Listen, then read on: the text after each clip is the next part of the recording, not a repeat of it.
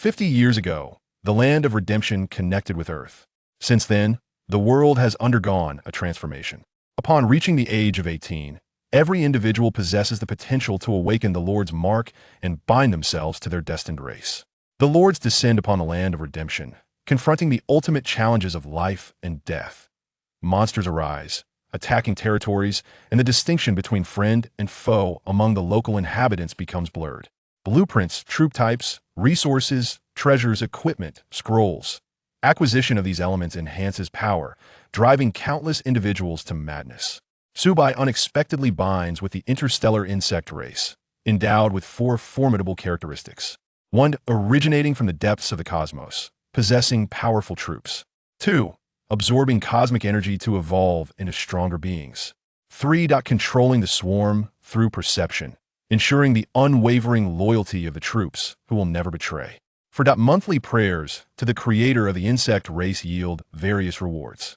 As time passes, while others struggle for survival, Su Bai has already led the Blade Queen and the Interstellar Insect Army, rampaging across the land, overwhelming all, and striking fear into the heart of redemption. Chapter 1. The Lord's Mark, Successful Awakening. Students, the 3 years of high school are drawing to a close. Soon, you will participate in the most significant awakening ceremony. Should a fortunate individual successfully awaken the Lord's Mark, they will be exempt from the college entrance examination and granted direct admission to our nation's premier Academy of Sciences. Then, they will proceed to the land of redemption, becoming a lord and bringing glory to our nation. Now, each class should line up and enter the awakening hall in an orderly manner. The principal's impassioned speech resonated from the platform. The youthful students, their faces flushed with excitement, could hardly contain their eagerness to rush into the hall and commence the awakening ceremony. Standing at the back of the line, Su Bai looked up at the majestic awakening hall before him, a glimmer of anticipation flickering in his eyes. 50 years prior, a continent known as the Land of Redemption suddenly established a connection with Earth. Since then, the world has transformed. Upon reaching 18, individuals can trigger the awakening of the Lord's Mark through the energy of the Awakening Stone. However, the fortunate ones are but a minority. Not everyone is destined to succeed. According to the National Data Bureau, for nearly 100,000 individuals, only one possesses the Lord's Mark. This means that among the 1.4 billion citizens of Longwa, only around 14,000 have successfully awakened. Naturally, the probability of awakening the Lord's Mark varies with AGE.IT is statistically observed that individuals aged between 18 and 28 have approximately a 1% chance of becoming a Lord, while those over 50 have merely a 1 in 10 million chance. Becoming a Lord is indeed a challenge. Su Bai sighed softly while progressing toward the awakening hall. His homeroom teacher, Zhang Tao, strode purposefully, surveying the student states. Students, it will soon be our class's turn. Do not be anxious. Maintain a calm mindset and treat this as a regular examination. Success is commendable, yet even in failure, one can still contribute to our nation in various fields. Upon hearing this, the student's anxiety slightly abated. However, Su Bai rolled his eyes internally, unable to suppress his discontent. For someone like him, a struggling student, failure to awaken the Lord's Mark would inevitably lead to a future spent laboring at a construction site. As for contributing to the nation, apologies, but there are countless exceptional talents in Longwa. He would never be among them. He remained acutely aware of this reality. As a commoner, the only path to success is through awakening and becoming a lord. Only then would the nation invest substantial resources for multifaceted cultivation. However, such investment is not made without reason. Upon their arrival in the Land of Redemption, lords receive a territory stone. Once activated, it automatically forms a territory where constructions can be erected, soldiers can be recruited, and battles can be waged to expand their dominion, even establishing supremacy in the region. The Land of Redemption is fraught with myriad dangers, yet also brims with endless opportunities. Ascending to divinity is a distinct possibility. The accomplishments and goals achieved by a lord in the Land of Redemption bestow various rewards upon their nation, such as enhancing national fortune, extending the lifespan of the populace, and unlocking advanced technologies that a decade ago, a remarkably fortunate lord from the United States fell into a deep abyss but survived, obtaining a divine artifact. Consequently, the national fortune of the United States accelerated by 20%.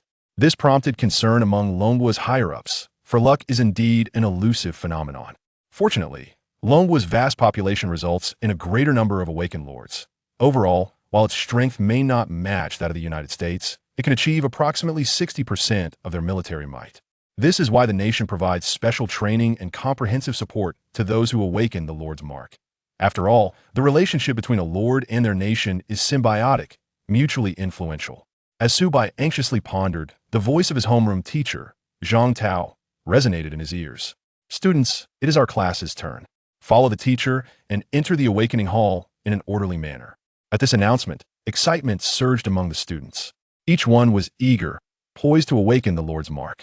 Su Bai joined the line, striding confidently into the awakening hall. In the center, a 5-meter diameter, colorful gemstone floated in midair. Students, when I call your name, please ascend from the right staircase to the platform.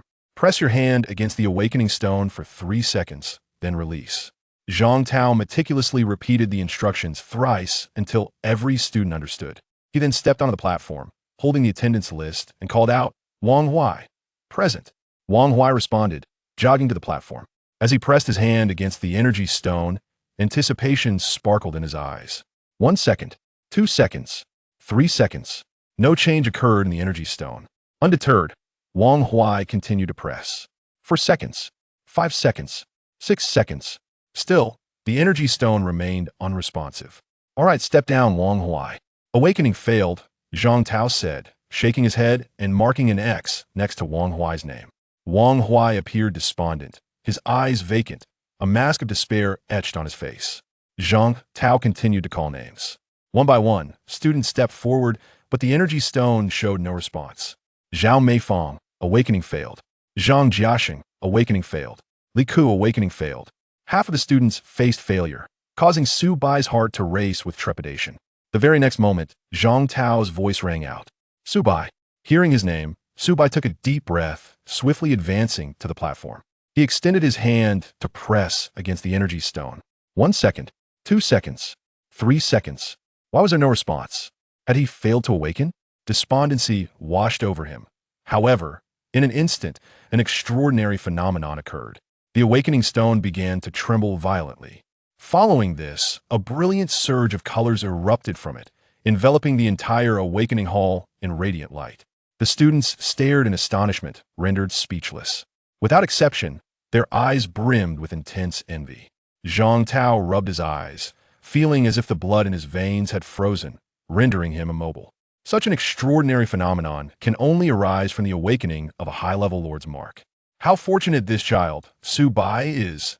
The Lord's sigil is categorized into 7 tiers: ordinary, excellent, fine, epic, legendary, mythical, and supreme mythical. As one ascends through these ranks, the potential and developmental capacity increase correspondingly, thus enhancing overall strength.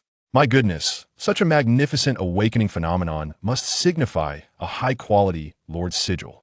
Our class has truly made a remarkable achievement, capable of producing such a formidable presence. Su Bai's luck is simply explosive. Woe is me. Why does Lady Luck not bestow her favor upon me? The students whispered amongst themselves, their excitement palpable. At last, the radiance dissipated, revealing 3 lines of golden text above the awakening stone. Su Bai, Lord's sigil, awakening successful. Quality, epic. Race, insectoid. Chapter 2, exceptional quality, supreme mythical. Concurrently, a faint diamond-shaped mark flickered momentarily on Su Bai's forehead, signifying the successful awakening of his Lord's sigil. The class teacher, Zhang Tao, widened his eyes in astonishment, his mouth agape in disbelief. The last instance of an epic-level Lord's sigil awakening in the entire school occurred 3 years prior. Truly, it is a rare occurrence. However, upon reading the final line, Zhang Tao's expression shifted to one of perplexity. Why must it be the insectoids? The principal hurriedly approached Zhang Tao from the podium, his demeanor oscillating between exhilaration and despondency, revealing a deep inner conflict. How can an epic-level Lord's sigil be paired with the insectoids? Alas, we cannot hope for the divine, elven, or undead races. Even a human, merman, or goblin would suffice. This is indeed a twist of fate. Seeing this, Zhang Tao could only offer consolation. Regardless, it is still an epic-level Lord's sigil. You should be able to surpass the novice stage without issue. Their reactions stem from the knowledge that within the realm of redemption, there exist thousands of races. Upon successfully awakening a Lord's sigil, one would also awaken their unique innate race. Within their territory, the Lord can recruit units from their innate race to expand their dominion and engage in warfare.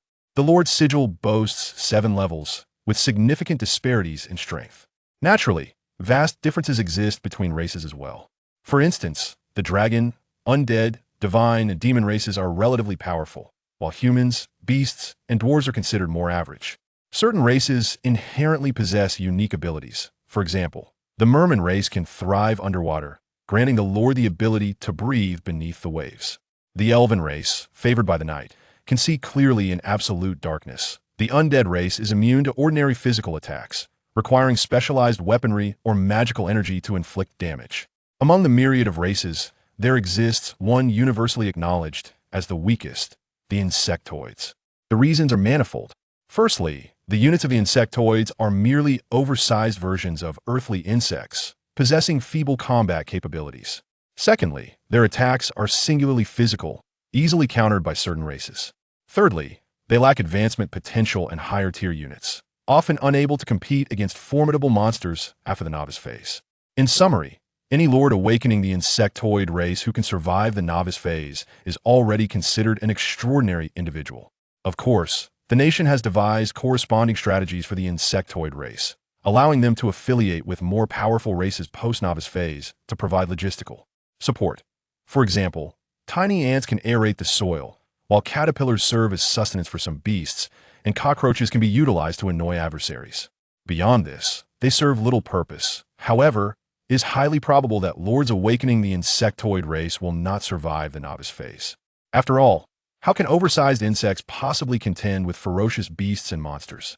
The conversation between the principal and the class teacher inevitably reached the ears of numerous students present. Among them, some expressed regret, others reveled in schadenfreude, while a few even felt elated.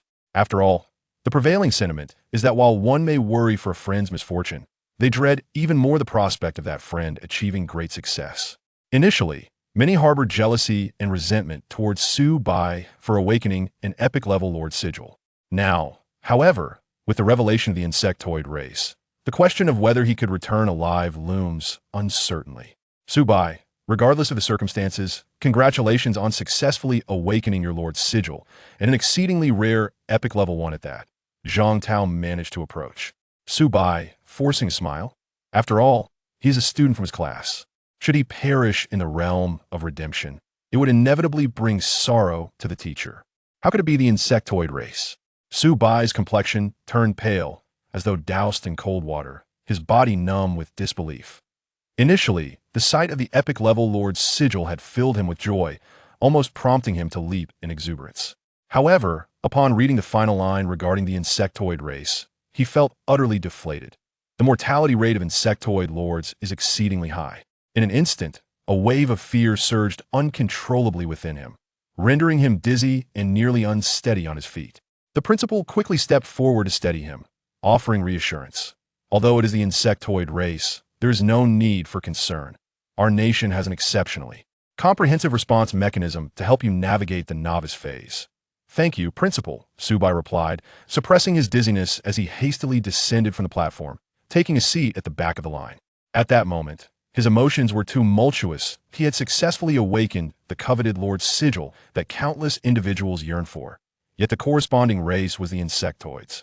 The mere thought of potentially perishing in the realm of redemption compelled Su Bai to shut his eyes.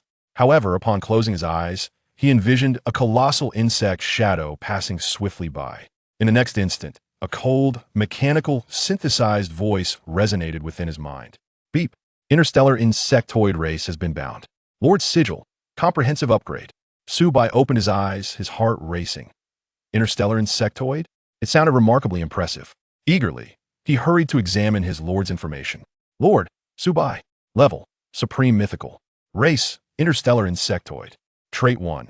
Originating from the depths of the cosmos, the Interstellar Insectoid possesses unparalleled, powerful units. Trait 2. The Interstellar Insectoid continuously absorbs cosmic energy and, under certain conditions, can undergo genetic sequence recombination and enhancement, evolving into more Advanced entities. Trait 3. The Lord can control the swarm through sensory transmission, ensuring the insect's loyalty is at maximum and they will never betray. Trait 4. Once a month, the Lord can beseech the creator of the insect race for various rewards. My goodness. After reading this extensive information, Su Bai was rendered speechless. The quality of his Lord's sigil had astonishingly leaped from epic to supreme mythical. It is worth noting that even among the ranks of mythical level, there exist only a scant few worldwide. The pinnacle of supreme mythical has not even been recorded in various nations. Thus, Su Bai's Lord's sigil stands as one of the most formidable entities globally.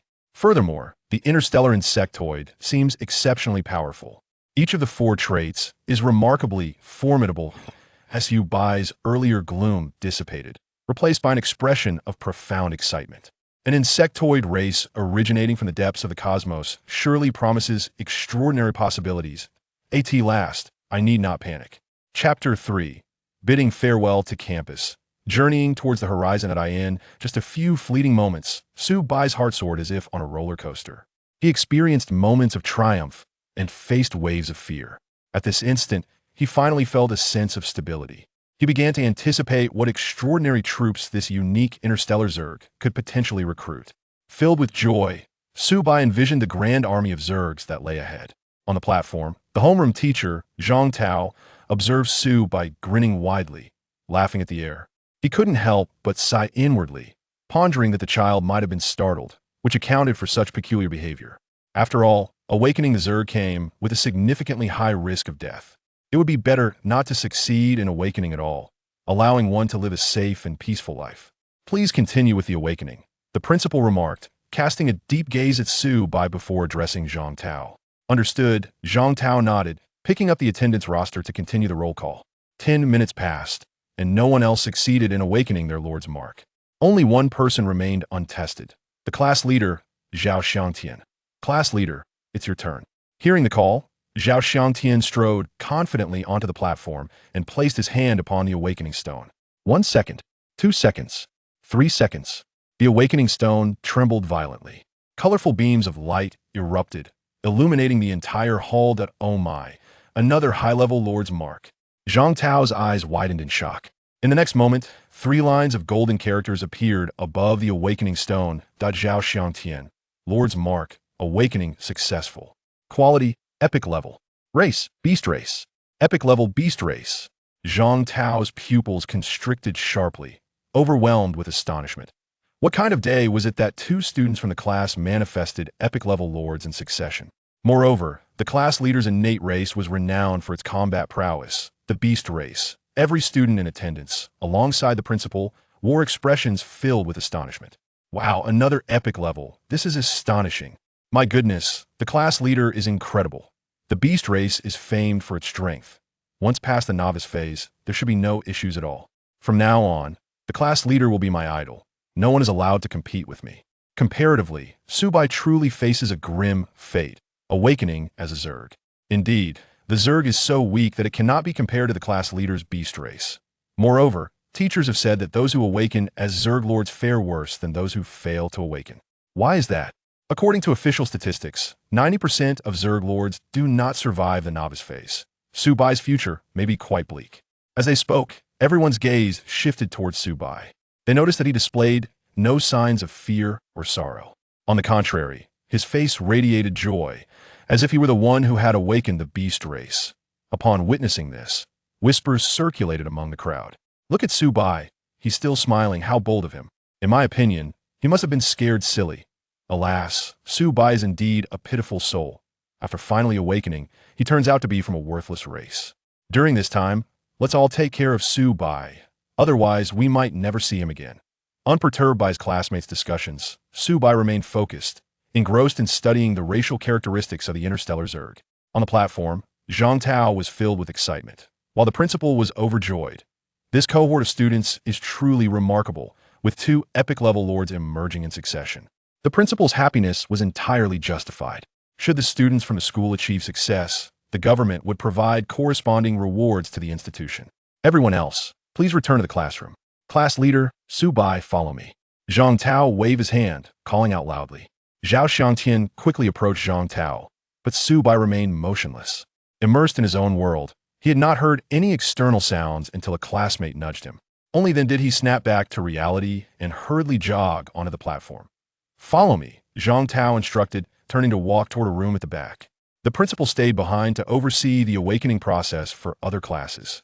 Su Bai and Zhao Xiangtian followed closely behind. Upon entering the room, they took in their surroundings.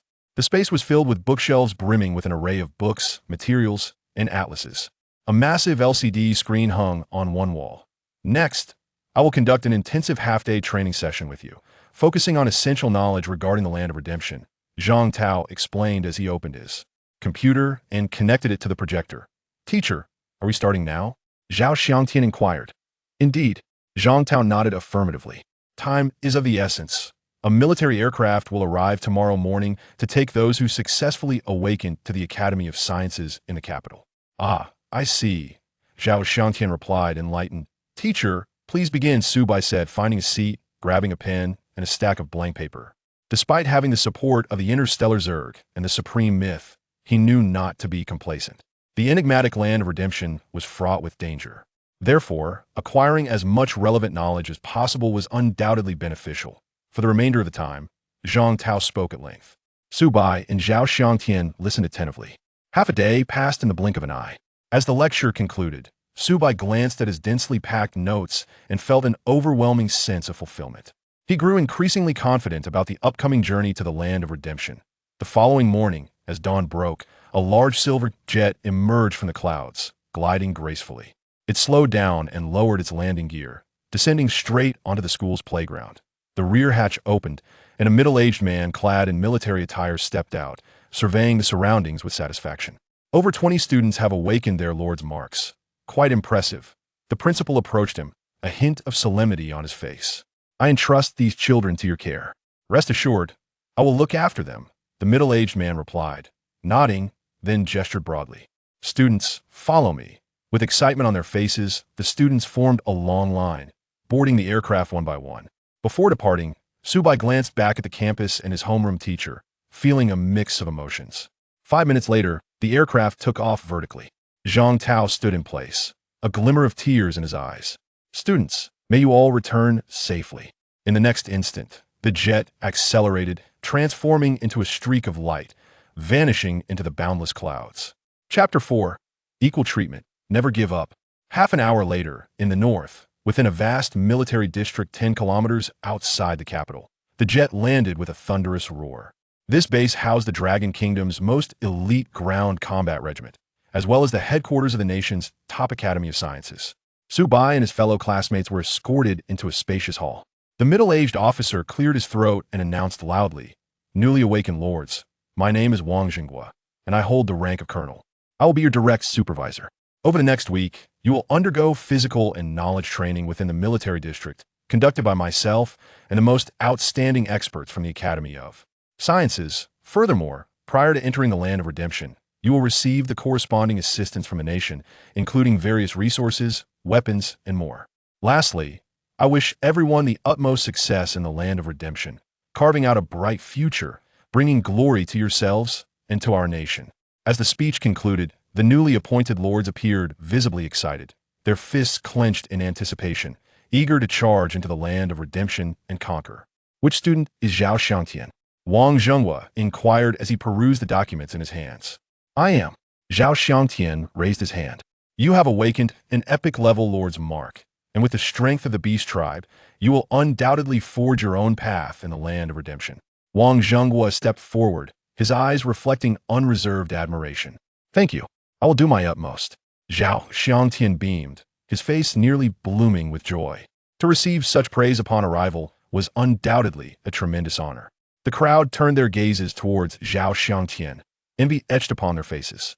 Wang Jinghua continued to sift through the documents, when suddenly, his brow furrowed deeply. "Which student is Su Bai?" "I am." Upon hearing his name, Su Bai promptly raised his hand. "Come here for a moment."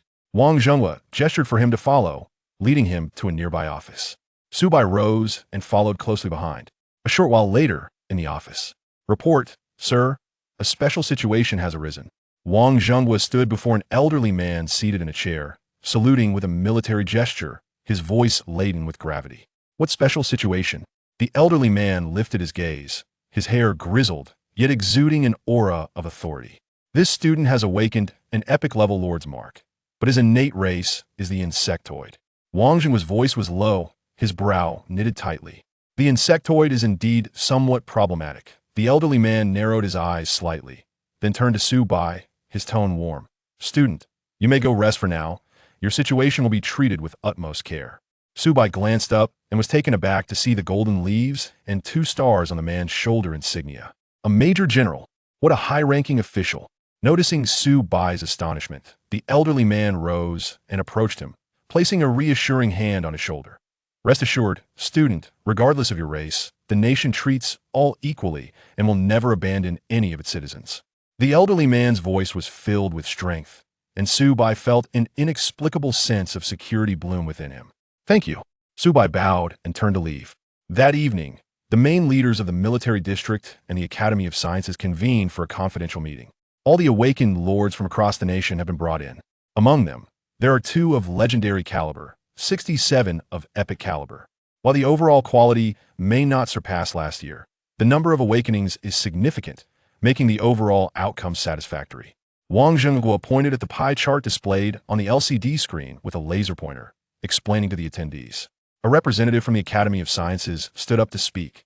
The 2 of legendary caliber must receive special care, with unlimited resources provided. The epic-level ones should also be prioritized and given ample resources. Understood, Wang Zheng nodded. Then, he shifted the conversation. However, there is a special circumstance involving a lord named Su Bai. Although he is of epic caliber, he has awakened as an insectoid. At this, the room erupted in murmurs. The military personnel remained silent, their expressions tinged with regret. Experts from the academy began to whisper among themselves. An epic level, yet awakened as an insectoid? Alas, what a misfortune, such potential wasted. Resources shouldn't be squandered. Only basic supplies should be allocated, allowing this insectoid lord to fend for himself. Hearing this, Wang Zheng's expression shifted, feeling somewhat troubled. Isn't that a bit unfair? The weakness of the insectoid is well known worldwide. These creatures are only fit to be nurtured by higher races. Even with substantial resources, their utility is dubious. The expert representative replied with an impassive face, showing no mercy in his rebuttal. But he is an epic-level insectoid. Wang Zheng insisted. The epic-level Lord's Mark may bestow formidable attributes and combat power, yet the insectoid remains exceedingly weak. Even with enhancements, it remains impractical to rely on. Amplified ants, cockroaches, or flying insect for combat. Su Bai is only 18. If neglected, he will surely perish during the novice phase. The nation does not engage in charity. During times of crisis, we cannot afford to be overly compassionate. The expert representative's face remained devoid of emotion, as if the lives of others were of no concern to him. Wang Zheng felt a pang of compassion. Su Bai, he is merely 18. It would be such a waste for him to die, just like that. He quickly turned to the elderly major general seated in the front row, casting a pleading glance. This man was none other than the elderly official who had interacted with Su Bai earlier. His name was Guijing, the highest leader in the military district. Moreover, he was a powerful lord, having awakened as a formidable dragon tribe. I will ask you this. Does Su Bai not share the same blood, the legacy of Yan and Huang, as you do? Guijing's eyes lifted slightly, emanating a powerful authority. The expert representative's face flushed, lowering his gaze, unable to meet Guijing's eyes. Not abandoning, not giving up, united as one. This is the foundation that allows the Chinese nation to stand tall at the pinnacle of the world. With that, Guijing slammed his hand on the table. I have made my decision. I will apply for special assistance to aid Su Bai, at the very least ensuring he survives the novice. Phase S's words resonated through the room. The military personnel erupted into applause, the sound thunderous. Time flew by swiftly, and in the blink of an eye, the day to enter the land of redemption had arrived. Some felt anxious, others were apprehensive, but most were filled with anticipation. After all, they were all spirited young individuals. Who among them did not yearn to battle across the lands, to achieve great deeds, bringing glory to themselves and their nation? Tell me, are you afraid? Wang Zheng held a loudspeaker, his voice passionate and powerful. The newly appointed lord stood in formation, excitement evident on their faces, a hint of fervor gleaming in their eyes. United as one for national glory, descendants of Yin and Huang, invincible in battle. Excellent. This is the spirit we seek. Wang Zhongguo praised generously. He waved his hand and shouted, "Form an orderly line. Step forward to collect your resources." Chapter 5. The Land of Redemption. A vast wilderness within the Lord's Mark. There exists a storage space capable of containing various items such as resources, blueprints, weapons, consumables, scrolls, and more. Naturally, certain high-level items like blueprints are seldom obtainable by the average individual. Only nations, conglomerates, large groups, and esteemed families possess the profound heritage required to stockpile such treasures. Newly appointed lords in the Long would typically receive a modest allocation of initial resources and basic supplies, including weapons. However, the two legendary lords are afforded a different experience entirely. They receive an abundance of resources, allowing them to flourish rapidly. The state finds this investment worthwhile, as legendary lords can quickly bring significant returns to the nation once they establish themselves in the Land of Redemption. Consequently, the initial investment for ordinary and exceptional tier lords is relatively modest. As for races like the insectoids, which are almost doomed to failure, other nations, seeking to conserve resources, generally opt to abandon them, with the exception of Longhua. After a 5-minute wait, Su Bai made his way to the front of the line. He extended his right hand and placed it on the golden censer. In the next moment, 3 items appeared in the storage space: a resource pack, a blueprint for a defensive structure, and a semi-automatic pistol. "Thank you." Su Bai expressed his gratitude and strode back. Just a few steps away, a raucous commotion erupted. "Look, it's this girl. She awakened a legendary quality, Lord's Mark. Incredible. A legendary quality, a 1 in 10,000 occurrence. Only 2 have emerged this year. I genuinely envy her good fortune. I heard she's a blood elf, incredibly powerful. Goddess, great one. I must cling to your thigh." Another legendary lord's whereabouts were rumored to be in the southern magical metropolis.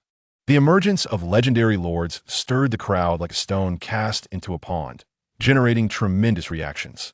People flocked forward, beaming smiles, eager to curry favor with the influential. Of course, numerous epic tier lords also sought to establish connections. As for Su Bai, he maintained his distance. The reason was simple. The insectoid race was deemed inferior, struggling to survive even past the novice phase. Engaging with such individuals held no significance. For this, Su Bai found solace.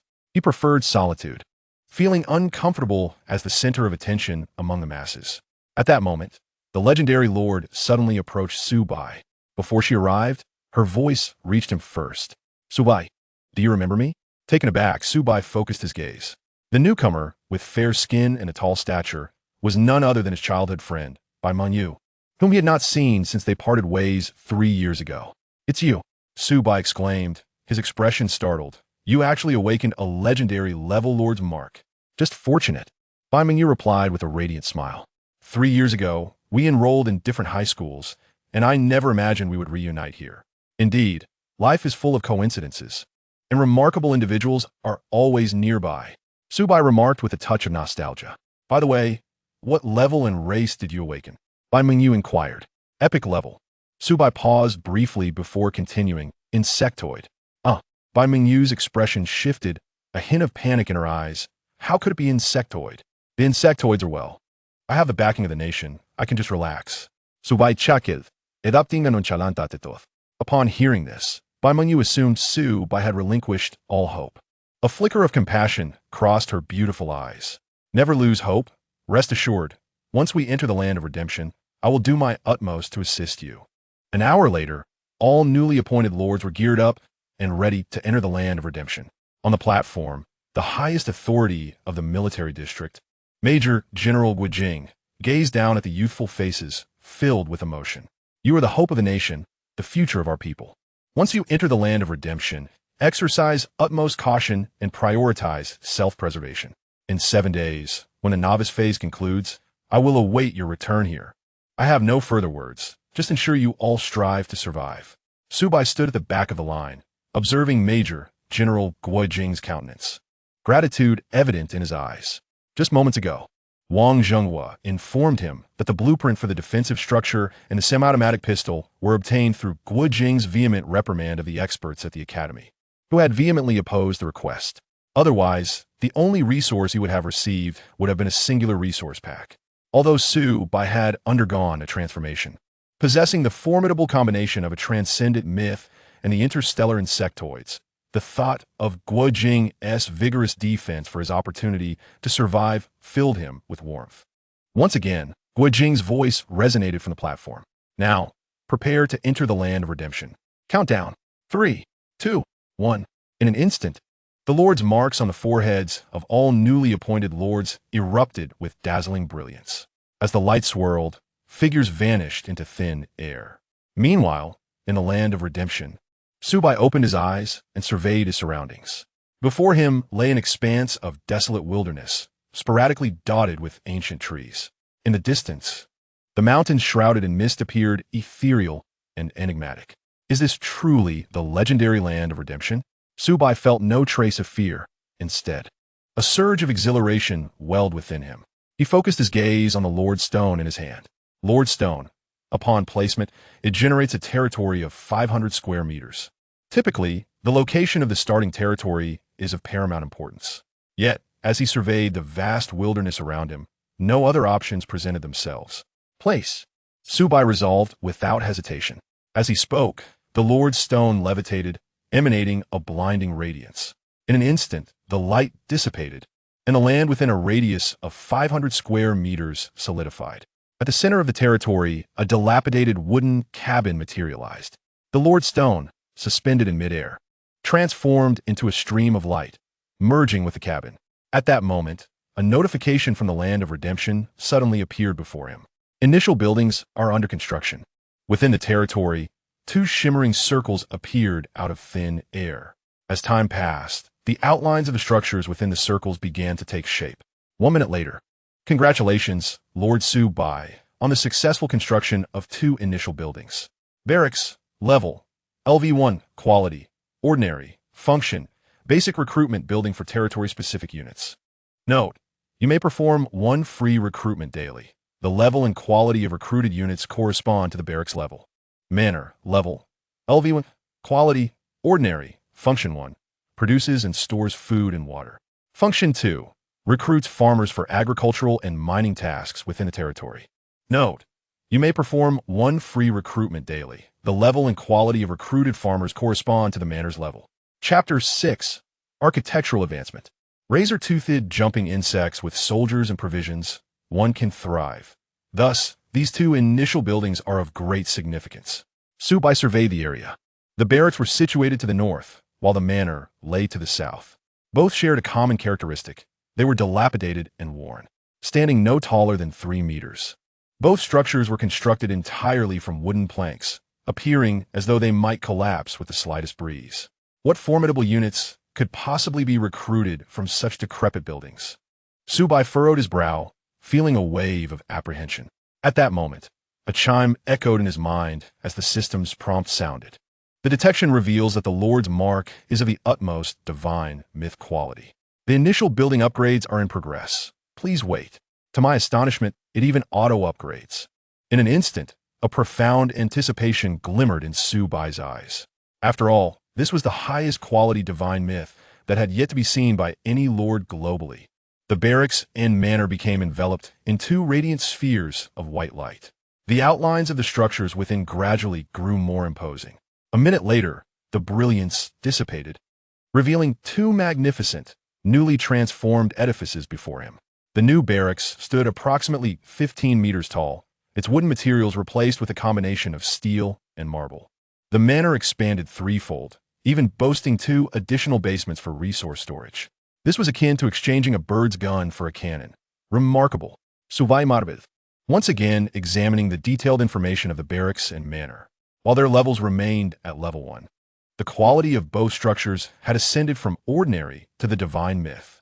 In disbelief, Su Bai widened his eyes and couldn't help but exclaim in awe. The soldiers and farmers recruited from the barracks and manor would share the same level and quality as the buildings themselves. This meant that any soldier recruited would emerge with divine myth quality. This was extraordinary. Soldiers of divine myth quality would possess unparalleled combat power, fighting will, upgrade speed, physical strength, and various hidden attributes. It could be said that if two soldiers of the same type had identical data, the one of divine myth quality would undoubtedly defeat over 10 of ordinary quality. Commence recuit. Su Bai chose the barracks, murmuring with a sense of impatience. In the next moment, the barracks radiated a brilliant light, enveloped in a transparent shield. 10 seconds later, a creature resembling a canine, black as night with sharp fangs, leaped forth from the barracks. It measured about 2 meters in length and 1 meter in height, equipped with a pair of scythes on its back and muscular hind limbs adorned with webbed feet. Jumping bug, level, LV1 race, Interstellar Insectoid, quality, divine myth, weapons, claws, fangs, talent, swift, expand to view talent details, skills, none, combat power, level 3, loyalty, 100 description. This small yet ferocious dune runner once inhabited the sandy planet Zerg, later integrated into the swarm to perform reconnaissance and attack tasks. It delights in using its scythe-like claws and fangs to shred its enemies into pieces. Incredible! The jumping bug, so large, appeared far more formidable than a Tibetan mastiff. Truly, the interstellar insectoids were vastly superior to the insects found on Earth. Su Bai green vrodi, nearly beaming with joy. Setting aside other considerations, the level 3 combat power alone was exceptionally intimidating. Generally, combat power correlates with level and quality attributes. Only species with inherently strong capabilities, such as dragons, divinities, or the undead, could exhibit combat power exceeding their level upon recruitment. In most other cases, even with a level increase, combat power remains unchanged. Yet now, the merely level 1 jumping bug possessed level 3 combat power, demonstrating its formidable prowess. At that moment, the system's prompt sounded once again. With the blessing of divine myth quality, the number of jumping bugs recruited increased to 10. Amidst the flickering light, 9 more jumping bugs leaped out of the barracks, all of divine myth quality and boasting level 3 combat power. Astonishing. Su Bai was momentarily taken aback, but soon a wave of elation washed over him. The transition from 1 to 10 represented a qualitative leap in strength. In this instant, he brimmed with confidence. Armed with the interstellar insectoids and the divine myth quality, navigating the novice period would pose no challenge. Gazing at the 10 jumping bugs, each larger than a Tibetan mastiff, Su Bai focused his thoughts and, through mental transmission, could command their every action with ease. In the eyes of the jumping bugs, Su Bai seemed like the creator of their kind, affectionate, mysterious, and commanding reverence. Run, Su Bai commanded, testing the capabilities of the jumping bugs.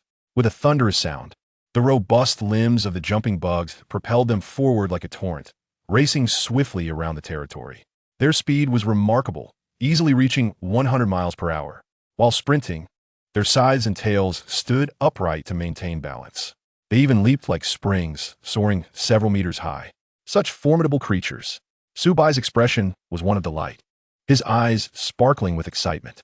Just as he was about to lead the 10 jumping bugs out to hunt, the system announcement of the Land of Redemption suddenly resonated. Newly appointed lords, welcome to the Land of Redemption. Your goal is to survive and explore this mysterious world. There will be a 7-day novice protection period. During this time, your territory will remain invincible, impervious to any beasts, monsters, or natural disasters. After 7 days, disaster will strike. Failure means instant death. Once the disaster concludes, survivors will undergo a comprehensive evaluation. Those ranking within the top 500 of the newly appointed lords will receive rewards. The higher your rank, the more substantial the rewards. The first place will receive an additional secret grand prize. Wishing all newly appointed lords success in carving out their own territories in the Land of Redemption. This announcement was not only visible to Su Bai, but also reached every newly appointed lord across the entire Longua and the world. Instantly, the global channel became abuzz with activity. Thanks to real-time translation, lords from various nations communicated without issue. This year, the top rank in a newly appointed lord leaderboard will undoubtedly belong to us, the Japanese. Our country, the United States, is the only superpower in the world, and we've already secured the top 10 spots. The United States is the greatest nation. We hope our lords can protect our great Han Ming kingdom, Kangsang Simida. Currently, the most populous country in the world is our San country. We can dominate globally simply by the number of lords. Don't be too cocky. The Bear Country and Longhua have formed a strategic alliance. Who dares to provoke us? I am from Huaxia, and I will fight for Longhua this year. I will surely claim my position on the newly appointed Lord Leaderboard. Upon seeing these chat messages, Su Bai felt increasingly convinced that, even in the land of redemption, the global dynamics bore a striking resemblance to those on Earth. The multipolar structure of power remained unchanged. In adversity, one must strive for self-sufficiency. In prosperity, one should assist the world. Su Bai's mission was to enhance his strength and establish a firm foothold in the land of redemption. Then, he could vanquish foes and give back to his beloved homeland, making it the sole superpower in this world. The system announcement was clear: disaster would arrive in 7 days. It was imperative to accelerate the development of his territory with caution. Furthermore, the prospect of receiving a mysterious reward for ranking first after the disaster was undeniably tempting. Yet, one must be prudent. Caution is never a fault. Presently, however, Su Bai possessed the dual advantages of the interstellar insectoids and divine myth quality. Competing for the top of the leaderboard filled him with confidence. He would not waver. Let us proceed. The sparkle in Su Bai's eyes flickered brightly. For absolute safety, before venturing out, he opened his storage space and retrieved a semi-automatic pistol, securing it at his waist. Wait, he almost forgot to utilize the fourth characteristic of the interstellar insectoids, prayer, which he had yet to employ. Su Bai smacked his forehead and promptly halted in his tracks. With a focused thought, he opened the interstellar insectoid panel and whispered, "Let the prayer commence." As the words fell, a myriad of radiant lights flickered. A colossal shadow of the Zerg flashed by. Congratulations, Lord Su Bai, for receiving the blessing of the Zerg creator. The drop rate has increased tenfold. The resources obtained have also multiplied by 10. Duration, 1 month. The next wish activation will commence in 30 days. How exhilarating. A tenfold increase in drop rate and resources. Su Bai's heart swelled with joy as he silently exclaimed his admiration for the Zerg creator. The interstellar Zerg truly possesses remarkable strength. This fourth feature, allowing a wish once a month, is an absolute delight. With this enhancement, he is certain to thrive during the 7-day novice period and has a promising chance of claiming the top spot on the newly inaugurated Lord Leaderboard, thereby securing the unique mysterious reward. Jumping insects, follow me into battle, Su Bai declared enthusiastically, leading 10 jumping insects towards the wilderness beyond his territory. Meanwhile, in a desolate expanse of the land of redemption, Zhao Xiangtian's gaze was fierce, his voice imbued with determination.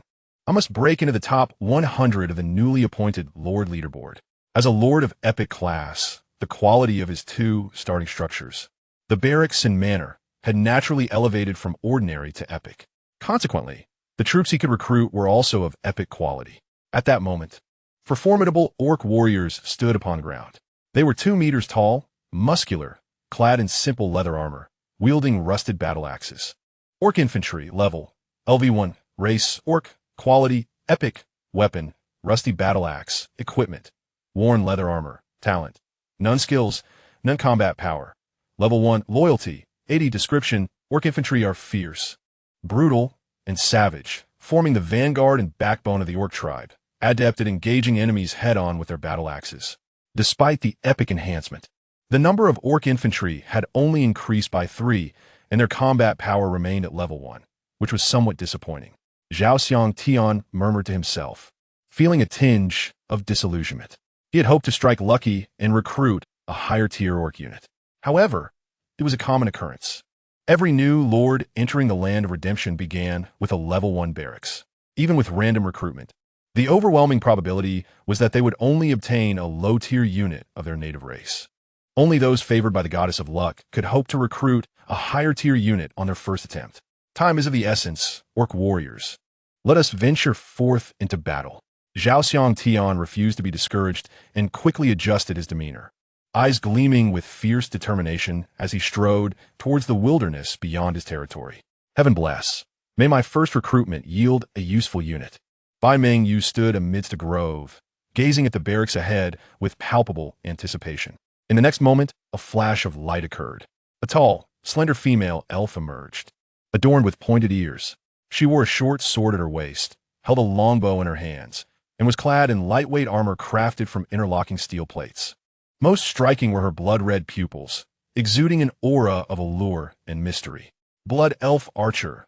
Level: LV1. Race: Blood Elf. Quality: Legendary. Weapon: Elven Longbow. Short Sword. Equipment: Elven Light Armor. Race Talent: Night Vision. Expand to view talent details. Talent: Perfect Aim. Skills: None. Combat Power. Level 2. Loyalty: 90. Description: The Blood Elves, having lost their homeland, have become cold and ruthless, navigating the shadows to deliver lethal strikes with their longbows. Bai Mengyu's expression brightened, her excitement palpable.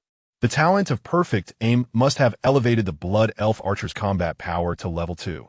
It seemed her luck was favorable this time. Just as she finished her thought, the system's notification echoed. Congratulations, you have received an enhancement of legendary quality, increasing the number of recruited soldiers to 6. Immediately, 5 additional Blood Elf Archers emerged from a barracks. Wow, 6 level 2 archers right off the bat. This is promising. Bai Mengyu smiled radiantly, her eyes sparkling with enthusiasm.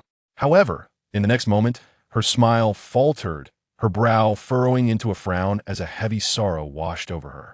Su Bai, though you are of epic quality, you have awakened as a Zerg. How will you confront those ferocious beasts armed only with oversized caterpillars, ants, and cockroaches? You must endure. Once the novice period concludes, I can send troops to support your territory. You must survive. It has been 3 years since we last met, and I have so much to share with you.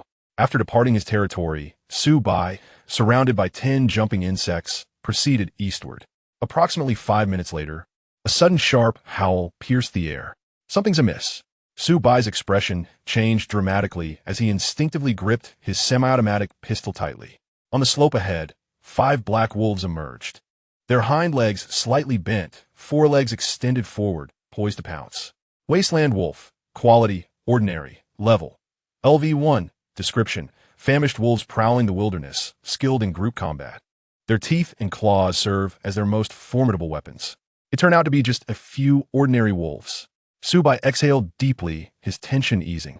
With a thought, he commanded the 10 jumping insects to charge forward. Simultaneously, the 5 wasteland wolves sprang down the slope. In an instant, the collision occurred. The jumping insects and the wasteland wolves clashed with a resounding impact, akin to a stone striking an egg, sending all 5 wolves flying. Su Bai was taken aback momentarily. Then joy surged within him.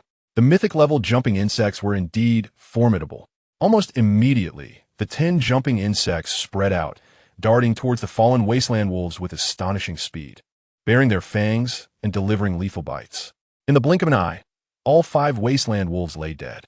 5 glowing orbs, the size of eggs, ascended from the wolves' carcasses, hovering about a meter above the ground. Weak beast souls, quantity: 5, auto-disassembling, soul 5. At that moment, the system's voice resounded. Congratulations, Lord. Under the enhanced effects of your wish, the number of souls obtained has increased tenfold. Soul count: 50. Su Bai was elated, a broad smile gracing his face. The buff from the wish was undeniably powerful. A tenfold increase was utterly exhilarating. It is worth noting that in the land of redemption, souls are a special and precious resource, typically acquired only through the defeat of wild creatures or ferocious beasts. Now, having slain 5 wasteland wolves was equivalent to vanquishing 50. Su Bai could only express his exhilaration with 2 words: thrilling. Just as he was about to lead the jumping insects further into exploration, a notification chime rang in his mind. Lord Su Bai, your territory information has changed. Please check promptly. Su Bai halted, swiftly opening the territory information page. The resource section had been updated. Soul: 50. Additionally, several lines of information appear below. Territory: Su Bai. Level: LV1. Area: 500 square meters. Completeness: 100. Territory buildings: Level 1 barracks, Level 1 manor. Upgrade requirements: 1,000 wood, 500 stone, 100 souls wood, stone souls. Quite a substantial amount of resources are needed for territory upgrades. Su Bai murmured to himself. Suddenly, his eyes sparkled with excitement. Now, with a tenfold increase in resource acquisition and the benefits of 2 powerful buffs, it meant that not only would the resources dropped from slain monsters be amplified, but also those gathered by farmers through mining and lumbering would surge tenfold. With this thought, He felt an overwhelming urge to return to his territory and immediately recruit a farmer from the manor to test this out. You're tasked with scouting the surrounding area. Eliminate any low-level beasts you encounter, but if faced with stronger monsters, retreat swiftly. With a mere thought, Su Bai commanded the jumping insects through his neural perception. The 10 jumping insects roared in response and sprinted off to the side. Su Bai nodded in satisfaction. Upon returning to his territory, he selected the manor to initiate recruitment. In a flash of light, a creature materialized at the manor's entrance. It measured 80 centimeters in length, with webbed membranes on its hind legs. Worker B, level, LV1 race, Interstellar Insectoid, quality, supreme mythical, talent, gathering, equipment.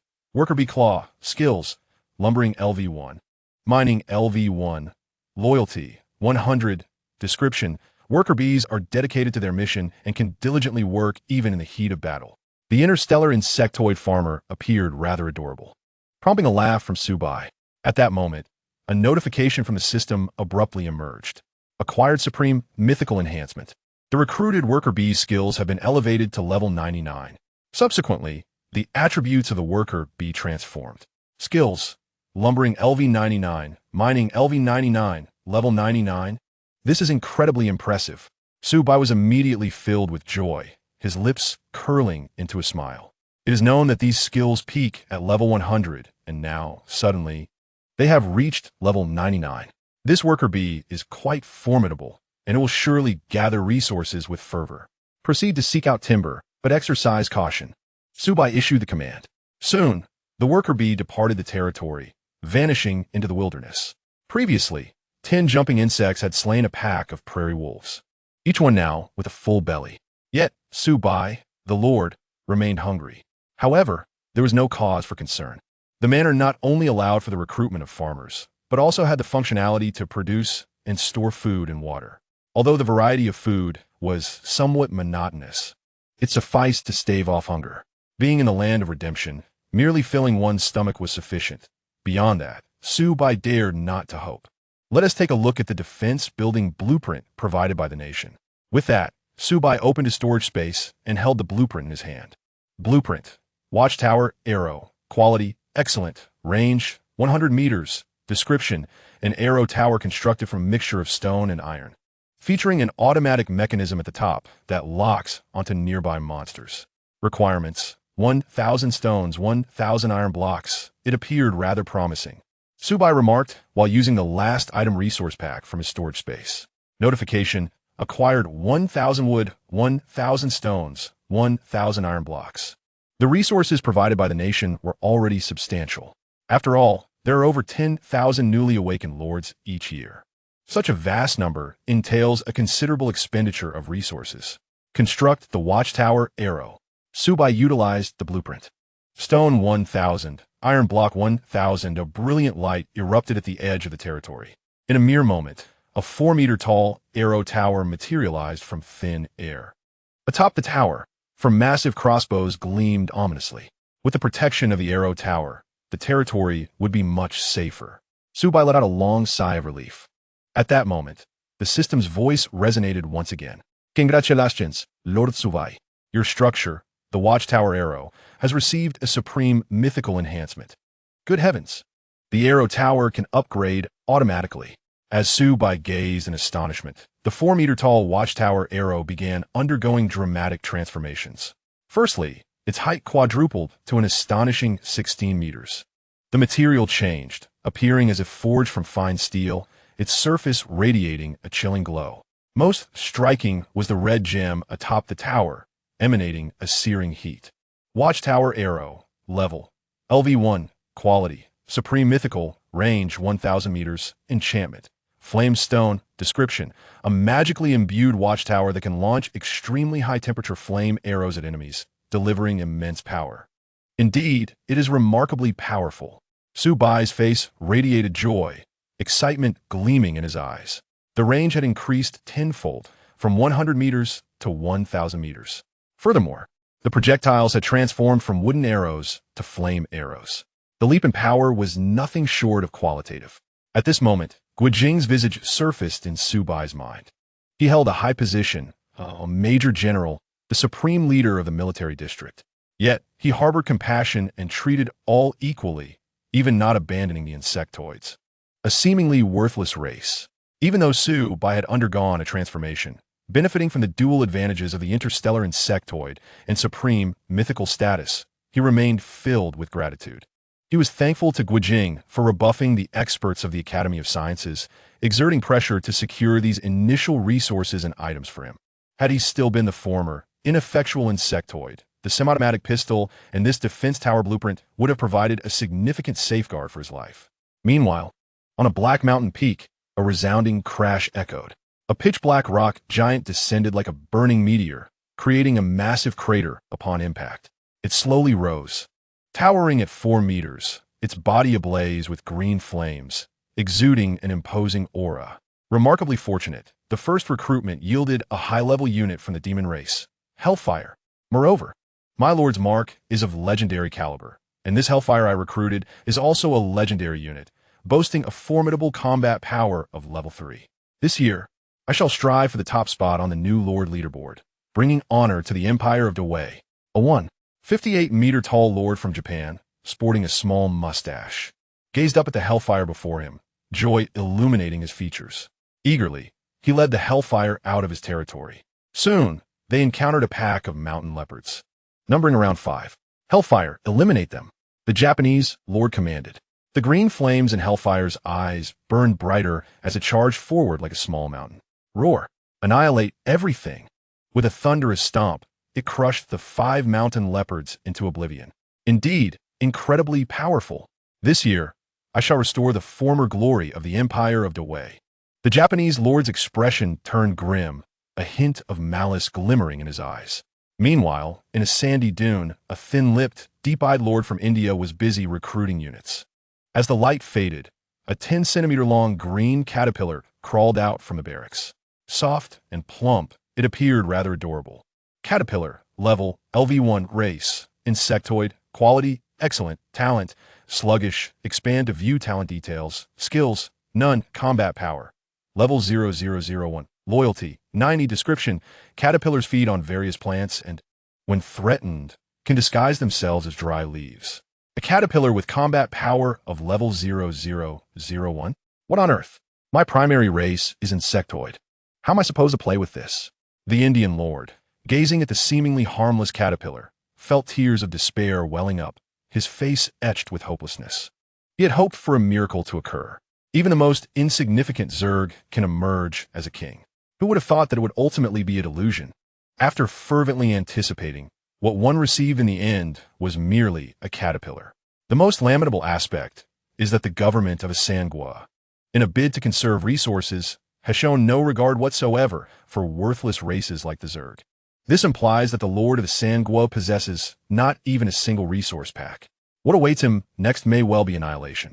At this very moment, in the land of redemption, newly appointed lords from various nations are fervently recruiting soldiers, hunting beasts, and enhancing their strength, all for the fortune of their countries and their own survival. No one dares to slack off casually. In this process, some are joyous while others are distressed. Certain fortunate lords, upon their first recruitment, have acquired powerful units, effortlessly sweeping away the wild monsters surrounding their territories. Conversely, some lords are exceedingly unfortunate, summoning soldiers who are even weaker than themselves. Of course, for lords of epic rank and above, the sense of crisis is not as pronounced.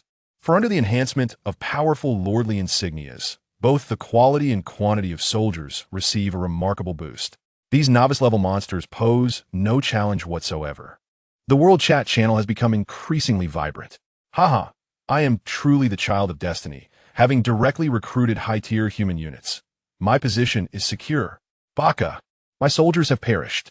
Are the novice-level wild monsters truly this formidable? What shall I do next? You people of Wagwa have accrued too many debts. Now the retribution has arrived. The Dahan Mingwa, with its profound heritage and 5,000 years of history, is blessed by its ancestors, enabling its descendants to traverse the land of redemption. You upstairs, Bang Z, can you have a bit of shame? Last year's top spot on the new Lord's leaderboard was claimed by our Migwa, and this year it shall be the same. Great Migwa, great Mao Xiongwa, please show mercy and save our Sangwa. This year, Our long Gua shall surely rise and reclaim all that was once lost. Su Bai stood within his territory, casting a sweeping glance at the exchanges among the lords. He then resolved to venture forth and inspect the situation of the 10 jump bugs. Just then, a system notification suddenly echoed, appearing before his eyes. Notification: worker bees have gathered 200 units of wood. Congratulations, Lord, under the enhancement of the prayer effect. The amount of wood acquired has increased tenfold. Wood, 2,000, just as expected. Under the influence of the prayer buff, the farmer's resource gathering yields a tenfold increase. This is truly delightful. Su Bai's spirits soared, a broad smile illuminating his face. The tiny worker bees harvest vast amounts of wood, with the tenfold increase. How can one not feel exhilarated? Other lords must be in disarray, grappling with resource shortages, while he effortlessly enjoys an abundance of resources. At this rate, the speed of territory upgrades is bound to soar like a rocket. One cannot help but feel a sense of elation, akin to being on cloud 9. Wonderful! Su Bai exclaimed. He then proceeded to check the resource page. Souls, 50, wood, 3,000, with 3,000 units of wood already collected. He now only needed 500 stones and 50 souls to upgrade the territory. With a thought, Su Bai commanded the worker bees to cease woodcutting and begin searching for stone mines to gather stones. At that moment, a chime sounded, and yet another system notification appeared. Battle notification. Your 10 jump bugs encountered 20 prairie wolves and achieved a resounding victory without any casualties. Weak beast souls, quantity, 20, automatically decomposing, souls, 20, congratulations, Lord. Under the enhancement of the prayer effect, the amount of souls acquired has increased tenfold. Souls, 200, Chapter 10A Call of Sisterhood. Loyalty rises, jump bugs are valiant. Su Bai's expression brightened, unable to suppress his admiration.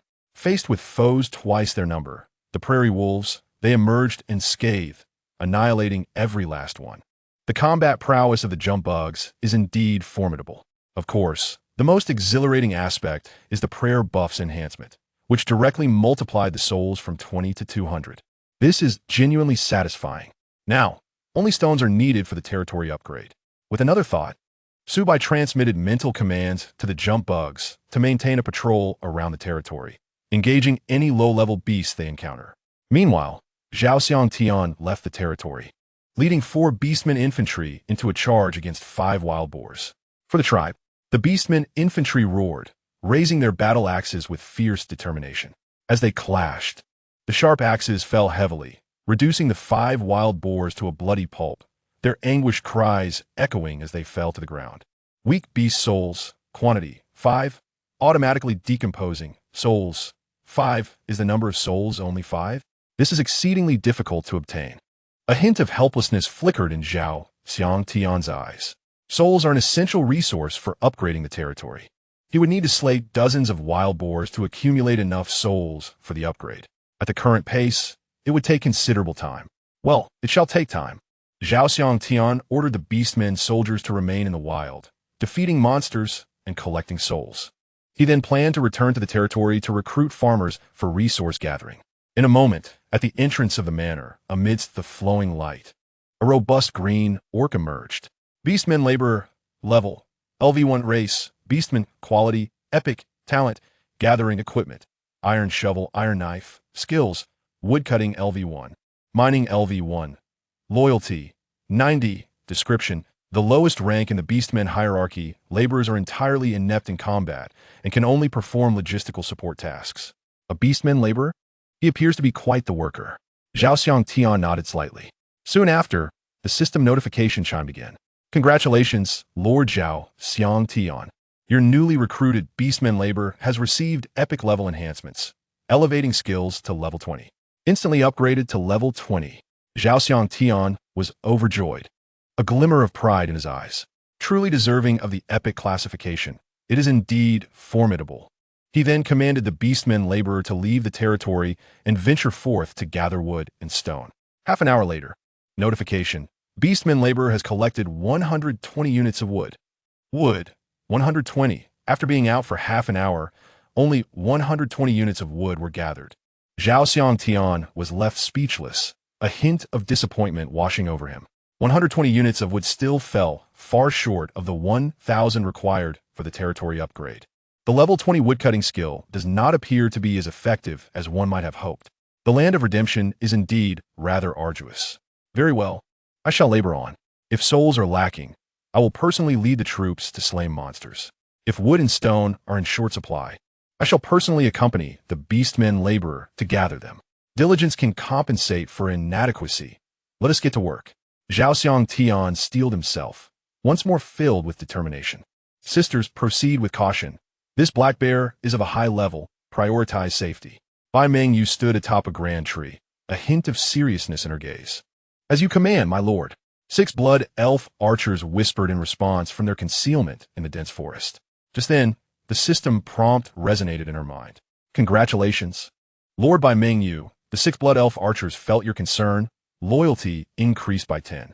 Instantly, Bai Mengyu's expression brightened, a spark of excitement in her eyes. She had not anticipated that calling them sisters would yield such unexpected rewards. Just then, an unforeseen event unfolded. Roar. In the distance, a level 5 mutated black bear roared fiercely, charging towards Bai Mengyu. Protect the lord.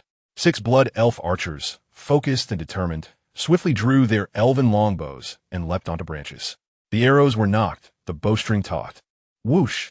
6 crimson arrows shot forth, aimed directly at the black bear. In an instant, the arrows struck true, embedding themselves in the creature's head. Soul of the stout beast. Quantity: 1 auto-dismantling soul. 25. Wow. 25 souls from a high-level monster. They come so swiftly. Bai Mengyu's eyes sparkled with excitement as she marveled at the bounty. Just then, the system's notification chimed in. Notification. The little elf has gathered 130 wood. Wood. 130. Excellent. Continue gathering resources. Bai Mengyu nodded with satisfaction. Then, accompanied by the 6 blood elf archers, she continued her hunt for wild beasts, silently hoping that Su Bai could survive. Chapter 11. The Mammoth and a Swarm of Jump Bugs. My dear Jump Bugs, the Lord has come to visit you. You fought valiantly in the previous battle. Let us continue to achieve greatness together. Su Bai left his territory and joined the 10 jump bugs outside. Then, an astonishing scene unfolded. It seemed that the jump bugs, sensing Su Bai's affection, raised their heads and began to run swiftly, appearing quite exhilarated as they circled around him. Notification: jump bugs have entered an excited state, temporarily increasing combat power by 20%. What an unexpected effect. Su Bai's expression brightened, a smile gracing his face.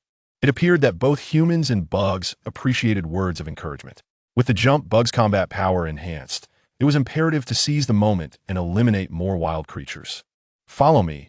Let us continue to vanquish our foes. Su Bai commanded with a sweeping gesture, leading the 10 jump bugs into the wild ahead. After a brief moment, a tremendous roar echoed through the air. At the horizon's edge, a colossal figure emerged. Judging by its silhouette, it resembled a giant elephant, 5 meters long, approximately 3 meters tall, with a massive head and well-defined muscles. Its body was adorned with black fur, rising peaks upon its back, and 2 white tusks curling outward. What a magnificent beast! Su Bai was momentarily taken aback, astonishment in his eyes. Mammoth. Quality: excellent. Level: LV7. Description: mammoths were once gentle creatures, but under the influence of an evil force, they mutated and became exceedingly aggressive. To encounter a level 7 beast so soon, could the level 1 jump bugs possibly prevail? Watching the charging mammoth, Su Bai's expression grew hesitant. Though the jump bugs were of legendary quality and possessed a combat level of 3, their level remained low at 1. The imposing mammoth appeared fierce and formidable, likely a challenging adversary. Perhaps retreating temporarily would be wise, avoiding direct confrontation until he could muster higher-level troops or the jump bugs could advance in level. Before he could voice his retreat, the 10 jump bugs began pawing at the ground, emitting low growls. Su Bai was momentarily startled, sensing the fierce battle spirit emanating from them. If they were ready to fight, then so would he. Jump bugs, attack! Su Bai shouted. In an instant, the 10 jump bugs surged forward like untamed stallions. The mammoth roared, raising its powerful legs and brandishing its sharp tusks, charging like a small mountain. Instinctively, Su Bai placed his hand on the semi-automatic pistol at his waist. Yet, if the mammoth truly reached him, it was likely that even the bullets would be insufficient to pierce its thick, tough skin. In a flash, the distance between them narrowed rapidly. As they were about to collide, the 10 jump bugs stomped the ground, their scythe-like backs raised high. Then they leaped several meters, landing directly on the mammoth's back, launching a frenzied assault with their sharp teeth and claws. Roar! The mammoth, in pain, thrashed wildly, attempting to shake off the jump bugs. However, their claws had already sunk into its flesh. No matter how violently it struggled, the jump bugs remained steadfast, akin to a stabilizing force. Thus, they continued to tear and bite relentlessly. In no time, the mammoth was covered in wounds, bloodied and battered. Moments later, it could no longer endure and collapsed with a thunderous crash, raising clouds of dust. A glowing orb the size of an egg ascended from the mammoth's body, hovering about a meter above the ground. Soul of the stout beast. Quantity. Auto-dismantling. Soul. 30. Are the jump bugs truly this formidable? Su Bai stood in shock, off-filling his eyes. Their rapid assault was indeed astonishing, leaping onto the giant's back and leaving it no opportunity to retaliate. It must be said that the jump bugs possessed a certain level of combat intelligence. Furthermore, defeating higher-level beasts yielded greater rewards in souls. A level 7 mammoth, yielding 30 souls, was quite impressive, especially compared to the 1 soul dropped by the previously encountered prairie wolf. At that moment, the system's mechanical synthesis voice sounded. Congratulations, Lord. The number of souls gained has increased tenfold under the enhancement of the blessing effect. Souls, 300 wonderful. This is delightful. Su Bai's lips curled into a broad smile, nearly bursting with joy. With the blessing buff, it was as if he had slain 10 mammoths. The thrill was exhilarating. With a tenfold drop rate and resources, this powerful buff from the prayer would last an entire month. This month would be exceptionally pleasurable. Ahead, the 10 jump bugs swarmed, feasting on the mammoth's flesh to regain their strength for the next battle. Have you eaten your fill? Let's get back to work. Su Bai encouraged the jump bugs with a smile. At that moment, a notification chimed again. Notification: building upgrade has been unlocked. Su Bai's eyes lit up as he quickly opened the barracks page. Military camp. Level. LV1. Quality. Supreme Mythical. Function. Fundamental Troop Recruitment Building. Enlisting territory-specific troop types. Note: 1 free recruitment is available daily. The level of recruited troops matches the military camp level, as does the quality. Upgrade requirements. Wood 500. Stone 500. Primary Energy Gem 50. Next level. Reduces the time for free recruitment and increases the probability of recruiting advanced troop types. Note: the building level cannot exceed the territory level, or the upgrade will fail. Chapter 12. Xiao Shichuan Shun. On the verge of tears, the function of building upgrades has finally been activated. Su Bai murmured to himself, a glimmer of excitement in his eyes. Only by elevating the level of the military camp can he recruit troops of a higher initial level.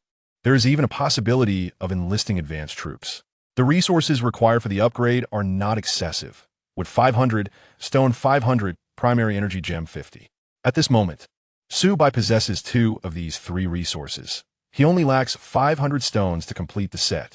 For other lords, gathering these resources might not be an easy feat. Su Bai stood in place, a blissful smile adorning his face. He once again marveled at the prowess of the Zerg creator.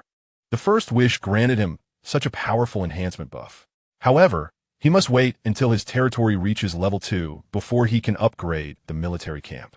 A reminder below: the military camp stated that the building level must not exceed the territory level, or the upgrade will fail.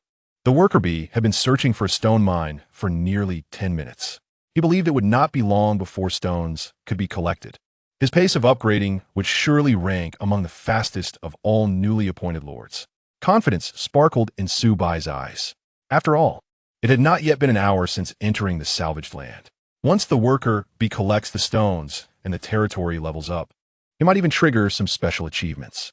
At this moment, atop a modest mountain peak, Yoshi, the power of Hellfire is incredibly formidable. I, Xiao Shichuan Shun, shall surely bring glory to the Daiwa Empire. Whether it's the Dragon Kingdom or the United States, they will all be trampled beneath our feet. The legendary lord from Japan, Xiao Shichuan Shun, had just led Hellfire to slay a level 4 saber-toothed tiger. Thus, he brimmed with pride and high spirits. However, upon seeing the information before him, his brow furrowed instantly. His earlier arrogance and delight vanished without a trace. Spirit of the strong beast, quantity. automatically decomposing. Soul 20 note. Item dropped. Received 1 primary energy gem. Baka. The drop rate is too low. Only 1 primary energy gem. When will I ever gather enough resources to upgrade the military camp? Xiao Shichuan Shun clenched his fists, displaying signs of agitation. Fantasies are beautiful, yet reality is harsh. For a lord to thrive and give back to his nation, he must possess ample resources. Only then can he upgrade his territory and buildings to recruit more advanced troops. Subsequently, these advanced troops can defeat stronger monsters and harvest more resources, thereby creating a positive cycle. Xiao Shichuan Shun harbored grand ambitions, not only seeking the top spot among newly appointed lords, but also aspiring to crush both the Dragon Kingdom and the United States underfoot.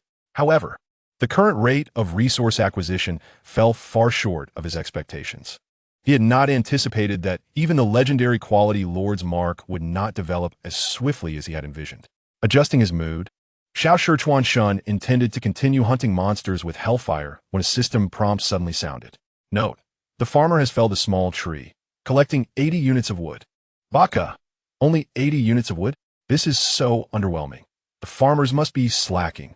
Xiao Shichuan Shun, his face contorted with anger, summoned the farmers to stand before him. Then, an array of unflattering curses erupted from his lips. Suddenly, a reminder flashed across the screen. Note: the farmer, having worked hard, feels unjustly reproached and has slight complaints against the Lord. Loyalty reduced by 3. Baka! How could this happen? Xiao Shichuan Shun was dumbfounded. His expression was frozen, his entire being stiffened, as if struck by a thunderous bolt. In the salvage land, troop loyalty is paramount. If it falls below a certain threshold, defection could occur. Conversely, if a soldier's loyalty reaches maximum value, their combat prowess will correspondingly increase. Farmer-san, I was wrong earlier. Chopping wood is hard work. Please take a break. Xiao Shichuan Shun donned a smiling face, hastily trying to placate the farmer. However, the farmer's loyalty did not restore. After all, farmers are not fools. They do not fall for the old trick of a slap followed by a treat. Xiao Shichuan Shun felt a sense of despair. From now on, I will never act foolishly again. In a dense forest, congratulations to Lord Bai Mengyu for discovering a wooden treasure chest. Upon opening, you have received 20 primary energy gems. Wow, how fortunate I am. Upon seeing the prompt, Bai Mengyu smiled sweetly, revealing 2 shallow dimples. Not long ago, she had just finished slaying a wild creature and was about to depart when she unexpectedly spotted a remarkably sturdy old locust tree. Upon closer inspection, she discovered a tree hollow behind it, concealing a holy wooden treasure chest. In the future, I must keep my eyes peeled and explore more hidden corners. Perhaps there will be additional rewards, Bai Mengyu mused. Relying solely on monster hunting can be laborious and time-consuming. Collecting treasure chests is entirely different. It's akin to a pie falling from the sky, yielding a bountiful harvest of resources. This can be considered a novel approach, and if luck is on her side, it may lead to a rapid enhancement of her strength. The next task is to swiftly elevate both the territory and military camp to level 2. This will significantly enhance the safety factor.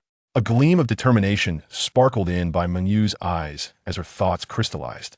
She then recruited 6 blood elf archers, simultaneously slaying monsters while exploring for treasure chests. Orc warriors charge, Zhao Shangtian bellowed, commanding 4 orc infantry to storm into the pitch-black cave before them. He believed that unusual occurrences often heralded hidden dangers.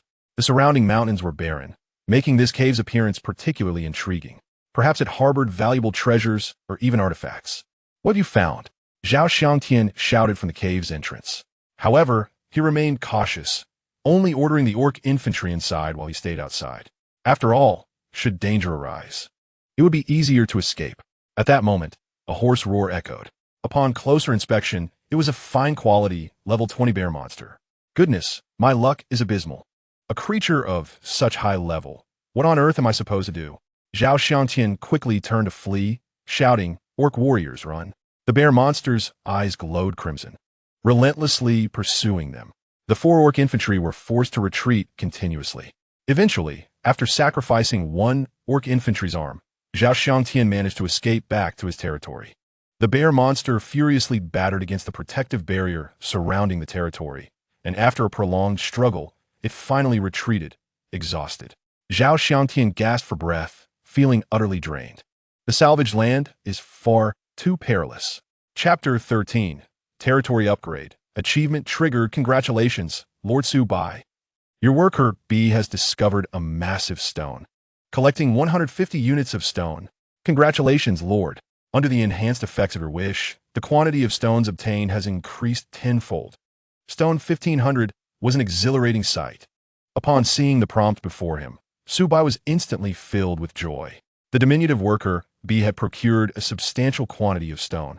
How remarkable! At this moment, the most scarce resource was indeed stone. To his surprise, after merely 3 minutes of waiting, the worker B had collected the stone.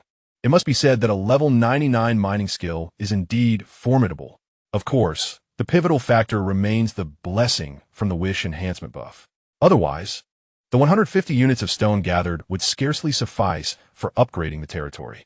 Su Bai pondered, if the number of worker bees were to multiply in the future, then with the skills of level 99 in both lumbering and mining, he would undoubtedly be able to swiftly locate resources and gather them efficiently. When that time arrives, a continuous influx of resources would allow him to wake up smiling from his dreams. As long as the resources are abundant, upgrading the territory and its structures would be feasible, thus enabling the recruitment of higher level and more powerful units. At that point, the development of the territory would proceed smoothly, relieving him of excessive worries. The prospect of an early retirement to enjoy a leisurely life is indeed splendid. Following this, Su Bai checked the resource page.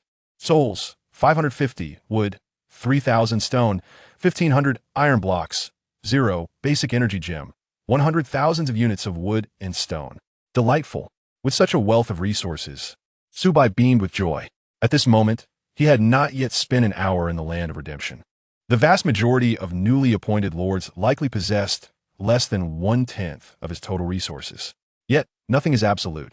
One cannot dismiss the possibility of some exceptionally fortunate lords encountering unique opportunities, such as stumbling upon a treasure chest right outside their door. However, fortune is a rather elusive and intangible concept.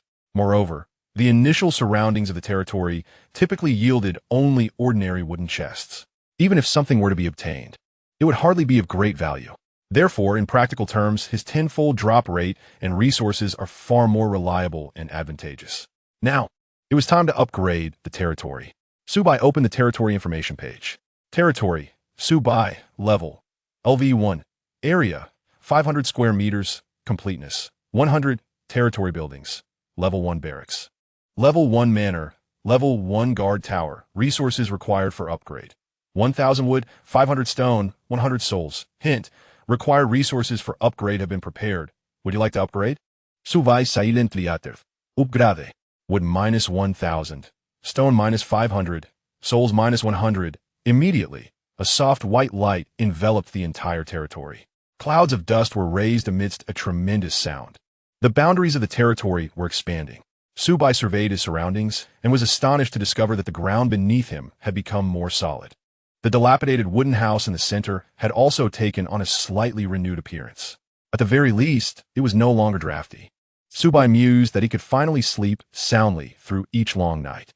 After a brief moment, a chime resonated in his ears, the mechanical synthesis sound of the system. Congratulations, Lord Su Bai. Your territory has successfully upgraded. Territory level has reached LV2. Territory area increased by 500 square meters. Excellent. The expansion of the territory allows for the placement of more buildings and accommodation of additional soldiers. Su Bai's eyes lit up, nodding in satisfaction. Furthermore, now that the territory had reached level 2, the buildings within, namely the barracks and manor, could also be upgraded to level 2. Curious about the resources required for the next upgrade, Su Bai checked the territory information once more. Territory, Su Bai, level, LV2, area, 1,000 square meters, completeness, 100, territory buildings, level 1 barracks, level 1 manor, level 1 guard tower, resources required for upgrade, 3,000 wood, 2,000 stone, 200 souls, 100 basic energy gems. The resources required to advance the territory to the next level were still considerable. However, with the wish enhancement buff, it would be quite manageable. After a moment of contemplation, a strong confidence gleamed in his eyes. Perhaps the other lord in the land of redemption would need to toil endlessly, laboring day and night to gather wood and mine, while he only needed to exert a modicum of effort to reap tenfold resources. It must be said that the initial blessing of obtaining this enhancement buff is immensely crucial. Only by rapidly developing at the outset can one stand firm in the future. Coupled with the formidable interstellar insect race, there is no doubt that he would soon dominate the entire land of redemption.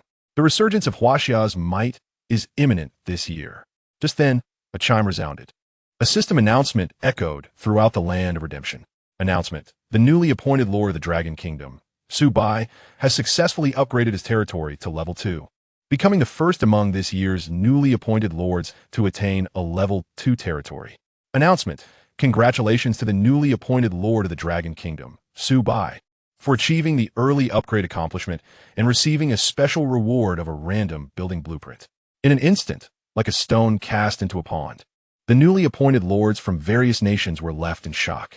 Moreover, even the seasoned lords who had previously arrived in the land of redemption were astounded.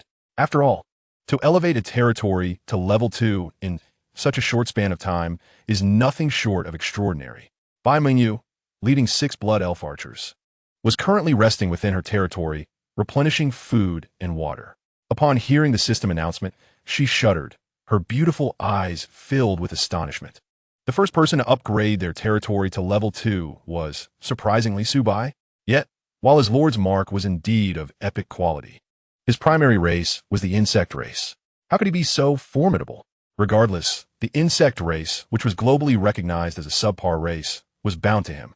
Their units had virtually no combat strength. How could Su Bai possibly amass the resources necessary to upgrade his territory, especially the 100 souls, which would require the defeat of numerous wild monsters to gather? Furthermore, this was just a short time after arriving in the land of redemption. Su Bai's rapid upgrade to become the world's first lord to level up is simply unfathomable. The more she contemplated, the more perplexed she became, leaving Bai Mengyu utterly confounded. Suddenly, her eyes brightened as a possibility struck her. Could it be that his lord's mark, like hers, is also of legendary quality? Or perhaps his insect race had undergone a mutation, differing from others? In any case, there must be undisclosed reasons behind his early upgrade. Su Bai, you clever fellow, hiding so deeply. How foolish of me to worry about you. The next time we meet, I shall certainly use a small ball to knock some sense into your head. Chapter 14.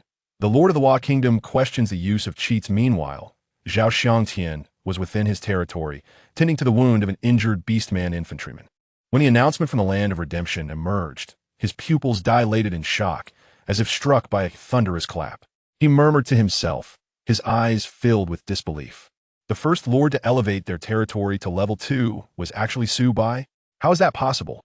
On the day of awakening, he had witnessed Su Bai's epic level lord's mark, which was matched with the insect race. The insect race. This is universally acknowledged as a worthless race. The teacher had clearly explained in class that the units of the insect race are merely oversized insect from Blue Star, such as caterpillars, ants, and dung beetles. Utterly useless. These units possess negative combat power. Consequently, the vast majority of insect race lords struggle to survive the novice period. Yet here was Su Bai, miraculously becoming the first to elevate his territory. It is important to note that gathering 100 souls requires genuine effort. Without powerful units, such an achievement is absolutely unfeasible. Moreover, how much time has elapsed since we entered the land of redemption? Not even an hour. How could Su Bai, relying solely on a mere insectoid race, possibly ascend to level 2 so swiftly? It is inconceivable, absolutely unfathomable. Zhao Xiangtian's eyes glimmered with a hint of crimson, betraying a trace of jealousy. After all, being the first to elevate one's territory to level 2 would trigger an achievement, bestowing special rewards. This young man must have stumbled upon a treasure chest upon his departure. Otherwise, such rapid advancement would be impossible. With just his insectoid race, even a level 1 wild boar would be insurmountable. Luck is but fleeting. Zhao Xiangtian awakened a formidable beast race, destined to emerge as an outstanding new lord this year. As he spoke, Zhao Xiangtian gazed towards the horizon, his expression resolute. How could a lord from the Dragon Kingdom achieve this? It is outrageous. The glory of the Great Wa Empire has once again been snatched away by the Dragon Kingdom. Could this individual, Su Bai, be a mythic-level lord? Otherwise, how could he possibly level up so rapidly? The Wa Kingdom's lord, Ko Ishikawa-shun, clenched his fists upon seeing the announcement, his teeth grinding audibly. His eyes burned with rage, veins bulging on his neck. Being the first to elevate to level 2 would yield precious rewards. The recent announcement revealed that the system's reward this time was a random building blueprint. It is essential to understand that building blueprints are exceedingly valuable. Even random attributes are quite rare. Ko Ishikawa-shun awakened a legendary level lord's insignia, bound to a fierce race like demons. Failing to ascend to level 2 first for the glory of Wa Kingdom filled him with shame. Simultaneously, he felt a deep sense of dissatisfaction. The only early upgrade achievement reward had been seized by the Dragon Kingdom's lord. Wait, something is amiss. I recall that this year's intelligence indicated that none of the new lords from the Dragon Kingdom possessed mythic-level lord insignias. Realizing this, Ko Ishikawa-shun's expression shifted, his anger intensifying. Even a legendary-level lord could not possibly gather all the resources in such a short time. Wood and stone can be brought into the land of redemption from Blue Star. However, that 100 souls must be acquired through one's own strength, painstakingly obtained through combat. In such a brief period, it is impossible to defeat so many wild monsters. After all, upon first arriving in the land of redemption, the creatures surrounding the territory are exceedingly sparse. How cunning of the Dragon Kingdom's lord! He must have employed some underhanded tactics to achieve such rapid advancement, elevating his territory to level 2 upon entry. At this moment, not only were all new lords astonished, but even the established lords were in awe. The chat channel erupted with fervent discussions, voices overlapping in excitement. The Dragon Kingdom has produced such a powerful new lord this year. My goodness, it seems the top of the new lord leaderboard will undoubtedly belong to our Dragon Kingdom. This young man is extraordinary. Within less than an hour of entering the land of redemption, he has already reached level 2 territory. Indeed, while wood and stone are provided in the initial resource package from a nation, souls can only be acquired through the Lord's own efforts in defeating monsters, requiring a tangible collection of 100 souls. I can only exclaim, impressive. He must have obtained exceptionally advanced troops. Otherwise, it would be impossible for him to be so formidable. How infuriating, those Dragon Kingdom individuals. What unscrupulous methods have you employed? Even our Great Wa Empire's legendary level lords have not amassed 100 souls. This Dragon Kingdom lord must be cheating. Indeed, we in the United States concur with the sentiments of the Wa Kingdom. The Dragon Kingdom must have employed some underhanded tricks, cheating or exploiting loopholes. How absurd. This is not a game. Do try to cheat if you can. How could one cheat in this manner? Perhaps using a modification tool? Truly foolish. Kindly engage in discourse with some semblance of intelligence. This is the pure strength of our Dragon Kingdom. This year, the Dragon Kingdom is destined to rise. In a fleeting moment, both the new and established lords of the Dragon Kingdom were invigorated, filled with exuberance. After all, if the Dragon Kingdom could produce a formidable lord, it would bring immense benefits to the entire nation.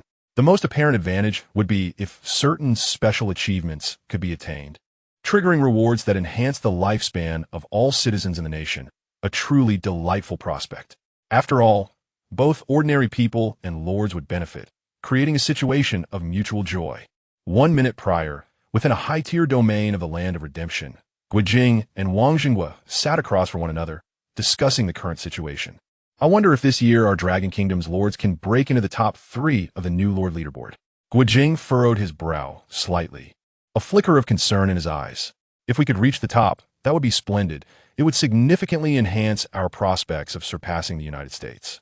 Wang Jinghua's face shone with hope, envisioning a bright future. This is indeed what I long for, Guijing remarked. Last year, the United States claimed the top position, granting not only special rewards to its lords, but also immense national fortune, unlocking a cutting-edge technology concerning spatial technology that propelled advancements in aerospace and precision missiles. As he spoke, Wang Jinghua could not help but sigh deeply. This year, the 2 newly awakened legendary-level lords possess commendable troops. Entering the top 10 of the leaderboard should pose no issue. Guijing felt a weight in his heart, deliberately steering the conversation away. Although entering the top 10 of the new Lord leaderboard grants corresponding rewards to the Lord's nations, the greater the rank, the more substantial the rewards. The rewards for the top position are simply astonishing, potentially exceeding the total of the other 9 combined. For instance, last year, the 4th-ranked Lord was from the Dragon Kingdom, resulting in a reward of 100,000 tons of grain for the nation. However, for a populous nation like Huaxia, such rewards are merely trivial. As the two men pondered, suddenly, the announcement from the Land of Redemption resonated. Upon reading the information displayed, both were taken aback, their astonishment reaching unprecedented heights. Chapter 15, National Fortune Reward, Lifespan Enhancement. Surpassing all new lords in the world, the first to upgrade their territory to level 2 is, astonishingly, Su Bai. If I recall correctly, his race seems to be insectoid. Does it not? Guo Jing widened his eyes, his face a portrait of shock. This batch of new lords has only recently entered the Land of Redemption. How could someone have upgraded their territory to level 2 so swiftly? Moreover, this individual is a lord from the Dragon Kingdom, bound to a seemingly worthless race. Indeed, I personally received Su Bai, and his race is indeed insectoid. Wang Jingwu trembled, disbelief etched in his features.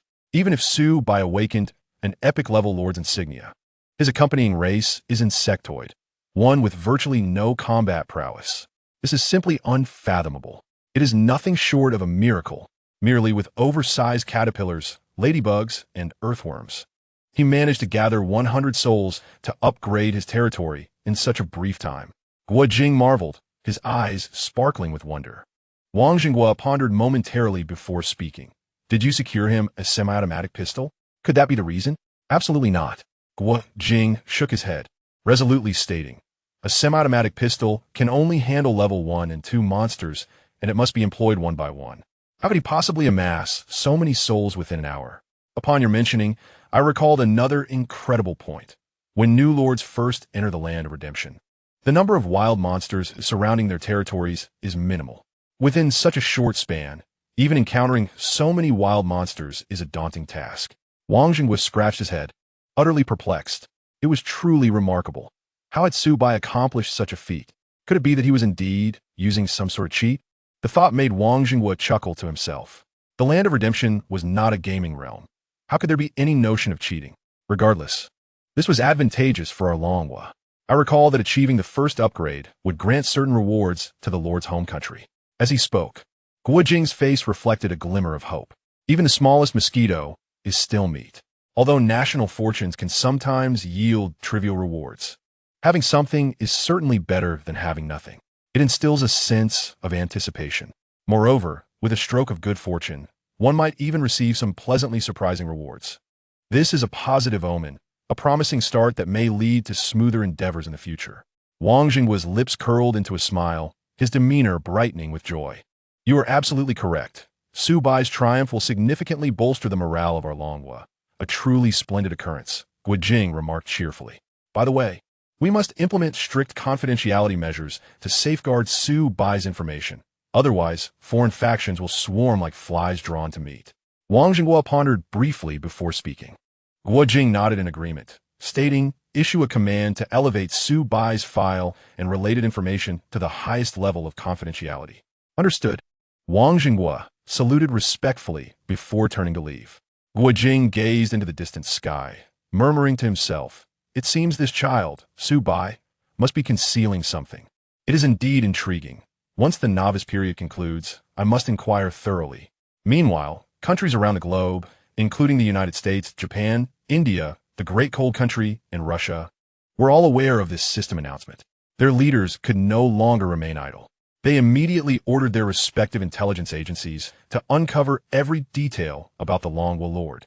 Su Bai, unbeknownst to them, Guo Jing had already issued orders to elevate Su Bai's file and all pertinent information to the highest level of secrecy. Thus, the intelligence personnel from other nations were destined to return empty-handed. At that moment, within the borders of Longhua, a voice as melodious as celestial music resonated. Announcement. The newly appointed Lord of Longhua, Su Bai, has successfully upgraded his territory to LV2, becoming the first Lord of this year to possess a level 2 territory and achieving the milestone of a first upgrade. Announcement. The newly appointed Lord Su Bai's home country. Longwa has received a national fortune reward. Announcement. Congratulations to all the citizens of Longwa. Their lifespans have been extended by 3 months. The voice from the land of redemption echoed in the ears of every Longwa citizen. In an instant, the entire nation erupted in fervor. Everyone who heard the announcement was utterly astonished. After all, this year's newly appointed lords had only just entered the land of redemption, yet Su Bai had swiftly surged ahead, outpacing the lords of other countries and bringing rewards to Longwa. This was nothing short of extraordinary. Many paused their tasks to call elderly relatives at home to share the joyous news. An additional 3 months of life is neither too long nor too short. Young people might consider it insignificant, but for the elderly, it undoubtedly served as a life-extending elixir. An extra 3 months means more time spent with loved ones. It could also mean the chance to benefit from the next lifespan enhancement reward, potentially extending life by a year, 2 years, or even longer.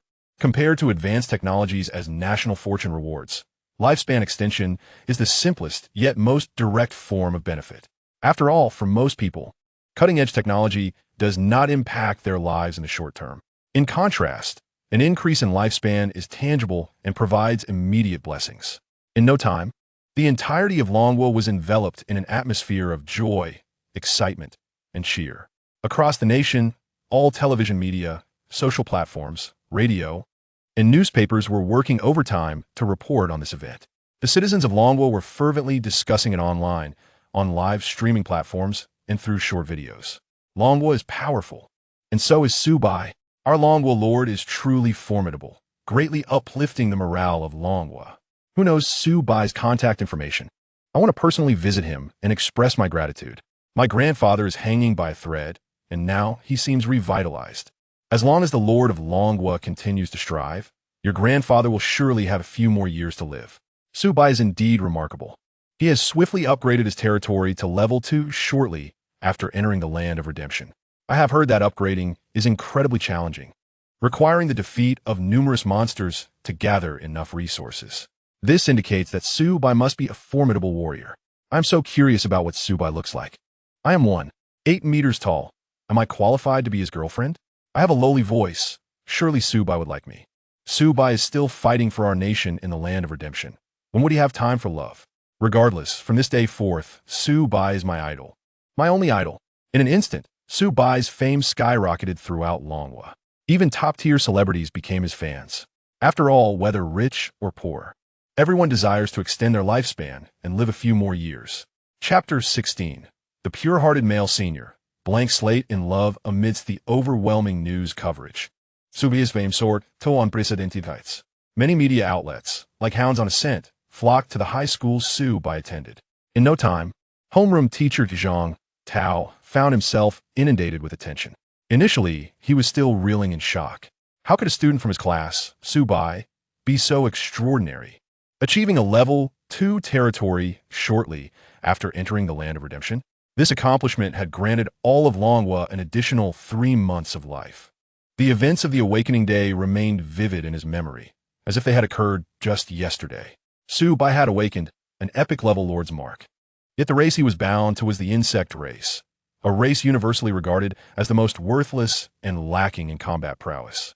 How could such a seemingly feeble race surpass all other lords worldwide to achieve the first upgrade? This was utterly baffling. Although Zhang Tao was not a lord, but an ordinary person, his years of studying the land of redemption had made him well-versed in its various mechanisms. To achieve a level 2 territory, aside from resources like wood and stone, one also needed 100 souls. Initially, souls could only be obtained by defeating monsters. How could Su Bai, with his oversized caterpillars, earthworms, and ladybugs, possibly contend against ferocious wild wolves, bears, and other bloodthirsty monsters? What on earth had transpired? Zhang Tao felt as if his head might explode from the effort of pondering. Excuse me, as Su Bai's homeroom teacher, how would you describe him? A reporter's question interrupted Zhang Tao's thoughts, pulling him back to reality. After a moment of contemplation, he replied, Su Bai is a reserved child, somewhat introverted. Yet he is exceptionally diligent and possesses a strong sense of responsibility towards the class. He readily assists classmates in need. The reporter continued to inquire. Your student has surpassed all the world's newly appointed lords. achieving a remarkable accomplishment that has brought glory to Longhua and extended the lifespan of all its citizens by 3 months. As a teacher, how do you feel about this? Zhang Tao, with a beaming smile, proclaimed, "At this very moment, my heart is filled with excitement. I take immense pride in having such outstanding students. I hope that in the future, Su Bai can continue his efforts, creating even greater value for Longhua and bringing glory to our nation." "Mr. Zhang, I have one final question for you," a reporter inquired. "Please go ahead. What is Su Bai's relationship status? Is he currently single?" Zhang Tao was momentarily taken aback, somewhat astonished by the reporter's probing question. Su Bai, being a pure-hearted individual, had devoted all his attention to his studies and had never been in a romantic relationship. "Thank you, Mr. Zhang. That concludes our interview for today." After departing, the reporter looked at the interview notes in hand, a broad smile spreading across their face. This would undoubtedly allow them to craft an article that could go viral. That very day, a piece titled "Shocking: The Pure-Hearted Male High School Student, Su Bai, the Unsung Hero" burst onto various internet platforms. It created a sensation, swiftly climbing to the top of trending charts across the web. Likes, comments, and shares skyrocketed at an astonishing pace. Countless young girls began to idolize Su Bai, declaring their desire to be his first love. Meanwhile, in the land of redemption, Su Bai's eyes sparkled with joy as he heard the system's announcement. He had not anticipated that his territory would be the first to reach level 2, triggering the achievement for early upgrade and rewarding him with a random building blueprint. Excellent. He resolved to work even harder and vie for the top position, as the rewards for being the first in the land of redemption were often exceedingly generous. In this realm, only the name of the top contender would be remembered by the lords of various nations, akin to how the world recognizes Mount Everest as the highest peak, while the second highest remains relatively unknown. "Onward, let us continue to strive," he declared, retrieving the recently acquired reward from his storage space. Blueprint: random building, quality, unknown, description, randomly construct a building. The type, function, and purpose are all unpredictable. Requirements: 3,000 wood, 3,000 stone, 3,000 iron blocks. The resource demands were considerable, yet he wondered what kind of building might be randomly generated. Su Bai murmured to himself, pondering the nature of randomness, which is purely a matter of luck, much like opening a blind box where one is unaware of the contents inside. Nonetheless, the building blueprint was exceptionally precious and not to be forsaken. Currently, with the wish buff enhancing his resources, gathering the required materials posed no issue. Thus, acquiring the 3,000 wood, stone, and iron blocks should be accomplished swiftly. If he were to obtain something extraordinary, it would be a tremendous boon. Subsequently, Su Bai stored the random building blueprint back into his storage space and reviewed his resource page. Soul: 450 wood, 2,000 stone, 1,000 iron blocks, 0 primary energy gem, 100. Now he could upgrade the barracks. Su Bai silently chanted, initiating the upgrade. Wood: 500, stone: 500, primary energy gem, 50. In an instant, the barracks was enveloped in a radiant light. 1 minute later, a notification echoed in his ears. "Congratulations, Lord Su Bai. The barracks upgrade was successful. Barracks level has reached LV2, Chapter 17. Barracks upgrade: protect the worker bees at last." The barracks had ascended to level 2, enabling the recruitment of troops at the same level. Su Bai's face lit up with joy as he inspected the page of the upgraded barracks. Barracks level: LV2, quality, supreme mythical, function, basic troop recruitment building, recruits territory-exclusive units. Note: 1 free recruitment can be performed every 23 hours. The level and quality of the recruited units correspond to the barracks level. Upgrade requirements: 2,000 wood, 2,000 stone, 1,000 iron blocks, 100 primary energy gems. Next level: shortens the free recruitment time, increases the probability of recruiting advanced units. Note: building level cannot exceed territory level. Otherwise, the upgrade will fail. The free recruitment cycle of the barracks decreased from the original 24 hours to the current 23 hours. Although it was merely a reduction of 1 hour, it accumulated over time, and, as the barracks level increased, perhaps 1 hour could eventually allow for an additional free recruitment. Upgrading to level 3 barracks required a significant amount of resources, which were currently scarce, but with the wish buff in play, he believed it would not pose a problem. Su Bai murmured to himself, hoping to recruit a more advanced unit the following day. If that were the case, even if he inadvertently encountered formidable beasts, he would stand a chance to defeat them and reap abundant resources. However, compared to other newly established lords in the Land of Redemption, he considered himself exceedingly fortunate. Not only did he possess a powerful interstellar insect race and supreme mythical quality, but he was also blessed with a tenfold increase in resource acquisition. At that moment, the mechanical voice of the system echoed in his ear. Alert! Worker bees are searching for resources, having ventured 1,000 meters from the territory, and may encounter danger. The tiny worker bees had strayed quite far, yet it was likely due to the desolate terrain surrounding the territory, where resources such as trees, stone, and iron blocks were scarce. In search of resources, the worker bees had expanded their range, distancing themselves 1,000 meters from the territory. Currently, he had an abundance of souls, but there were not many areas requiring them. However, the need for wood, stone, and iron blocks was substantial. Upgrading to a level 3 territory demanded considerable quantities of wood and stone, specifically 3,000 and 2,000. The souls and primary energy gems required were minimal at 200 and 100, respectively, especially since he had also acquired a new random building blueprint, which required 3,000 each of wood, stone, and iron blocks, no small feat. He had to admit that the tenfold resource increase buff was a lifesaver. Otherwise, gathering thousands of resources in a short time would be an arduous task. Su Bai's immediate task was to focus on collecting wood, stone, and iron blocks. As for monster hunting, there was no need to rush, for monsters dropped souls and primary energy gems, which were not urgently required at the moment. I must dispatch jump bugs to protect the worker bees during their mining. Su Bai murmured to himself. The further one ventured from the territory, the more numerous and powerful the monsters became. The combat strength of the worker bees was relatively weak. Thus, without the protection of jump bugs, they could easily find themselves in peril. If the worker bees were lost, resource collection would be halted, hindering building construction and upgrades. The free recruitment opportunity at the manor had already been exhausted, and he would have to wait until the next day to resume recruiting. With this in mind, Su Bai made a decisive decision. With a wave of his hand, he called out, "Jump bugs, let's set forth." In the following hours, Su Bai led 10 jump bugs to locate the worker bees, providing constant protection as they gathered resources.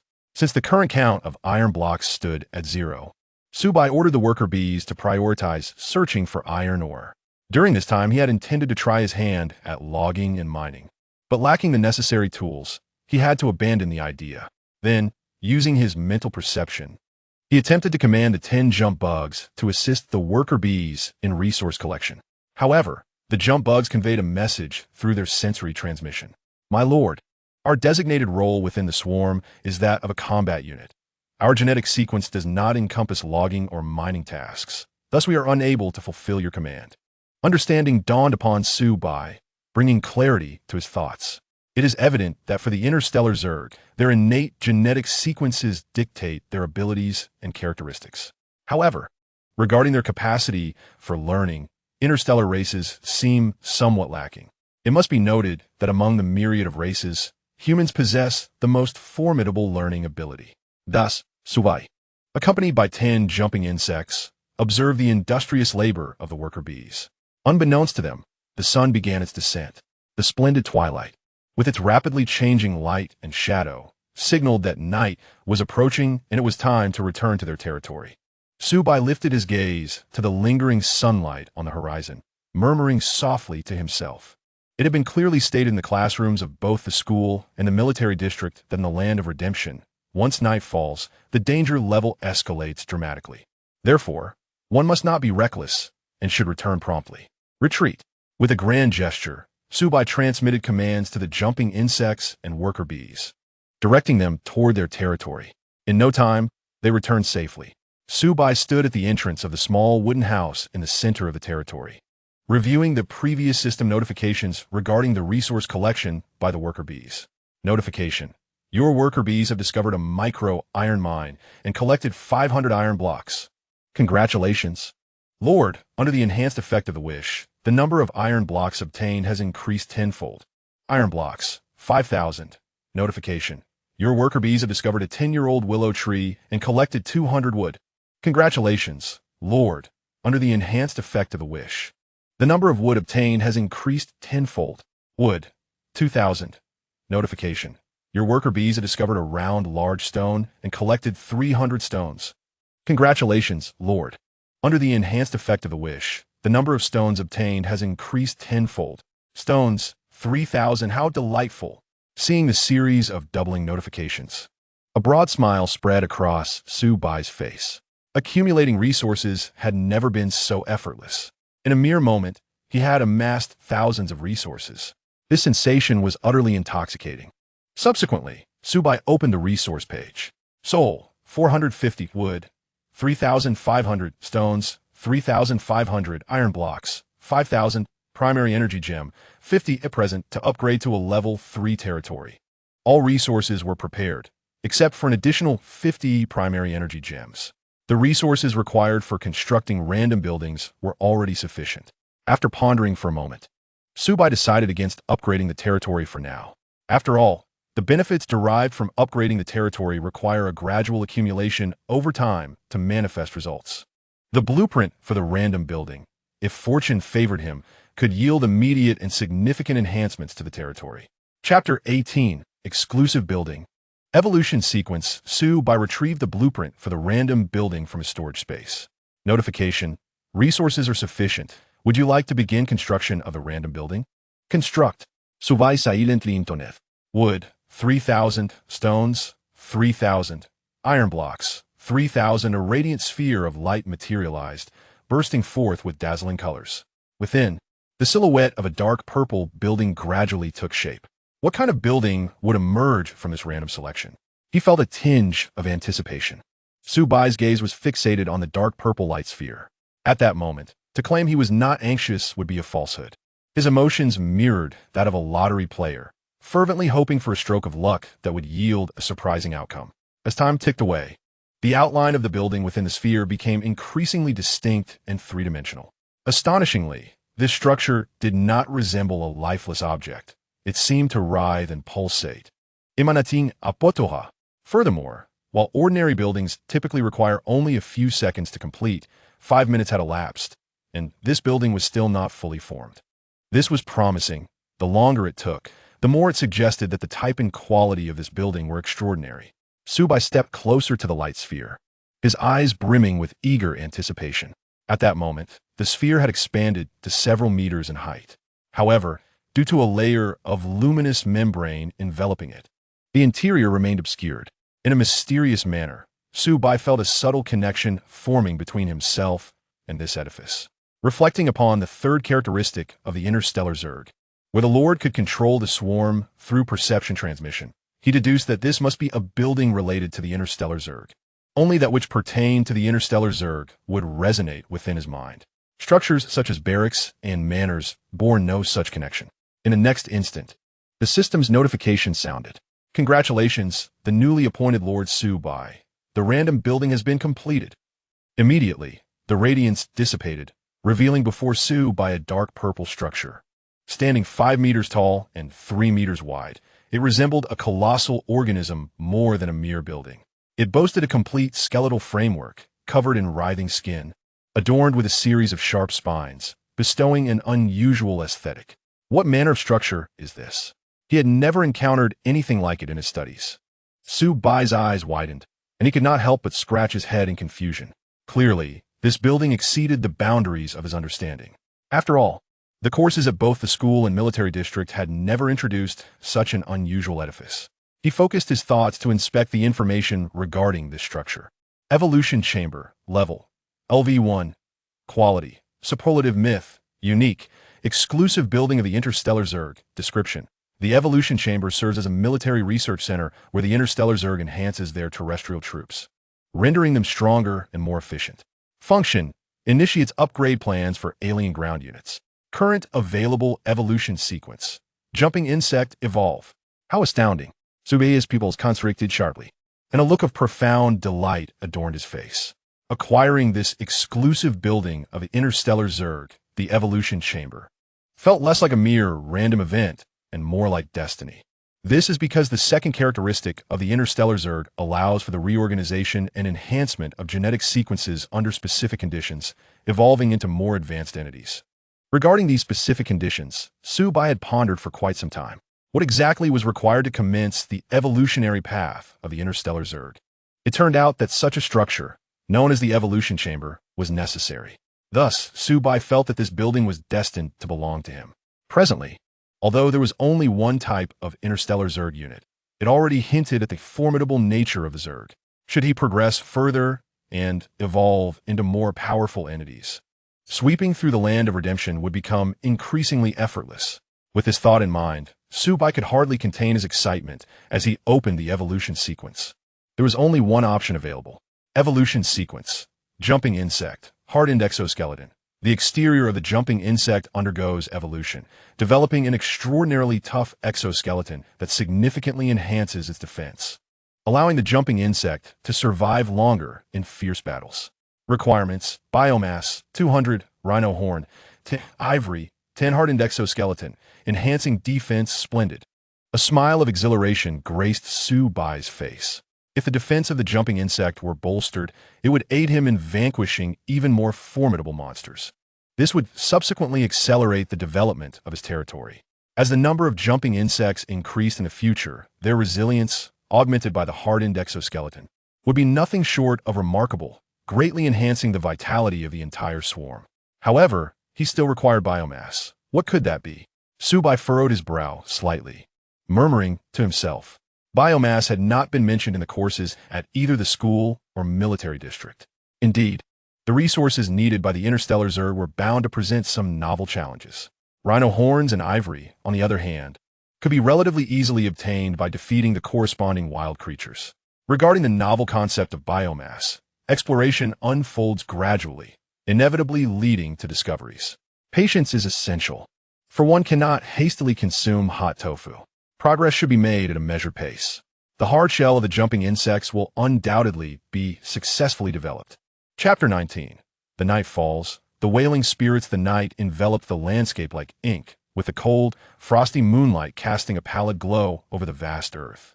Gazing into the darkness beyond his territory, Su Bai squinted his eyes slightly, murmuring to himself, "This marks the first night in the realm of redemption." An automated system announcement appeared before him. Announcement: Night has fallen. Mysterious creatures will awaken during the night. Exercise caution. Mysterious creatures. Su Bai observed the 10 lively jumping insects within his territory, pondering whether the forces of the interstellar insect race could withstand these enigmatic beings. However, he was not one to act recklessly. In such matters, even without attempting, there is little to lose. In both school and military lectures, much emphasis was placed on the night in the realm of redemption. Here, as the sun sets and the moon rises, many peculiar monsters emerge. They awaken only at night, either slumbering or vanishing during the day. Unlike the wild beasts encountered during daylight, the creatures of the night often possess unique abilities. Thus, the newly appointed Lord, Wang Zheng, repeatedly warned newcomers to the realm of redemption against venturing beyond their territories after nightfall. A moment's carelessness could lead to utter disaster. Su Bai was one to heed advice. Therefore, he chose to remain indoors that night. He proceeded towards the small wooden cottage at the center of his territory. This served as a humble abode for every lord in the realm of redemption, furnished with a wooden bed, table, and basic living necessities. He lay down, hoping to recruit a more formidable unit the following day, and soon drifted into a deep slumber. Meanwhile, Bai Mengyu stood at the edge of the territory, gazing into the encroaching darkness. For other lords, the night posed numerous obstacles and challenges, yet perhaps for her, it represented an opportunity. The Blood Elves possess a racial talent known as night vision. Under the influence of natural forces, the pupils of the Blood Elves evolve, enabling them to see clearly even in the pitch-black night. In other words, Blood Elves can perceive their surroundings in darkness, often with a broader field of vision than by day. As a favored child of the night, darkness is the Blood Elves' domain. As a lord, Bai Mengyu also inherited this racial talent of night vision. Indeed, her clarity surpassed that of daylight. A faint green light emanated from her pupils, illuminating the dark surroundings. She turned to her 6 blood elf archers, commanding, "Sisters, follow me. Let us see what rewards the night may hold." The onset of night not only harbors danger, but also brims with opportunities. Many beasts active during the day fall into slumber at night. Bai Mingyu could exploit her night vision talent to swiftly eliminate sleeping beasts. This approach would minimize casualties and significantly accelerate the acquisition of resources. Furthermore, the night may unveil unique ruins. If fortune favors her, she could reap substantial rewards. Tempted by the wooden treasure chest acquired during the day, Bai Mingyu too yearned to venture out and test her luck. Stay close and maintain silence. Report any sightings of monsters, Bai Mingyu instructed, dashing forward swiftly. The 6 blood elf archers, longbows in hand, trailed closely behind. After a brief moment, one of them reported, "My lord, 300 meters to the right, there lies a sleeping giant bear. Let us eliminate it." Bai Mingyu's eyes sparkled with excitement as she altered her course and rushed towards it. Upon nearing, she discerned it was a level 7 giant bear. Engaging it during the day would require considerable effort, potentially without guarantee of victory. However, under the cover of night, it became a simple task. Aim for its head, one shot will suffice, she instructed. The 6 archers narrowed their eyes, drawing their bows in unison, and released their arrows. In a flash, the arrows struck true. The giant bear had no time to emit a cry before it was slain. Spirit of the strong beast, quantity, automatically disassembling, soul, 28. Notice, items dropped, acquired 5 basic energy gems. Wow, how exhilarating. A radiant smile spread across Bai Mingyu's face. Indeed, utilizing the night vision ability to eliminate sleeping monsters in the dark proved immensely advantageous. Excellent. Let us continue our exploration, she exclaimed, leading her fellow blood elf archers deeper into the darkness. After advancing approximately 500 meters, a shadowy figure suddenly materialized ahead. Wait, something's amiss, Bai Mingyu whispered. With her exceptional night vision, she scrutinized the figure, revealing it to be a humanoid creature draped in a dark, tattered garment, hovering just above the ground. It seemed insubstantial, akin to a ghostly presence, its form shifting between transparency and solidity. In its left hand, it clutched an archaic oil lamp that emitted a dim green glow, while its right hand wielded a rusted pair of long-bladed scissors. Most strikingly, it bore a massive tombstone on its back. This creature appeared rather ominous. Bai Mingyu furrowed her brow and concentrated, causing the creature's detailed information to manifest. Wailing spirit, quality, superior, level, 12 description, a spirit wandering in the night. Burdened by a heavy tombstone, seemingly recounting its past grievances. Warning, immune to ordinary physical attacks. Chapter 20.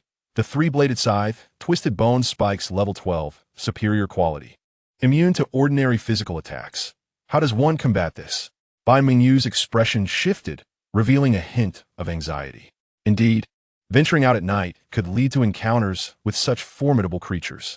For newly appointed lords in the realm of redemption, overcoming them was an impossibility. Particularly, this wailing spirit was immune to physical attacks, rendering the blood elf archers incapable of inflicting any harm. This battle was unwinnable. Sisters, we cannot win. We must flee, Bai Mingyu urged, turning to her 6 blood elf archers with urgency. With that, she sprinted back towards her territory at a remarkable speed. The wailing spirit pursued for several dozen meters before halting and drifting aimlessly in another direction. Upon witnessing the creature abandon its chase, Bai Mingyu sighed in relief as if liberated from a heavy burden. However, after this encounter, she dared not linger, leading her blood elf archers. She hurried back to the safety of her territory. It would be wiser to wait until they had a stronger unit before venturing out at night again. I shall return to the wooden cottage and rest until morning, Bai Mingyu murmured to herself as she entered the small wooden dwelling, closing her eyes to enter the realm of dreams. On the other side, Zhao Xiangtian gazed into the darkness beyond his territory, a glint of greed flickering in his eyes. Previously, he had heard from a senior in the military district about a lord from the Dragon Kingdom who, during the dead of night, ventured forth in search of exploration and stumbled upon an ancient ruin devoid of any monsters. The place was brimming with an array of treasures. Since that encounter, the strength of that Dragon Kingdom lord had skyrocketed. Each time he recalled this tale, Zhao Xiangtian felt as though countless ants were scuttling within him. An insatiable itch for power. He yearned desperately for his own strength to ascend rapidly. At the very least, I cannot allow myself to be overshadowed by that fellow Su Bai. For reasons unknown, Su Bai has inexplicably managed to elevate his territory to level 2 ahead of me. Surely, there must be some hidden secret behind this. We are classmates from the same school, and if I were to be outdone by Su Bai, it would be utterly humiliating. I awakened as a member of the Beast Clan, possessing formidable combat prowess, while Su Bai has awakened as a mere insectoid, a species considered inferior. If I cannot surpass him, I shall be the subject of ridicule among my old classmates upon my return. With this thought in mind, Zhao Xiangtian no longer hesitated and commanded, "Leave the injured soldier behind. The rest, follow me." Under the protection of 3 Beast Clan infantrymen, Zhao Xiangtian departed from the territory, venturing into the encroaching darkness. Visibility was limited to a mere few dozen meters, presenting quite a challenge. A hint of concern crossed Zhao Xiangtian's face. Nevertheless, in his pursuit to decisively outpace Su Bai, he steeled himself and pressed forward. Suddenly, he felt something soft beneath his feet. Looking down, he discovered he had inadvertently stepped on the tail of a slumbering level 3 mutated wolf. Instantly, Zhao Xiangtian's spirit soared. This creature was in a deep sleep. As expected, venturing out at night can yield unexpected rewards. Encountering a sleeping beast, he could easily eliminate it without any exertion. Act. Zhao Xiangtian whispered to the nearby Beast Clan infantryman as he took a cautious step back. Following the command, the infantryman swung his battle axe. With a thud, the mutated wolf was immediately slain. Weak beast soul, quantity, auto decomposition in progress, soul. 3. Delight surged within Zhao Xiangtian. Nighttime monster hunting proved to be remarkably efficient. At this pace, he could accumulate a wealth of resources throughout the night without any casualties. Just as Zhao Xiangtian reveled in his success, a sudden luminous green glow illuminated the area ahead. A chorus of wolf howls echoed in response. Zhao Xiangtian's expression shifted as he surveyed his surroundings. It dawned on him that, due to the dim light, he had unwittingly stumbled into a wolf den. The myriad green glows were none other than the eyes of the mutated wolves. This was disastrous. The sound of the battle axe had awakened the pack. Without a moment's hesitation, Zhao Xiangtian turned and fled. The wolves emitted low growls and began to pursue him with great speed.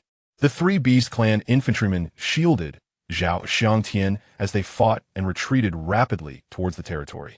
After a fierce skirmish, at the cost of 1 infantryman's life, Zhao Xiangtian finally returned to safety within the territory.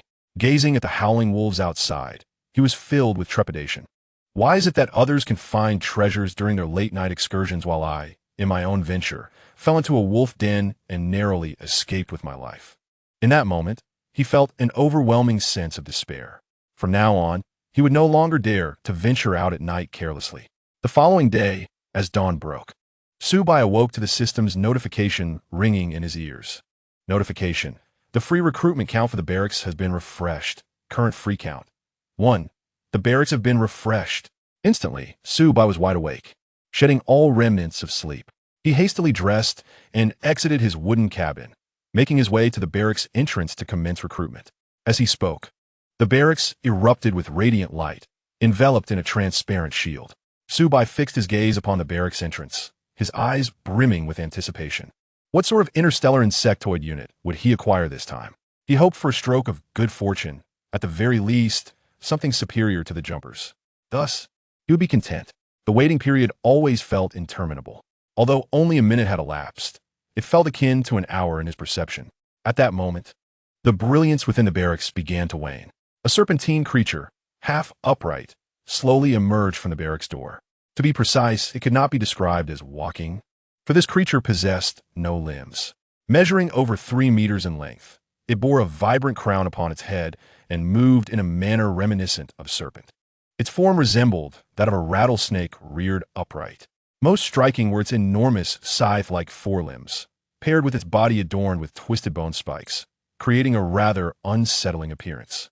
Sting snake, level, LV2, race, interstellar insectoid, quality, exquisite mythical, weapons, scythe for melee. Bone needles for ranged attack, talent, enhanced metabolism, click to view talent details, skills, none, combat power. Level 4 loyalty, 100 description. The bone plates beneath the sting snake's shell conceal numerous piercing spines, capable of launching at enemies approaching from above or below. The spines travel at high speed, easily penetrating several centimeters of specialized steel plates. Emerging with a combat power of level 4. How impressive! Su Bai was overjoyed, a smile spreading across his face. The interstellar insectoid units were indeed extraordinarily formidable, particularly with this sting snake, which could engage in melee combat while also launching bone needles for ranged assaults. This versatility would allow for greater adaptability against various terrains and monsters, maximizing their combat potential. Chapter 21. Mana Recruitment. Young Worker B. The body of the sting snake exceeds that of the jumpers, and its overall size is larger as well. The combination of these two units should yield unexpectedly effective results in battle. Following the upgrade of the barracks, the recruited sting snake arrived at level 2, boasting a combat power of 4, surpassing that of the jumpers by 1 level. This clearly indicates that the sting snake possesses superior overall capabilities compared to the jumpers. Su Bai was thoroughly satisfied with this outcome. Human greed knows no bounds. Aspiring to recruit high-tier, exceedingly powerful units from the outset is, of course, unrealistic. Furthermore, with the acquisition of a unit capable of ranged attacks, future battles would undoubtedly become more efficient and swift. For it is the combination of close and range combat that constitutes the optimal strategy in warfare. At this juncture, the mechanical synthesis sound of the system resonated. Congratulations, Lord Su Bai. Your newly recruited unit, the Sting Snake, has received an exquisite mythical enhancement, increasing its numbers to 8. In the next moment, 7 additional Sting Snakes emerged from the barracks. Their sides gleamed ominously, and their sharp bone needles stood erect, evoking a sense of dread. Su Bai's speeded sword. The addition of 8 Sting Snakes undoubtedly elevated the overall strength of his territory to a new level. In future excursions to hunt monsters, safety would be significantly bolstered. Moreover, he could now vanquish even more formidable foes, thereby reaping greater rewards. At this moment, the 10 jumpers, upon seeing their new companions, became animated. They cheered and frolicked, surrounding the Sting Snakes in a lively display of camaraderie. The territory was filled with exuberance. Su Bai simply smiled, choosing not to intervene. These interstellar insectoid units possessed remarkably high intelligence. While they could not articulate human language, Su Bai could discern their emotional fluctuations through mental perception. Subsequently, he approached the entrance of the manor. Notification: the free recruitment count for the manor has been refreshed. Current free count: 1 recruitment. He silently intoned. A dazzling light erupted from within the manor. Shortly thereafter, a diminutive worker bee emerged from the radiance. Measuring 30 centimeters in length, its exoskeleton appeared somewhat fragile. Young Worker B. Level: LV1. Race: Starry Insectoid. Quality: Supreme Mythical. Talent: Gathering Equipment. Worker Bee Claw. Skills: Lumbering LV1. Mining LV1. Loyalty 100. Introduction: a juvenile Worker Bee, possessing slightly weaker gathering abilities, will mature after some time. It turned out to be a young Worker Bee. Su Bai murmured to himself, a question suddenly surfacing in his mind. I wonder if this could be considered child labor? Yet before long, he could not help but chuckle. It seems that upon entering the land of redemption, the pressure is indeed palpable. Otherwise, why would my mind suddenly wander? However, this time, the creature summoned was a young Worker Bee, whose resource-gathering capabilities should be inferior to that of a fully grown one. At that moment, the mechanical synthesis voice of the system resounded once more. Congratulations, Lord Su Bai. Your newly recruited young Worker Bee has received a supreme mythical level enhancement, and its skills have been elevated to level 99. Concurrently, the attributes of the young Worker Bee transformed. Skills: Lumbering LV99, Mining LV99, Splendid. Both skills have reached level 99, thus its resource-gathering capabilities should not be lacking. A smile graced Su Bai's face. With just one more level to achieve the pinnacle of level 100, it would undoubtedly be a formidable presence within the entire land of redemption. The farmers recruited by other lords likely possess resource-gathering abilities that do not even match half of those of a Worker Bee. The Worker Bee and its juvenile counterpart set off to search for and gather resources, with Su Bai issuing a command through mental perception, reminding them not to stray too far from the territory. The larger and smaller Worker Bees waddled away from the domain. Subsequently, Su Bai stood atop a high slope within his territory, gazing out at the surrounding wilderness. The terrain was flat, and the sparse trees allowed his vision to extend far into the distance. It was evident that the number of monsters surrounding the territory had increased significantly since yesterday. This phenomenon had been discussed in the military district's curriculum during the 7-day novice period. The number of wild monsters near each newly appointed lord's territory would gradually rise over time. For weaker lords, this was dreadful news. Once wild beasts began to gather in packs, or powerful singular monsters appeared, dealing with them would become increasingly difficult, hindering resource acquisition, slowing territorial development, and potentially leading to stagnation. Nevertheless, for Su Bai, this was good news. Currently, he possessed 10 jumping worms and 8 stinging snakes, with combat strengths of levels 3 and 4, respectively, giving him a burgeoning power base. The more beasts there were, the stronger their quality. The quicker Su Bai could lead his soldiers to slay them, the more he would reap. This mirrored the dynamics of business warfare in real life. Typically, larger companies with more substantial capital could secure more contracts, absorb more resources, and thus develop at an unparalleled pace. Now, Su Bai's ambition was to become the leading figure among all new lords. Jumping worms and stinging snakes accompany me in battle, Su Bai exclaimed, striding purposefully toward the territory's outskirts. The 10 jumping worms and 8 stinging snakes transformed into his bodyguards, closely surrounding him. With the loyalty of the starry insectoid at maximum, and their unwavering fidelity, Su Bai felt an overwhelming sense of security. After a 5-minute trek, 3 robust black rhinos appeared ahead.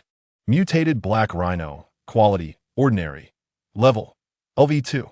Introduction. The black rhino is bulky and clumsy, with thick, rough skin. Once a timid and harmless creature, it has become aggressive and will blindly charge at its foes after mutation. Excellent. Su Bai's expression brightened, a broad smile spreading across his face. The evolution sequence of the jumping worm requires hardened shells, one of the necessary resources being rhino horns. Initially, he had pondered where to find such wild monsters. To his surprise, they appeared before him effortlessly. Upon spotting the enemy ahead, the jumping worms began to scrape the ground with their forelimbs, emitting low growls. The stinging snakes reared up, their bony plates beneath their shells unfurling to reveal numerous sharp bone needles. Seizing the opportunity, Su Bai decided to test the combat prowess of the stinging snakes. All jumping worms remained stationary. Stinging snakes prepared to attack. He commanded firmly. The 3 mutated black rhinos charged forward with increasing ferocity. The muscles of the stinging snakes bulged as they launched their bone needles at an astonishing speed. Chapter 22. The stinging snake's first battle. Bone needles display their might. Swish, swish, swish. 8 stinging snakes simultaneously unleashed their attacks. Dozens of sharp bone needles glimmered ominously. In the blink of an eye, they reached the mutated black rhinos. The once formidable rhino hide, capable of withstanding the bites of wild dogs and wolves, now seemed as fragile as paper before the bone needles. In a flash, the bodies of the 3 mutated black rhinos were pierced by the bone needles, punctured with gaping holes, resembling blood-soaked hedgehogs. Thus the battle concluded. The 3 mutated black rhinos collapsed on the path of their charge, exhaling their last breaths. Truly formidable. Su Bai was taken aback, astonished by the lethal prowess of the stinging snakes. They could effortlessly annihilate the rhinos. Moreover, from this battle, it appeared that the stinging snakes were even more efficient at dispatching foes than the jumping worms. Even when faced with numerous wild beasts, there was no need for trepidation. Each stinging snake could rapidly unleash a multitude of bone needles in a remarkably short time, reminiscent of a machine gun continuously raining bullets upon their enemies, tearing them to shreds. At that moment, 3 egg-sized orbs of light emerged from the corpses of the mutated black rhinos. Weak beast souls, quantity 3. Automatically disassembling. Souls 3. Congratulations, Lord. The number of souls gained has increased tenfold due to the enhancement of the wish effect. Souls 30. Splendid. The wish buff is indeed powerful. Su Bai beamed with joy. Soon after, another notification sounded. Notification. Items dropped. Obtained 3 rhino horns. Congratulations, Lord. The number of rhino horns acquired has increased tenfold due to the enhancement of the wish effect. Rhino horns 30. The rhino horns have dropped. Su Bai was overjoyed. The evolution sequence of the jumping worm requires 10 rhino horns for the hardened shell upgrade. Now, not only were they all accounted for, but he also had an additional 20. One word, delightful. Without the wish buff, gathering 10 rhino horns would have required slaying at least 10 rhinos. which would have been laborious and uncertain. Onward to hunt more monsters. Su Bai turned to leave. Just then, the mechanical synthesis voice of the system echoed again. The evolution chamber devours monster corpses, obtaining biomass. Instantly, Su Bai halted, a broad smile illuminating his face. It turns out that the biomass required for the evolution sequence is derived from the consumption of monster corpses by the evolution chamber. It seems that once certain conditions are met, the system will automatically issue prompts, alleviating any concerns about acquiring new resources. Now that the resource of biomass has been resolved, the project of upgrading units in the evolution chamber has become significantly simpler. In that instant, Su Bai's spirit soared. He communicated through mental perception, commanding the jumping worms to drag the corpses of the 3 mutated black rhinos back to the territory. A moment later, within the territory, the 10 jumping worms worked together to place the rhino carcasses before the evolution chamber. An astonishing scene unfolded. The evolution chamber seemed to transform into a living entity, its dark purple skeleton beginning to pulse.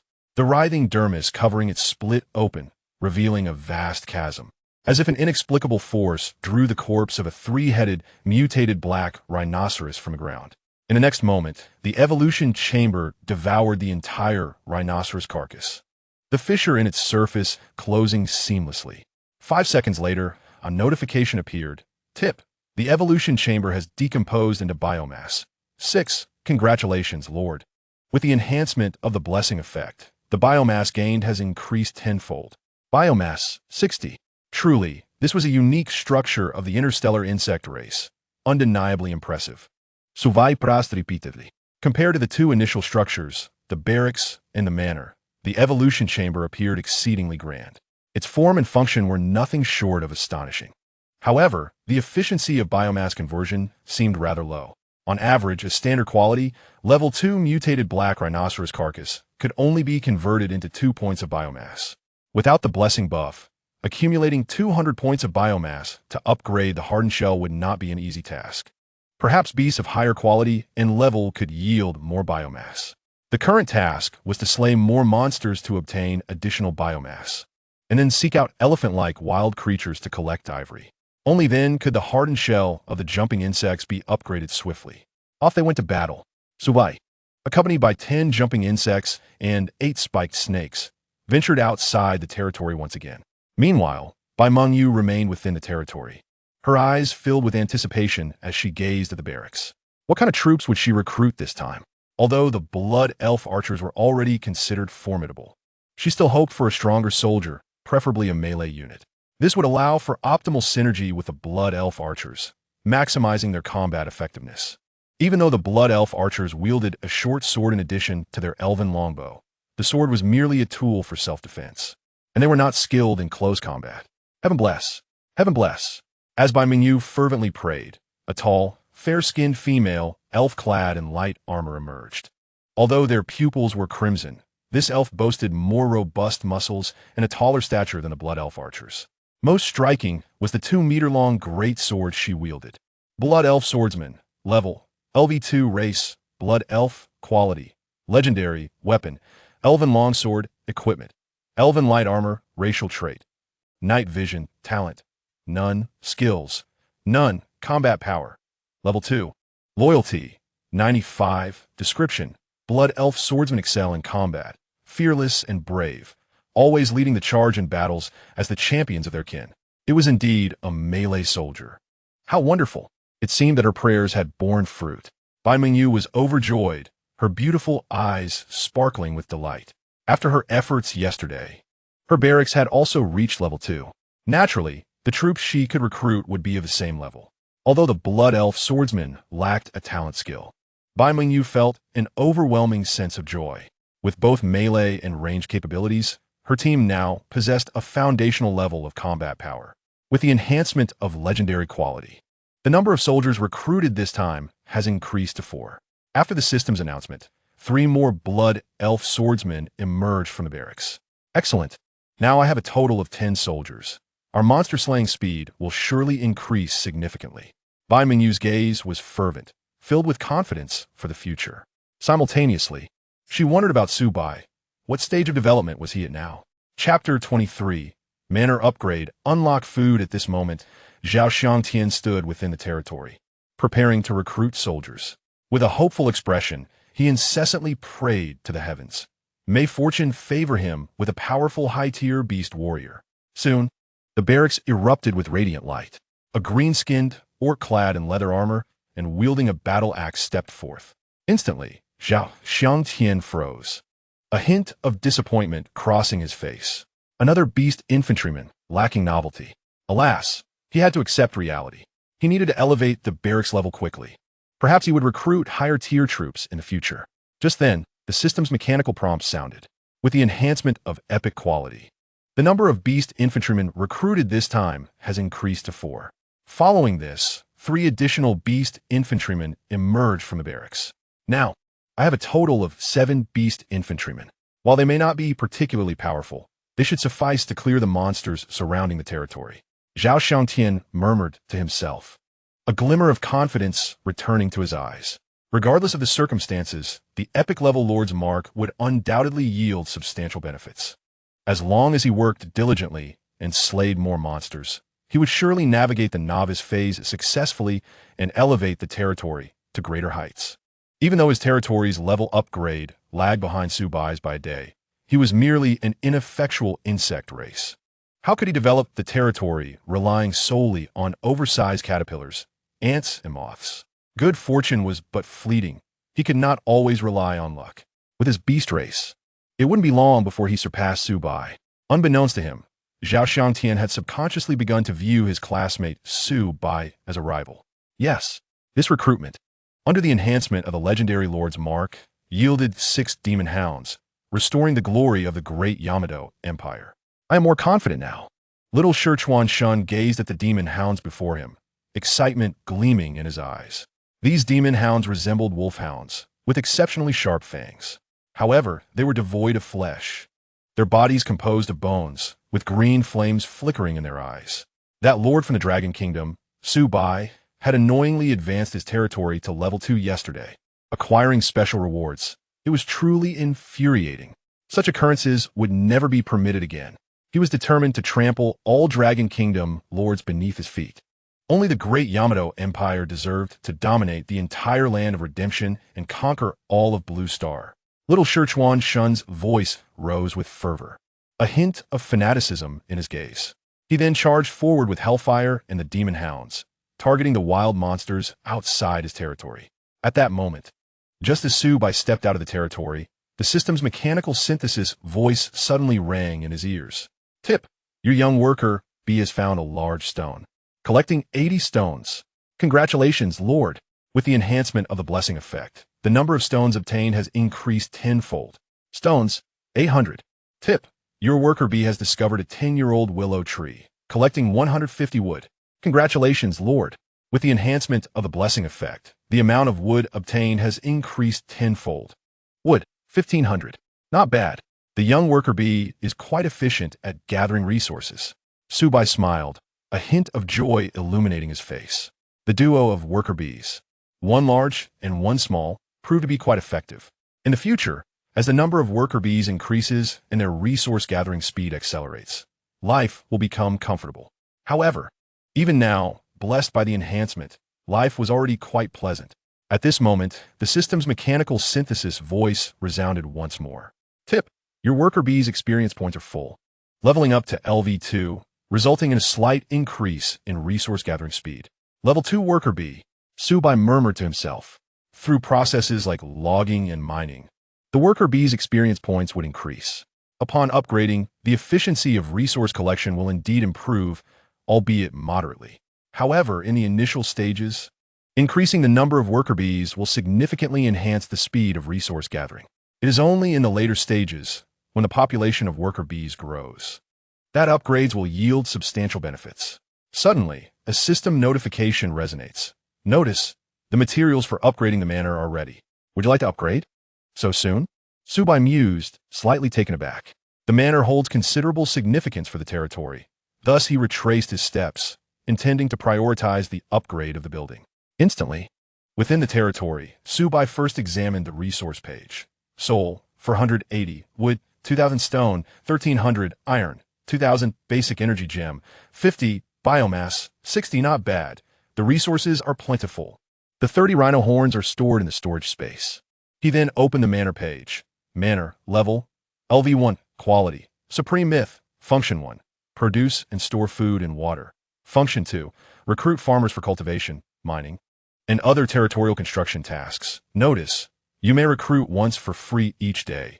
The level and quality of recruited farmers will match the manor's level. Upgrade requirements, with 2,000, stone 1,000.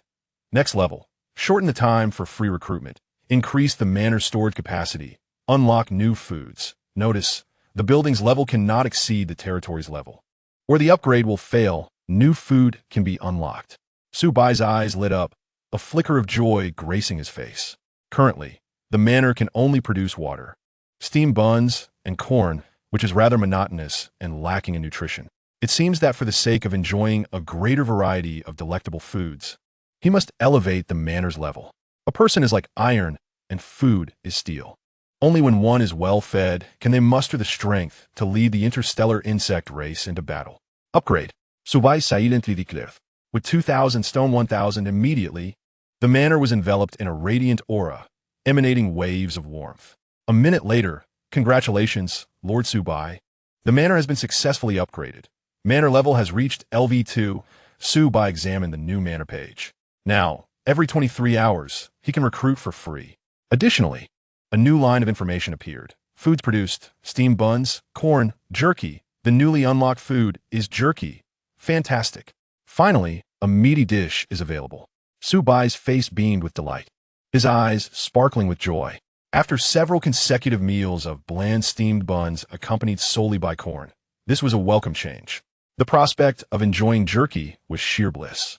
He eagerly retrieved a substantial piece of jerky from the manor's storage space and savored it with hearty bites. Rich, flavorful, and utterly delicious. Now, Su Bai was more resolute than ever. He must work diligently to elevate the territory swiftly. This is not merely for himself, but to ensure the continual unlocking of new foods in the manor. Residing in the land of redemption, being able to indulge in exquisite delicacies is the true essence of happiness. Chapter 24. Hunting the giant elephant, upgrading the jumping insect having satisfied his hunger. He continued his quest to slay monsters. This time, he aimed specifically to seek out elephantine beasts to acquire ivory, thus upgrading the hardened shell of the jumping insects. Off he went. Su Bai waved his hand, leading the jumping insects and venomous snakes beyond the territory. When encountering wild wolves and wild boars, he chose to ignore them, circumventing them instead. After all, the current task was to gather ivory as swiftly as possible for the upgrade of the jumping insects. 20 minutes later, 1 kilometer west of the territory, he finally spotted 4 elephantine beasts. They were enormous, with tough skin and substantial flesh, seemingly boasting formidable defenses. Most striking were their sharp tusks.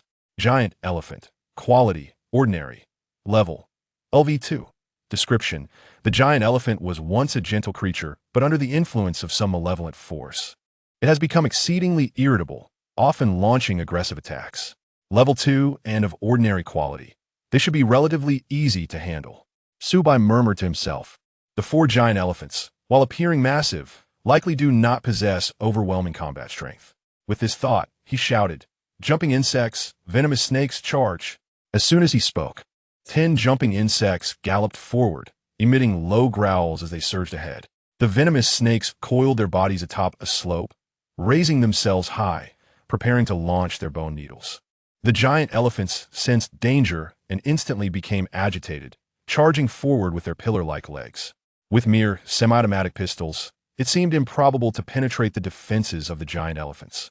Glancing at the handgun at his waist, Su Bai found it utterly inadequate, akin to a mere stick of firewood, entirely useless. In the next moment, whoosh, whoosh, whoosh. Dozens of bone needles shot forth, glinting ominously, flying swiftly above the jumping insects and piercing into the bodies of the giant elephants.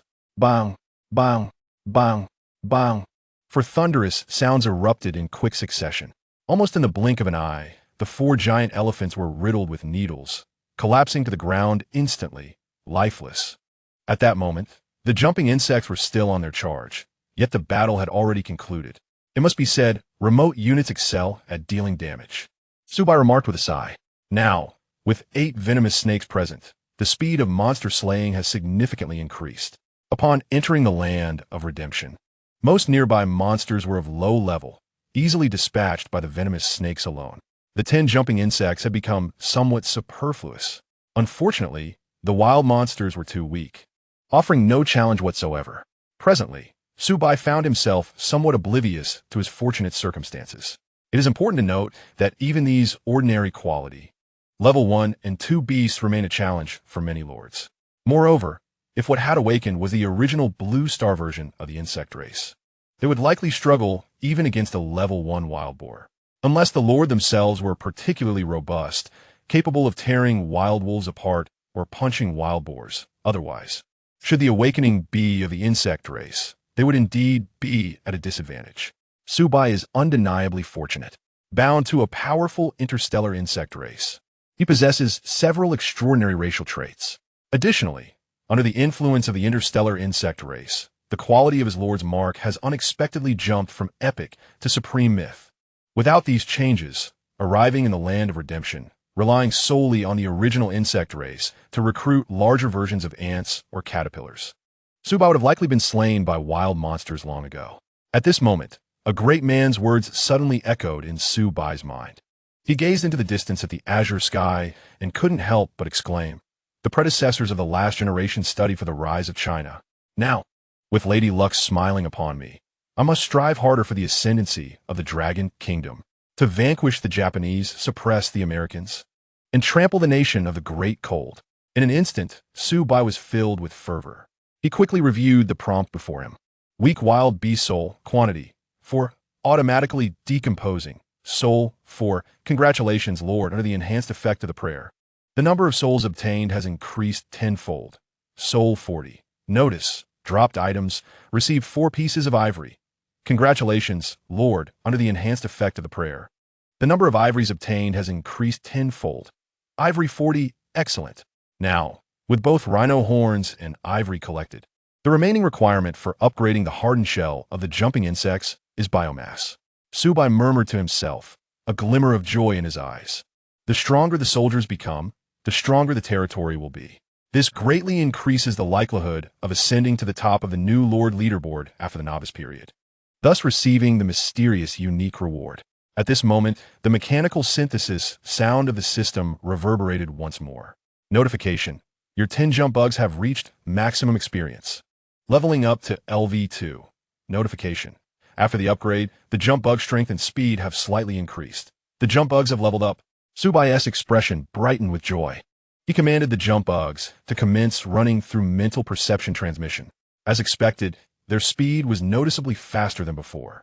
Accumulating small gains leads to significant achievements. Although the jump bugs are low-tier units, their future potential with further leveling will undoubtedly be formidable.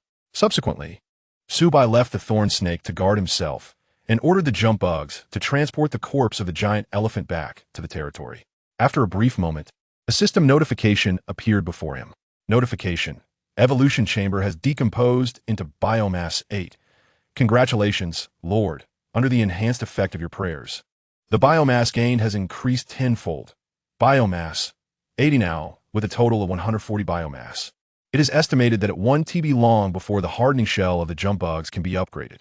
Su Bai's expression brightened, his eyes filled with anticipation. He then recalled the jump bugs and led all the soldiers, protecting the worker bees mining while hunting wild monsters. The half-day passed quite fruitfully. In the blink of an eye, the sky grew dim and the sun began to set in the west. Su Bai, leading the jump bugs, thorn snake, and a large and small worker bee, returned to the territory. He took stock of the afternoon's harvest. He opened the system notification for resource collection. Notification: your juvenile worker bee discovered a micro iron mine, collecting 400 iron blocks. Congratulations, Lord, under the enhanced effect of your prayers. The number of iron blocks acquired has increased tenfold. Iron blocks, 4,000. Notification: your worker bee discovered a small grove, collecting 700 wood. Congratulations, Lord. Under the enhanced effect of your prayers, the number of wood acquired has increased tenfold. Wood, 7,000. Notification: your worker bee discovered a large white boulder, collecting 400 stones. Congratulations, Lord. Under the enhanced effect of your prayers, the number of stones acquired has increased tenfold. Stones, 4,000, such a wealth of resources filled Su Bai with joy. The worker bee's foraging ability was already impressive, and with the prayer buff enhancing it, they were simply invincible. In addition, he also gained Soul 320, Biomass 200, Primary Energy Gem 100. Since he had only killed some low-tier beasts like wild boars and wolves, no other items had dropped. Chapter 25, Night Outing, Mysterious Cave. However, Su Bai was already very satisfied. It was likely that he had amassed quite a bit of resources.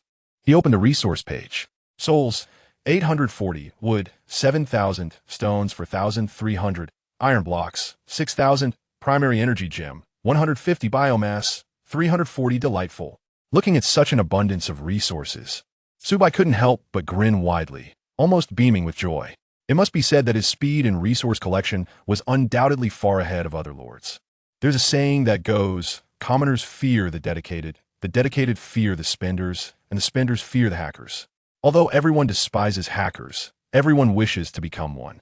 Presently, Su Bai, bound to the Interstellar Insect Race, had his Lord emblem upgraded to the Supreme Myth, obtaining a tenfold enhancement for prayers. Isn't this just the epitome of a hacker? Now, with enough biomass accumulated, he could upgrade the hardening shell of the jump bugs. Su Bai moved his feet and approached the evolution chamber. Opening the evolution sequence, he selected to upgrade. Biomass, 200, rhino horn, 10, ivory, 10. The 10 jump bugs remained stationary, their muscles beginning to surge. 1 minute later, a system notification appeared before him. Congratulations. Lord Su Bai, the jump bugs evolution sequence hardening shell upgrade was successful. He checked the data of the jump bugs for any changes.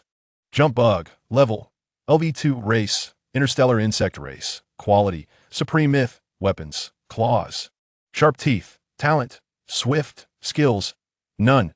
Evolution sequence, hardening shell, an exceptionally tough layer of shell that greatly increases defense, allowing jump bugs to survive longer in fierce battles. Combat power, level 4, loyalty, 100. Description, this small yet fierce dune runner once inhabited the sandy planet Zigash, later assimilated into the swarm to perform vigilance and attack tasks, favoring to rend enemies to pieces with its sickle-like claws and sharp teeth. The combat power has risen from level 3 to level 4.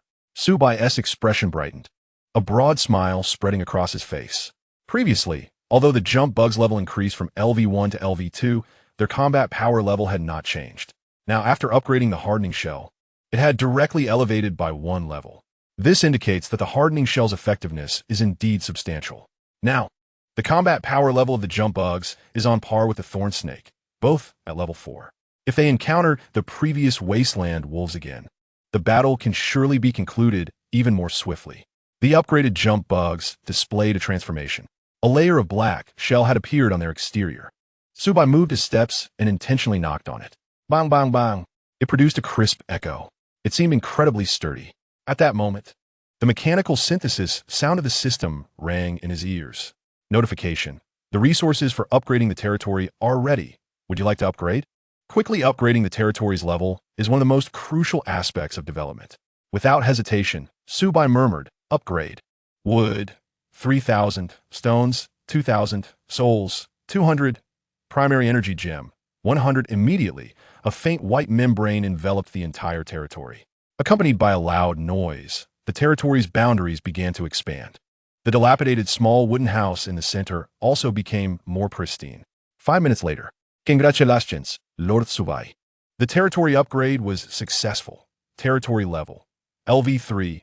Territory area increased by 500 square meters. Excellent. The territory's area has increased by another 500 square meters. This way, as the number of soldiers gradually increases, they can all be accommodated within the territory. Su Bai murmured to himself. This upgrade also allows the buildings within the territory to reach level 3. It must be said that the feeling of rapid leveling up is truly exhilarating. He then checked the information of the upgraded territory. Territory, Su Bai, level, LV3. Area, 1,500 square meters. Completeness, 100. Territory buildings. Level 2 barracks, level 2 manor. Level 1 guard arrow tower, level 1 evolution chamber. Upgrade requirements for 1,000 wood, 2,000 stones, 1,000 iron blocks, 300 souls, 100 primary energy gems, If it weren't for the slight shortfall in primary energy gems, he could immediately continue to upgrade. Su Bai's eyes widened, a hint of fervor shining within. By tomorrow, the territory's level will likely rise by 1 or 2 levels. This astonishing upgrade speed is truly delightful. At this time, other lords are probably just managing to elevate their territories to level 2. Meanwhile, his territory is on the verge of reaching level 4. The only regret is that this time, the territory upgrade did not trigger any special achievements, nor did the system dispense any rewards. However, that is of little importance. Thus far, apart from himself, he had yet to see any other lord trigger achievements that prompted a system announcement. Feeling a bit hungry, Su Bai walked into the manor and munched on 2 sweet corns, consuming half a pound of pork jerky. After satiating his hunger, the last trace of twilight vanished from the horizon. The land of redemption welcomed yet another night. In the pitch-black sky, a full moon slowly ascended. The cold, frosty moonlight cascaded down, casting a faint glow upon the ground. This evening, the sky is devoid of clouds, and the moonlight shines much brighter than it did last night.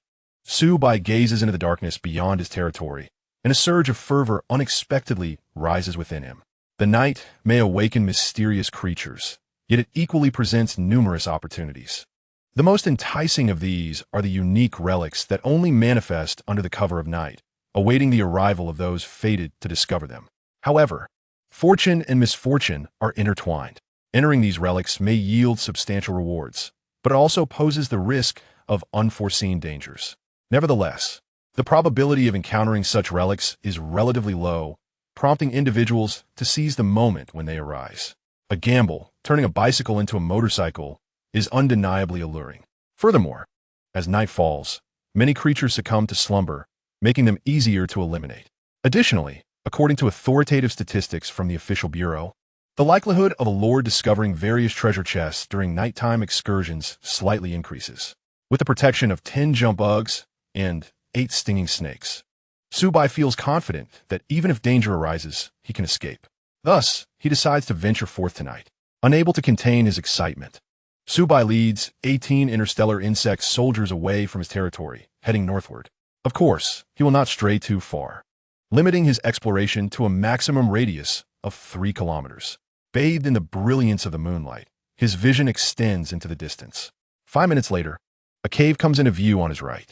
The entrance stands about 3 meters high and 2 meters wide. How curious that I missed this cave during the day. Su Bai Muses. Chapter 26. Jump bugs lure monsters. Guard tower alert observing the faint glimmer emanating from within the cave. A hint of confusion crosses Su Bai's face. Could this be a special relic that only appears at night? No, that cannot be the case. The system would surely provide a prompt upon encountering a relic. Regardless, he cannot let this opportunity slip away. He must investigate the situation within. However, for the sake of caution, Su Bai will not be the first to enter. This is no jest. Carelessly confronting formidable monsters could lead to dire consequences. You 5 proceed into the cave to assess the situation. Remain vigilant and retreat at the first sign of danger. Su Bai commands the 5 jump bugs, who charge into the softly glowing cave without hesitation. Soon, they vanish into the darkness, their forms obscured. Given that it is night, visibility remains relatively poor, illuminated only by the moonlight. The faint glow from within the cave piques Su Bai's curiosity. Could there be something luminous inside? In the next moment, Su Bai's expression shifts to one of alarm. Through his mental perception, he receives a signal from the 5 jump bugs inside the cave. They have encountered an enemy. It seems the foe is formidable. Otherwise, the jump bugs would have swiftly torn to shreds. Retreat. Su Bai commands urgently, leading his soldiers backward. 10 seconds later, the 5 jump bugs burst forth from the cave, pursued by a humanoid monster that resembles a spectral entity. This creature clutches an antiquated oil lamp emitting a dim green light in its left hand and a rusted, long-bladed pair of scissors in its right. Wailing specter, quality, fine, level, LV10 description. A ghost wandering through the night, burdened by a heavy tombstone, seemingly recounting past grievances. Note: immune to standard physical attacks. What ill fortune to encounter a creature that only manifests under the cloak of night as soon as I step outside my territory. Su Bai cannot help but mutter in frustration. I should have consulted the almanac before venturing out today. It was careless of me. The wailing specter. with its fine quality and level of LV-10, poses a challenge. With the aid of 10 jump bugs and 8 stinging snakes, he could still contend with it. However, the most critical issue lies in the warning that follows: immune to standard physical attacks. This completely complicates matters. The jump bugs and stinging snakes rely on physical attacks, as does the semi-automatic pistol at his side. None of these can inflict damage upon the Wailing Spectre. Withdraw, Su Bai shouts, pivoting and leading the jump bugs and stinging snakes back toward the safety of his territory. As for the cave, he must forego further exploration. Survival takes precedence. The Wailing Spectre emits a chilling wail, raising its long-bladed scissors and pursuing closely behind. When faced with danger, the stinging snakes instinctively unleash their bone needles in retaliation. Whoosh, whoosh, whoosh. Predictably, the bone needles pass through the Wailing Spectre as if they were mere air, leaving no ripple in their wake, embedding themselves in the ground. Run, run, run. Your attacks are futile against it, Su Bai urges, sprinting ahead and communicating his orders to the stinging snakes through mental perception.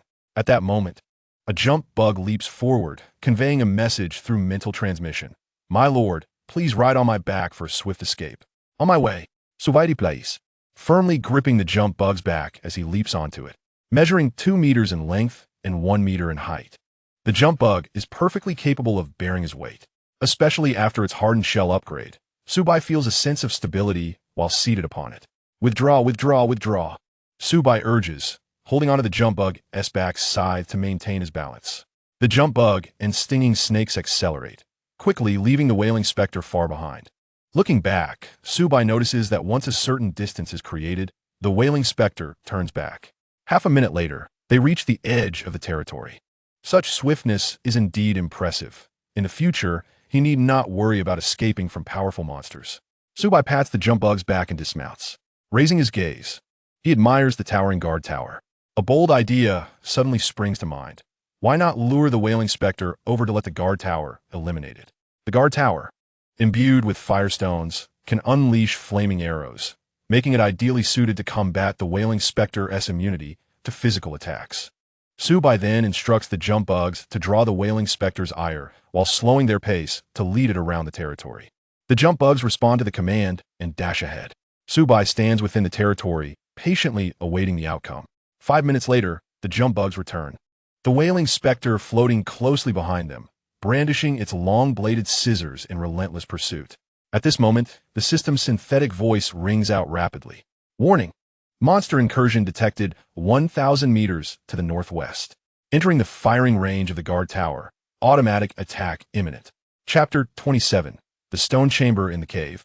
The ritual of summoning spirits in the next instant. The guard tower undergoes a transformation. The firestones atop it emit a vibrant red glow, and soon, a multitude of fiery arrows coalesces.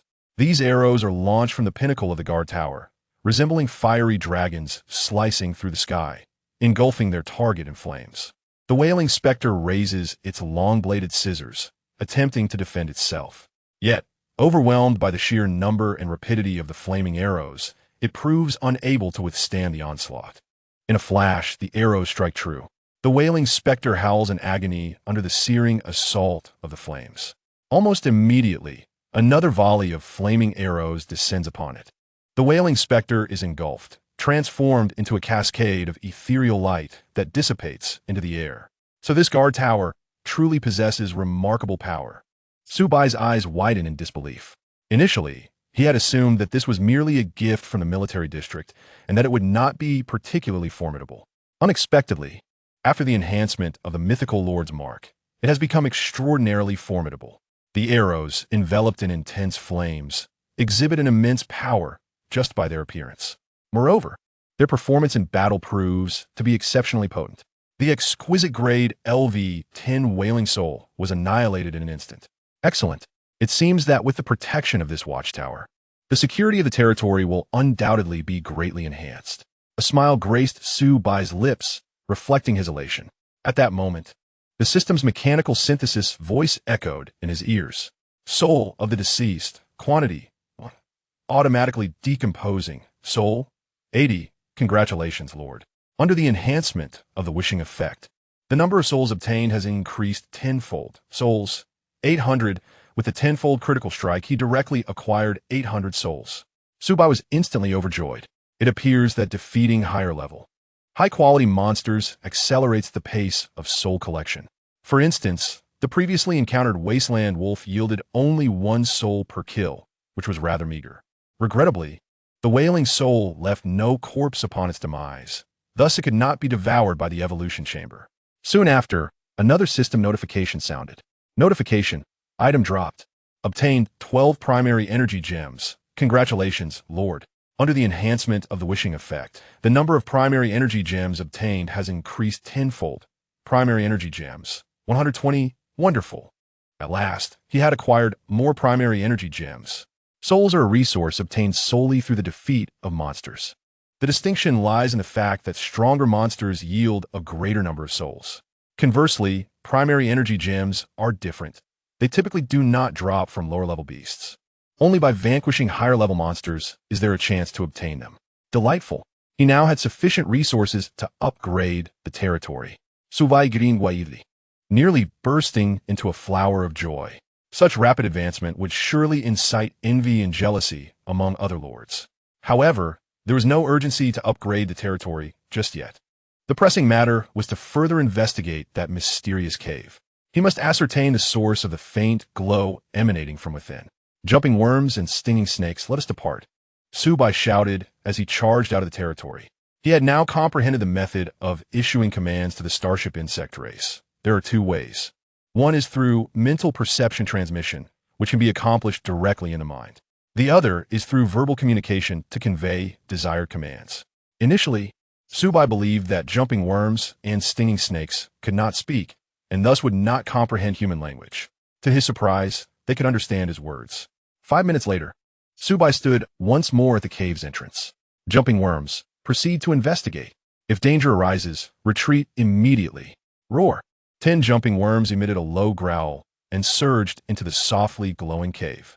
This time, they encountered no monsters. After a brief wait, the 10 jumping worms returned. Seeing this, Su Bai cautiously entered the cave, shielded by the dual protection of the stinging snakes and jumping worms. After walking for about 3 minutes, the surroundings grew increasingly illuminated, casting a clear light on the path beneath his feet. How intriguing! There must be something extraordinary hidden within. Otherwise, it would not emit such a radiant glow without reason. Su Bai quickened his pace. 1 minute later, he entered a brilliantly lit, artificially carved stone chamber, its walls thick with dust and cobwebs. At the center stood an altar, the bright light emanating from it. Beside the altar lay a skeletal frame. Perhaps the earlier wailing soul in the cave originated from this very place. This chamber must have been excavated by the natives of the land of redemption. Su Bai murmured to himself, a contemplative expression in his eyes. The natives of the land of redemption, the indigenous forces here, are emphasized in the curriculum of schools and military districts. New lords entering the land of redemption must not provoke them, lest they invite catastrophe. Of course, not all indigenous forces are malevolent or hostile. Some are peaceful and never instigate conflict with human lords. If a human lord proves exceptionally strong, they may even recruit the indigenous forces to join their territory. Indeed, if one reaches a certain level of strength, the natives may proactively seek to ally with them. However, all of this seemed distant for Su Bai at present. He stepped forward, approaching the altar. Upon it rested an ancient tome, exuding a faint glow. A book? Su Bai whispered to himself. He extended his arm and grasped it. As he focused, its information materialized before him. Tome of Spirit Summoning. Quality: unknown, single-use item. Description: communicate with mysterious forces, tear through dimensional space, and upon use, randomly recruit a hero of the same race. Chapter 28. Blade Queen. The cold and ruthless lady, the ability to randomly recruit a hero of the same race. This tome of spirit summoning possesses such extraordinary capabilities. Su Bai was overcome with joy, a broad smile illuminating his face. In the land of redemption, the initial barracks can only recruit soldiers, not heroes. Typically, to acquire a hero, one must possess a specialized building. Yet, he had discovered a tome that could be used to recruit heroes within this cave. What incredible fortune! It must be acknowledged that exploring at night has its significant advantages. During the day, the cave's location is exceedingly concealed, hardly noticeable to the naked eye. Only at night, devoid of sunlight, does the faint glow emanating from the cave catch attention. The soldiers of the starship insect race are already so formidable. One can only imagine that their heroes would be 10 or even 100 times stronger. Su Bai's expression was one of excitement, a mixture of hope and trepidation in his eyes. After all, the tome of spirit summoning's function is random recruitment. Should he summon a hero of inferior strength, it would indeed be disappointing. Nevertheless, Su Bai had faith in his luck, confident that it would not fail him. Moreover, there are no weaklings among the starship insect race. Even a subpar hero would undoubtedly possess formidable combat prowess. Jumping worms, stinging snakes, return to the territory with me. At this moment, Su Bai was no longer inclined to explore further. His thoughts were solely focused on recruiting a hero. It felt as if a cat were incessantly scratching at his heart, as he eagerly anticipated what kind of starship insect hero he would summon next. Jumping worms, come here. As soon as he finished speaking, one jumping worm leapt forward. Su Bai supported himself against its shell and mounted it. The jumping worm was a steed, swift and steady, an excellent choice. Let us depart, return. Su Bai Vejovith. Surrounded by the jumping worms and stinging snakes, he swiftly exited the cave and raced toward his territory. Shortly thereafter, within the territory, Su Bai retrieved the tome of spirit summoning from his storage space, inhaled deeply, and hoped that Lady Luck would smile upon him once more, granting him a powerful hero. Now, let the recruitment begin. The tome of spirit summoning then levitated in midair, radiating a brilliant dark purple light. The space began to warp, exuding an aura of darkness. In the next moment, the tome transformed into countless dark purple lines, converging into a glowing portal of space. The momentum was astounding. Su Bai's clothes fluttered as if caught in a breeze, a testament to the extraordinary nature of this portal. At this moment, his heart raced, with his pulse quickening to the point of feeling it in his throat. The commotion was considerable. If I were to encounter a mere weakling, it would indeed be disheartening.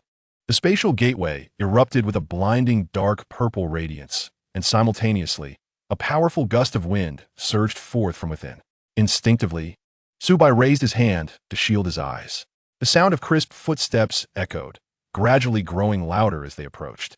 Ignoring the impact of the airflow, Su Bai quickly lowered his hand and gazed ahead. A tall woman emerged from the spatial portal, striding forth with an air of elegance. Her legs were long and powerful, while her hair resembled branches, and her fingers transformed into retractable claws. With a prominent nose, exquisitely shaped lips radiating an alluring sheen, and pale golden eyes that exuded both sanctity and seduction, she was indeed captivating. Most striking were the razor-sharp bone wings extending from her back, rendering her presence both formidable and enchanting. At that moment, Su Bai's pupils constricted, revealing a hint of astonishment. This was truly unexpected. The hero of the interstellar insect race was not a fearsome creature, but rather a cool and alluring woman. However, he found himself quite taken with her. Surely, she could communicate in the human tongue? After spending days in the land of redemption, accompanied only by a swarm of jumping insects and stinging snakes, he longed for conversation. Everything he did felt like a monologue, and he was nearly at the brink of suffocation from boredom. At this moment, the alluring woman approached Su Bai. As the spatial portal gradually faded into twinkling starlight, dissipating into the air. Blade Queen, name, Shala Kerrigan, hero, unique, level, LV1 race, interstellar insect race, quality, mythical, weapons, razor claw melee, bone wing melee, psionic shockwave, ranged attack, talent, heart of the insect race. The valor of the Blade Queen inspires the insect horde, increasing the combat power of the interstellar insect race by 10 within a 1,000-meter radius. Skill, kinetic shock, detonates psionic energy to inflict significant damage on target units from distance. Combat power, level 9, loyalty, 100 description, I am the swarm. The swarm never rests. The world burns beneath my feet. The Blade Queen, who has slaughtered countless star systems when leading the swarm into battle. No one in this universe can withstand her might.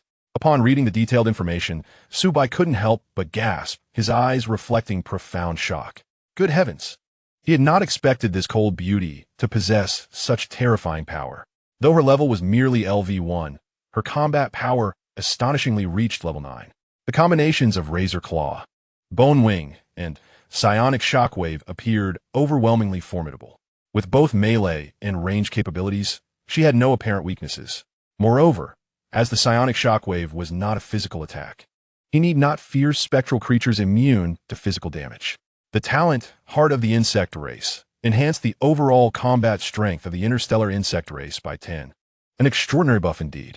The skill Kinetic Shock also appeared quite impressive based on its description. Truly, the Interstellar Insect Race was formidable, capable of recruiting such a monstrous hero. In contrast, the heroes of the human and beast races lacked such overwhelming prowess. It must be said, Su Bai had stumbled upon a treasure this time. The title of Blade Queen was indeed befitting, and the phrase "the world burns beneath my feet" was undeniably majestic. He also noted that heroes were unique and bore their own names, a significant distinction from ordinary units. Then, the mechanical voice of the system resonated once more. Detected Lord's mark as Supreme Mythical, Blade Queen's quality is upgrading. Congratulations, Lord Su Bai. Your hero Blade Queen has upgraded to Supreme Mythical quality. Perfect. This was indeed impressive. The quality had reached its maximum level. Upon rechecking the information of the Blade Queen, he discovered her combat power level had risen to 10. The talent Heart of the Insect Race had also been enhanced, increasing the combat power of the Interstellar Insect Race from 10 to 15. The Blade Queen's prowess had ascended to new heights. Instantly, Su Bai's joy intensified, his lips nearly curling into a smile. He stepped forward and initiated a greeting. Greetings, Kerrigan. Welcome to the land of redemption. Kerrigan's brow twitched slightly, and she replied with a melodious voice, My lord, do you have any commands? Your queen is listening. Su Bai was momentarily taken aback. The situation was rather perplexing. Kerrigan referred to him as my lord, yet simultaneously called herself your queen. Could it be that the Blade Queen was a submissive? His thoughts raced, pondering the implications. My lord, Kerrigan's eyes gleamed with curiosity. Apologies, I was momentarily distracted. Su Bai spoke rapidly, hastily asking, By the way, from where do you hail? I come from the distant Pulik-Star region. As she spoke, a look of reminiscence flickered in her beautiful eyes. Is your psionic shockwave a form of magic or a type of martial energy? Su Bai Wayith. Magic? Martial energy? Were those? Kerrigan shook her head and continued, Psionic energy is a form of superpower, akin to the force of the universe. Once mastered, it can unleash tremendous power in battle. Now he understood. It was indeed essential to familiarize himself with the capabilities of the Blade Queen. This knowledge would enable him to devise appropriate strategies against various foes. Can your bone wings allow you to fly? Su Bai asked again. Short distances and for brief durations. At a certain altitude, Kerrigan replied. Su Bai nodded. It appeared that the primary function of the bone wings was to assist in combat or to navigate complex terrains swiftly. Of course, they could also provide Kerrigan with unparalleled speed and adaptability. At this moment, Kerrigan, at level LV1, possessed only the skill Kinetic Shock. As she leveled up in the future, she would undoubtedly unlock new skills. This basic knowledge of heroes had been covered in theoretical courses at school and within the military district. Presently, Kerrigan's combat power stood at level 10. Slaying any monster of level 10 or below, regardless of quality, would pose no challenge at all. Moreover, with her formidable attack methods and skills, even creatures of higher levels would likely fall before her. As she advanced in level, Kerrigan would undoubtedly become a colossal and powerful presence. Su Bai's confidence in dominating the land of redemption surged. Kerrigan, rest well tonight. We shall venture out to hunt tomorrow. At your command, my lord. Kerrigan replied with a mischievous smile, exuding an alluring aura. Su Bai was momentarily stunned, his heart racing. Was this truly the Blade Queen who had slaughtered countless star systems? She seemed merely an enchanting woman.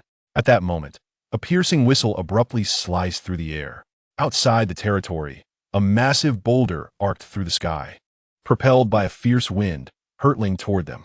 The next second, with a resounding crash, the boulder struck the protective barrier, shattering into countless small stones that scattered across the ground. Could it be a monster assaulting the territory? Su Bai turned and focused his gaze.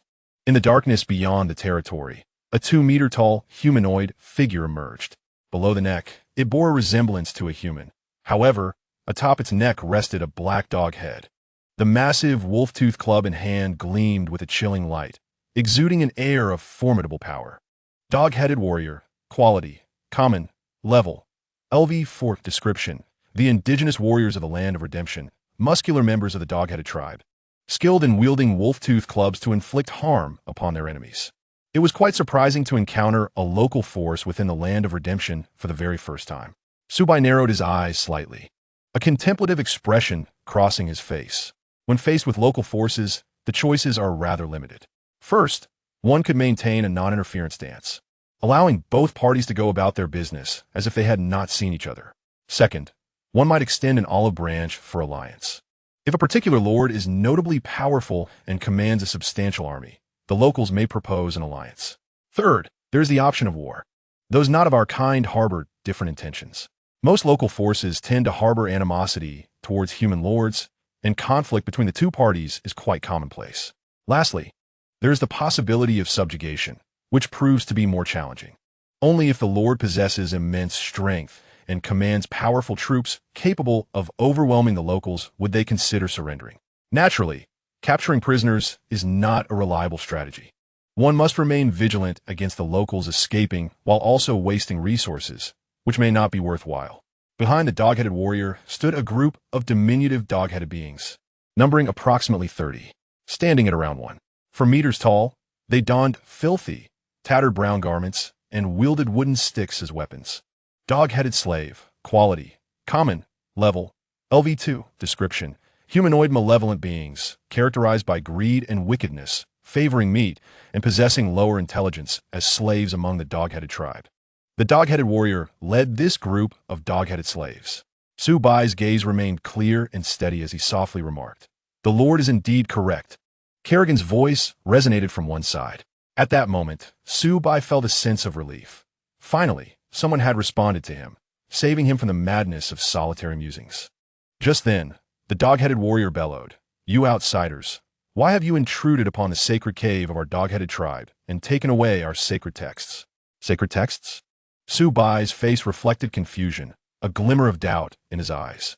It soon dawned upon him that the sacred text the dog-headed warrior spoke of must refer to the hymn of summoning.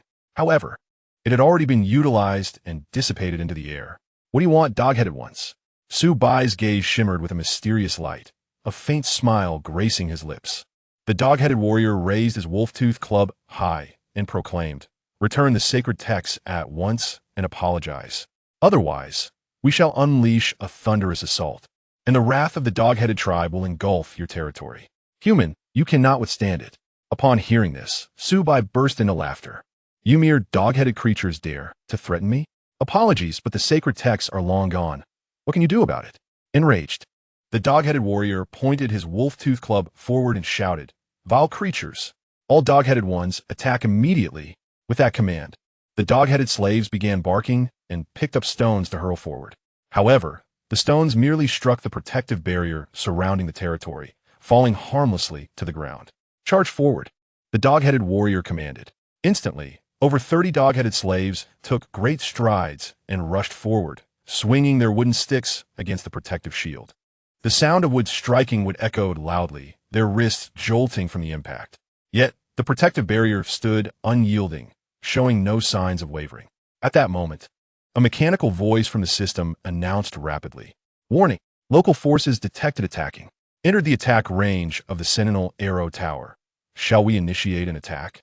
Against beasts and monsters, the Sentinel Arrow Tower would automatically engage. However, when faced with local forces and indigenous beings, it would first consult the Lord before confirming an attack. This aspect was indeed quite intelligent. Su Bai initially harbored some concerns. Should he grow in power and dominance, and local forces sought to ally, the Sentinel Arrow Tower's automated attacks might result in collateral damage. Now, upon seeing these prompt notifications, he felt a sense of reassurance.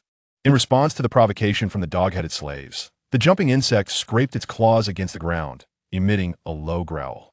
The stinger stood tall, fully prepared for battle.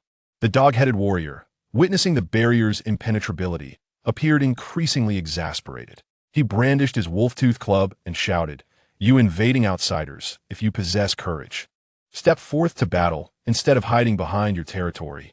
Su Bai stood firm, a smile playing on his lips. "You dog-headed ones have come to my doorstep. My Sentinel Arrow Tower is not merely for show." Facing these level 2 dog-headed slaves, the jumping insect could easily crush them. Yet, the current situation made it evident that utilizing the Sentinel Arrow Tower for an attack was the optimal choice. Arrow Tower, engage, Su Bai murmured under his breath. In the next moment, the flame stone atop the Sentinel Arrow Tower emitted a brilliant red glow. Numerous flame arrows converged, searing through the air towards their target. With a whoosh, the area where the enemies gathered was engulfed by flames. Any dog-headed slave struck by an arrow was instantly engulfed in fierce flames, unleashing a chorus of anguished cries. The surviving dog-headed slaves were filled with terror, unable to withstand the onslaught of the flame arrows. In a single volley, numerous bodies fell lifeless to the ground. The remaining dog-headed slaves, now gripped by fear, hastily turned to flee. "Do not panic! Do not panic!" the dog-headed warrior shouted, attempting to rally his troops. However, the dog-headed slaves were inherently timid. They could manage a fight when the odds favored them, but when faced with an insurmountable challenge, their courage evaporated, leaving them devoid of any will to fight. After struggling for a moment, the dog-headed warrior finally shouted, "All dog-headed ones, retreat at once." Planning to escape? "It won't be that easy," Su Bai sneered, commanding, "Jumping insect, pursue the enemy." "I shall." Kerrigan's gaze sharpened, her battle spirits soaring. "No enemy shall escape my grasp." With that declaration, she bent her legs and surged forward. Her bony wings flapped, producing a sound akin to the air being torn apart. With a powerful leap, she soared high, her wings spread wide, prolonging her time in the air. In a mere instant, she had closed the distance of several meters. Targeting the leader, it appeared that Kerrigan aimed for the dog-headed warrior. Su Bai observed the unfolding scene, murmuring to himself. In the next moment, Kerrigan accelerated once more, closing in on her target. The dog-headed warrior's expression turned to one of alarm as he swung his wolf-toothed club downward in a desperate counterattack. Simultaneously, he cried out, "Someone, come quickly to assist." Yet, the dog-headed slaves, terrified by the pursuit of the flame arrows, had already scattered in panic, abandoning their leader. Kerrigan lunged forward, her bony wings sweeping through the air, glinting with a chilling light. Like slicing through tofu, the wolf-toothed club was effortlessly severed into two pieces. Then, with razor-sharp claws, she seized the dog-headed warrior by the throat. No matter how he struggled, escape was futile. Kerrigan's gaze turned icy, her grip tightening. The dog-headed warrior's throat shattered, his lifeless head hanging limply. With a casual toss, she discarded him aside, declaring, "Such presumption." With their leader slain, the remaining dog-headed slaves descended further into chaos, each wishing they had 2 more legs to flee faster. "They shall all perish." In Kerrigan's eyes, a sinister glimmer flashed, reflecting the chilling, spectral light. With the agility of an arrow, she surged forth, twisting and leaping with grace. Each time she unleashed her razor-sharp claws, a dog-headed slave met its demise. Some managed to flee a greater distance, but Kerrigan extended her hand, gently pushing forth a psychic shockwave that, with unparalleled speed, dispatched them instantly. In no time, none of the invading dog-headed creatures survived. All lay lifeless. The battle concluded. Kerrigan dusted off her attire and, with an elegant stride, returned. Observing this cold, formidable warrior who had slaughtered so ruthlessly, Su Bai's eyes widened in astonishment, exclaiming, "Truly remarkable." The Blade Queen not only possessed formidable combat prowess, but also a keen tactical mind. First, she eliminated the enemy commander, swiftly slaying the dog-headed warrior. Then, with lightning speed, she eradicated the dog-headed slaves. In close combat, she wielded her razor-sharp claws and bone wings, while her ranged attacks unleashed psychic shockwaves. This was simply invincible. Moreover, her combat style flowed like water, revealing a brutal aesthetic, radiating brilliance, and showing no mercy. It was akin to a ballet of battle, a poetic tableau drenched in blood, offering a striking visual sensation. The enemy was far too weak. I had barely exerted myself before the fight ended. Kerrigan smiled enchantingly, her eyes reflecting a calm confidence. Feeling her unwavering strength, Su Bai instantly felt an overwhelming sense of security. With such a powerful Blade Queen by his side, what fool would dare approach him? At that moment, the system's mechanical, synthesized voice echoed in his ears. Dog-headed warrior's soul, quantity 1, automatically disassembling, soul 20. Congratulations, Lord. Under the enhanced effects of your wish, the number of souls gained has increased tenfold. Soul 200. Dog-headed slave souls, quantity, 34. Automatically disassembling, soul, 68. Congratulations, Lord, under the enhanced effects of your wish. The number of souls gained has increased tenfold. Soul, 680. Su Bai was filled with joy. What a bounty of souls. Typically, this resource is considerably rarer than wood or stone, especially for a newly appointed lord in the land of redemption, where troop strength is limited and power is lacking. Rapidly accumulating souls is no easy feat, however. With a tenfold buff, each creature he vanquished was as if he had slain 10. The speed of soul accumulation was remarkably swift. After this battle, it seemed the local forces were not as formidable as they appeared. Su Bai laughed heartily, his eyes brimming with delight. Chapter 31. Where should I sleep, my lord? Subsequently, Su Bai commanded the jump worms to transport the dog-headed corpses near the territory. The system's voice chimed in as expected. Notice, detecting dog-headed corpses, shall the evolution chamber commence devouring. Devour. Su Bai Guispeth. The dark purple framework of the evolution chamber began to stir. A massive fissure opened in its writhing surface, drawing in the corpses of the dog-headed slaves and warriors, consuming them entirely. Notice, evolution chamber has decomposed into biomass. 38. Congratulations, Lord. Under the enhanced effects of your wish, the biomass gained has increased tenfold. Biomass, 380. Excellent. With this, I should be able to unlock a new evolution sequence and potentially upgrade directly. Su Bai nodded with satisfaction, a smile gracing his face. After the evolution chamber's consumption, the surrounding area was left devoid of dog-headed corpses. The view finally appeared clean and refreshing once more. Undoubtedly, the evolution chamber served a vital function in corpse disposal. Otherwise, given time, those bodies would surely decay and emit an unbearable stench. At that moment, the system's voice rang out again. Notice, the resources for territory upgrade are complete. Shall we proceed with the upgrade? Another upgrade opportunity. Su Bai's expression brightened. He checked the resource page. Souls, 2,320. Wood, 4,000. Stone, 2,300. Iron blocks, 6,000. Primary energy gem, 170. Biomass, 520. Wow. Unbeknownst to him, he had amassed such a wealth of resources. The tenfold buff was indeed tremendously useful. Otherwise, it would have been impossible to gather hundreds or even thousands of various resources so swiftly. Upgrade the territory. Su Bai silently commanded. Wood, 4,000. Stone, 2,000. Iron blocks, 1,000. Souls, 300. Primary energy gem, 100. Soon, the entire territory was enveloped in a soft white glow. The area of the territory began to expand, the protective membrane stretching outward. During the wait, Su Bai's mood soared with joy. Having only arrived in the land of redemption 2 days prior, his territory had already reached level 4. Such rapid progress was unprecedented. With the enhancement of the buff, his development speed was tenfold compared to others. Additionally, with the might of the Interstellar Zerg, that speed could potentially increase several-fold or even more. This year, the top position on the new Lord leaderboard must be his. Reaping that unique, mysterious reward was one aspect, but it was also to show nations like the United States, Japan, and the great cold underworld that the lords of Longwo were not to be trifled with. The resurgence of Huaxia begins today. With this thought, Su Bai felt invigorated, brimming with boundless energy. 5 minutes passed in a flash. Congratulations, Lord Su Bai. Territory upgrade successful. Territory level has reached LV4. Territory area increased by 500 square meters. Excellent. Excellent, excellent.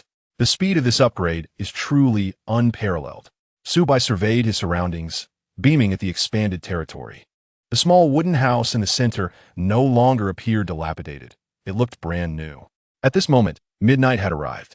The moon hung low in the west, and stars filled the sky. My lord, where should I sleep? Kerrigan stepped forward, inquiring. Let me think. Su Bai scanned the territory. The jump worms and sting serpents were resting directly on the ground. Although Kerrigan was part of the Interstellar Zerg, she was no different from humans. It was simply inappropriate to have such a powerful blade queen sleep outside. Moreover, as a cold and beautiful warrior, Su Bai felt reluctant to make her sleep on the floor. Ultimately, his gaze settled on the small wooden house in the center. Kerrigan, the territory is still in its developmental phase, and conditions are rather rudimentary. You can only share the bed with me in this room. I shall comply with your arrangements. My lord, Kerrigan nodded without hesitation. Follow me. Su Bai stepped into the small wooden house.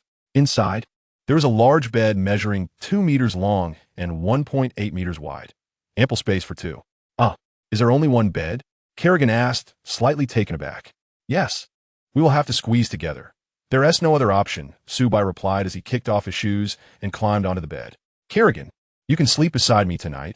It will be convenient for you to protect me at any moment, allowing me to rest more peacefully. My lord, with me here, no one can harm you. Kerrigan lay down on the other side of the large bed, her long legs straightened. The rhythmic sound of her breathing filled the air. And when Su Bai turned to glance at her exquisite profile, a profound sense of security surged within him once more. With the Blade Queen as his personal bodyguard, even after the novice period, he need not worry about any dangers when the protective membrane surrounding the territory faded. Thus, with excitement in his heart, Su Bai drifted into slumber. A peaceful night passed. The next day, morning arrived. As the dawn began to break, the eastern sky shimmered with a pale light. Su Bai slowly awakened, and as soon as he opened his eyes, a system announcement automatically appeared before him. Announcement, esteemed newly appointed lords. Today marks the 3rd day of your arrival in the land of redemption. Announcement, as the strength of your territories increases, you will attract the attention of the local forces. The indigenous inhabitants. Whether to embrace war or peace is entirely at your discretion. In an instant, Su Bai sat up, his mind becoming remarkably clear. With the passage of time, not only wild beasts and monsters emerged, but even the indigenous forces appeared in succession. However, the notion of peace is seldom easily attained. Should the local forces dare to infringe upon my territory, I shall undoubtedly strike them down with swift and merciless force. Su Bai's gaze was sharp, his voice low and resolute. If one does not provoke me, I shall not retaliate. Yet, if these natives extend a hand of friendship, Su Bai would certainly welcome the opportunity for peaceful coexistence. After all, he is not a bloodthirsty individual. But if these natives harbor hostility, they must be eradicated without leaving a trace to prevent future troubles. Swift and relentless, I favor such a commanding lord. Kerrigan rose, a hint of a smile gracing her lips, her voice melodious like a nightingale. One day, the world shall burn beneath our feet. Su Bai laughed heartily. Striding out of the wooden cabin, Kerrigan's brow twitched, her eyes sparkling with excitement. Meanwhile, on the other side of the land of redemption, Bai Mengyu stood at the entrance of the barracks, murmuring to herself, I hope to recruit stronger soldiers today. This way, I can quickly develop my territory during the novice period. Once the novice phase concludes, I can dispatch troops to support Su Bai. Chapter 32, Recruitment from All Sides. Orc Pig Riders. At this point, she furrowed her brow and thought, wait, that Su Bai is the first among all the newly appointed lords to elevate his territory to level 2. He must be hiding some secrets to gather resources so swiftly. Even deceiving your childhood friend. When I return to the military district, I must interrogate you rigorously to reveal your secrets. With that, Bai Mengyu couldn't help but smile, revealing 2 adorable dimples. The hidden strength of Su Bai brought her immense joy. Surviving the novice phase and returning to the military district to reunite with Su Bai was her most fervent desire. In the fleeting moments of her thoughts, 6 blood elf swordsmen wielding elegant elven swords emerged from a barracks. Although she had not recruited any new troop types, the blood elf swordsmen were formidable, bringing her total number of soldiers to 16. Bai Mengyu nodded slightly, her eyes not betraying any disappointment. After all, the blood elf swordsmen excelled in combat, perfectly complementing the blood elf archers to create a unique synergy. Yesterday, she had recruited 4 blood elf swordsmen, and today, the number had increased by 2, a commendable achievement. Sisters, follow me to slay monsters, Bai Mengyu commanded, leading her squad of female elven soldiers out of the territory. A few scattered wild boars and wolves, upon noticing the 10 blood elf swordsmen and 6 blood elf archers, did not dare to approach and fled at once. It seems we are indeed quite formidable. A smile graced Bai Mengyu's lips as she continued onward. They swiftly dispatched 7 or 8 low-level beasts. Undoubtedly, the wild boars, wolves, and mutated tigers were quickly slaughtered by the blood elf swordsmen. Excellent. Let's maintain this momentum, Bai Mengyu exclaimed with enthusiasm.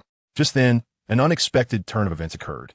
From the thicket ahead, over 20 humanoid creatures suddenly emerged.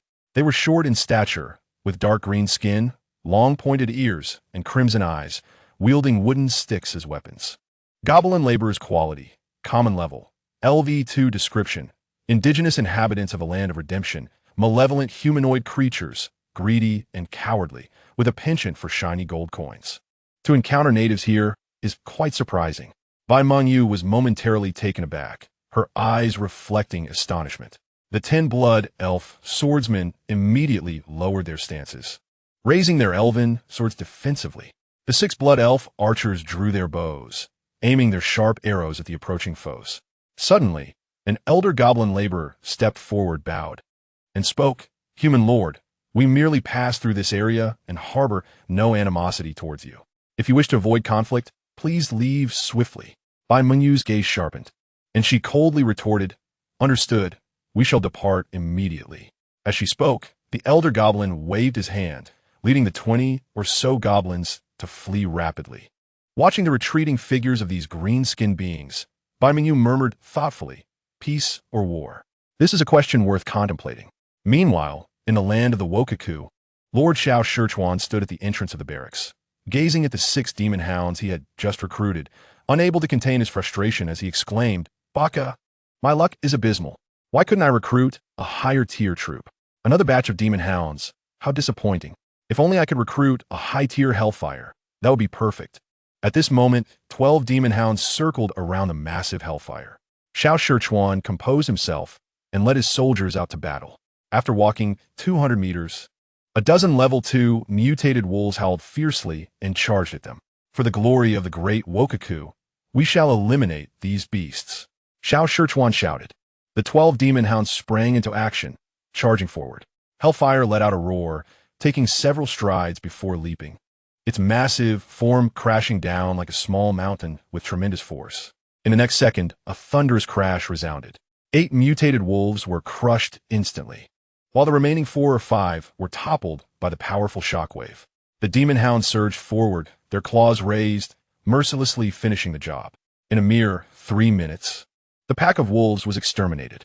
"Ha! The troops of the demon clan are indeed immensely powerful," Xiao Shichuan declared triumphantly, excitement gleaming in his eyes. Just then, the mechanical voice of the system rang in his ears. "Notification. Your high-tier troop, Hellfire, has reached maximum experience and leveled up to LV2. Notification. Upon leveling up, Hellfire's strength, speed, and fire attack power have received a slight enhancement. Yoshi, Hellfire has leveled up, becoming even more formidable in combat. As a legendary lord, I must strive forward, contributing my strength to the Empire and firmly suppressing the lords of the Dragon Kingdom, the Great Cold Kingdom, the Bear Country, and the United States. Under the illumination of the Bushido spirit, the great Wokaku shall ascend to unparalleled heights." Xiao Shichuan gazed fervently at the sun in the sky. On the other side of the land of redemption, Zhao Xiangtian stood at the entrance of the barracks, looking at the system information before him. Notification. The free recruitment count for the barracks has been refreshed. Current free count, 1. Today I must recruit a formidable troop. If it's another batch of beastmen infantry, I might just vomit. Zhao Xiangtian murmured, his face filled with anticipation. Under his watchful gaze, a green-skinned orc mounted on an iron-clad pig, wielding a long-handled battle axe, emerged from the barracks. Orc boar riders, level, LV2, race, orc, quality, epic, weapon, poleaxe, equipment, leather armor, mount, armored boar, talent, skill, savage charge. The armored boar enters a charging state, delivering a powerful impact against all obstacles with its hard head. Combat power, level 2, loyalty, 85. Introduction, only those orcs with exceptional riding skills can become boar riders. They are fierce in battle, and the defensive and impact capabilities of their mounts, the armored boar, are unparalleled. At that moment, Zhao Xiangtian was filled with joy. He had finally recruited a new unit. Soon after, the system notification echoed once more. "Congratulations, Lord Zhao Xiangtian. The newly recruited unit, Orc Boar Riders, has received an epic upgrade, increasing their number to 4. Immediately, 3 more Orc Boar Riders emerged from the barracks. Chapter 33. Following the clue to the Doghead Village. Wonderful. This time, the recruitment yielded cavalry, which would surely unleash formidable combat power. Moreover, they came equipped with a skill, Savage charge. If the orc boar riders could form a large unit and charge at the enemy simultaneously, they would undoubtedly inflict tremendous damage. Zhao Xiangtian was brimming with excitement, his eyes sparkling with confidence. With the orc boar riders now at his disposal, he felt emboldened to strive for a position within the top 100, or even the top 10 of the newly ranked lords. Let us go. Let us venture forth to slay monsters. Zhao Xiangtian, full of vigor, led the orc infantry and boar riders out of the territory. Meanwhile, he mused that Su Bai, even if fortune favored him and he managed to level up his territory to level 2, he would still be outclassed by his 11 powerful orc soldiers, whose overall strength greatly surpassed his own. However, they were classmates after all. He hoped Su Bai could navigate the beginner phase well. That way, he could witness just how powerful the orcs truly were. Notice, free recruitment attempts in the barracks have refreshed current free attempts. 1. Observing the information before him. Su Bai chose not to rush into recruitment. At present, the worker bees and young worker bees had already ventured forth to gather resources. It would be wiser to wait until the afternoon, gather sufficient resources to upgrade the barracks, and then recruit soldiers. This would ensure that the soldiers' initial levels would be higher. Kerrigan, let us venture forth to slay monsters. Su Bai waved his hand grandly, leading the blade Queen Kerrigan, 10 jumping bugs, and 8 stingers out of the territory and heading northward. Today's expedition felt entirely different from the previous 2 days. The reason, of course, was the presence of the Blade Queen Kerrigan by his side. This extraordinary hero not only possessed immense strength, but also stood tall and strikingly beautiful. Having such a cool and aloof companion was infinitely better than facing the silent jumping bugs and stingers. At the very least, he had someone to converse with, preventing a sense of suffocation. Kerrigan, might you teach me about your psychic energy? Su Bai suddenly inquired. If he could learn such potent powers, it would be immensely gratifying. A long-range psychic shockwave to vanquish foes would far surpass the effectiveness of his semi-automatic pistol. Psychic energy is an innate gift, and its lethality can only be enhanced through skill mastery and technique. Kerrigan paused for a moment before continuing.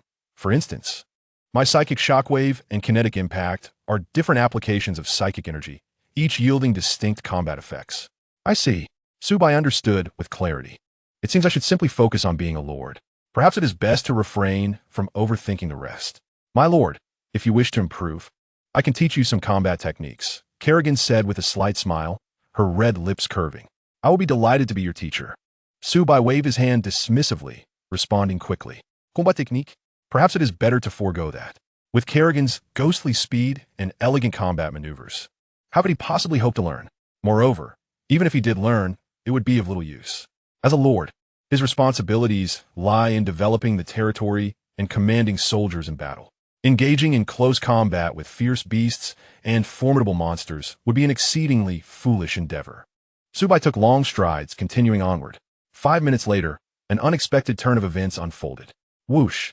Dozens of stones came hurtling down from the sky towards them. In response to the attack, the stingers reacted instantly. Their bodies rose high, and the bone plates beneath their shells opened, launching countless sharp bone needles. In the blink of an eye, the stones crashing down were shattered into pieces, scattering across the ground. Enemy attack. Prepare for battle. Su Bai shouted, a stern expression crossing his face. Looking ahead, he spotted a group of diminutive doghead slaves, brandishing wooden clubs and barking incessantly. More dogheads? It seems these natives have taken an interest in them. Su Bai narrowed his eyes, a glimmer of malice flickering within. I shall take care of them. Kerrigan's gaze sharpened, her eyes glinting with a sinister light. Wait, Su Bai interjected. There are over 30 doghead slaves, but he was unfazed. All are LV2, low-quality weaklings. There is no need for Kerrigan to intervene. The jumping bugs could easily crush them. However, this time, Su Bai intended to strike at the heart of the matter. He planned to obliterate the doghead's territory completely. With a thought, he conveyed a command through his perception to the 10 jumping bugs. Securely latch onto the doghead slaves.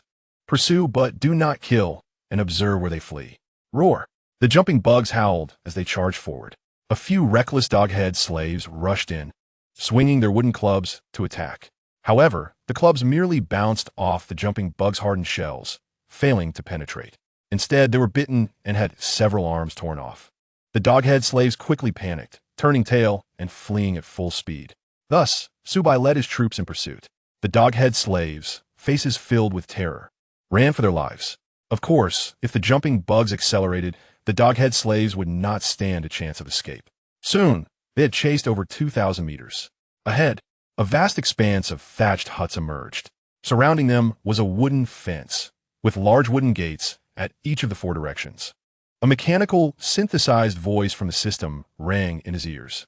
Notice, ahead lies a doghead village, a local force of the redeeming land. Please proceed with caution.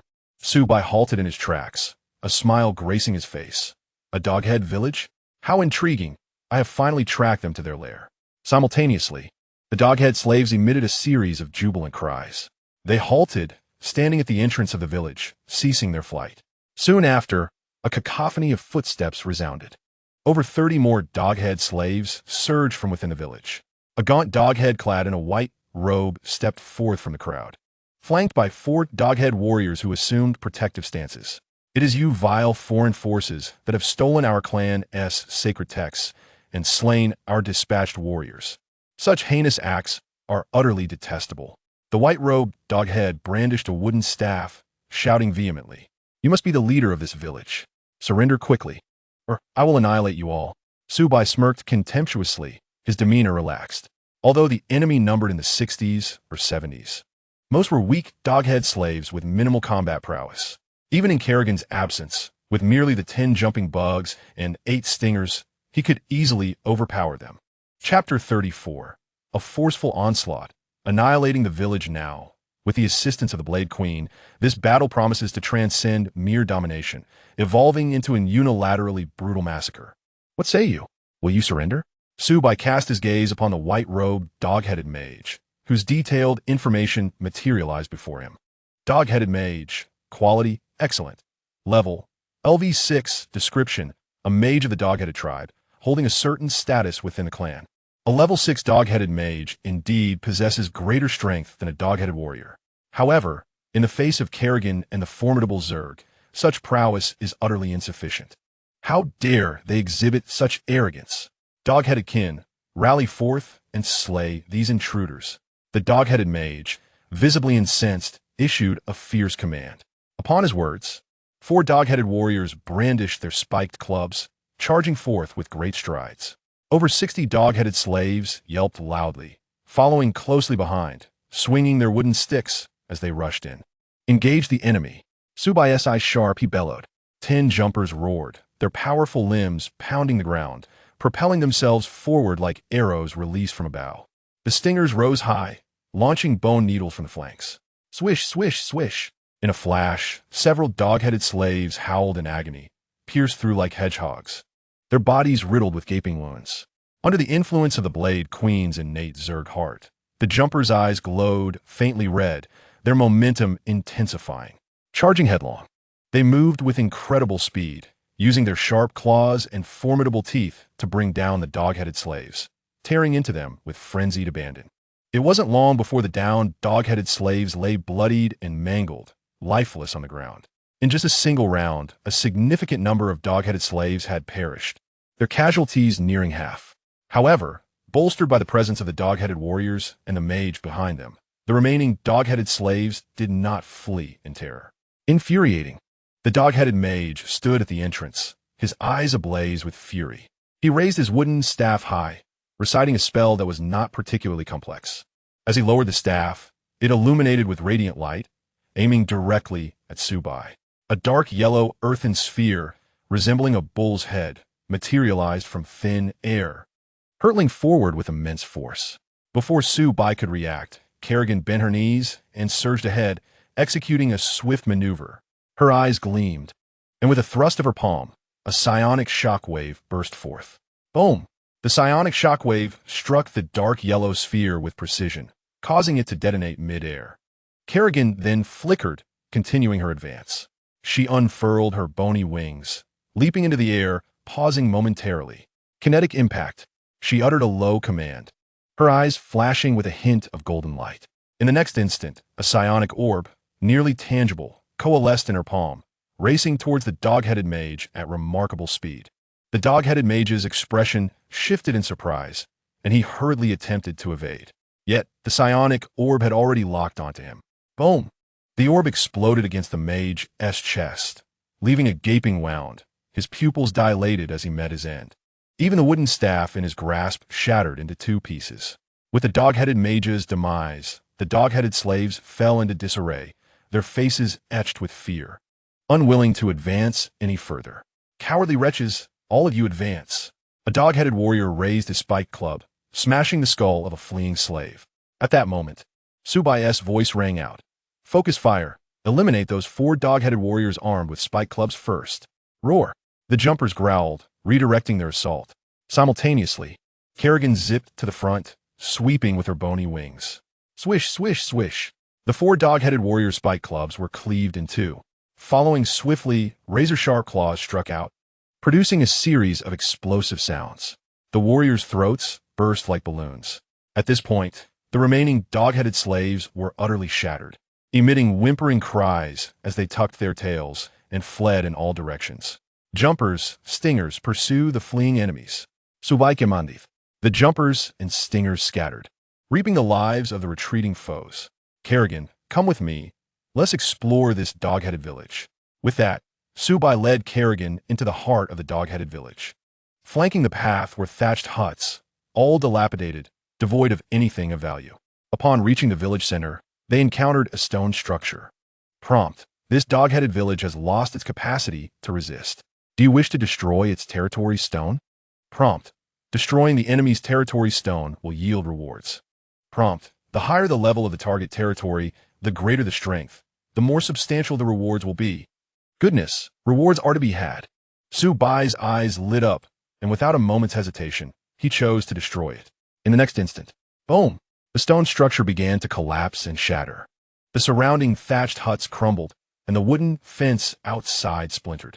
Witnessing this scene, an inexplicable thrill surged within Su Bai. Is this the feeling of conquest? Indeed, it sets one's adrenaline ablaze. As the dust settled, the dog-headed village lay in ruins. The mechanical voice of the system echoed in his ears. Prompt. You have successfully destroyed the territory stone of the dog-headed village. The village has been obliterated. Prompt. Following the destruction of the dog-headed village, your territory's reputation has been enhanced. Prompt. Reputation value 10. Current reputation value. Current title. Nameless. Prompt. After destroying the territory stone of the dog-headed village, you have received 1,000 wood, 200 stone, and 10 beginner energy gems. Congratulations, Lord. Under the enhancement of the wish effect, the quantity of wood acquired has increased tenfold. Wood 10,000. Congratulations, Lord. Under the enhancement of the wish effect, the quantity of stone acquired has increased tenfold. Stone 2,000. Congratulations, Lord. Under the enhancement of the wish effect, the quantity of beginner energy gems acquired has increased tenfold. Beginner energy gems 100. This dog-headed village is indeed impoverished, yielding merely 1,000 wood, 200 stone, and 10 beginner energy gems. Su Bai could not help but voice his dissatisfaction. Thankfully, the wish buff provided a boost. Otherwise, it would have been quite lackluster. However, upon reflection, a village composed entirely of thatched huts could hardly be affluent. After the destruction of the dog-headed village, a reputation value emerged. What could this mean? Su Bai's expression displayed confusion, a glimmer of curiosity in his eyes. This is an entirely new attribute. Simultaneously, the territory information was updated with 2 additional lines. Reputation value. Title. Nameless. Chapter 35. Hidden achievement. Evolution stone. At that moment, a system prompt appeared before him. Prompt. Reputation is a remarkably unique and vital metric, representing the Lord's fame, status, and influence, capable of affecting the local force's attitudes towards you. Prompt. When reputation reaches a certain level, it may attract different indigenous peoples to seek your allegiance. Of course, it may also draw the ire and aggression of certain indigenous peoples. I see. Su Bai's realization dawned upon him.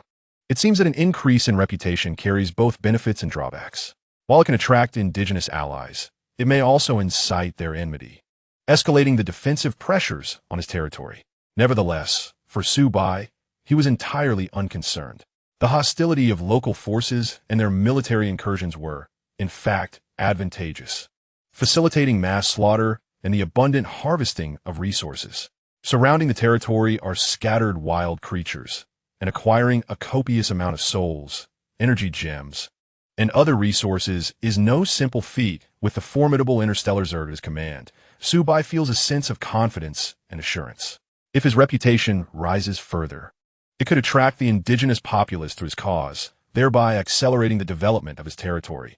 A most advantageous prospect. Let us depart. This place holds no further value, Su Bai declared, turning to leave the ruins of the dog-headed tribe village. At this moment, the battle had concluded. The jump insects and stingers regrouped. Observing the information before him, Su Bai couldn't help but feel elated. Dog-headed mage soul, quantity. Auto, decomposing, soul, 28. Congratulations, Lord. Under the enhanced effect of your wishes, the number of souls obtained has increased tenfold. Soul, 280. Dog-headed warrior soul, quantity. For auto, decomposing soul, 80. Congratulations, Lord. Under the enhanced effect of your wishes, the number of souls obtained has increased tenfold. Soul, 800. Dog-headed slave soul, quantity. 64. Auto, decomposing soul, 128. Congratulations, Lord. Under the enhanced effect of your wishes, the number of souls obtained has increased tenfold. Soul, 1280. What a windfall. So many souls. Su Bai eternity. For other lords to gather such a multitude of souls is quite a challenge. If one were to rely solely on slaying level 1 beasts like the wild wolves or armored boars, thousands would need to be defeated to achieve the same reward from this battle. Notification. Items dropped, acquiring 6 basic energy gems. Congratulations, Lord. Under the enhanced effect of your wishes, the number of basic energy gems obtained has increased tenfold. Basic energy gems, 60. However, the quantity of basic energy gems is somewhat lacking. Su Bai murmurith. Nevertheless, the current demand for basic energy gems within the territory is not overly high. It is likely that as levels increase, the need will surge.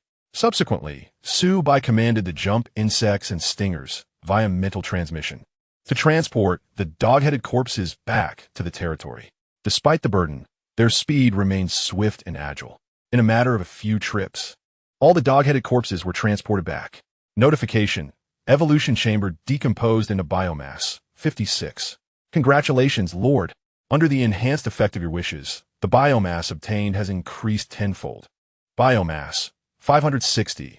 Perhaps due to the jump insects' excessive ferocity, they had torn the bodies of the dogheads apart during the attack, resulting in them being quite incomplete. Consequently, while the total number of dog-headed corpses was substantial, the average yield of biomass per unit was modest. Within the territory, Su Bai sat down, gnawing on dried pork to replenish his energy. As a competent lord, he must be considerate of his subordinates. Kerrigan, you should eat something too. Thank you, my lord. Kerrigan smiled faintly, but did not take action, indicating she was not hungry. As for the jump insects and stingers, every time they ventured into battle, they feasted well. The flesh of those wild beasts and dog-headed creatures constitutes their most delectable and nourishing banquet. At that moment, the system's mechanical synthesis sound suddenly resonated in his ears. Notification. Congratulations to the newly appointed Lord, Su Bai, for becoming the first among all new lords this year to destroy an indigenous territory, triggering the hidden achievement, Ruthless. Notification. Reward for hidden achievement acquired. Evolution Stone. Such happiness arrives so unexpectedly. Su Bai felt a surge of joy, his face beaming with a broad smile. It appears that being decisive and utterly annihilating the enemy was indeed a wise course of action. He swiftly checked his storage space. Evolution Stone. Quality. Mythical. One-time use item. Description. Bestows immense evolutionary power, transforming the core and form of buildings. Upon use, it can cause a building to evolve. Mythical quality. This is something remarkable, specifically used for the evolution of buildings. Indeed, it is formidable. Su Bai was instantly ecstatic, his eyes gleaming with excitement. In the land of redemption, buildings are exceedingly precious. Apart from the 2 initial structures, the barracks and the manor, acquiring new edifices is no easy task. Hence, items capable of upgrading and evolving buildings are incredibly valuable. At this moment, Su Bai surveyed his surroundings, a contemplative expression crossing his face. The watchtower, evolution chamber, barracks, and manor. Which structure should be upgraded? The watchtower can launch flaming arrows, enhancing the territory's defensive capabilities. However, for the territory to develop swiftly. It must take the initiative to engage monsters, gather resources, and expand its domain. Remaining in a defensive posture is not advisable. Thus, the Watchtower does not require evolution at this time. The Evolution Chamber is a specialized building of the Interstellar Zerg, enabling the upgrade of ground units. It is already quite powerful, and even if it were to evolve further, the enhancements would likely be minimal. The manor currently sufficiently meets the territory's daily supply needs, so it too does not require evolution. Therefore, the only option left is the barracks. Among these 4 buildings, the barracks play a crucial role, as the types of troops that can be recruited from it will significantly influence the future prosperity and flourishing of the territory. Without hesitation, Su Bai decided to utilize the evolution stone to evolve the barracks. He then retrieved the evolution stone from his storage space and silently declared, "Barracks evolve." The evolution stone automatically levitated in the air, radiating myriad colors.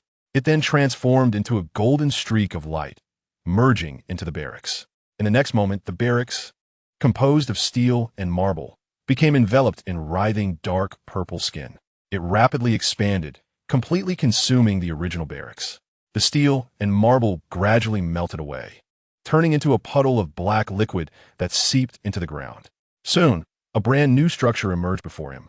It was entirely dark purple, covered in biomass and writhing skin, resembling a living organism. It appeared 1,000 times more formidable than the original barracks. Moreover, judging by its form, it was evidently characteristic of the Interstellar Zerg's architecture. This time, Su Bai had truly struck gold. He was filled with immense joy, his face radiating strong excitement. Chapter 36. Barracks Evolution Hatchery Notification. Congratulations to the newly appointed Lord, Su Bai, for successfully evolving the initial building, the barracks, which is now transformed into the specialized Zerg building, the hatchery.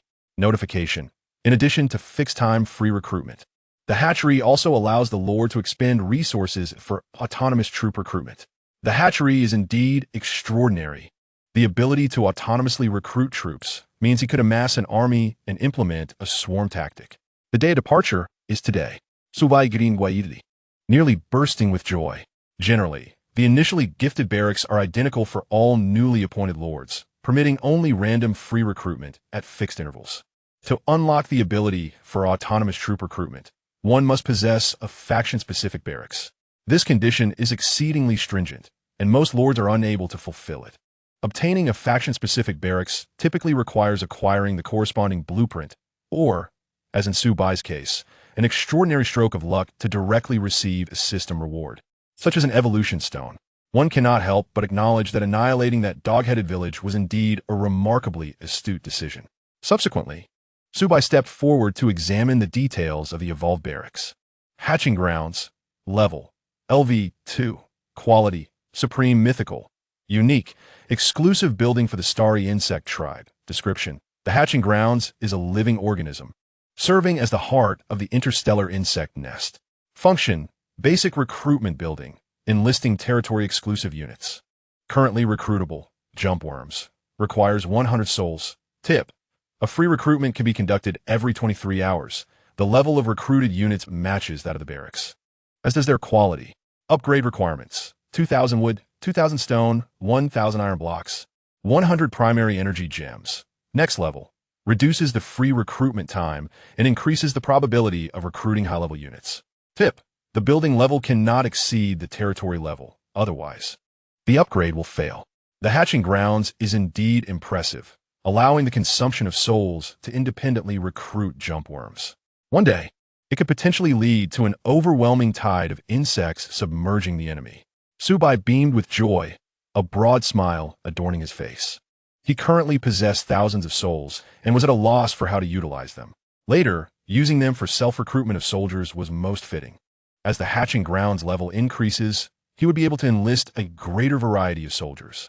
At that time, an army of densely packed, diverse starry insect tribe units would sweep across the entire land of redemption, drowning nations such as Wa Kingdom, Mi Kingdom, a Sand Kingdom, and the Great Hanming Kingdom that harbor hostility towards Huaxia. The mere thought of such a scene is awe-inspiring. First, upgrade the hatching grounds, then proceed with recruitment. Su Bai checked the resource page.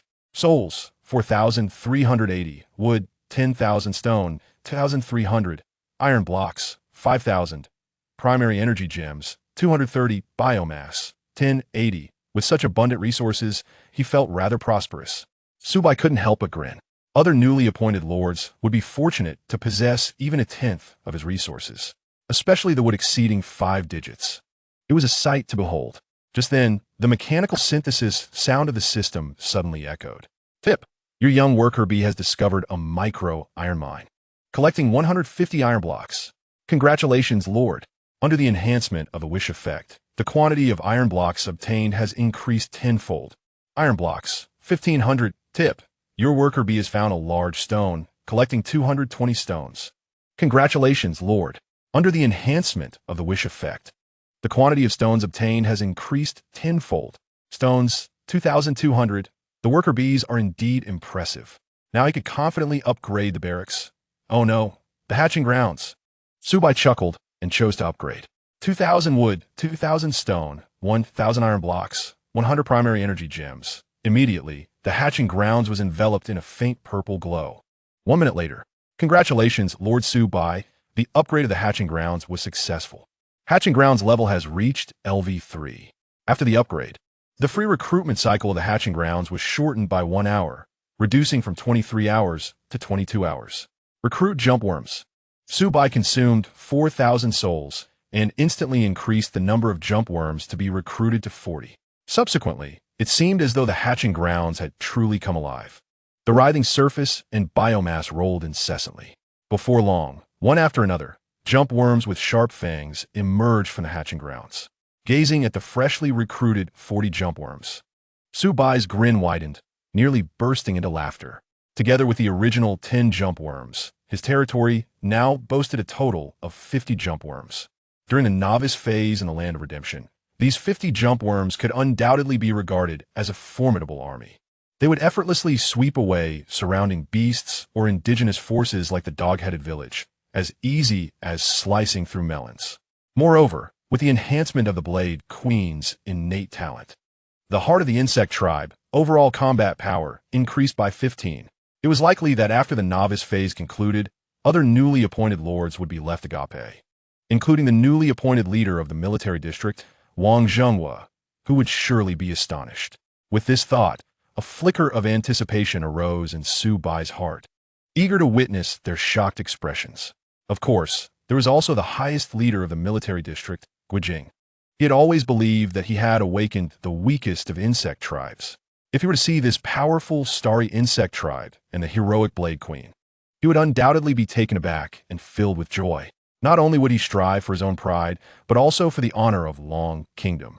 With great enthusiasm, Su Bai was determined to claim the top spot in the newly appointed lord rankings. At that moment, a message from the system appeared before him.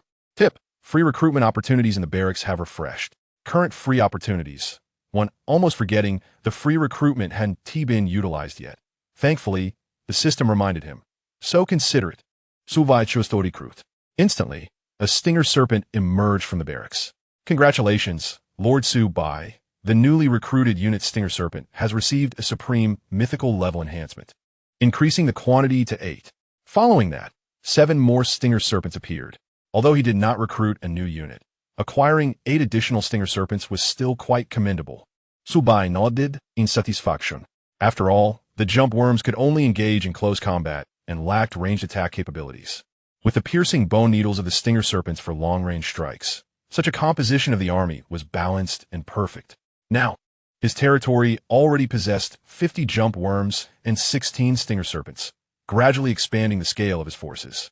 Chapter 37. Indigenous Forces. Purple-skinned orcs. The mechanical synthesis sound of the system suddenly rang out. Tip: the materials for upgrading the manor are complete. Do you wish to upgrade? Upgrade is essential. Even if it's just to unlock new food, it must be done. Su Bai did not hesitate and immediately chose to upgrade. A man is iron, food is steel. One cannot endure hunger without a meal. Only when well-fed and comfortable can one possess ample spirit and strength to lead the starry insect tribe in battles across the land. 2,000 wood, 1,500 stone, 100 primary energy gems. The manor was then enveloped in a gentle white glow, emanating a warm aura. 1 minute later, Congratulations, Lord Su Bai. The manor upgrade was successful. Manor level has reached LV3. He eagerly checked what kind of food had been unlocked with this upgrade. Su Bai could hardly contain his excitement, his eyes gleaming with anticipation. Reviewing the information for the upgraded manor. Manor, level, LV3. Quality, supreme mythical, function 1, production and storage of food and water.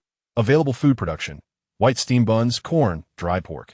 Braised beef, function 2, recruit farmers for tasks such as farming and mining to develop the territory. Tip, a free recruitment can be conducted every 22 hours. The level of recruited farmers matches that of the manor, as does their quality. Upgrade requirements, 2,500 wood, 1,500 stone, 1,000 iron blocks. 200 primary energy gems. Next level, shortens free recruitment time, increases storage capacity of the manor, unlocks new food. Tip, the building level cannot exceed the territory level, otherwise the upgrade will fail. Braised beef, how delightful. Su Bai was instantly overjoyed, a broad smile illuminating his face. The previous upgrade had unlocked dried pork. While the flavor was decent, it was somewhat tough.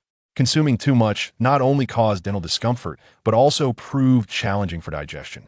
He stepped into the manor and gazed at the braised beef stored in the underground warehouse, unable to resist swallowing his saliva. In a flurry, he devoured the braised beef, accompanied by steamed buns. Tip, the manor's free recruitment opportunities have refreshed. Current free opportunities, 1 recruit. Su Bai was munching on something, his words somewhat muffled. However, the system was remarkably intelligent and quickly identified the situation. Soon, a brilliant white light erupted within the estate. As the light dissipated, a worker bee, measuring 80 centimeters in length, emerged. Fortunately, it was stronger than a juvenile worker bee, Su Bai muttered. At that moment, the mechanical, synthesized voice of the system resounded once more. Congratulations, Lord Su Bai. Your newly recruited worker bee has received an enhancement to the supreme mythic level. With skills upgraded to level 99, leave the territory to gather resources and remember to return before nightfall. Su Bai commandeth.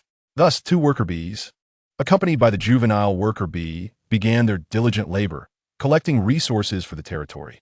Meanwhile, Zhao Xiangtian led 7 beastmen infantry and 4 orc pig cavalry away from the territory to hunt wild beasts. The combat prowess of the orc pig cavalry surpassed that of the beastmen infantry. They wielded their long-handled battle axes with ease, swiftly dispatching one wild wolf after another. Just then, a group of swift rabbits appeared ahead, not particularly strong, but exceedingly fast. The beastmen infantry, somewhat cumbersome, could not keep up. Orc cavalry, charge! Zhao Xiangtian bellowed. The armored pigs beneath the orc cavalry emitted low growls as they set their sturdy hooves in motion, unleashing the skill of barbaric charge. Entering a state of charge, their speed was remarkable. With their hard heads carrying tremendous impact, they scattered the group of swift rabbits, leaving a trail of devastation. Truly, they were formidable cavalry. A smile crept across Zhao Xiangtian's face, filled with exuberance. With high spirits and a sense of battle fervor, he led his beastmen soldiers onward. 5 minutes later, a small hill to the left suddenly revealed a group of orcs wielding large swords. Uniquely, these orcs had purple skin, while those under Zhao Xiangtian's command bore green skin. Could they be the indigenous orcs? Upon discerning their details, Zhao Xiangtian paused slightly, a flicker of surprise in his eyes. Simultaneously, the purple-skinned orcs also shifted their gaze and noticed Zhao Xiangtian and his green-skinned orcs. Prepare for battle upon discovering the human lord. The purple-skinned orcs raised their swords, their eyes filled with wariness. The green-skinned orcs behind Zhao Xiangtian raised their weapons, equally assuming a combat stance. Tension escalated as both sides braced for conflict. Withdraw my command. Zhao Xiangtian contemplated briefly before speaking. He had decided to maintain peace as much as possible. If these purple-skinned orcs were to join forces with beasts and monsters to attack the territory after the novice period ended, it would spell disaster. Observing this, the indigenous orcs atop the hill relaxed their guard and began to move away in another direction. The emergence of local forces signified a need for heightened caution in the future, Zhao Xiangtian murmured to himself. He then led the beastmen infantry and orc cavalry to continue purging the surrounding wild creatures. Sisters, let us slay, Bai Mingyu shouted, pointing at a group of level 2 mutated lizards ahead. 10 blood elf swordsmen raised their elven long swords, forming a line and charging forward. Meanwhile, 6 blood elf archers maneuvered to the flanks, drawing their bows for long-range support. The sounds of arrows slicing through the air intertwined with the clash of swords. And in an instant, the mutated lizards suffered heavy casualties. The few survivors, disregarding their injured companions, fled rapidly into the distance. Another resounding victory. Well done, sisters. Bai Mengyu beamed, her eyes sparkling with delight. However, the next moment, an unexpected turn of events unfolded. Whoosh, whoosh, whoosh. Over 20 stones plummeted from the sky, crashing down. The blood elf swordsmen reacted swiftly, spinning their long swords to deflect the incoming projectiles. We are under attack. Bai Mengyu's expression shifted. She focused her gaze in the direction of the stones, identifying the assailants, an assembly of diminutive, dark green-skinned goblins with pointed ears. These were the indigenous goblin laborers they had encountered earlier. How dare these level 2, ordinary quality vermin attempt to ambush me? It turned out that the previous display of friendliness was mere pretense. As had been foretold, their nature was indeed greedy and despicable. A hint of anger surfaced on Bai Mengyu's delicate face. Annihilate this group of goblins. As you command, my lord. The blood elf archers adjusted their aim, stringing their arrows taut. Whoosh, whoosh, whoosh. 6 sharp arrows sped forth, imbued with immense force. Shortly thereafter, agonized cries echoed as the arrows found their mark. 6 goblin laborers collapsing lifelessly to the ground. Concurrently, the blood elf swordsmen surged forward, plunging into the ranks of the goblin laborers. The wooden clubs in the goblins' hands posed no tangible threat to the blood elf swordsmen clad in light elven armor. Undoubtedly, this battle was a one-sided massacre. In a mere 5 minutes, the fight concluded, leaving the ground littered with the bodies of goblin laborers in disarray. The blood elf swordsmen emerged unscathed, without even a single minor injury. From the fallen goblins' corpses, clusters of white light began to rise. Weak goblin laborer souls quantity. 22 automatically dissolving souls. 44 of these despicable goblins dared to launch a surprise attack against me. Given their feeble strength, their attempts to engage were merely a gift of experience. Bai Mengyu chuckled softly. She then led her 10 blood elf swordsmen and 6 blood elf archers onward, continuing to explore the territory's perimeter, eliminating wild creatures and amassing resources. Yash, Hellfire, and Demon Hounds are exceptionally formidable. The beasts surrounding the territory cannot withstand even a single strike from them. Xiao Shichuan Shun's eyes glimmered with excitement. The hungry wolves, wild boars, black bears, and mutated tigers in the vicinity were all swept away with overwhelming force. The combat strategy was straightforward yet brutally effective. Hellfire leapt high, utilizing its tremendous impact to deal significant area damage. 12 demon hounds seized the opportunity to rush forward, mercilessly finishing off the beasts sent flying by Hellfire. In no time, Xiao Shichuan Shun felt elated, becoming somewhat arrogant. We must press forward and eliminate higher-level, higher-quality monsters. Otherwise, the pace of resource accumulation from these mere beasts is far too slow, Xiao Shichuan Shun declared loudly, leading the demon race soldiers deeper into the fray. 5 minutes later, a small elven squad suddenly appeared ahead, consisting of 6 members with pointed ears and golden hair, armed with long swords and clad in silver armor. They were identified as High Elven Swordsman Race, High Elf Quality, Excellent Level, LV5 Description, Indigenous Residents of the Land of Redemption, part of the High Elf Guard.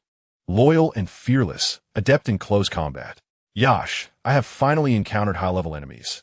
Even if they are local forces, it is no cause for concern. How could these mere high elves possibly stand against my demon race? Xiao Shichuan Shun, filled with excitement, exhibited a glimmer of ferocity in his eyes.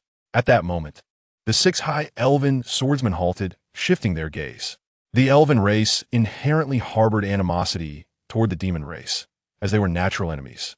Upon sighting Hellfire and the demon hounds, the high elven swordsmen's expressions shifted drastically as they raised their swords, swiftly entering a combat stance. Beware of the demons. Upon witnessing the scene, Xiao Shichuan Shun let out a fierce shout, a glimmer of murderous intent flashing in his eyes. Baka, the natives of the Land of Redemption, you have no reason to exist. Charge forward and annihilate them. With a roar, the demon hounds surged forth, galloping ahead. Although the Hellfire's initial speed was sluggish, once it commenced its charge, it accelerated with remarkable swiftness. Boom! A colossal fist descended, imbued with immense force. In an instant, two high-ranking elven swordsmen were sent flying, their long swords knocked from their hands and crashing to the ground at a distance. The four demon hounds swiftly adjusted their course, raising their claws to slay the two high-ranking elven swordsmen. The remaining four elven swordsmen, battered and bruised under the relentless assault of the Hellfire and the 8 demon hounds, were on the verge of collapse. Hiss, hiss, hiss. Soon, 3 more high-ranking elven swordsmen fell. The last remaining elf, in a final act of desperation, expended all their strength to launch a signal flare from their arms. Boom! The signal flare shot straight into the sky, bursting into a magnificent display of colorful fireworks at a height of 100 meters. Xiao Shichuan Shun tilted his head back, gazing at the resplendent colors in the sky, a sense of unease welling up within him. Sensing imminent danger, he shouted, "Retreat! Quickly retreat!" Without a backward glance, he dashed away, leading the Hellfire and the demon hounds back to their territory. 5 minutes later, a contingent of golden-haired, blue-eyed high-ranking elven swordsmen and archers appeared, numbering around 100. They stood in neat formation, exuding an air of cold severity and a palpable aura of menace. From amidst of the ranks emerged a middle-aged male, elf clad in golden armor. His eyes burned with an uncontrollable fury as he beheld the mangled bodies of the 6 high-ranking elven swordsmen. Great Spirit of Nature, guide your people to seek out the source of this evil. Upon uttering these words, he raised his hands and began chanting an obscure and complex incantation. In the next moment, a spectral owl was summoned, circling above and emitting a series of cries as it flew towards Xiao Shichuan Shun's territory. "Soldiers, follow me as we avenge our kin." With a grand gesture, the middle-aged male elf led the elven soldiers in the direction indicated by the spectral owl. Before long, upon spotting the emergence of hundreds of high-ranking elven soldiers outside his territory, Xiao Shichuan Shun trembled, paralyzed with fear. "Baka, how can the local forces be so formidable? There are far too many soldiers." He pondered whether, with the Hellfire and 12 demon hounds, he could possibly defeat these foes. At that moment, the middle-aged male elf clad in golden armor produced a crystal ball and began chanting an intricate elven spell. 30 seconds later, the crystal ball erupted with a brilliant blue light. Dozens of enormous water arrows coalesced in the air, propelled forward with unparalleled force. Bang, bang, bang. The water arrows collided with the protective barrier surrounding the territory, producing a thunderous sound. Xiao Shichuan Shun's eyes widened in terror. "This is disastrous. Such powerful magic. My Hellfire may not withstand it. Moreover, being water magic, it counters my Hellfire. What level of native is this, exhibiting such fierce power?" He quickly focused his gaze on the middle-aged male elf in golden armor. Soon, a series of notifications appeared. Elven High Priest, race, High Elf, quality, excellent, level, LV14 description, a High Priest of the High Elf tribe among the natives of the Land of Redemption, possessing formidable magical attack abilities. With the aid of the crystal ball, he can cast advanced elven magic. Excellent quality, level 14. How can I withstand this? Xiao Shichuan Shun was rendered speechless, feeling utterly foolish. Had he known, he would not have slain that elven squad. Now a large force was seeking revenge, and he was utterly outmatched. Thus, the elven high priest, leading over 100 elven soldiers, surrounded Xiao Shichuan Shun's territory. After a fruitless assault, they remained stationed outside. It was not until an hour later that they withdrew. At last, they have departed. Xiao Shichuan Shun sighed in relief, feeling as though he had been granted a reprieve. However, even with the High Elf's departure, he dared not venture outside immediately. Reluctantly, he remained holed up within his territory. The hunting of beasts to acquire resources came to a halt. "Baka, it appears I must remain within my territory, wasting half a day. Once my strength increases, I will surely obliterate these detestable elves." Xiao Shichuan Shun's face flushed with rage, his neck veins bulging. Chapter 39. The Blade Queen levels up, talent, strength, and notification. Congratulations.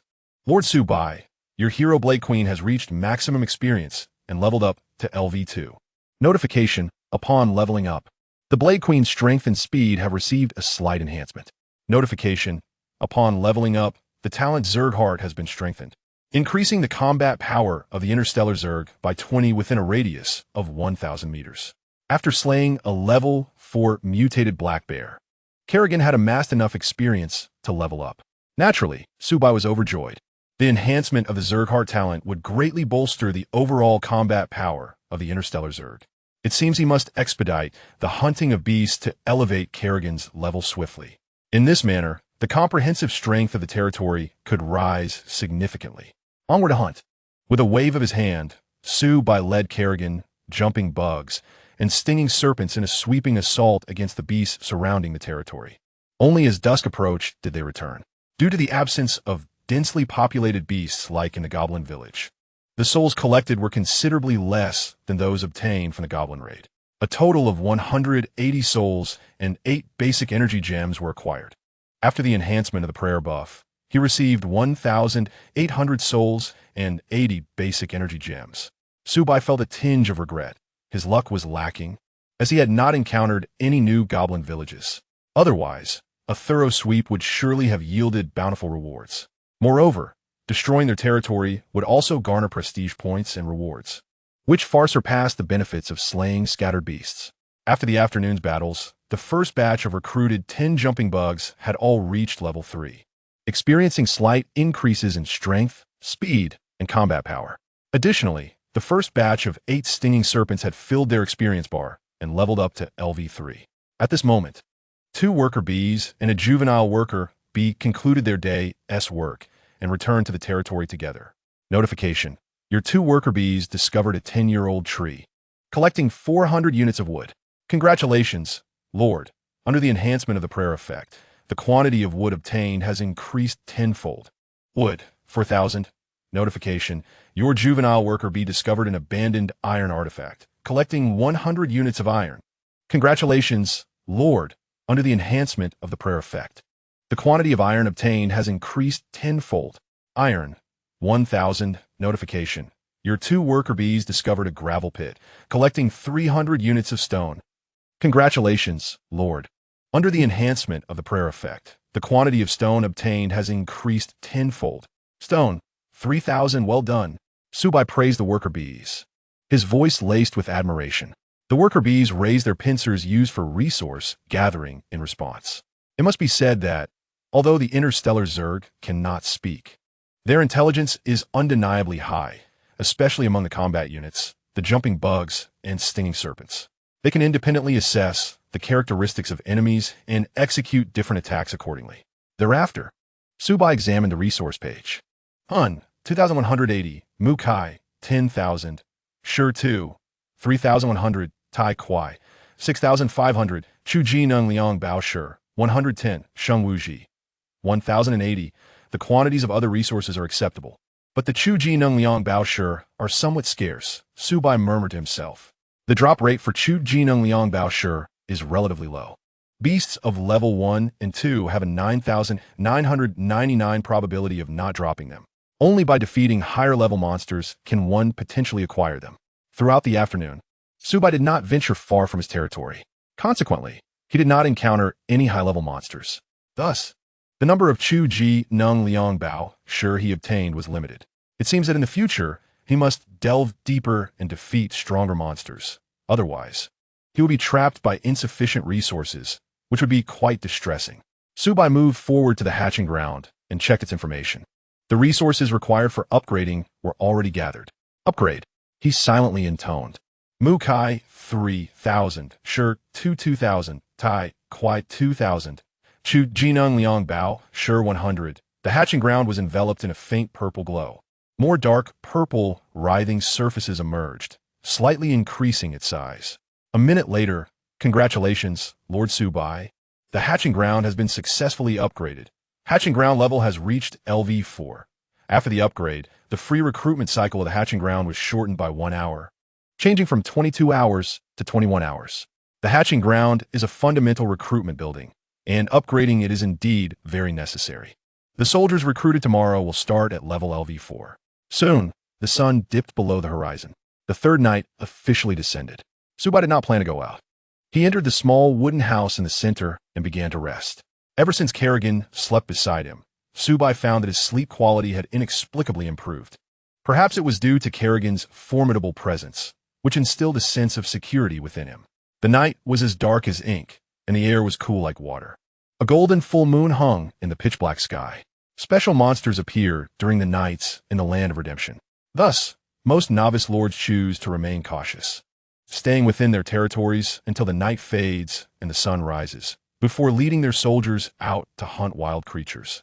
However, danger coexists with opportunity. Special ruins may also appear at night, concealing a variety of treasures.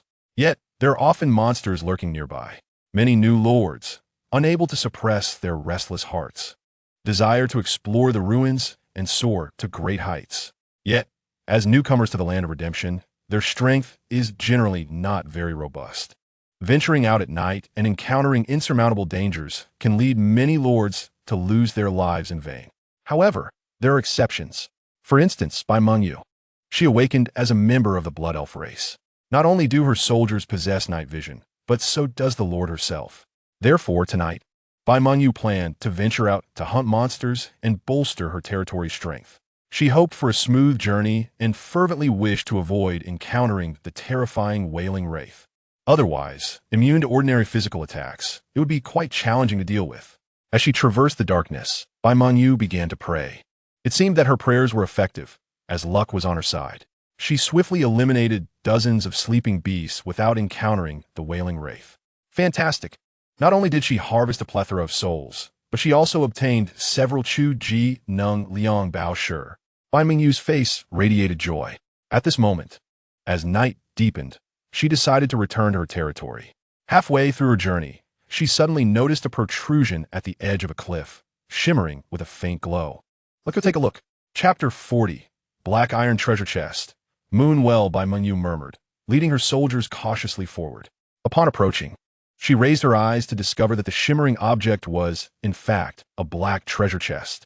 Instantly elated, Bai Mengyu's eyes sparkled with excitement. Hurry! Shoot down that treasure chest! A blood elf archer raised his longbow, knocking an arrow. Whoosh! Thud!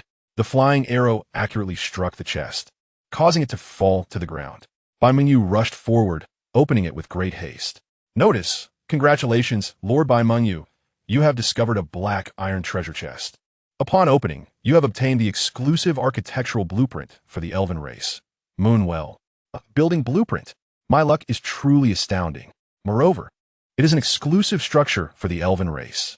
Bai Mengyu was instantly overjoyed, her excitement causing her chest to rise and fall vigorously. Building blueprints are exceedingly precious, and to find one in a black iron treasure chest is akin to being favored by fortune itself. The lowest tier is a wooden chest, with the black iron chest being one level higher. Thus, to obtain a building blueprint from a treasure chest that is not particularly high-ranked is indeed a miraculous occurrence. It must be said that sometimes luck is also a part of strength. Bai Mengyu, at this moment, was a living testament to that. Swiftly returned to the territory. Bai Mengyu quickened her pace, appearing somewhat impatient. After a while, within the territory, she retrieved the building blueprint from her storage space.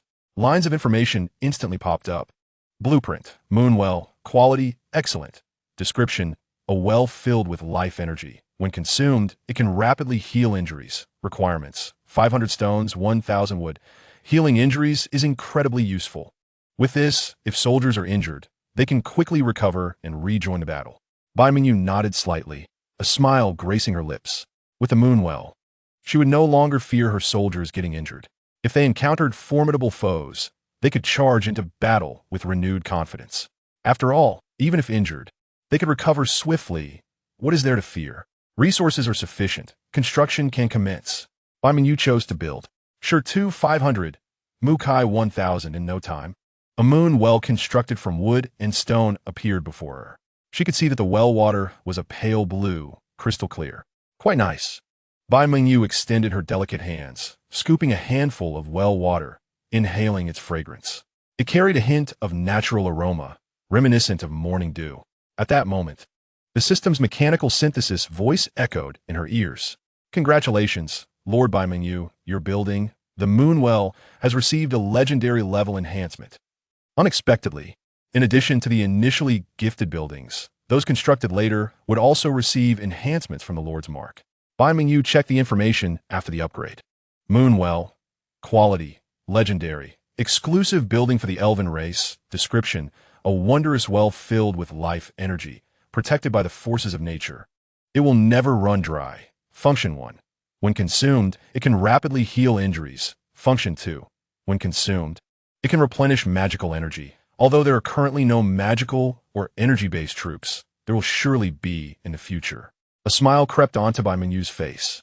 Her joy palpable. She gazed at the round moon in the night sky, a glimmer of hope in her eyes. Su Bai, though I do not know how you managed to elevate your territory to level 2 first, please be cautious and safe and survive the beast tide. Once the novice period concludes, I can send troops to support your territory. At that time, no matter what kind of monster it may be, they shall not succeed in toppling you. One night passed without incident. The next day, as the sun rose and dawn broke, Su Bai had just opened his eyes, still not fully awake, when a system's announcement appeared before him. Announcement. Esteemed new lords, today marks the 4th day of your arrival in the land of redemption, with only 3 days remaining until the conclusion of the novice period. Announcement. The novice period will soon end, and calamity will descend. A formidable beast tide will assault the territories of all new lords. Announcement. We urge all new lords to swiftly bolster the strength of their domains to withstand the impending beast tide. Announcement. Should your territory be destroyed, it will signify failure in repelling the beast tide, resulting in the immediate demise of the lord. Announcement. Following the conclusion of the beast tide, a comprehensive evaluation will be conducted for the surviving new lords, leading to the establishment of the new lord leaderboard. Announcement. Those who rank within the top 500 will receive rewards, with greater honors reserved for higher placements. Announcement. The lord who secures the first position will be granted a unique and mysterious reward. Announcement. We hope all lords will bravely forge their own destinies. Instantly, Su Bai found himself wide awake, his previous drowsiness dispelled. It was now the 4th day, leaving just 3 days before the novice period's end. The impending disaster. The beast tide seemed manageable, not overly formidable. He estimated that he could easily navigate through it. Su Bai harbored no concerns regarding the beast tide that would erupt post-novice period. Even with the current inhabitants of his territory, the jumping worms and the stinging serpents, he felt more than equipped to withstand the onslaught. He held a modicum of confidence. Furthermore, he had recruited the mighty hero, Queen of Blades. Dealing with the beast tide would be akin to slicing through vegetables, an effortless endeavor. The announcements regarding the land of redemption were not solely directed at Su Bai. They reverberated throughout the world, reaching all new lords. Consequently, the world channel within the chat interface became ablaze with activity. A beast tide? It appears that this disaster, following the novice period, may be relatively manageable. I must disagree with the above statement. 5 years ago, the new lords faced a beast tide as well, but some were beset by terrible misfortune, encountering dragons amidst the tide. How could one possibly contend with that? However, the majority will contend with basic wild beasts and monsters, albeit in greater numbers. The dragon encounters are exceedingly rare. It seems the intensity of the beast tide correlates with the prestige of the territory. A high prestige may even attract local factions to launch an assault. What? Such danger? Then I shall refrain from raising my prestige. Raising prestige attracts local factions and has many hidden benefits. Not raising it would be a significant loss. I actually hope for a more formidable beast tide. Post-tide, the evaluation scores will be higher, potentially allowing me to ascend into the top 100 on the new Lord leaderboard. Yes, this year's leaderboard must see our Dawei Empire Lords occupy at least half of the top 10 positions. The cherry blossoms of my homeland are about to bloom. The citizens of the Dawei Empire shall sweep across the land of redemption under the spirit of Bushido. Chapter 41. The Goblin Tribe's Fierce Onslaught. How audacious for such a trivial island nation to harbor such ambition. With our dragon kingdoms, lords present, you mongrels shall not dominate the land of redemption. Lords of the Wa Kingdom, it would be wise to remain compliant. Do not act rashly without the command of our American High Command. Ah, great America, the lords of the Dawei Empire shall certainly heed your commands. Goodness, the Wa Kingdom lords are utterly subservient, akin to dogs of America. Kamsahemda, the beast tide shall descend in 3 or 4 days. I am the lord of the Dahan Ming Kingdom. Can anyone come my aid? Our Asan Kingdom must rise this year, catching up to the Dragon Kingdom. Let the beast tide come with greater ferocity. We, the Bear Nation, are a warrior race, unafraid of any battle. Charge, charge, charge! Lords of the Dragon Kingdom, rise up and dominate the top 500. During the novice period, the chat interface was limited to the World Channel. Numerous new lords could only convey their words to the outside world through this medium. Private chat channels would only be activated following the conclusion of the beast tide. Thus, during these initial 7 days in the Land of Redemption, every new lord was unable to engage in private conversations with familiar friends or allies. Naturally, seeking protection from other lords was rendered impossible. Only upon the end of the novice period, when private chat channels opened, could they communicate their locations and establish meaningful contact. Furthermore, each lord was fervently focused on developing their territories to withstand the impending beast tide, leaving little room for distractions. At this moment, as Su Bai observed the flurry of chat messages, he noted the audacity of the Wa Kingdom and Sand Kingdom lords. They aspired to surpass the Dragon Kingdom and dominate the Land of Redemption, their bravado soaring to the heavens. As long as he remained, they could forget about surpassing the Dragon Kingdom or achieving dominance over the Land of Redemption. Su Bai is norte de Riciveri, with the formidable starship Zerg at his command, along with the unparalleled supreme mythical lord's mark he possessed. He had every confidence in establishing his supremacy. Moreover, upon his arrival in the Land of Redemption, fortune had favored him immensely. His first prayer to the creator of the Zerg yielded a 10-fold critical hit buff, thus effortlessly overcoming the lords of the Wa Kingdom. Sand Kingdom, the Han Ming Kingdom, and even America was well within his grasp. At this juncture, Su Bai surveyed his territory. He noted that 2 worker bees and 1 juvenile worker bee had begun their tasks, venturing forth to seek and gather resources. Excellent. They were quite industrious. He nodded in satisfaction. His gaze swept across the landscape, spotting 50 jumping worms sprawled about haphazardly on the ground. 16 stinging serpents huddled together, basking in the sun. Facing east, as for Kerrigan, she was engaged in her morning exercises, stretching her long and powerful legs. Suddenly, the mechanical voice of the system resonated in his ear. Notice, the materials for upgrading the evolution chamber are complete. Would you like to upgrade? It was imperative to upgrade and discover the new evolution sequences. Without hesitation, Su Bai opted for the upgrade. The last enhancement of the jumping worms' hardened shells had significantly bolstered their defenses. In the face of intense battles in the future, this upgrade would greatly mitigate injury and prolong survival. Therefore, upgrading the evolution chamber to unlock new evolution sequences was essential. Wood, 1,000, stone, 1,000, iron, 1,000 biomass, 200. The dark purple evolution chamber began to pulsate, expanding slightly as more writhing surfaces emerged. A minute later, congratulations, Lord Su Bai. The evolution chamber upgrade was successful. Evolution chamber level has reached LV2. New evolution sequences have been unlocked. Please check them at your leisure. Eagerly, Su Bai accessed the evolution sequences. Evolution sequence, stinging serpent, deep slot spines, enhances the genetic sequence of the stinging serpent, strengthening the bone plates beneath its shell and sharpening the bone spines, increasing attack range by 50. Requirements: biomass, 400 serpent fangs, 30 deep slot spines, increasing the range of the stinging serpent's attacks by half. Now, that was impressive. A smile graced Su Bai's face. The attack range of ranged units is a critical determinant of their combat effectiveness. An extended range would enable the stinging serpents to strike at foes before they even approached. Under the onslaught of their powerful bone spines, enemies might find themselves falling before they could even reach the front lines. Additionally, the increased attack range of the stinging serpents would synergize effectively when fighting alongside the jumping worms. Currently, he had amassed enough biomass, 400, regarding the 30 serpentine fangs. It appears that one must seek out wild serpentine creatures and vanquish them to have a chance of acquiring them. Su Bai pondered. Having not encountered any serpentine beasts in recent days, he wondered where he might search for them.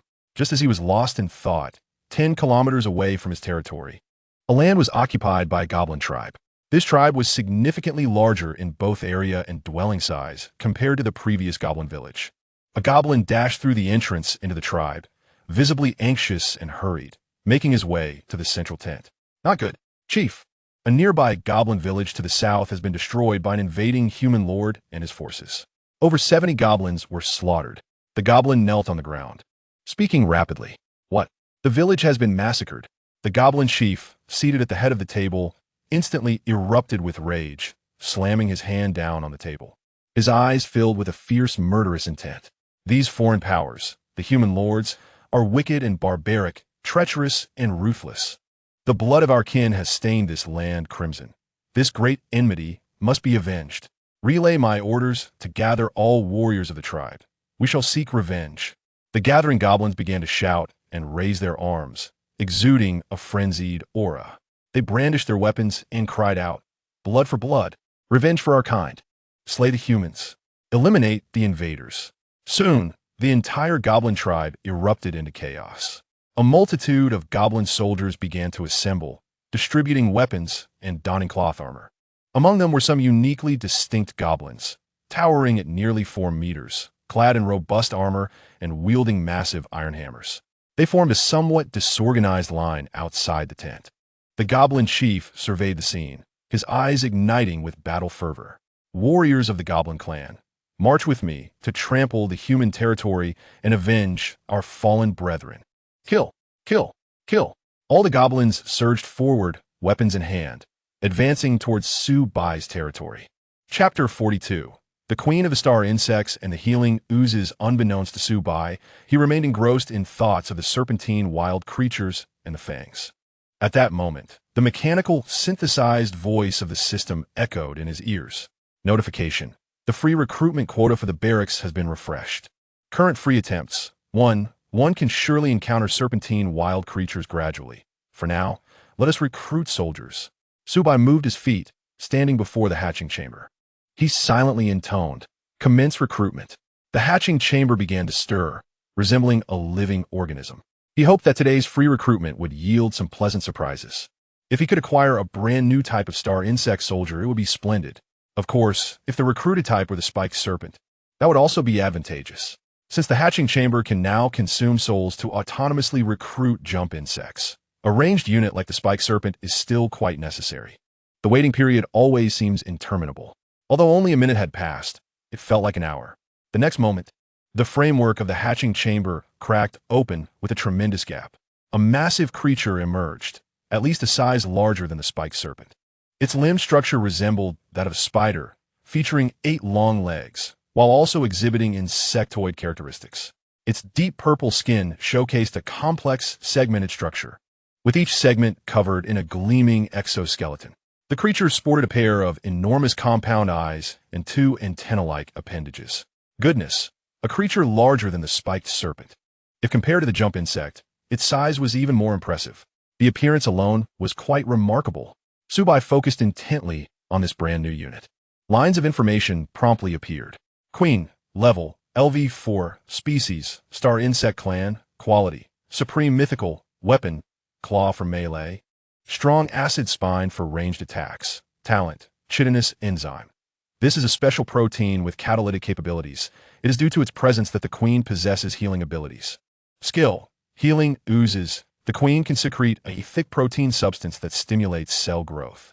Applying this fluid to the wounds of allied biological units will rapidly restore damaged tissues within seconds. Combat power, level 4, loyalty, 100, description. The queen's role within the star insect clan is as a support-type auxiliary unit, possessing weaker combat abilities but excelling in defense and aiding allies. Note, outside the mycelium range, the queen's movement speed will be significantly reduced. The queen, it is indeed a unit endowed with healing capabilities. This is utterly perfect. Now, the unit composition within the territory is even more complete, with melee, ranged, hero, and auxiliary units. Such synergy is bound to unleash formidable combat prowess. Su Bai was instantly overjoyed, a broad smile gracing his face. Like the spiked serpent, the queen is a unit that encompasses both melee and range capabilities. Although the description indicates that the queen is primarily a support-type auxiliary unit with weaker combat abilities, Su Bai believed that with her claws and strong acid spine, her strength should be formidable. After all, combat power is rated at level 4. However, with jump insects and spiked serpents present, the queen may not be needed for direct combat. In the future, with the healing oozes skill at her disposal, The Star Insect Clan's forces will possess enhanced sustainability in battle. Just yesterday, Su Bai was concerned about how to recover if the jump insects and spiked serpents were injured. Who would have thought that what he wished for would come to fruition? Today, he recruited a unit with healing capabilities. Moreover, the Queen's healing ooze's skill is remarkably potent, capable of restoring damaged tissues in mere seconds. From now on, he would no longer fear perilous battles. Even if the jump insects and spiked serpents were inadvertently injured, they could swiftly recover under the Queen's care and re-enter the fray. This undoubtedly elevates the overall combat strength of the territory once again. The mechanical, synthesized voice of the system resonated once more. Congratulations, Lord Su Bai. Your newly recruited unit, the Queen, has received a supreme mythical enhancement, increasing the quantity to 5. Immediately after, 4 more queens emerge for the hatching chamber. 5 queens is quite satisfactory. Su Bai nodded in contentment. At this moment, he observed that, indeed, the queen's speed was rather sluggish. Despite possessing 8 long, spider-like legs, each lift and fall was exceedingly slow. Alas, if her speed is this slow, she truly may not excel in combat. Su Bai couldn't help but exclaim. Her sluggish movements would render her a living target. In the face of enemy attacks, evasion or escape would be virtually impossible. Moreover, if the Queen accompanied the forces into battle, it would significantly hinder the speed of the jump insects and spiked serpents. Consequently, it could adversely affect the overall combat capability. Only on the mycelium would the Queen's movement speed increase. Kerrigan stepped forward and spoke. Mycelium? What is that? Su Bai squinted his eyes, simultaneously noting the final line in the Queen's attribute information. Outside the mycelium range, the Queen's movement speed will be significantly reduced. At that moment, the system's notification appeared before him. Notice, all ground units of the Star Insect Clan move faster on mycelium than on ordinary terrain, as the mycelium contains a series of microfilaments, allowing them to glide without breaking this viscous substance. The Insect Queen is no exception. Her speed upon the mycelium mat is significantly enhanced. However, her legs have undergone special modifications, which restrict her mobility on the ground outside the mat, resulting in a somewhat sluggish pace. Upon upgrading the evolution chamber and hatching the mycelium tumor, the Insect Queen is capable of producing mycelium tumors, thereby extending the range of the mycelium and greatly augmenting mobility. It suddenly dawned on Su Bai that the mycelium serves to enhance the movement speed of the interstellar Zerg. Even on ordinary terrain, the jumping insects already move with remarkable swiftness. If they were to run on the mycelium, their speed would be almost imperceptible. The next task is to continue upgrading the evolution chamber and unlock the evolution sequence for the Insect Queen. Subsequently, Su Bai chose the estate and successfully recruited a juvenile worker bee, commanding it to venture forth and gather resources. With 2180 souls, he could recruit more jumping insects. Selecting to recruit, he chose a quantity of 20. Within the incubation chamber, 20 jumping insects emerged in succession. They set out to seek serpentine beasts. Su Bai leading Gideon. 70 jumping insects and 16 spiked snakes departed from their territory. The Insect Queen, moving too slowly, was left to guard the home. 10 minutes later, the serpentine beasts were nowhere to be found. However, at the end of the path, a dense formation of dog-headed humanoids appeared. Chapter 43. If the dogs offend me, I shall eradicate them entirely. Another pack of dog-headed humanoids? Su Bai murmured to himself, gazing into the distance. The number appeared to be around 300. Among them were several notably large dog-headed beings, distinct from the dog-headed slaves and warriors encountered previously. These towering figures, standing at 4 meters tall, were clad in formidable armor and wielded massive iron hammers, exuding an intimidating presence. It seems I have stirred the hornet's nest and am now at odds with the dog-headed tribe. Su Bai could not help but exclaim, My lord, these dog-headed beings harbor hostility towards us and are approaching, Kerrigan remarked, her eyes narrowed, displaying clarity and composure. Likely, their aggression was a consequence of the previous day's destruction of the dog-headed village. Su Bai then shouted, Jumping insects and spiked snakes, prepare for battle. A chorus of low roars erupted from the 70 jumping insects as they leaped forward, positioning themselves in front of Su Bai. The 16 spiked snakes followed closely, raising their bodies and fanning out their bony plates to reveal their razor-sharp bone spikes. As the dog-headed forces drew nearer, the composition of their ranks became clearer.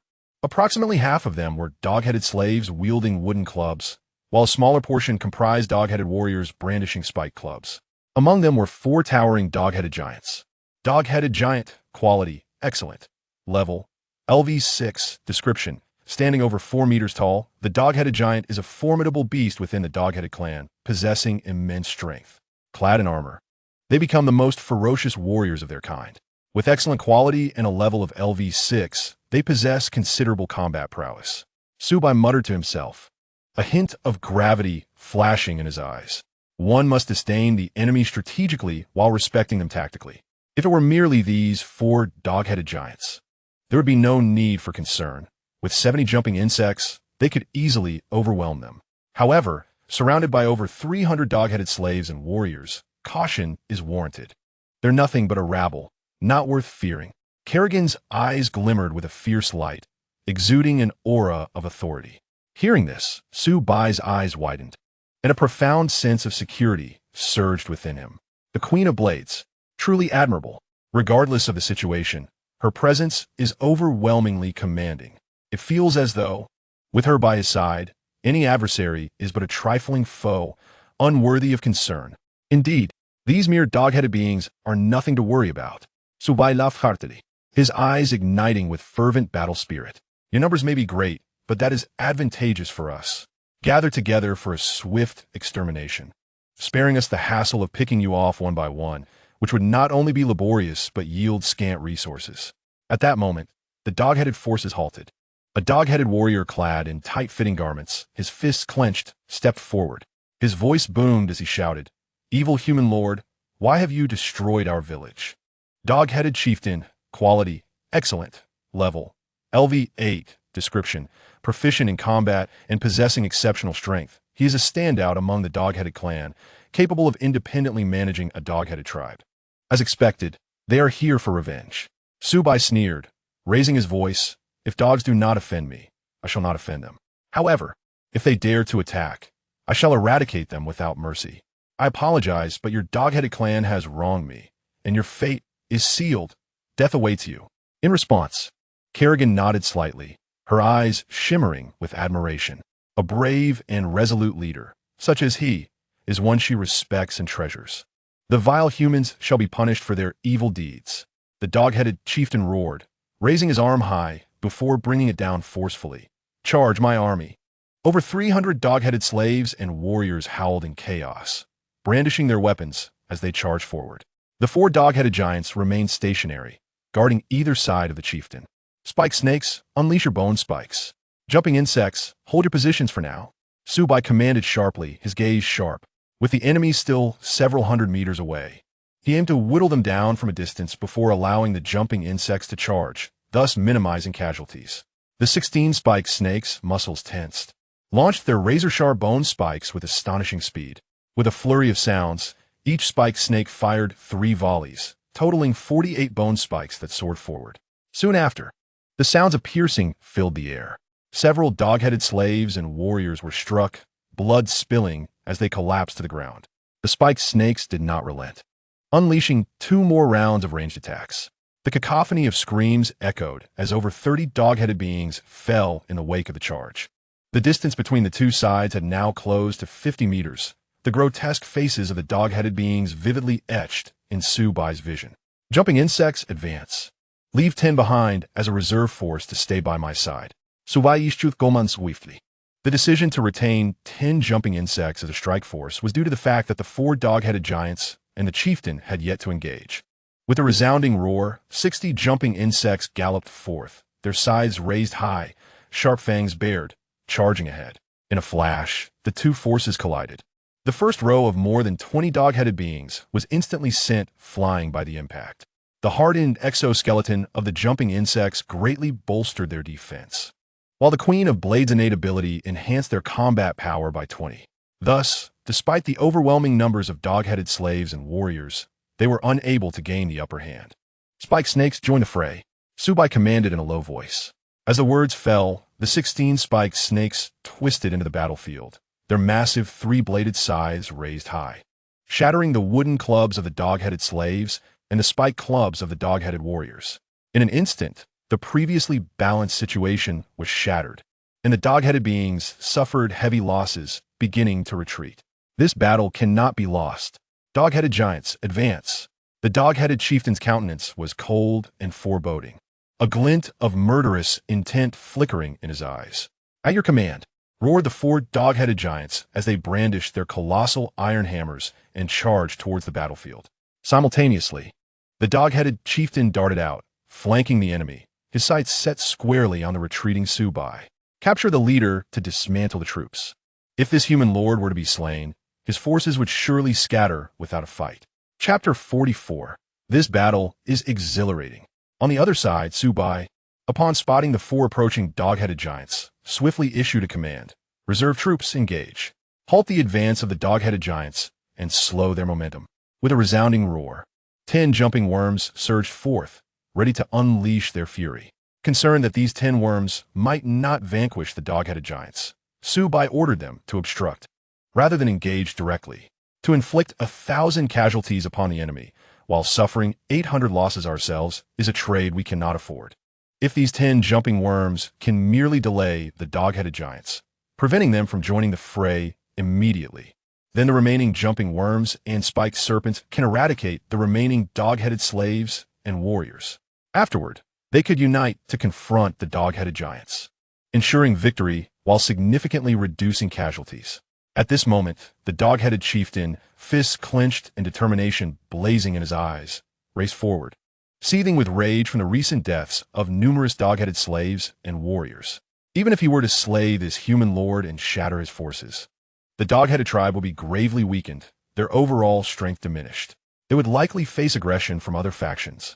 Thus, the chieftain's mind was consumed with a singular thought: to seize this opportunity, while the human lord's defenses were thin, and swiftly execute a decapitating strike. My lord, the enemy approaches for a flank attack. Kerrigan's voice was cool and rapid. Su Bai turned to see the dog-headed chieftain advancing with great strides from the right front. This dog-headed creature possessed a modicum of intelligence, seeking to capitalize on the absence of the jumping worms and spiked serpents for a sudden assault. As he spoke, Su Bai firmly grasped the semi-automatic pistol strapped to his waist. This marked the 4th day since arriving in the land of redemption. Yet this gifted weapon from the military district had yet to see action. There is no better time than the present. He would put this dog-headed chieftain to the test. Deactivating the safety, he aimed the dark muzzle toward the chieftain's right front and pulled the trigger. Bang, bang, bang. He fired 3 shots in rapid succession. Striking a moving target proved challenging. 2 bullets missed their mark. The final shot was aimed at the chieftain's right chest. However, the ensuing spectacle left Su Bai astounded. The dog-headed chieftain's form flickered rapidly, his right fist shooting forth like lightning, colliding with the bullet and deflecting its trajectory. Is this semi-automatic pistol truly so ineffective? Su Bai could not help but shake his head. An excellent quality, level 8 dog-headed chieftain was effortlessly able to neutralize the bullet's assault. It seemed this pistol could only contend with beasts or monsters below level 5. Meanwhile, the dog-headed chieftain, exhilarated, felt a surge of joy at the perceived weakness of this human lord. Slaying him would undoubtedly be a mere formality. With this thought, the chieftain accelerated, charging forward. My lord, your queen shall safeguard your safety, Kerrigan declared, a smile gracing her lips. She then bent her knees and, like an arrow loose from its bow, surged forth with remarkable speed. In the blink of an eye, she was upon the dog-headed chieftain, seeking death. The chieftain bellowed, his fists clenched as he struck out. Kerrigan's expression hardened as her razor-sharp claws sliced through the air. Bang! The 2 forces collided, causing the chieftain's hands to tremble slightly as he staggered back 3 steps, absorbing the powerful impact. Kerrigan pressed the attack, leaping into the air, her bone wings soaring high. With a surge of kinetic energy, a dark purple sphere of psychic energy coalesced and shot forth at incredible speed. The dog-headed chieftain had no time to evade. His right shoulder exploded in a shower of blood and flesh, a flicker of fear crossing his eyes. He stumbled backward, attempting to escape the battlefield.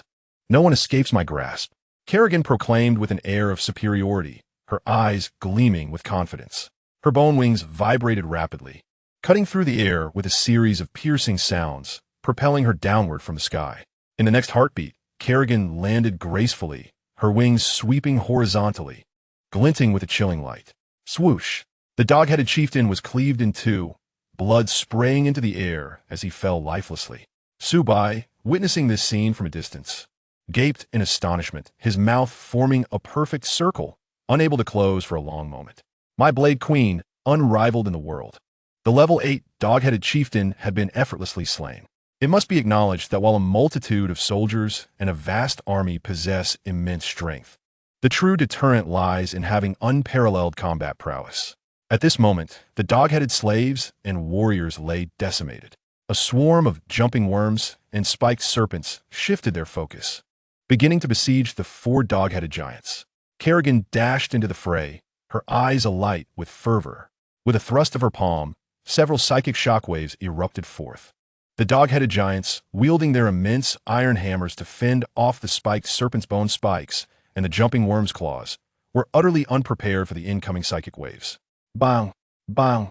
Bang! The arms of the 4 dog-headed giants were struck by the psychic shockwaves, causing them to drop their weapons in pain. In an instant, the jumping worms surged forward, overwhelming them. The 4 dog-headed giants fell lifeless. Thus, the battle concluded. Observing the ground strewn with the corpses of dog-headed creatures, yet devoid of any interstellar Zerg remains, Su Bai sighed repeatedly, exclaiming, "This battle is exhilarating, truly exhilarating." This overwhelming victory was not solely due to the formidable strength of the jumping worms and spiked serpents, but also relied on Kerrigan's thunderous assault. Otherwise, considerable effort would have been required to fell the dog-headed chieftain and the 4 dog-headed giants. The system's prompt appeared before him. Dog-headed chieftain's soul, quantity, auto-dissolving, soul, 45, congratulations, Lord. Under the enhanced effects of your wish, the number of souls gained has increased tenfold.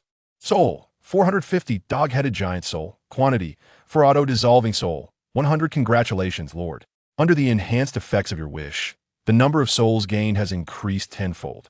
Soul, 1000, dog-headed warrior's soul, quantity, 100, auto-dissolving soul, 500, congratulations, Lord. Under the enhanced effects of your wish, the number of souls gained has increased tenfold. Soul, 5000, dog-headed slave's soul, quantity, 200, auto-dissolving soul, 400, congratulations, Lord.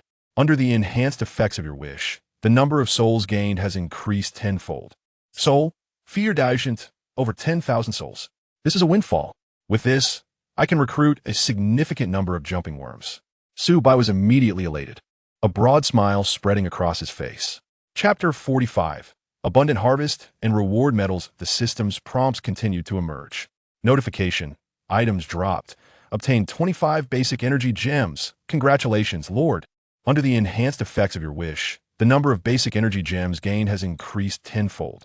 Basic energy gems, 250. Notification. Obtained 4 hammers. Do you wish to dissolve them? The soldiers of the Interstellar Zerg do not require such weapons. Su Bai chose to dissolve them. Automatic decomposition in progress. Iron blocks 100. Congratulations, Lord. Under the enhancement of the wishing effect, the quantity of iron blocks obtained has increased tenfold. Iron blocks 1000. Quite satisfactory. Su Bai nodded, pleased that the yield of primary energy gems had finally increased. The decomposition of the 4 iron hammers, though minimal, was better than nothing. However, in Su Bai's eyes, what might seem trivial to him was a substantial resource for other newly appointed lords, absolutely not to be overlooked. The wooden sticks and wolf-tooth clubs were not decomposed by the system, likely due to their inferior quality failing to meet the minimum resource requirement. Subsequently, Su Bai commanded the jump worms to transport the corpses of the dog-headed people. With a considerable quantity, it took 4 trips to complete this task. Notice, Evolve Chamber decomposed in a biomass 300. Congratulations, Lord. Under the enhancement of the wishing effect, the biomass obtained has increased tenfold. Biomass 3000, 3000 biomass. A commendable harvest. Su Bai's lips curled into a smile. Now he need not worry about upgrading the Evolve Chamber or the evolution sequence options. It must be said that annihilating a large number of local forces at once yields resources much faster. Especially the souls, under the tenfold buff, seemed to skyrocket, rapidly increasing the stockpile. At this moment, the system's mechanical prompt echoed again. Notice, congratulations, Lord Su Bai, your hero, the Blade Queen, has reached maximum experience and leveled up to LV3. Notice, After the upgrade, the Blade Queen's strength and speed have received a slight enhancement. Notice, after the upgrade, the talent heart of the swarm has been strengthened, increasing the combat power of the interstellar swarm by 30 within a radius of 1,500 meters. Notice, after the upgrade, the skill kinetic strike has been enhanced, allowing for significantly greater damage to target units. Notice, congratulations, Lord Su Bai. Your 50 LV3 jump worms have reached maximum experience and leveled up to LV4. Notice, after the upgrade, the jump worm strength, speed, and claw sharpness have received slight enhancements. Notice, congratulations, Lord Su Bai. All your spitting serpents have reached maximum experience and leveled up to LV4. Notice, after the upgrade, the spitting serpent strength, attack speed, and bone spike lethality have received slight enhancements. Wonderful. They have all leveled up. Su Bai's eyes sparkled as he examined the detailed information of the troops. The LV4 jump worms now possessed a combat power of level 6, while the LV4 spitting serpents reached level 7. After the upgrade, Kerrigan's talent heart of the swarm expanded its radius from the original 1,000 meters to the current 1,500 meters. The combat power enhancement buff increased by 10 percentage points, now standing at 30. Moreover, her combat power level has risen to level 12. It seems that more monster slaying is in order. Not only can it yield abundant resources, but it also facilitates rapid troop level increases, thereby accelerating the strength of the territory's development. Over the past few days, Su Bai has grasped the method for swiftly enhancing strength. In essence, it is quite simple. Slay more monsters, gather more resources, and upgrade territorial buildings. This creates a positive feedback loop for the territory's development. This principle is not complicated, and many newly appointed lords should understand it too. However, many among them are stuck at the first step. Slaying monsters sounds easy, yet it is challenging in practice. For instance, the recently annihilated dog-headed troop would have been insurmountable without formidable combat power under the Lord's command. Those awakened with ordinary or excellent quality dare not engage in battle with the numerous local forces. Only those with refined, epic quality Lord Marks possess sufficient strength to contend with local powers. Only legendary lords exhibit formidable combat power at this current stage. As for mythical lords, they're exceedingly rare globally. At least, among this year's newly awakened lords in Longwa, none have appeared. Just then, a series of whimpers echoed. Following the sound, Su Bai discovered that 10 jump worms and 2 spitting serpents had sustained injuries in the recent battle, their exteriors marred with bloody wounds. However, with the presence of the queen, there was no need for concern. Return to the territory. Su Bai waved his hand. In an instant, within the territory, 5 queens opened their mandibles, secreting a red protein liquid onto the wounds of the jump worms and spitting serpents. A miraculous event occurred. The gaping wounds rapidly healed within mere seconds. Scabs formed, fell away, and new skin grew. The injured 10 jump worms and 2 spitting serpents fully regained their combat capabilities, becoming lively once more. The healing liquid of the queen proved exceptionally potent. From now on, with the queen present, the sustained combat power of the interstellar swarm will be greatly enhanced. However, I wonder if I were to sustain an injury, can the queen heal me? Su Bai murmured to himself, a glimmer of contemplation in his eyes. Logically, it should be possible. The skill description of the healing liquid states that provides treatment for allied biological units. He himself falls within the biological category, albeit a distinction between humans and the interstellar swarm. However, a gentleman does not stand beneath a precarious wall. With the formidable protection of the interstellar swarm, how could one easily sustain injuries? Suddenly, 2 lines of information from the system popped up. Notice, newly appointed Lord Su Bai. The number of dog-headed people you have slain has reached a certain scale, earning the metal dog-headed hunter. Notice, it has been placed in your storage space. Please check it yourself. A metal dog-headed hunter? Interesting. Su Bai examined his storage space. Metal dog-headed hunter. Quality, ordinary. Description, when worn, the Lord soldiers gain a 10 attack power boost when engaging dog-headed people. But the hatred value of the dog-headed clan in the Land of Redemption towards the Lord will increase by 5. Current status. Not worn. Naturally, it must be worn. Without hesitation, Su Bai chose to equip it. The current status of the dog-headed hunter metal changed. Current status. Equipped. A mere 5 hatred value is inconsequential. In fact, he would prefer an increase in hatred value, encouraging more dog-headed people to come forth. This way, resource accumulation and troop upgrades would proceed much more swiftly. Next, it was time to eradicate the root, to locate the dog-headed chieftain's tribe and obliterate it. Chapter 46.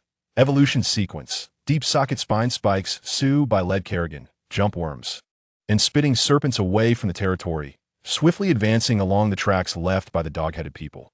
Approximately 20 minutes later, a dog-headed tribe came into view. It contained only a sparse number of dog-headed individuals. Upon spotting the large swarm of jump worms and spitting serpents, they unhesitatingly turned tail and fled in a panic. Due to their limited number, Su Bai found no need to pursue them. Passing through the gate, he entered the dog-headed tribe. The majority were thatched huts, sturdier than those in the dog-headed village. Some houses were made of stone. Without exception, they all reeked foully. There was not a single item of value to be found. Notice, this small dog-headed tribe has lost its ability to resist. Would you like to destroy its territory stone? Notice, destroying the enemy's territory stone will yield rewards. Notice, the higher the level of the target territory, the stronger its power, the more substantial the rewards will be. Destroy. Su Bai spoke rapidly. Such a filthy, odorous place must be obliterated immediately. Otherwise, it would be a source of discomfort. The next moment, boom! The thatched huts and stone houses began to collapse. Dust and debris rose from all directions. Before long, the small dog-headed tribe had transformed into a desolate ruin.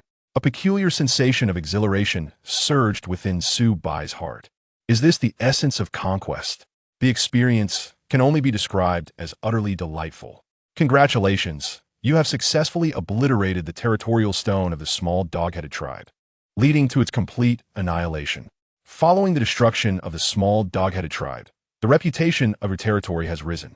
Reputation points increased by 40. Current reputation, 50. Current title, nameless. Upon the destruction of the territorial stone, you have acquired 2,000 units of wood, 1,000 units of stone, and 25 primary energy gems. Congratulations, Lord. The enhanced effect of your wishes has multiplied the wood obtained by tenfold. Wood, 20,000. Congratulations, Lord. The enhanced effect of your wishes has multiplied the stone obtained by tenfold. Stone, 10,000. Congratulations, Lord. The enhanced effect of your wishes has multiplied the primary energy gems obtained by tenfold. Primary energy gems, 250. Such a bounty of resources. Su Bai was overwhelmed with joy, his face radiating a broad smile. Truly, this is an unprecedented fortune for other newly appointed lords. Acquiring such a wealth of resources in one go would be akin to an insurmountable challenge. It must be said, this feeling of possessing extraordinary power is utterly intoxicating. Thus, it is evident that the means to gather resources, aside from sending worker bees to collect, lies in the destruction of local forces' territories. Moreover, the latter proves to be far more efficient, swift, and pleasurable. However, despite the increase of 40 reputation points, his title remained unchanged, still the nameless. Soon after, Su Bai led his soldiers away from the ruins of the dog-headed tribe in search of serpentine beasts. He dispatched jump insects to scour the area, casting a wide net in hopes of a bountiful catch. At last, after half an hour, he discovered 5 mutated pythons of ordinary quality, level 3. The battle was as effortless as crushing ants, concluding in the blink of an eye. Weak beast souls, quantity, 5. Automatically decomposing. Soul, 15. Congratulations, Lord. The enhanced effect of your wishes has multiplied the souls obtained by tenfold. Soul, 150. An item dropped. 5 snake fangs. Congratulations, Lord. The enhanced effect of your wishes has multiplied the snake fangs obtained by tenfold. Snake fangs, 50. Splendid. The number of snake fangs has reached completion, enabling the upgrade of the stabbing snake's evolution sequence. Su Bai's face lit up with joy as he led his soldiers back to the territory. The corpses of the 5 mutated pythons became sustenance for the jump insects, and thus could not be returned for biomass conversion. 15 minutes later, within the territory, Su Bai moved towards the evolution chamber. He opened the evolution sequence and selected to upgrade. Biomass, 400. Snake fangs, 30. 16 stabbing snakes remained stationary, their carapaces swelling in size. 3 minutes later, a system notification appeared before him. Congratulations, Lord Su Bai. The deep spine spikes of the stabbing snake evolution sequence have successfully upgraded. Let's see if there are any changes. Su Bai checked the detailed attributes of the stabbing snake. Stabbing snake. Level 4. Race. Interstellar Insectoid. Quality. Legendary. Weapon. Triple blade scythe for close combat. Bone needle for ranged attack. Talent. Enhanced metabolism. Skills none. Evolution sequence. Deep spine spikes. Enhances the genetic sequence of the stabbing snake, fortifying the bone plates beneath its carapace and sharpening the growth of bone needles, increasing attack range by 50. Combat power, level 75. Loyalty, 100. The combat power has improved. Splendid. Su Bai nodded slightly, a satisfied expression gracing his features. Though the level of the stabbing snake's combat power had only risen by 0.5 at times, mere numerical value cannot encapsulate the entirety. An increase in attack range by 50 is a substantial enhancement to the overall combat effectiveness of the forces, allowing for greater synergy when cooperating with jump insects.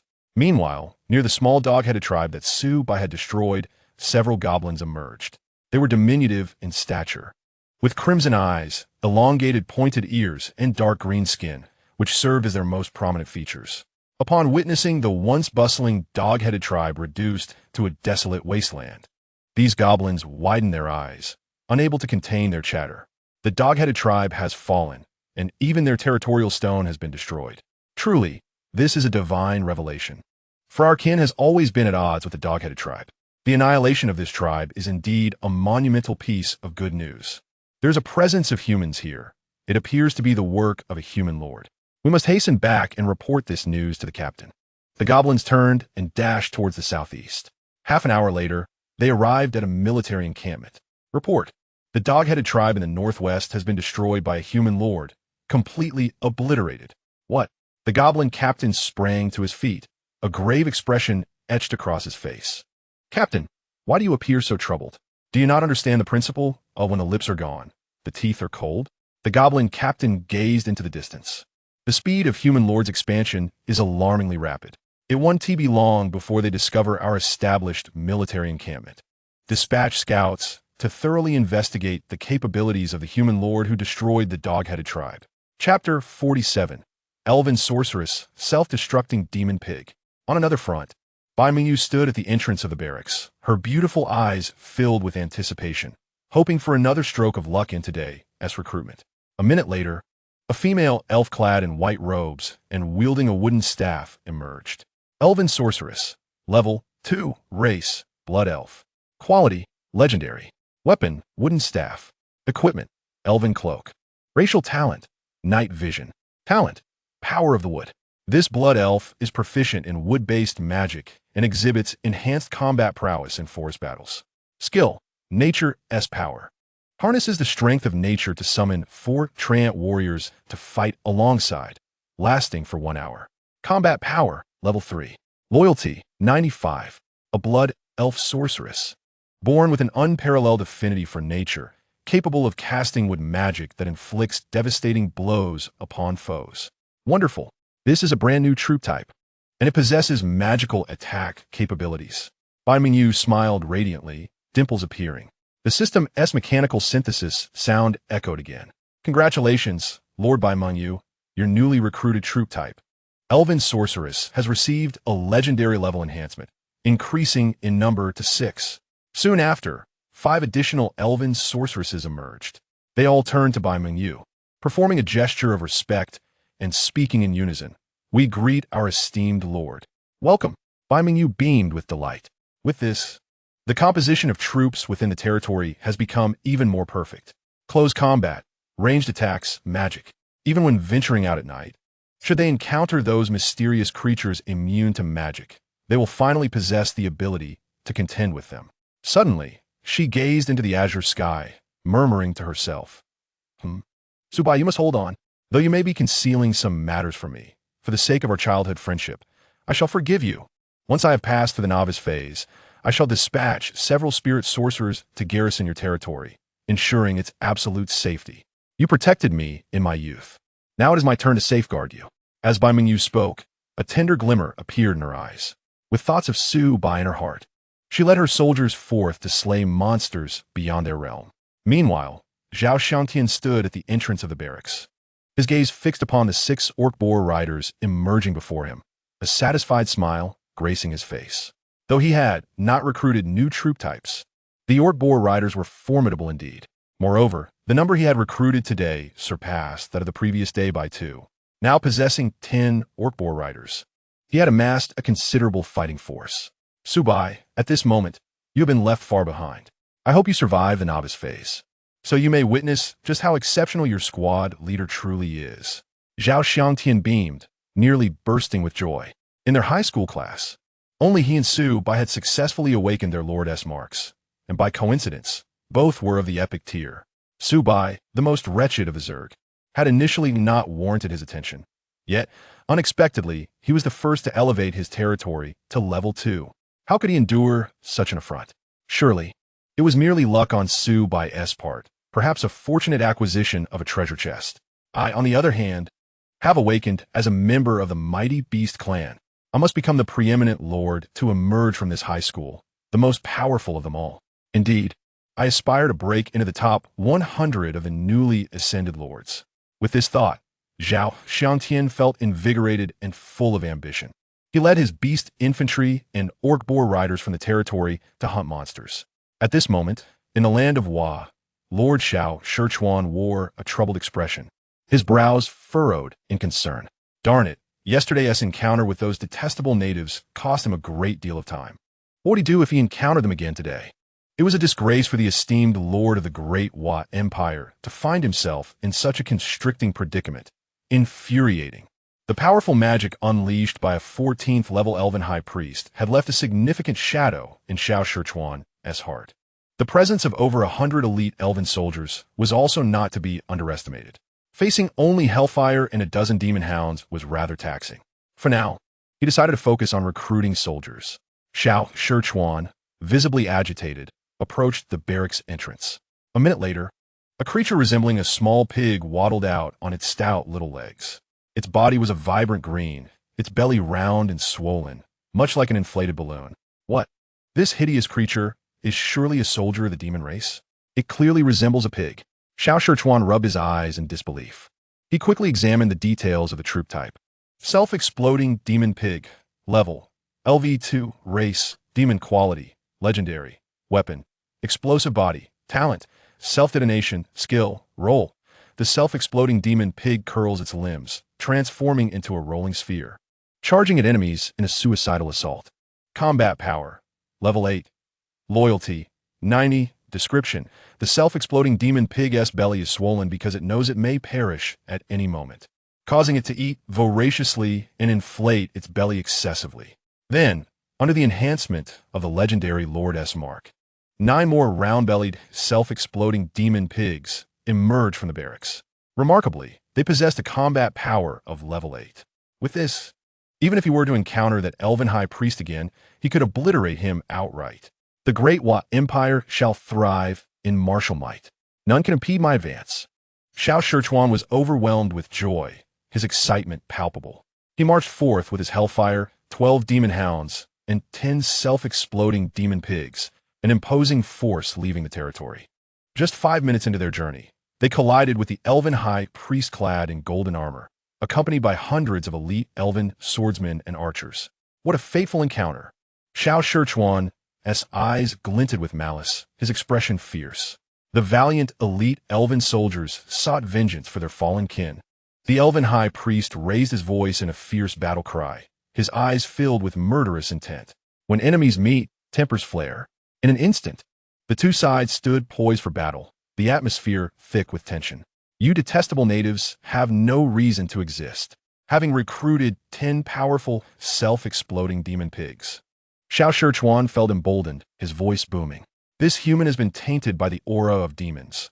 He must be slain, annihilate all his demon minions.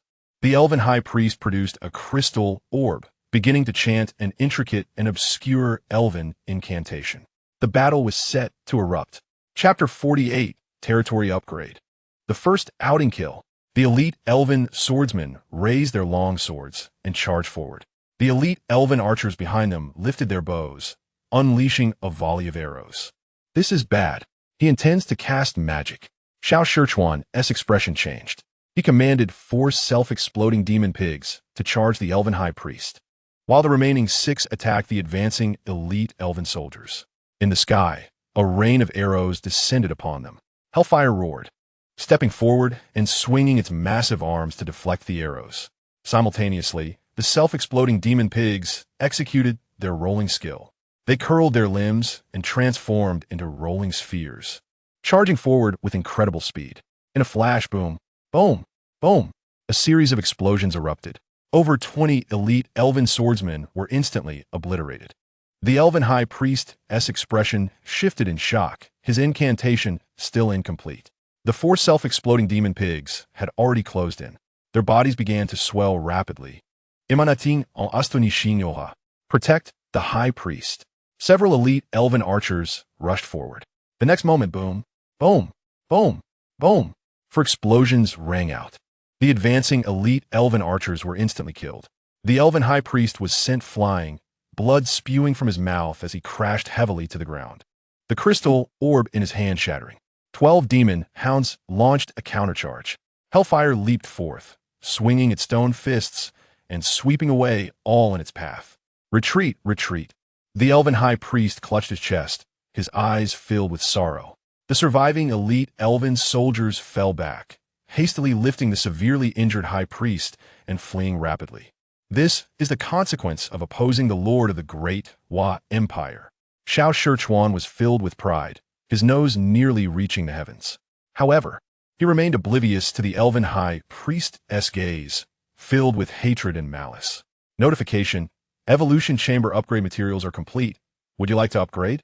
Upon seeing the notification, Su Bai murmured, upgrade.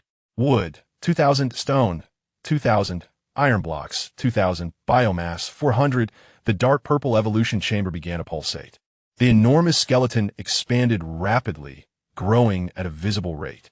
As its size increased, more writhing skin enveloped its surface. 1 minute later, congratulations, Lord Su Bai. Your evolution chamber upgrade was successful. Evolution chamber level has reached LV3. A new evolution sequence has been unlocked. Please check it yourself. Eager to see the new options, Su Bai opened the evolution sequence. Evolution sequence. Insect queen, hatch fungal tumor. Create a fungal tumor that can extend the range of fungal growth, significantly enhancing the mobility of the insect queen. All soldiers of the interstellar Zerg can traverse the fungal blanket at an accelerated velocity. The requirement is 400 biomass and 40 snake gallbladders. With the biomass fully acquired, only the snake gallbladders remain, prompting Su Bai to contemplate continuing the hunt for serpentine beasts. He murmured to himself that with the enhancement of the blessing buff, only a few serpents need to be slain to yield a significant quantity of gallbladders. The effort required entails venturing into the territory and conducting thorough searches. By hatching fungal blanket tumors and extending the blanket's reach, the movement speed of the queen worm can rival that of the spike serpent. Indeed, the jump worm remains the swiftest of all creatures, endowed with the innate talent of agility. Should he produce fungal blanket tumors in substantial numbers, the coverage area would expand dramatically. Envisioning a territory enveloped entirely by the fungal blanket, the jump worm's speed would further amplify. This enhancement would facilitate the efficient eradication of wild monsters, the protection of worker bees, and the handling of unforeseen circumstances. At that moment, the mechanical voice of the system resonated. Notice, the resources for territory upgrade are complete. Would you like to proceed with the upgrade? Excellent. With such abundant resources, it is time for a gratifying upgrade. Without hesitation, Su Bai confirmed the upgrade. The resources consumed included 6,000 wood for 1,000 stone, 2,000 iron blocks, 500 souls, and 300 primary energy gems. A gentle white glow enveloped the entire territory, causing its boundaries to expand as the protective membrane extended outward. The modest wooden hut transformed into a quaint stone cottage. 5 minutes swiftly passed. Congratulations, Lord Su Bai. The territory upgrade was successful. The territory level has reached LV5. The territory area has increased by 1,000 square meters. Reputation has risen by 50 points. Notice, your current title has changed. Eagerly, Su Bai opened the territory information to scrutinize the details. Territory, Su Bai level, LV5 area, 3,000 square meters completeness, 100 reputation, 100 title, newly emerged territory structures, hatching ground LV4, manor LV3, evolution chamber LV3. Guard Arrow Tower LV1 upgrade requirements. 8,000 wood, 5,000 stone, 2,000 iron blocks, 600 souls, 400 primary energy gems. From obscurity to newly emerged. How intriguing. Su Bai couldn't help but chuckle. At that moment, the system chimed again. Notice, the title newly emerged will attract the attention of local forces within a 5,000-meter radius. Attracting the attention of the natives is indeed a fortuitous event. Su Bai beamed, his joy palpable. If the natives were to assault the territory, it would provide the Guard Arrow Tower with an opportunity to unleash devastation. This could rapidly pave the way for wealth accumulation, and thus, he felt elated. Now, with 280 souls at his disposal, Su Bai intended to upgrade the hatching ground and recruit 100 jump worms in one go.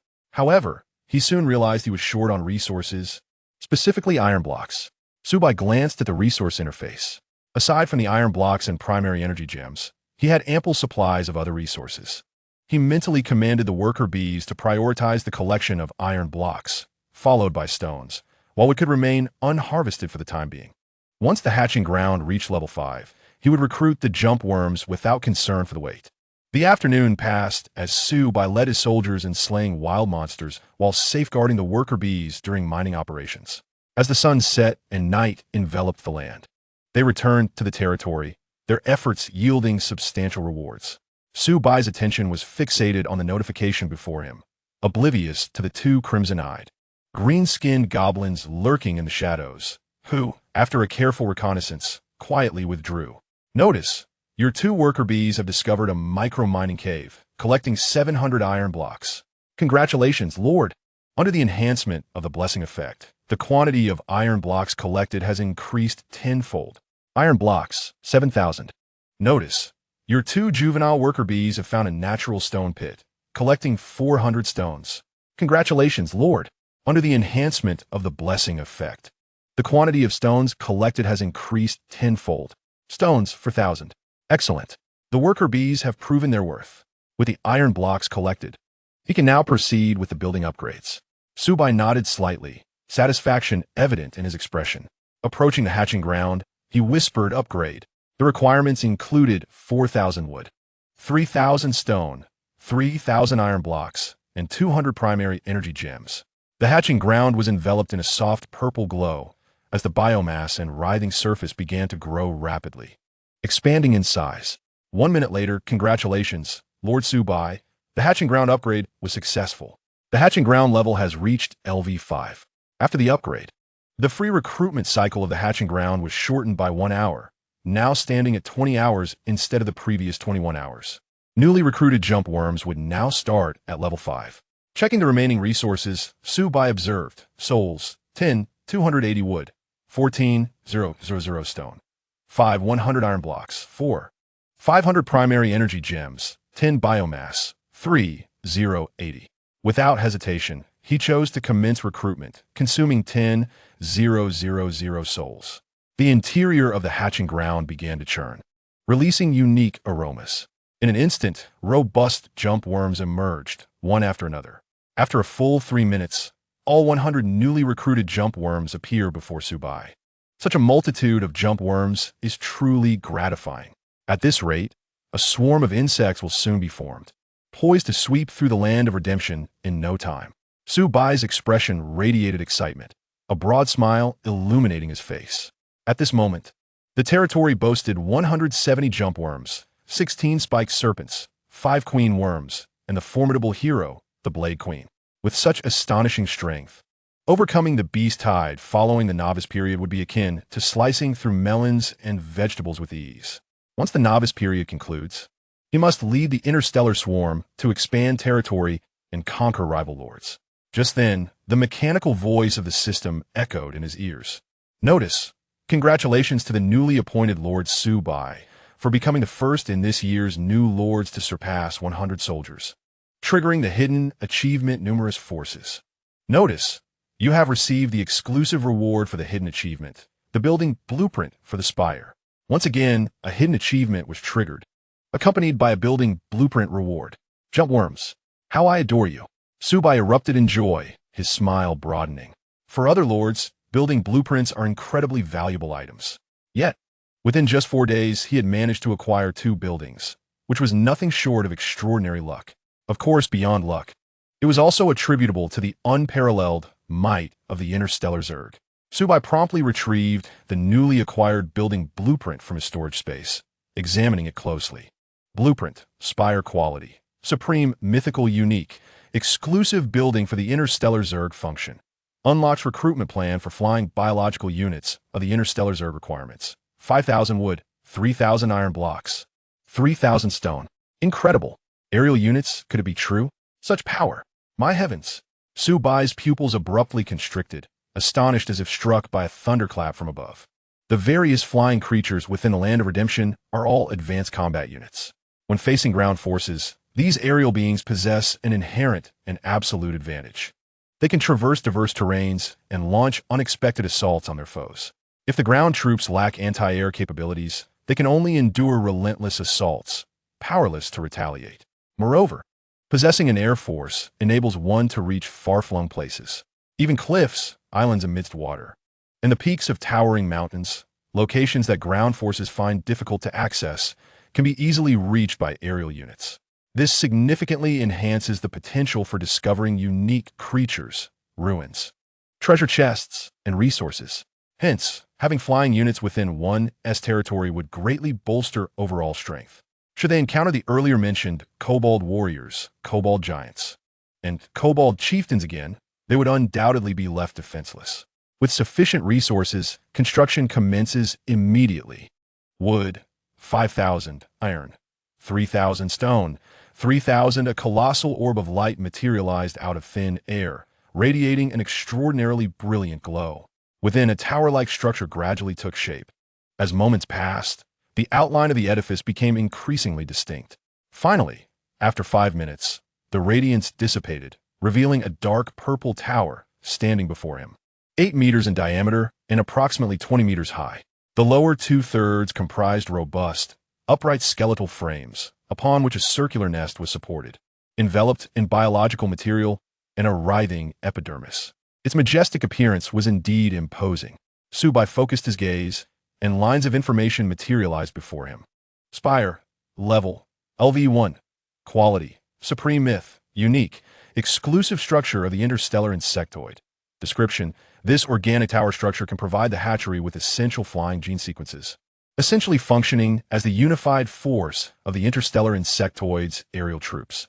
Function: activate the recruitment program for interstellar insectoid flying creatures. Tip: consuming 3 recruitment opportunities from the hatchery allows for special recruitment, guaranteeing the acquisition of an interstellar insectoid flying creature. The might of the Air Force is undeniably formidable. Utilizing 3 recruitment opportunities from the hatchery to ensure the recruitment of an aerial unit is exceedingly worthwhile. He could initiate the special recruitment a day before the beast tide erupts. Su Bai muttered to himself, a glimmer of contemplation flickering in his eyes. Today marked the 4th day since his arrival in the Land of Redemption. The next 3 days would be perfect for exhausting the 3 recruitment chances from hatchery and commencing special recruitment. If flying units could be incorporated alongside the formidable hero, the Blade Queen, surviving the beast tide would be as effortless as child's play. Ensuring his ascendance to the top of the new Lord leaderboard was all but guaranteed. Chapter 50, Collision. The fiery goblin. At this moment, the night had deepened. Dark clouds pressed heavily upon the sky, completely obscuring the moonlight. The boundless wilderness was engulfed in profound darkness. Su Bai stood at the entrance of a small stone cottage, where the territory stone embedded in the eaves emitted a faint glow, illuminating his resolute countenance.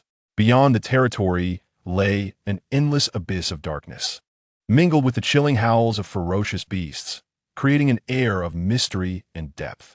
Yet in Su Bai's eyes, there was not an ounce of fear, but rather a flickering brilliance. Close to 200 jumping insects encircled the small stone house, resting upon the ground. Larger than usual spiked serpents and their progeny huddled together, lying low as though already in a state of slumber. Kerrigan squatted nearby, playfully engaging with one of the jumping insects. In the scene, Su Bai felt an overwhelming sense of security. He gazed into the distance. Beneath his sword-like brows lay a pair of eyes as luminous as stars in the dark night. The novice period would soon conclude, and after surviving the beast tide, the true challenges of territorial strife and the competition among myriad races would commence. Only then could he genuinely experience the grand tapestry of the land of redemption, with its twists and turns and tumultuous waves. Indeed, Su Bai had begun to swell with pride. Of course, he had every reason to feel this way. With the Blade Queen, the powerful interstellar insectoid, and the enhancements of the supreme myth, the wild creatures surrounding his territory, wild wolves, black bears, mammoths, and colossal tigers, were utterly weak in comparison. He began to anticipate delving deeper into the land of redemption. If he could quickly navigate through the novice phase and become a legitimate lord, he could wield tremendous power, crafting a magnificent chapter within the land of redemption. The sky high enough for birds to soar, the sea vast enough for fish to leap. Such a life would indeed be vibrant and colorful. A night of silence passed. The following day dawned. The sun rose in the east, heralding the early light of day. As Su Bai opened his eyes, the system announcement of the land of redemption materialized before him. Announcement: esteemed new lords. Today marks your 5th day in the land of redemption, with 2 days remaining until the conclusion of your novice period. Announcement: upon the end of the novice period, calamity will descend. A massive beast tide will assail your territories. Announcement: all new lords are urged to swiftly enhance their territorial strength to withstand the impending beast tide.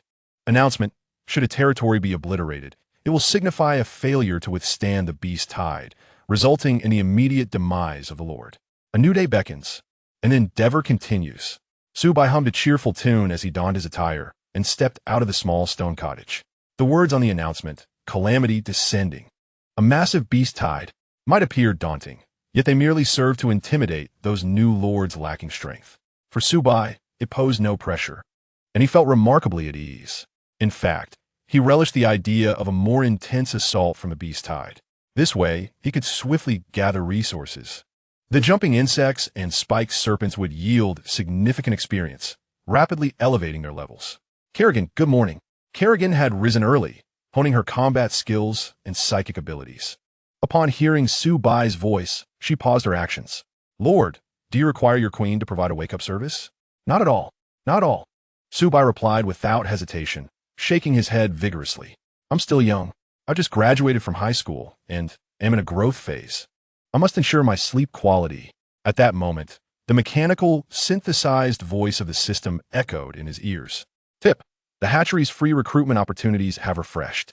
Current free opportunities. Tip: consuming 3 recruitment opportunities from the hatchery allows for a special recruitment, ensuring the acquisition of an interstellar insectoid flying creature. Utilize this recruitment opportunity for a special recruitment. Su Bai said swiftly without a moment's thought. Tip: 1 standard recruitment opportunity has been consumed. Tip: 2 more are required to initiate the special recruitment. Only 2 days remain until the special recruitment can be utilized. This implies that on the 7th day, flying creatures can be recruited from the hatchery. How exciting! He wondered what type of unit he would acquire. Suppressing his eagerness, Su Bai made his way to the entrance of the estate. Upgrade. The system's mechanical voice sounded once more. Tip: insufficient primary energy gems for upgrade. Upgrade failed. He found himself short on resources.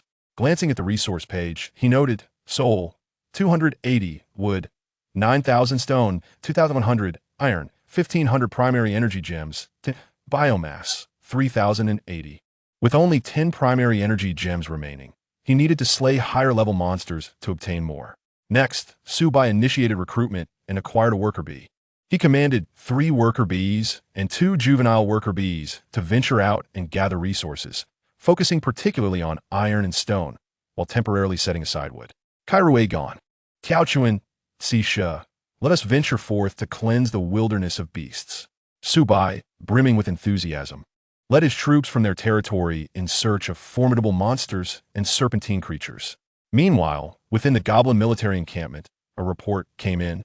The human lord's domain has been located directly to the west. At this moment, he is leading his soldiers southeast. The goblin centurion sprang to his feet, a flicker of murderous intent flashing in his eyes. Donning his armor, he retrieved a dark crimson longsword from the weapon rack. Those not of our kin harbor treachery. Strike first to seize the initiative.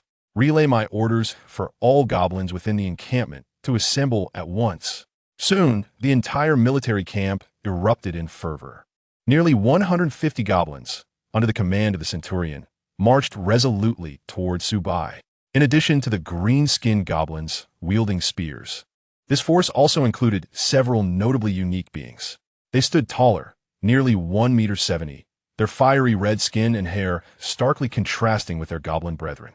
On the other side, Su Bai pondered, why is it that I have not encountered a single beast today? Perhaps some powerful native force has frightened them away. Awaken scanned the surroundings and responded. Just then, a goblin army appeared on the road ahead, marching purposefully towards them. Awaken, you were indeed correct. Su Bai bellowed. Tiaochuan, Xisha, prepare for battle. Their intentions are hostile. They do not come for friendly discourse. The red-skinned goblins are quite rare. Su Bai surveyed the approaching forces, information streaming forth.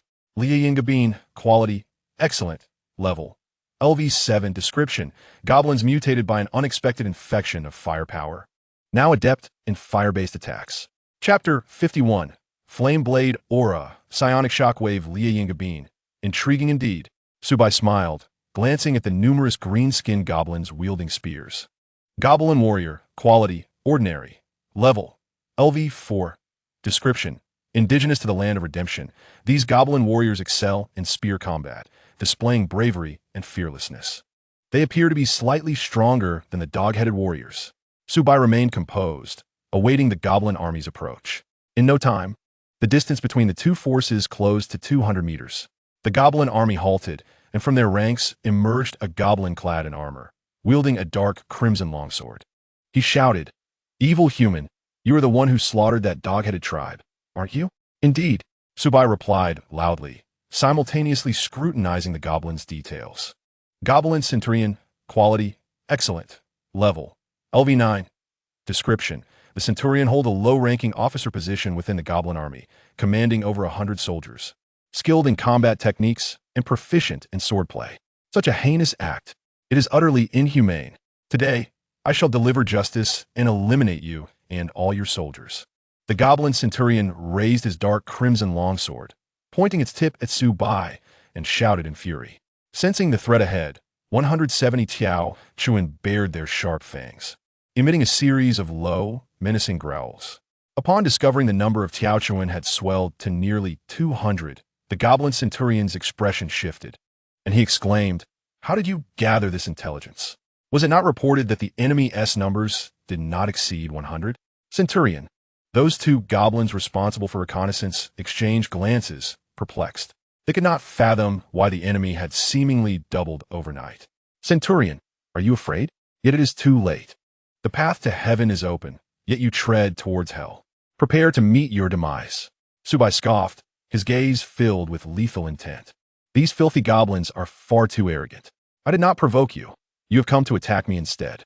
This is fortuitous, as it spares me the trouble of seeking out scattered beasts to slay. A bounty of experience has been delivered to me. Rejecting it would be sheer folly. Outrageous. Even if your soldiers outnumber mine, I shall not cower. The valor of the goblin race shall consume you all." The goblin centurion tightened his grip on the long sword and charged forward. "All goblins, attack! Annihilate the enemies before us. Kill!" The goblin warriors, armed with spears, surged forward with ferocity. The fiery red-skinned Liayingabin followed closely behind. The Tiaochuan awaited orders while the Xisha prepared for ranged assault. Su Bai's gaze was sharp, his words swift. 16 Xisha rose, their bony plates unfurling, and they rapidly launched their bone needles. After upgrading, the deep-grooved spines of the Xisha increased their attack range by 50, allowing them to strike from greater distances. In the blink of an eye, several goblin warriors fell in their charge. At that moment, the Liayingabin came to a halt, flames igniting across their bodies, coalescing in their palms into fireballs the size of soccer balls. They hurled these fireballs towards the enemy. Boom! Boom! Boom! Dozens of fireballs struck the Tiaochuan, producing deep, resonant explosions.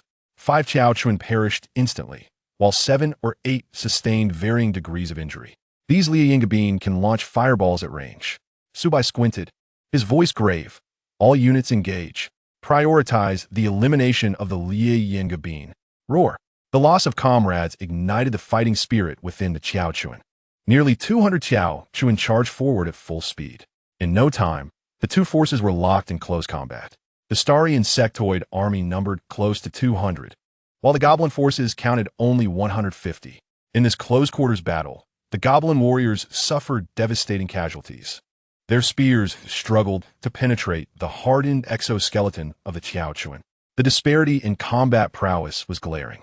Under Su Bai's command, a throng of Tiao Chuan descended upon the Lia Yingabin. The Zisho adjusted their aim, unleashing their sharp bone needles against the Lia Yingabin. Although their fireballs had some lethality, they struggled to maintain effectiveness in close quarters, particularly as the Tiao Chuan possessed extraordinary speed, making them difficult to counter. Outrageous! How can this be happening? The goblin centurion swept his longsword, repelling two approaching Tiao Chuan. He then accelerated towards Su Bai with fervor. "Come and take my life." The goblin centurion's eyes blazed crimson as he roared. He swung his longsword with force, unleashing a fierce dark crimson blade aura that hurtled toward Su Bai. Before Su Bai could react, Kai Rui Gan dashed forth, intercepting the centurion's path with blinding speed. Her eyes sparkled as several psionic shockwaves erupted from her form. Bang! The blade aura shattered, dissipating into the air. The goblin centurion gripped his longsword tightly, locking his gaze on Kai Rui Gan, charging once more. Kai Rui Gan snorted coldly. D. She leapt into the air, her figure dancing in the sunlight, her bone wings and shadow intertwining to create a magnificent tableau. In the flicker of her movement, her razor-sharp claws lunged forth with unparalleled speed, catching the goblin centurion completely off guard. Slicing through his body, a torrent of blood erupted forth. In an instant, the goblin centurion's form stiffened, his pupils dilating, and as Kai Rui Gan withdrew her right arm, he crashed to the ground with a resounding thud. My Queen of Blades. Truly unmatched. Su Bai's eyes widened in astonishment, overwhelmed by the spectacle before him. With remarkable prowess, the LV-9 goblin centurion was swiftly vanquished. Mighty, invincible, and overwhelming. These three words were all Su Bai could muster to encapsulate the formidable strength of Kerrigan. His heart swelled, not only with immense joy, but also with a profound sense of security. Truly, they were but feeble creatures. When would he partake in a truly exhilarating battle? As he spoke, Kerrigan harnessed her psionic energy, cleansing the blood from her arm. She then moved to stand beside Su Bai. With the demise of the goblin centurion, the goblin warriors and fire goblins on the battlefield instantaneously lost their will to fight. They turned and fled with all their might. But how could their speed compare to that of the jump bugs? 10 minutes later, the battle concluded. Not a single goblin remained alive. The only drawback was that the fireball bombardment from dozens of fire goblins had resulted in the demise of 10 jump bugs. However, nearly 150 goblins had been exterminated, yielding a plethora of souls. Losing 10 jump bugs meant that he could recruit over 100 new. Thus, there was no cause for concern. Chapter 52, Raiding the Military Encampment, Discovering the Black Iron Chest, Goblin Centurion Soul, Quantity, Auto-Decomposing, Souls, 50. Congratulations, Lord. Under the enhancement of the wish effect, the quantity of souls obtained has increased tenfold. Souls, 500, Fire Goblin's Soul, Quantity, 28. Auto-Decomposing Souls, 700. Congratulations, Lord. Under the enhancement of the wish effect, the quantity of souls obtained has increased tenfold. Souls, 7,000. Goblin Warrior's Soul, Quantity, 120. Auto-Decomposing Souls, 840. Congratulations, Lord. Under the enhancement of the wish effect, the quantity of souls obtained has increased tenfold. Souls, 8,400. 500 plus 7,000, plus 8,400. Totals an astounding 15,900 souls. Prosperity has truly arrived. Su Bai was ecstatic, his eyes glimmering with joy. Despite the sacrifice of 10 jump bugs, the harvest of 15,900 souls allowed for the recruitment of 159 jump bugs. This transaction was undeniably profitable. The system's mechanical synthesis voice chimed once more. Notice, item dropped. Gained 45 primary energy crystals. Congratulations, Lord.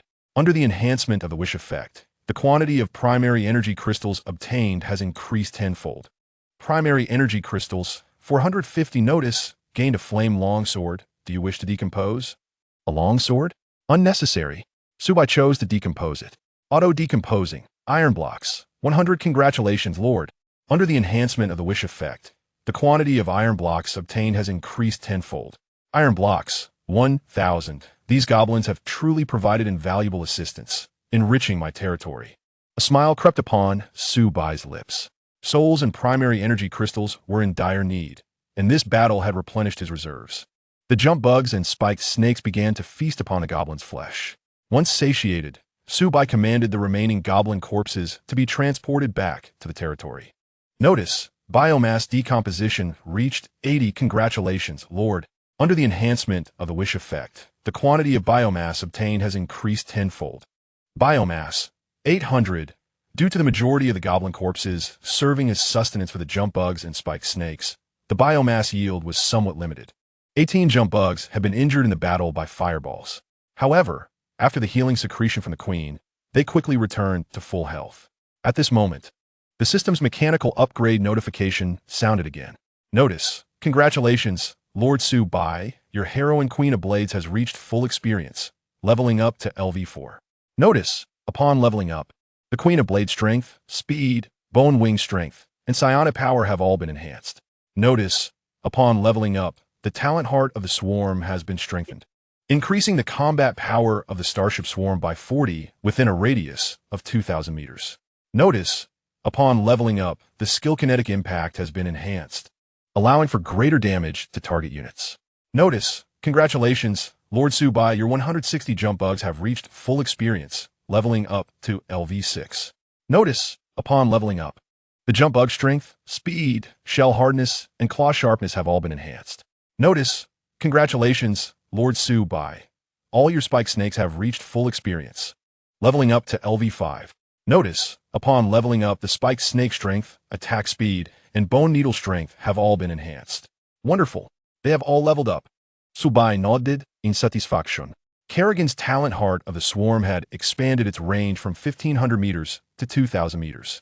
If future battlefields were vast, it would bolster even more starship swarm forces. The combat power boost had increased by 10 percentage points, now at 40.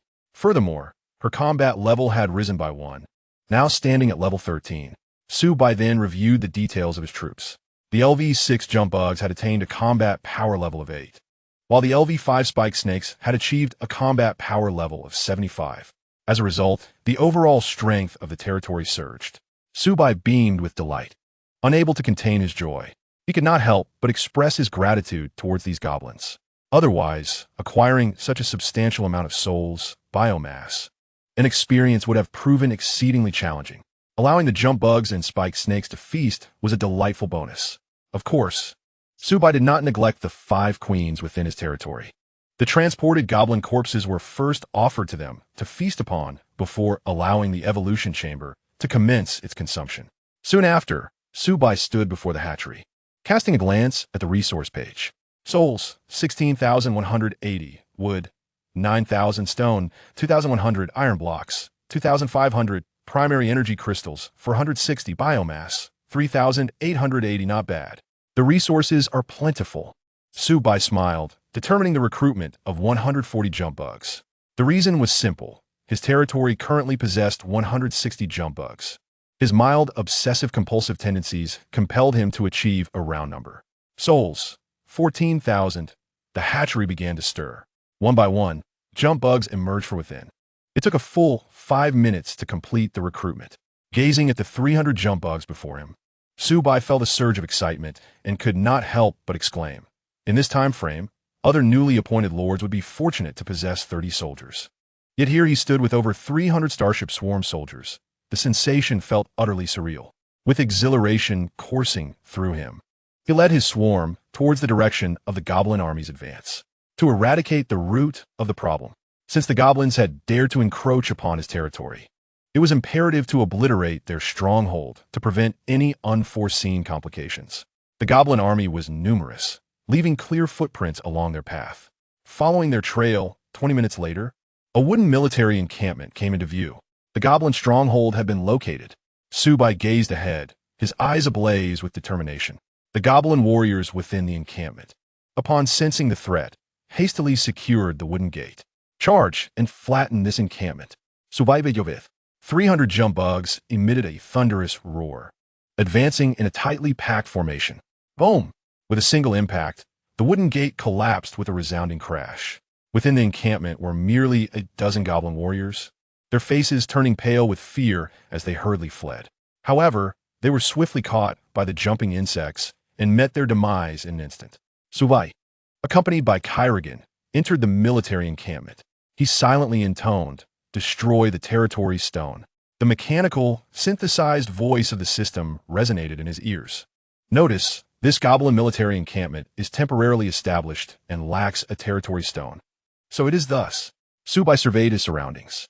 The encampment consisted of tattered tents, devoid of any valuable items. In the center stood a large tent, adorned with the green flag of the goblin clan. "Let's venture inside." Su Bai strode forward. Entering the tent, a quick glance revealed a glimmering black iron treasure chest resting upon a wooden table. Chapter 53, Flight Scroll, Shaman Priest. A black iron treasure chest. What incredible luck. Su Bai's expression brightened, a broad smile spreading across his face. During his days in the land of redemption, this was the first treasure chest he had discovered. He approached with purpose, his heart racing with excitement as he grasped the handle of the black iron chest and lifted the lid. Inside lay a silver parchment scroll, quietly resting. Golden threads delicately traced intricate patterns and designs. Flight scroll, quality, fine, description, an ancient relic, its crafting technique long lost, once used. Grants the ability to hover in flight. Duration, 30 minutes, fine quality. A flight scroll. This is indeed a highly precious item. Su Bai's joy was palpable, his lips curling into an ecstatic grin. A scroll is a notably rare consumable item. In classrooms of schools and military districts, many types of scrolls have been discussed, such as offensive, defensive, functional, and supportive types. The flight scroll is exceptionally rare. Once the novice period concludes, the trading channel will be opened. Should he list the flight scroll, it would surely attract a frenzy, drawing the attention of many lords. Best to keep it for now. It may prove useful in the future. Su Bai extended his hand, taking the flight scroll and placing it into his storage space. Since ancient times, humanity has dreamt of soaring through the vast blue skies like an eagle. In a land of redemption, that dream has finally become a reality. Some exceedingly powerful races, such as the Phoenix clan, can even grant their lords the ability to fly. Now, with a flight scroll in his possession, he possesses a greater assurance of safety. In the event of unforeseen circumstances, he could take to the skies and escape. After searching the large tent for a moment and confirming there was nothing else of value, he turned to leave. Before departing, he set a fire, reducing the goblin military encampment to ashes. Exterminate entirely. Plunder thoroughly. Burn completely. It is essential to eradicate any remnants, leaving no opportunity for the goblins to retaliate. Continue the search for serpent-like beasts. Leading Kyrgan, the jumping insects, and the spiked snakes, Su Bai ventured deeper into the wilderness. Splendid. A new breed of beastmen has been recruited. Surviving the beast tide is surely within reach. Zhao Xiangtian wore an exuberant expression, nearly bursting into laughter. Before him stood 6 orcs clad in white robes. The robes, fashioned from animal pelts, bore tribal insignia. Each carried a towering totem, emanating an ancient power. Shaman Priest. Level, LV3. Race, Beastman quality. Epic, weapon. Nature totem, talent. Mastery of magic, skill. Bloodlust, causes a friendly unit to enter a berserk state. Increasing attack speed by 40, strength by 40, and movement speed by 25, lasting for 10 minutes, combat power. Level 3 loyalty, 85. Description, orcs possess ancient heritage. Worshipping the shaman religion. Their shamans are adept in shamanic magic, drawing boundless power from nature and the elements. The shaman priest not only possesses magical attack capabilities, but can also invoke bloodlust, significantly enhancing the combat prowess of beastmen infantry and orc boar riders. Thus, the comprehensive strength of my territory is poised to ascend to new heights. Zhao Xiangtian was immensely excited. He was eager to lead his soldiers into battle. Just then, 5 orc laborers, panic-stricken, sprinted towards the territory. Not good. My lord, a group of purple-skinned orcs are pursuing us. Upon hearing this, Zhao Xiangtian's expression shifted. Memories flooding back of the encounter with those purple-skinned orcs just days prior. He had intended to maintain peace with these natives, but it appeared his hopes were one-sided. Soon after, 8 purple-skinned orcs brandished large blades, swiftly charging forward. Prepare to engage, eliminate them. Zhao Xiangtian commanded sternly. The shaman priest retrieved the totem from his back, chanting complex and obscure ancient Orcish incantations. The totem then radiated with red light, unleashing streams of energy that surged into the orc boar riders. Roar! They bellowed, their morale soaring as they charged forward. With the enhancement of bloodlust, the combat power of the orc boar riders surged dramatically. These armed, purple-skinned orcs were simply no match for them. In just 3 rounds of assault, they were all vanquished. This is the fate of those who oppose me. Zhao Xiangtian scoffed, a smug look illuminating his face. Now, the prowess of my beastmen soldiers is formidable. Su Bai's forces number at most 30, consisting primarily of oversized beetles, caterpillars, and tiny ants. How could they possibly compare to my orc warriors? Oomph. Su Bai, I hope you survive the beast tide. Should you do so, I might even show some kindness and require you to pay a protection fee, allowing my troops to garrison in your territory. After all, we're classmates. I would be more than willing to extend some protective power to you. With this thought, Zhao Xiangtian's delight only grew, unable to suppress a chuckle.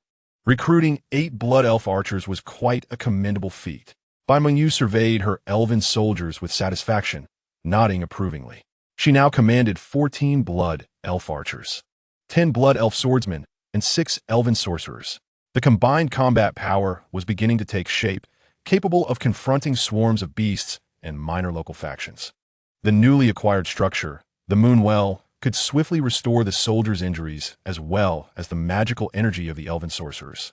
The sustained combat capability of her forces had seen a significant enhancement. Yet, even with this progress, one must remain vigilant.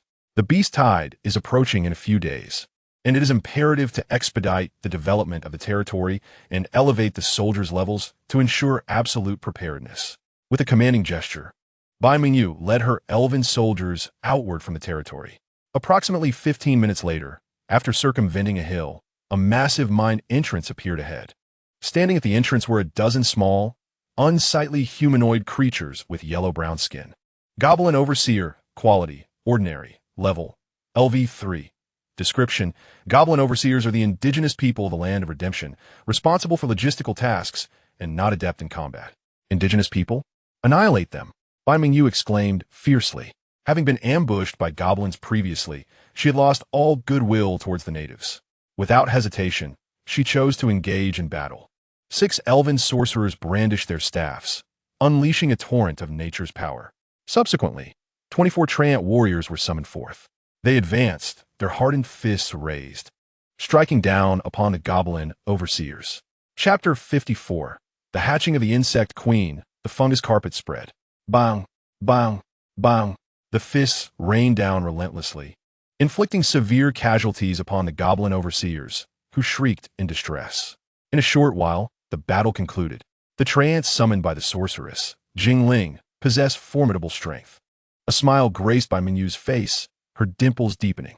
Shortly thereafter, a group of approximately 20 goblins, wielding iron picks, emerged from the mine.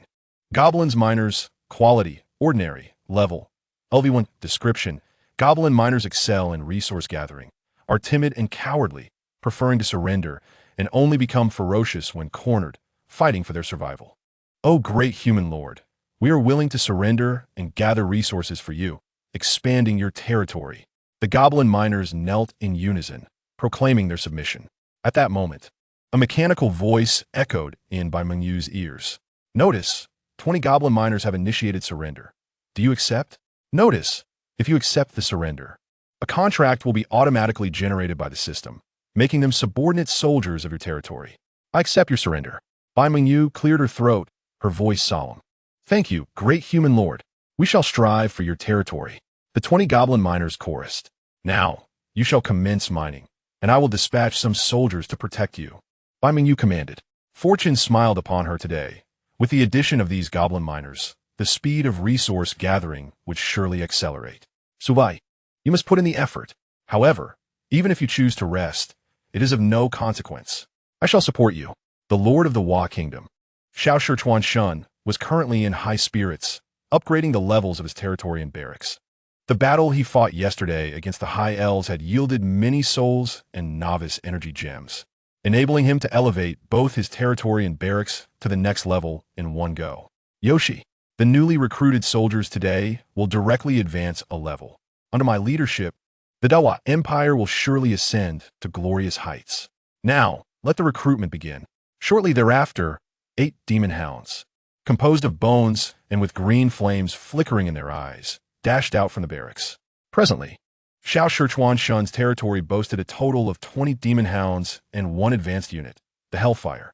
Soldiers of the demon race, for the glory of the Dawa Empire. Follow me to slay monsters. This year, the Dawa Empire shall surely reclaim its former glory, trampling over the Dragon Kingdom and the Bear Kingdom. Xiao Shichuan Shun, with excitement and fervor gleaming in his eyes, strode purposefully toward the outskirts of his territory. In the vast wilderness, my lord, a group of mutated pythons has been spotted ahead. Kerrigan exclaimed sharply, pointing toward the northwest. After searching for half an hour, the serpentine creatures finally revealed themselves. Su Bai rubbed his hands together, faint excitement glimmering in his eyes. This was a group of ordinary quality, level LV2 mutated pythons, numbering about a dozen. With 300 jumping insects charging forth, spitting saliva in turns, they could potentially drown this group of mutated pythons. Of course, this was contingent upon the jumping insects actually spitting. Upon seeing the mass of jumping insects and thorn snakes, the mutated pythons, their slit pupils glowing, began to writhe and attempt to flee. Kill them. Survive Yovith. With a roar, the jumping insects charged ahead with remarkable speed, bolstered by their swift talent. The mutated pythons had no chance of escape. In a matter of moments, the battle concluded. As the jumping insects fought over the python meat, a system notification appeared before Su Bai's eyes. Weak beast soul, quantity, 16, auto-decomposing souls, 32. Congratulations, Lord. The number of souls gained has increased tenfold due to the enhancement of the wishing effect. Souls, 320. Notice, item dropped, obtained 9 snake gallbladders. Congratulations, Lord. The quantity of snake gallbladders gained has increased tenfold. Snake gallbladders, 90. The evolution sequence for the bug queen, requiring 40 snake gallbladders for the incubation of the mushroom blanket tumor, was now fully satisfied. Without lingering further, Su Bai promptly led Kerrigan, the jumping insects, and the thorn snakes back toward the territory. 15 minutes later, Su Bai stood before the evolution chamber. Upgrade. Biomass, 400 snake gallbladders. 40, the abdomen of the bug queen, beneath its segmented shell, began to swell. 3 minutes passed before the system's notification appeared before him. Congratulations, Lord Su Bai. The bug queen's evolution sequence for the mushroom blanket tumor has successfully upgraded. Simultaneously, a new attribute appeared in the details of the bug queen. Mushroom blanket tumor produces a mushroom blanket tumor that can extend the blanket's range, greatly enhancing the bug queen's mobility. All soldiers of the Interstellar Insect Race can move faster on the mushroom blanket. Su Bai issued a command. Bug queen, commence the incubation of the mushroom blanket tumor. 5 bug queens raised their spider-like long legs, moving slowly toward the 5 directions of the territory. This pace was indeed sluggish. Had it been the jumping insects, they would have completed several rounds by now, Su Bai mused. Ultimately, the 5 bug queens reached their respective positions, their abdomens swelling even more. 30 seconds later, a dark purple mushroom blanket tumor emerged from the abdomen of the bug queen. It appeared to be a fluid-like substance, most of which fused into the ground. Mushroom blanket tumor. Description: a subterranean gland that secretes a mushroom blanket, capable of producing a blanket covered in microfilaments. Coverage area: diameter of 1,000 meters. Effect bonus: the interstellar insect race moves faster on the mushroom blanket, and the blanket will continuously heal the insect swarm. Characteristic: a mushroom blanket tumor can split again, generating an additional mushroom blanket tumor. Note: can only split once. A new mushroom blanket tumor can split again after 24 hours. Is the mushroom blanket truly this powerful? Not only does it accelerate the speed of the insect swarm, but it also imparts healing effects. Su Bai's face lit up with delight, the corners of his mouth curling into a smile. The mushroom blanket tumor began to secrete the blanket, and the surrounding ground visibly transformed into a light purple hue. The movement speed of the bug queen instantly increased, becoming comparable to the thorn snakes. Su Bai sensed that even his own speed seemed to quicken while traversing the mushroom blanket. Perhaps this is the ability bestowed upon the Lord by the interstellar insect race. The most significant enhancement was observed in the jumping insects, their speed nearly doubling, racing forth like a gust of wind. The mushroom blanket tumor's ability to split again and produce new individuals was reminiscent of infinite progeny. Should the number of bug queens increase, yielding more mushroom blanket tumors, the spread of the blanket would accelerate.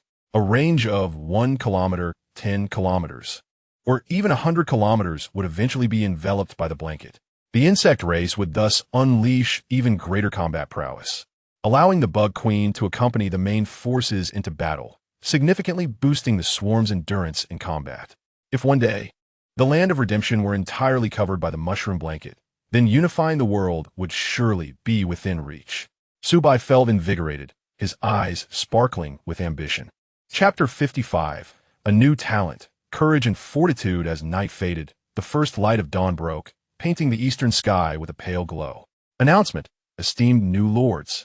Today marks the 6th day since your arrival in the land of redemption, with only 1 day remaining until the end of the novice period. Announcement. As the novice period concludes, disaster will strike. A massive beast tide will assault the territories of all new lords. Announcement. Today, the number of beasts near the territories of all new lords will multiply. Announcement.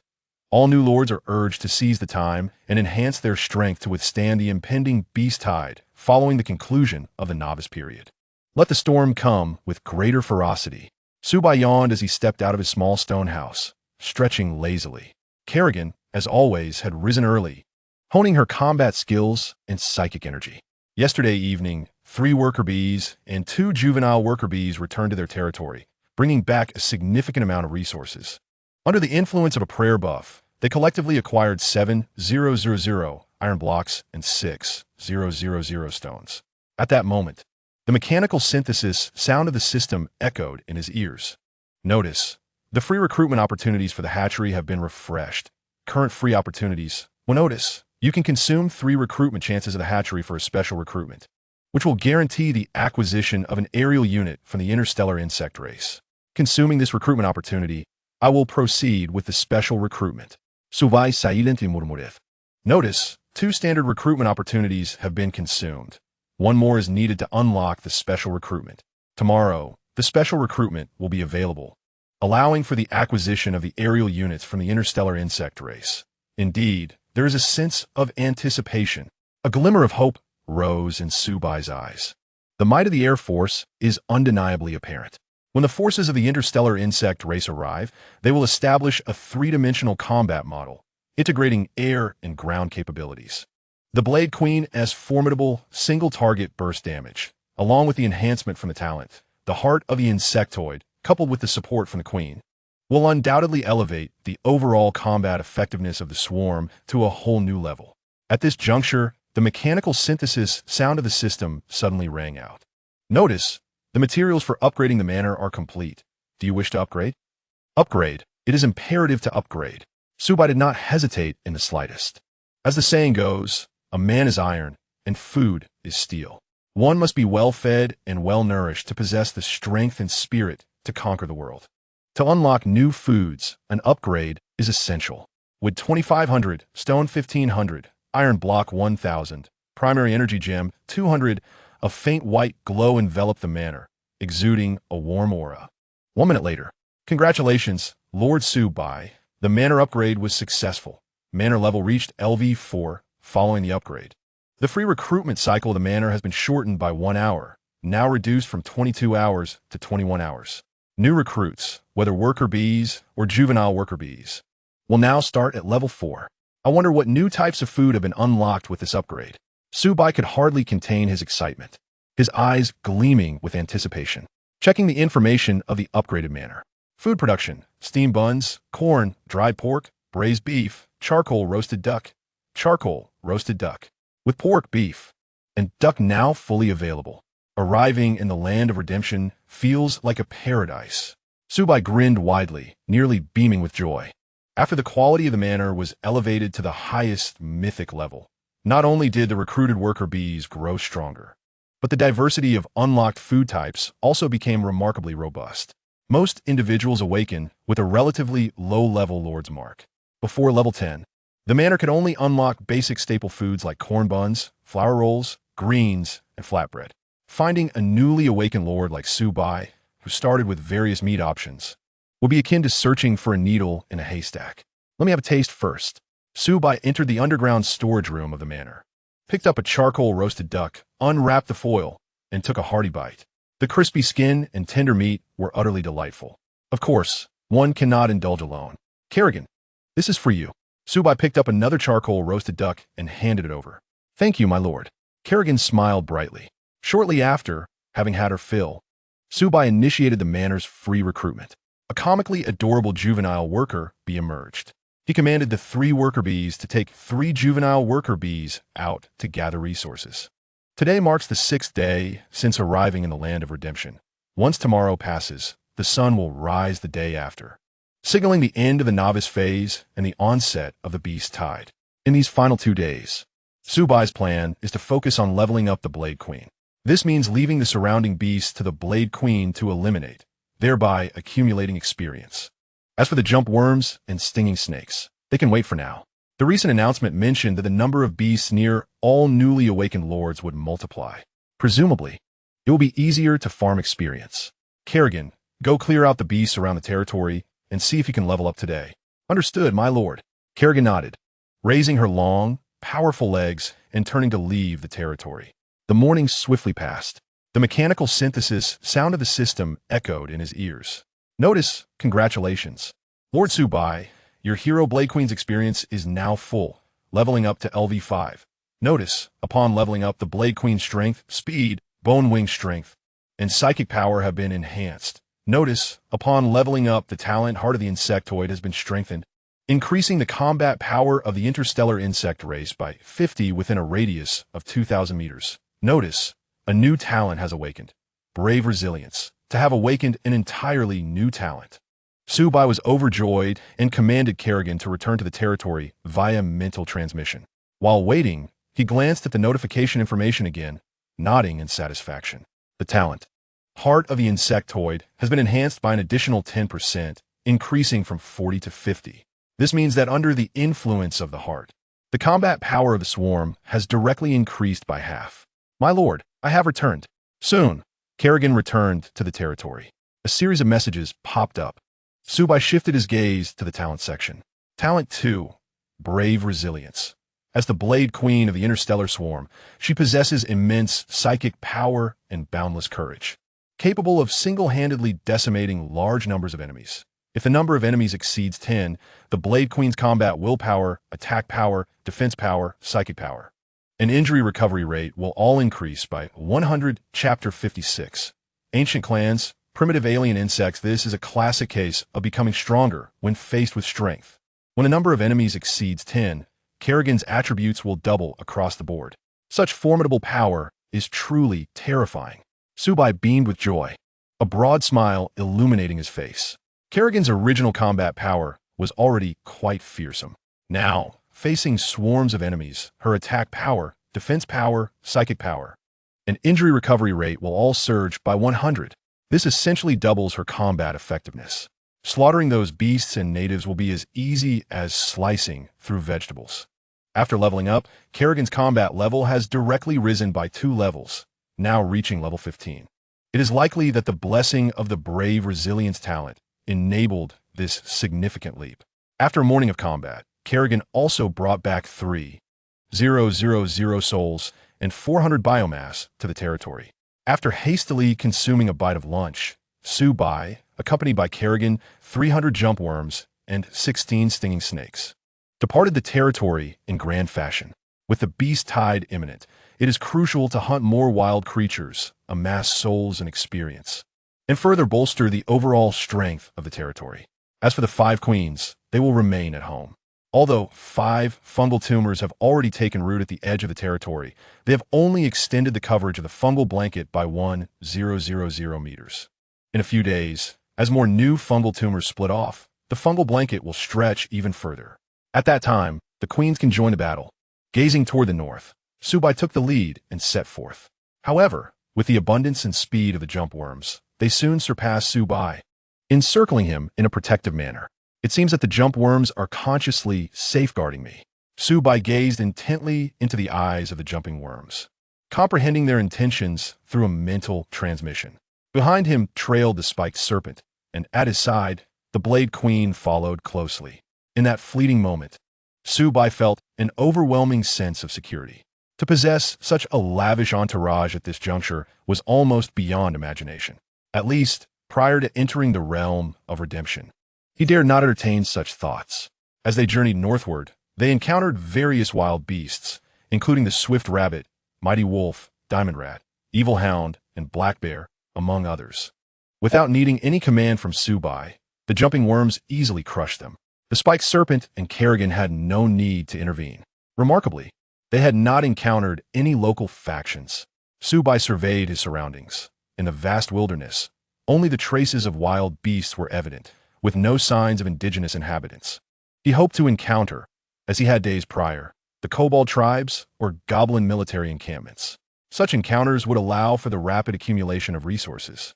The kobold hunter's metal he bore would enhance the attack power of his soldiers by 10 when engaging kobolds, while also increasing the enmity value by 5. Yet, that 5 seemed rather low. It had failed to attract new kobolds. Nonetheless, they pressed onward. Leading the swarm of insects, Su Bai continued his advance towards the north. As fatigue set in, he decided to ride upon a jumping worm. Although the ride was somewhat bumpy, it was still quite comfortable. Thus, while slaying beasts, they continued their northern trek. Unbeknownst to them, they had already traversed 10 kilometers beyond their territory. During this time, they had slain over 200 wild beasts, yielding 400 souls and a smattering of materials, such as rhinoceros horns, snake fangs, rat teeth, bear pelts, wolf tails, and various other items, none of which were particularly useful. However, the jumping worms had feasted well. Their appetite for the day had surely been satisfied. Additionally, the 140 level 5 jumping worms recruited a few days prior had accumulated enough experience to rise to level 6. Consequently, all jumping worms now shared the same level, which was pleasing to the slightly obsessive Su Bai when reviewing their data. After crossing a hill, a dense forest suddenly emerged ahead, lush and expansive. It was a rarity to encounter such a large expanse of woodland in the wilderness, where trees were sparse. Su Bai's curiosity was piqued as he gazed forward. Kerrigan squinted slightly, her voice grave. I sensed the presence of primal aberrant insects. Primal aberrant insects? Su Bai questioned, puzzled. Is this a completely new insect species? Indeed. Kerrigan nodded and continued. The history of primal aberrant insects is ancient. Over the ages, they have grown, evolved, and become powerful, gradually forming multiple large tribal groups. Just then, a series of roars erupted from within the forest. A pack of creatures resembling evil hounds burst forth. Their bodies were a dark yellow, with robust limbs and sharp fangs, measuring approximately 2 meters in length and 70 centimeters in height. They were slightly smaller than the jumping worms. Truly, they were primal aberrant insects. Kerrigan's eyes widened, emitting a fierce intensity. Distinct from the interstellar insect species, this new type of insect was intriguing. Su Bai focused his gaze, and lines of information materialized before him. Primal diamond insect. Level: LV4. Quality: excellent. Species: primal aberrant insect. Description: primal aberrant insects are an extremely ancient species, born in extreme environments of molten lava and volcanoes. Independent and free, never yielding to any foreign species. Hundreds of primal diamond insects stood 200 meters away, their bodies taut, fur bristling, emitting low growls. The jumping worms, undeterred, locked onto the enemy, leaning forward, heads bowed, ready to pounce. These primal aberrant insects, indeed, displayed remarkable audacity. Despite numbering only around 100, they dared to confront them. Su Bai marveled and could not help but speak. Previously on the road, he had encountered several beast packs, numbering in the dozens or hundreds, all of which had fled at the sight of more than 300 jumping worms and the spiked serpent. Yet these primal diamond insects, having undergone bloody battles and evolved through consumption, showed no fear of death. Are these primal diamond insects truly fearless? Su Bai recalled distinctly a tale of a person who had inadvertently kicked a badger, which then chased their vehicle for over 10 kilometers. However, against the formidable interstellar insect swarm, even the audacious primal aberrant insects would be easily crushed. Kill them. Devour the essence of the primal aberrant insects. I shall become even stronger. Kerrigan's eyes sparkled with a glint of determination. Just as Su Bai was about to inquire further, a system prompt appeared before his eyes. Notification. The essence of primal aberrant insects is a mixture of genetic sequences and energy substances. Notification. Upon devouring, the Blade Queen can acquire the ancient power of the primal aberrant insects, enhancing her strength and perfection. Current Essence of Primal Aberrant Insects Collection Progress 0. Chapter 57. Devour the essence of primal aberrant insects. Awaken new skills. Su Bai was momentarily taken aback. The essence of primal aberrant insects? He had not anticipated the initiation of a new collection progress. It seemed these primal aberrant insects were indeed treasures, capable of augmenting Kerrigan and making her even more perfect. At that moment, the fearsome primal diamond insects appeared almost magnificent in Su Bai's eyes. Kerrigan, rest assured, none shall escape. As soon as he finished speaking, the 100 primal diamond insects charged forward with a roar. What audacity! I have yet to command an assault. Yet you take the initiative to charge. Su Bai commanded, Spiked Serpent, engage in ranged attacks. Jumping Worms, prepare. He uttered sharply, continuing to execute the strategy. First, the Spiked Serpent would perform several rounds of ranged strikes, followed by the Jumping Worms launching their charge. This way, they could minimize casualties. After the Deep Slot Spine Spike upgrade, the Spiked Serpent's attack range increased by 50. As the primal diamond insects initiated their assault, they reared up, their bony plates unfurling, launching sharp bone needles. Whoosh! 16 Spiked Serpents fired 48 bone needles. In the blink of an eye, 6 or 7 primal diamond insects fell in their charge. After 5 rounds of volleys, the number of primal diamond insects had decreased by a third. The distance between the two sides rapidly diminished. Jumping Worms, attack. Survive Yovith. 300 Jumping Worms let out a tremendous roar, baring their fangs with great fervor. In an instant, the two forces collided. Under the tremendous boost from the Blade Queen's gifted heart of the insect race, the combat prowess of the Jumping Worms surged. Although the primal diamond insects were significantly stronger than other beasts of their level, they paled in comparison to the Jumping Worms. Furthermore, with their numbers not in favor, they suffered heavy casualties in a matter of moments. The primal aberrant insect's tenacity in battle was indeed admirable. Su Bai could not help but sigh. After 5 minutes, the battle concluded. All primal diamond insects lay slain. However, due to their fierce fighting spirit, 12 Jumping Worms had perished. Nevertheless, the substantial harvest of souls rendered such losses negligible. The indomitable essence of the primal alien insect materialized before him, revealing a bounty of 105 units, which began to disintegrate automatically, yielding 2,100 souls. Congratulations, Lord, the message proclaimed. With the enhancement of the wishing effect, the number of souls acquired has increased tenfold, culminating in a total of 21,000 souls. Observing this notification, Su Bai nodded in satisfaction. He could now recruit over 200 more jump bugs. Only by vanquishing a multitude of wild creatures at once could he reap such rewards. There was no need to worry about casualties, for the souls obtained from the battle would allow for the recruitment of even more soldiers. A further notification chimed. Item dropped. Gained 30 basic energy gems. Congratulations, Lord.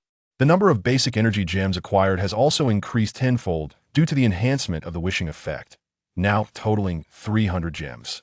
Subsequently, Kerrigan approached the fallen primal armored insects with her long, powerful legs.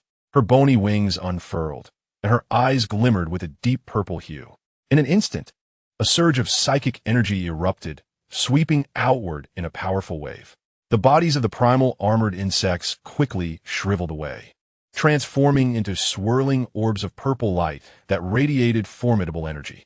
Kerrigan spread her arms wide, her eyes widening as an irresistible pull surged forth, drawing all the purple orbs towards her. This force was effective only on the purple orbs. Su Bai, along with the jump bugs and stingers, felt nothing. The essence of the primal alien insect was a potent energy substance, a long-lost ancient power that was truly delectable. Kerrigan's gaze sharpened, and her aura intensified.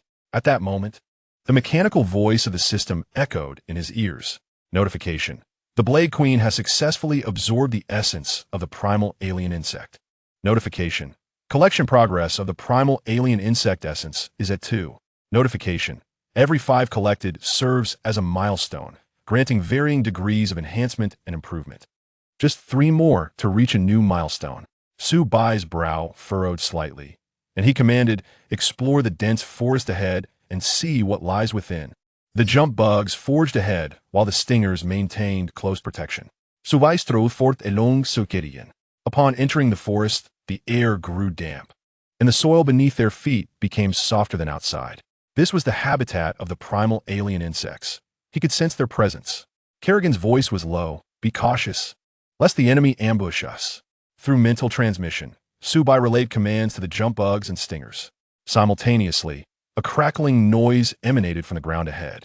In the next moment, a tremendous roar erupted as the earth began to collapse. Hundreds of green insects emerged, brandishing sharp forelimbs from the crumbling ground. Primal burrowing insect level, LV5 quality, excellent race. Primal alien insect description. Primal burrowing insects possess an innate affinity for soil, capable of using their sharp forelimbs to excavate tunnels and launch unexpected assaults on enemies. What the hell? No Chivaldi. An ambush. The jump bugs were caught off guard. Sustaining casualties. Eliminate them all. Survive Yovith. The forest erupted into chaos with roars, clashing sounds, and impacts. In close combat, the stingers wielded their triple-bladed scythes with caution to avoid harming the jump bugs. Kerrigan maneuvered at Su Bai's side, utilizing psychic shockwaves for ranged attacks. Though the primal burrowing insects had launched a surprise attack, the interstellar swarm quickly gained the upper hand. 10 minutes later, the battle concluded with 18 jump bugs lost. Su Bai's gains were substantial. With the enhancement of the wishing buff, he acquired 23,000 souls and 400 basic energy gems. Kerrigan unleashed her psychic energy, commencing the absorption of the primal alien insect essence. Once the bodies of the primal burrowing insects had shriveled away, the absorption ceased. Notification: the Blade Queen has successfully absorbed the essence of the primal alien insect. Notification: collection progress of the primal alien insect essence is at 5. Notification: a new skill has awakened, psychic displacement. Upon reading the final line, Su Bai was elated. Psychic displacement, a brand new skill. He quickly examined Kerrigan's details, focusing on the skill section. Skill 2. Psychic displacement. The Blade Queen dashes past enemies at lightning speed, unleashing a powerful surge of psychic energy that inflicts area damage on all foes in her path. Chapter 58. Special recruitment is about to begin. After perusing the detailed description of psychic displacement, a broad smile spread across Su Bai's face. Area of effect: damage. A displacement skill. How powerful! Combined with the first skill, kinetic shock, its single target burst damage could prove formidable. In the face of complex battlefield environments, Kerrigan would undoubtedly become even more adept. How do you feel? Su Bai turned and inquired. Quite well. My psychic energy has been significantly enhanced. Kerrigan replied with a slight smile, satisfaction evident on her countenance. After 2 intense battles, over 20 jump bugs had sustained injuries. It was time to return to the territory and allow the brood mothers to tend to their wounds. Return. Su Bai waved his hand, leading the swarm away from the dense forest. Meanwhile, a cloaked Knoll ranger, equipped with a longsword, arrived at the ruins of the Knoll tribe that Su Bai had devastated. Gazing at the once vibrant home, now reduced to desolate ruins, he clenched his fists, his eyes ablaze with unquenchable fury. How infuriating! I was merely away for half a year, and upon my return, my home has become scorched earth. This grudge shall not go unavenged. The Knoll ranger lightly touched the ground, his form gliding gracefully into the ruins. He crouched low, using his keen sense of smell to detect the scents lingering in the air. The scent of the human lord. These vile invaders were more malevolent than the demons of hell. The blood-soaked vengeance for my kin must be exacted. Even if the human lord were a demon from the depths of hell, I shall slay him. A resolute glint shone in the eyes of the Knoll ranger. Following the scent, he swiftly approached the perimeter of Su Bai's territory. He raised his longsword, unleashing several streaks of sword energy. However, the sword energy merely dissipated against the protective barrier, as if melting away like snow, causing no disturbance whatsoever. Damn, this protective membrane is unbreakable. However, its strength is waning. In a day or 2, it should dissipate. At that time, I will surely breach this human's territory and avenge my fallen kin. The invaders in the land of redemption are filled with evil and cruelty. Only by exterminating them can the land of redemption regain its peace. The Knoll Ranger cast a final glance at Su Bai's territory, then lightly touched the ground, swiftly departing. 20 minutes later, Su Bai led his troops back to the territory. The brood mothers were ready to heal the injured jump bugs. 5 brood mothers lifted their spider-like limbs, swiftly advancing to apply a red protein substance to the wounds of the jump bugs. Within mere seconds, the gory wounds had healed completely.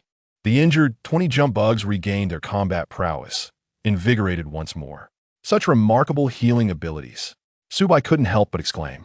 As long as the number of brood mothers increases, the swarm can become a perpetual motion machine, unafraid of injuries, continuously fighting at their peak.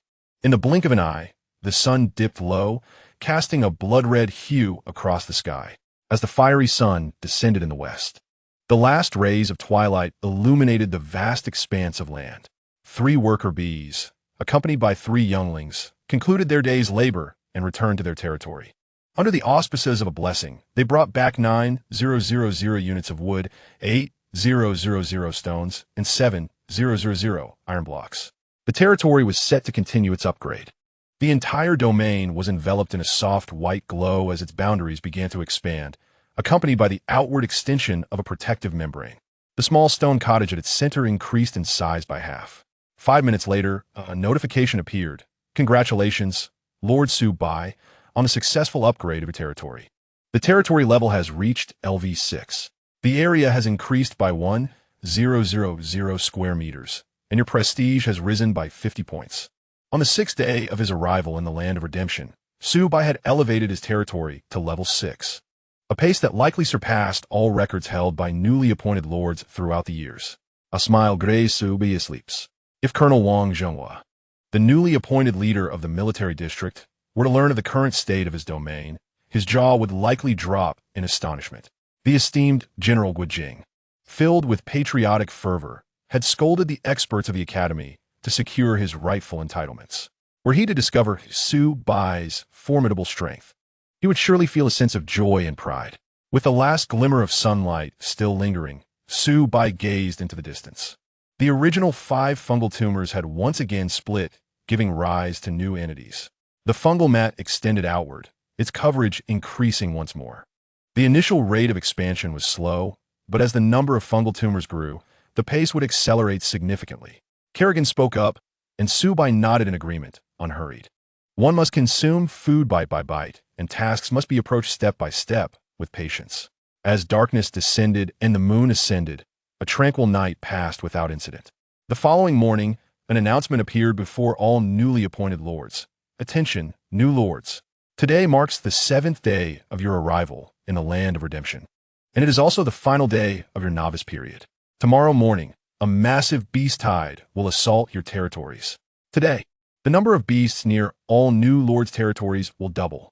We wish you all good fortune in successfully enduring tomorrow's beast tide. Let the beast tide come swiftly. I am eager for the challenge. A glimmer of anticipation shone in Su Bai's eyes.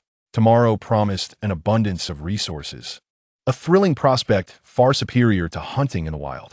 At that moment, the mechanical voice of the system echoed in his ears. Notice, the free recruitment opportunities for the hatchery have been refreshed. Current free opportunities. 1. You may consume 3 recruitment chances for a special recruitment, guaranteeing the acquisition of an interstellar insectoid flying creature. Today marked the 3rd opportunity to utilize the free recruitment. The special recruitment was about to commence. The thought of acquiring an interstellar insectoid flying creature quickened Su Bai's heartbeat, filling him with hope. Once the Air Force was deployed, the overall strength of the swarm would receive a significant boost, better equipping them to confront aerial foes. He silently invoked the consumption of this free recruitment opportunity. Notice, consumption successful. 3 standard recruitment opportunities have been used. Special recruitment has commenced, guaranteeing the acquisition of an interstellar insectoid flying creature. Would you like to proceed with the special recruitment now? Before the special recruitment, Su Bai decided to upgrade the hatchery by 1 level. This would ensure that the initial Air Force would start at LV6. Upgrade the hatchery. He commanded inwardly. Cost: 5,000 wood, 4,000 stone, 4,000 iron. 300 primary energy gems. A faint purple glow enveloped the hatchery, releasing a unique aura previously unseen. The biomass and writhing epidermis rapidly grew, expanding in size. 1 minute later, the system congratulated him. Congratulations, Lord Su Bai, on the successful upgrade of your hatchery. The hatchery level has reached LV6. Notice, new recruitable units have become available. No wonder a new aura emerged. A new self-recruiting unit had appeared. Su Bai's expression brightened as he examined the details of the hatchery. Current recruitable units: jump worms, 100 souls; stinger snakes, 300 souls. Stinger snakes. How thrilling! Su Bai exclaimed, his face alight with joy. The ability to self-recruit jump worms was already impressive, and now being able to recruit stinger snakes was simply exhilarating. While jump worms were formidable in close combat, stinger snakes, as ranged units, would offer a different and powerful advantage. This would allow the jump worms to conserve their strength in future battles. Once the numbers of stinger snakes were established, their rapid-fire, armor-piercing spines would unleash terrifying devastation. Just like the numerous primitive metal beetles encountered yesterday, they would likely perish before reaching Su Bai's front line. Thus, upgrading the hatchery not only enhanced the level of initially recruitable soldiers, but also held the potential for delightful surprises. Su Bai resolved to proceed with the special recruitment, followed by spending souls to recruit stinger snakes. He stepped forward and initiated the special recruitment at the hatchery. The next moment, the hatchery began to stir as if it were a living organism, emanating waves of intense energy. Its skeletal structure tore open a massive aperture toward the sky. A flying creature, 125 meters tall, 25 meters wide, and approximately 7 meters in length, surged forth from the opening. It bore twisted teeth and claws, with 8 compound eyes glimmering in an eerie orange hue. Countless spikes protruded from its serpentine body, extending to its sharp-toothed maw. The tail featured a secretion chamber, brimming with writhing, blade-like flesh. Its leathery wings beat powerfully as it hovered in midair, presenting a fearsome visage. Truly, the interstellar insectoids were formidable. Su Bai's face lit up with elation as a series of information prompts appeared before him. Exotic dragon level, LV6 race, interstellar insectoid quality, supreme mythical weapons, spikes for melee, blade worms for ranged attacks talent, living weapon, projectile attack. The exotic dragon can expel devastating semi-sentient blade worms from its tail, launching them at enemies in proximity, inflicting damage on 2 additional foes. Skills: non-combat power, level 9 loyalty, 100 description. The exotic dragon possesses excellent mobility, being swift and dangerous, adept at launching unexpected assaults against foes. Its symbiotic blade worms are inherently vicious, capable of rapidly splitting into fragments and splattering onto enemies. Equipped with ranged attack capabilities, it could launch projectiles. How astonishing! Su Bai's eyes widened in disbelief, repeatedly expressing his amazement. The information clearly indicated that the blade worms ejected by the exotic dragon could target nearby adversaries, meaning a single assault could inflict harm on 3 enemies simultaneously. This development brought the swarm closer to perfection, achieving a blend of melee and range capabilities for a comprehensive assault. The thought of such a spectacle was exhilarating. Congratulations, Lord Su Bai, on your newly recruited unit, the exotic dragon, achieving the supreme mythical level enhancement, with the quantity increased to 10. Soon after, 9 strange dragons emerged from the opening at the top of the hatching ground. Acquiring 10 at once was quite commendable. Su Bai nodded in satisfaction. He glanced at the resource page. Soul, 52,300, wood, 2,500, stone, 6,600, iron, 8,500, basic energy gem, 260 biomass, 3880. With over 50,000 souls, he could freely recruit. Su Bai beamed with joy. Currently, there were 16 spike snakes and 270 jump bugs within the territory. After a brief calculation, Su Bai decided to recruit 164 spike snakes and 30 jump bugs. The reason was simple: to form a neat integer, satisfying his mild obsessive-compulsive tendencies.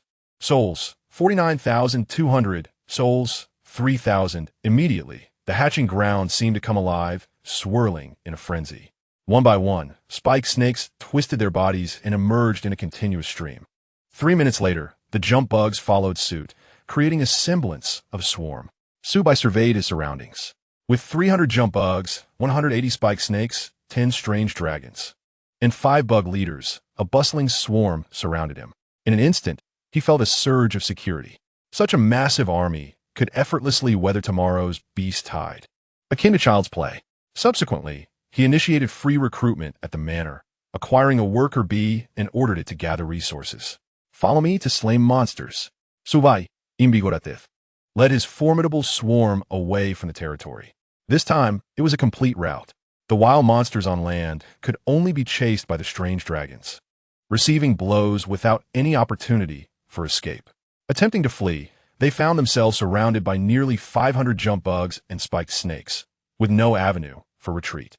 Thus, the swarm systematically eradicated the wild monsters surrounding the territory. Su Bai, leisurely, found himself somewhat idle, merely watching the prompt notifications as the quantities of souls and various materials steadily rose.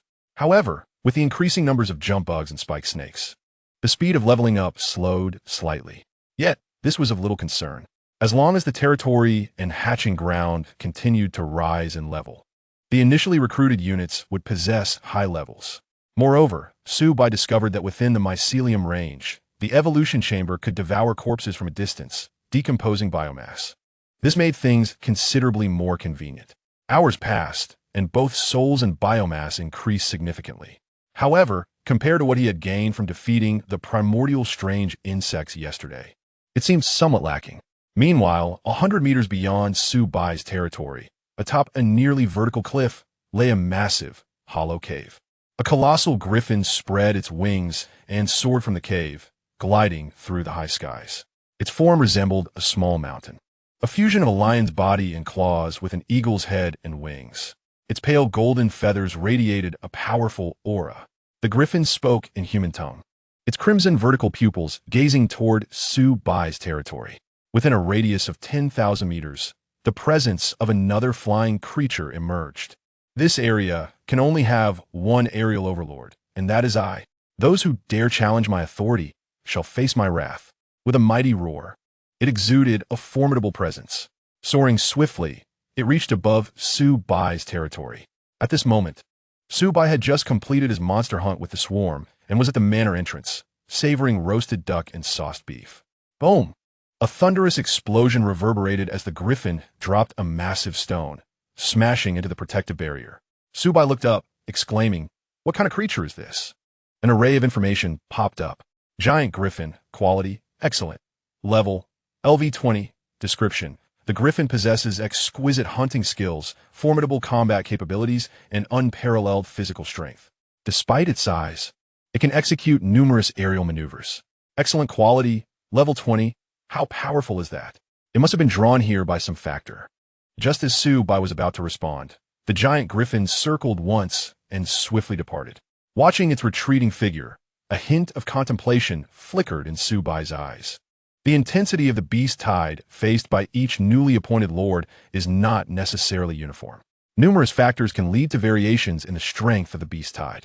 For instance, the territory's prestige is one such influencing factor. If the prestige is high, it may even attract local forces to join the assault. The involvement of gnolls and goblins in the beast tide attacking the territory is entirely understandable, considering he had slain numerous gnolls and goblins. Their quest for vengeance is quite reasonable. But what on earth is this giant griffin? Excellent quality, level 20, that seems rather monstrous. If this giant griffin were to attack tomorrow, the pressure on defense would dramatically increase. Su Bai furrowed his brow, a trace of concern evident in his eyes. Although there were aerial forces within the territory, the strange dragons were only level 6, and even if their combat power reached level 9, there remained a significant gap compared to the level 20 giant griffin. Su Bai desired a decisive victory. Inflicting 1,000 casualties while suffering 800 in return would be a Pyrrhic victory, not worth the cost. At that moment, 4 worker bees returned to the territory, accompanied by 3 young worker bees having gathered resources. Su Bai glanced at the resource page. Souls, 5,100, wood, 10,500, stone, 14,600, iron, 14,500, basic energy gem, 260, biomass, 4880. To be safe, he decided to upgrade the alert arrow tower. Subsequently, Su Bai spent 10,000 wood, 12,000 stone and 12,000 iron to elevate the alert arrow tower to level 6. The attack range remained unchanged at 1,000 meters. However, the number of enchanted firestones atop the tower increased by 5. Su Bai looked up at the alert arrow tower, murmuring to himself, "It's always better to be cautious." Over the past 2 days, Xiao Shichuan had recruited 10 demon dogs and an advanced unit, Hellfire. He was exhilarated, filled with confidence. Yoshi, with 2 advanced units of Hellfire. Overcoming the beast tide tomorrow will surely be effortless. The top rank on the new Lord leaderboard will undoubtedly be mine. At that moment, 7 demon farmers rushed over in a fluster. They spoke in unison. "My lord, we discovered a mine, but 6 wolf dogs are guarding it. The wolf dogs are quite strong. We cannot defeat them. We are really hungry with just 1 meal a day, and we are almost too weak to work." Upon hearing this, Xiao Shichuan's expression darkened. He snorted coldly, reprimanding them. "Baka, don't speak carelessly. Do you think I don't know how strong the wolf dogs are? As farmers of the demon clan, sometimes you need to reflect on your own abilities. Over these days, have your resource gathering skills improved? Have you been diligent in your work? I'm quite busy and cannot always assist you. If you fail to gather at least 1,000 iron blocks today, then you shall have no food." The 7 demon farmers appeared somewhat despondent. It is not that we do not try. The lack of food truly leaves us too weak to work. However, the Lord's orders must not be defied. The 7 demon farmers steeled themselves and left the territory once more. 10 minutes later, a system prompt appeared before Xiao Shichuan. Prompt: your farmers engaged in battle with mutated wolf dogs. 3 were killed. Prompt: farmer loyalty has decreased, falling below 40, resulting in a defection event. Prompt: 2 farmers have defected. Instantly, Xiao Shichuan felt numb. The expression on his face suddenly fell, taut as if smeared with glue. "My farmers. There are only 2 left. Why must they defect?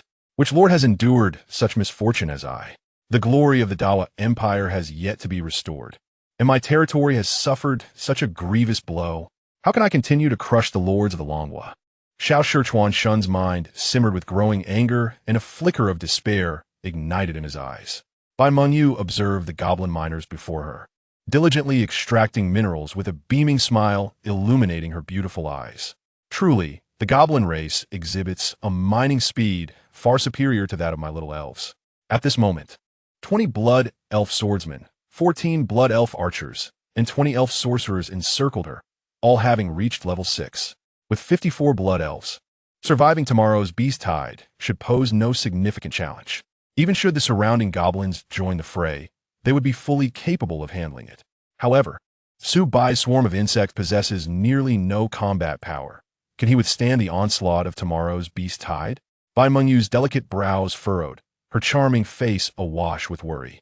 Yesterday, she recruited 10 beastman infantry, and today, another 8 orc pig riders. Now, her territory boasts a total of 41 orc warriors. The bloodthirsty spell cast by the shaman can greatly enhance the combat effectiveness of her forces. It is her hope to break into the top 100 of the new lord rankings, if only to receive some reward. Zhao Xiangtian stood within the territory, surveying the beastmen's soldiers, his eyes glinting with confidence. Over the past few days, he had led his soldiers in a frenzied hunt to elevate their levels and enhance the overall strength of the territory. Only in this way could he hope to ascend the rankings. The purple-skinned orcs would surely launch an attack tomorrow. Zhao Xiangtian gazed outside the territory, where indigenous people occasionally appeared, a flicker of concern crossing his face. His prior provocations had sown the seeds of disaster. He hoped for a smooth day ahead. Meanwhile, the new lords from various nations such as the United States, Asan, Hongua, and Mao Xiongua gathered in the land of redemption, each with their own mix of anxiety, excitement, trepidation, and impatience regarding the impending beast tide. Undoubtedly, the overwhelming majority harbored but one wish: to survive and successfully weather the beast tide. Only those exceptionally powerful lords felt eager, wishing for tomorrow to arrive swiftly. This night was destined to leave countless individuals sleepless, especially those who had awakened low-tier lord marks, plagued with anxiety and unable to find rest. As for Su Bai, he harbored no worries at all. He had come to a realization. Even if the beast tide were extraordinarily fierce, it mattered little. At worst, he would expend his insect swarm. A stronger beast tide simply meant a greater bounty of resources. For every one jumping insect that died, 10 would rise in its place. Hence, there was no need for concern. As for that giant griffin, he would leave it to the alien dragon to handle. If the alien dragon faltered, he would call upon Kerrigan. Although Kerrigan's bony wings only allowed her to fly short distances at low altitudes. Do not forget that there was still a flight scroll in the storage space. Even if the giant griffin were of high level, it would certainly not survive the assault from Kerrigan and the alien dragon. Additionally, the level 6 Sentry Arrow Tower could also play a significant role. Coupled with the benefits of home ground advantage and the continuous healing from the Insect Queen, a strong beast tide posed no threat whatsoever. The mycelium tumors had divided into 5 more, expanding their reach. Su Bai surveyed the pale purple ground, a glimmer of anticipation in his eyes. Once the number of insect queens increased, the entire land of redemption would be filled with hatching mycelium tumors, extending the mycelium's domain. The thought alone was exhilarating. At this moment, the moon hung low in the west, and the stars filled the sky. It was time to retire early, to restore his energy and prepare for the beast tide of tomorrow. Su Bai entered the small stone house at the center and lay down. Kerrigan followed closely, reclining on the other side. Thus, gazing at Kerrigan's exquisite profile, Su Bai soon drifted into slumber. The night passed quietly. The next day, in the early morning, as the sun rose and dawn broke, the system announcement of the land of redemption echoed in the ears of all newly ascended lords. Announcement: esteemed new lords. Today marks the 8th day since your arrival in the land of redemption. The novice period officially concludes. The protective barrier along the territory's edge has now vanished. In half an hour, calamity will befall you, and the beast tide shall commence its assault. Should your territory be destroyed, it will signify failure to withstand the beast tide, resulting in the immediate demise of a lord. After the beast tide concludes, a comprehensive assessment will be conducted for the surviving new lords, and the new lord rankings shall be unveiled. Only those within the top 500 will receive rewards. The higher the rank, the more substantial the rewards. The first place will receive a unique, mysterious reward. We hope you can survive and become the official lords of the land of redemption. The countdown begins. 3,000 to 959, to the 958, Chapter 61. The first wave of the beast tide approaches. The points ranking is officially announced as Su Bai gazed upon the system announcement before him. His eyes sparkled with anticipation. The calm before the storm, the final half hour. He was indeed intrigued to see what intensity the beast tide would possess as it surged upon his territory. He would remain steadfast, awaiting the ensuing tempest within his domain. In half an hour, countless wild beasts would spread across the periphery of the newly ascended lord's territories, gathering to form a beast tide that would launch wave after wave of attack. Within the beast tide, local factions would intertwine. The lords enduring this mixed assault would certainly possess higher territory levels or a greater personal reputation. Alternatively, they may have provoked the local factions during the 7 days of a novice period, inciting their wrath. At this point, the mechanical, synthesized voice of the system rang in his ears. Notice, the free recruitment count for the hatching ground has been refreshed. Current free count: 1 recruit. Su Bai murmured. The biological matter within the hatching ground stirred, and the writhing exterior began to pulsate. 5 large insect queens emerged, moving with 8 spider-like legs. Another 5 insect queens were a decent addition, capable of providing healing for the swarm in the impending beast tide. Su Bai nodded slightly, then surveyed his surroundings. The protective light membrane at the edge of his territory had dissipated into specks of ethereal light, vanishing into the air. A wave of pungent odor wafted in with the breeze, permeating the territory. Su Bai inhaled deeply, a serious expression crossing his face. This was the mingling scent of numerous fierce beasts.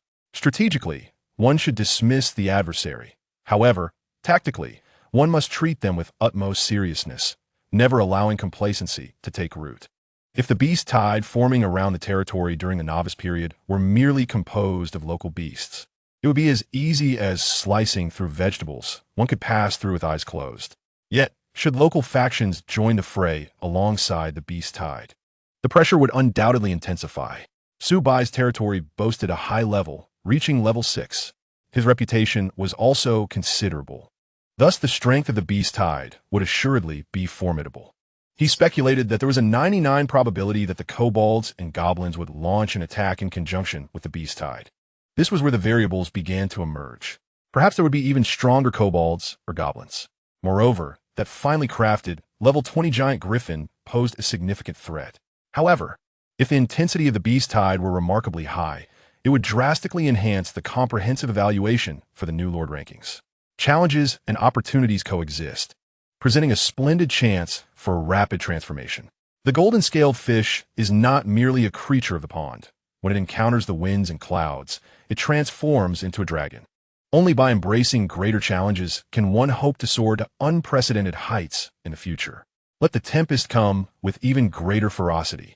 Su Bai spoke with lofty aspirations, exuding a spirit that seemed to touch the heavens.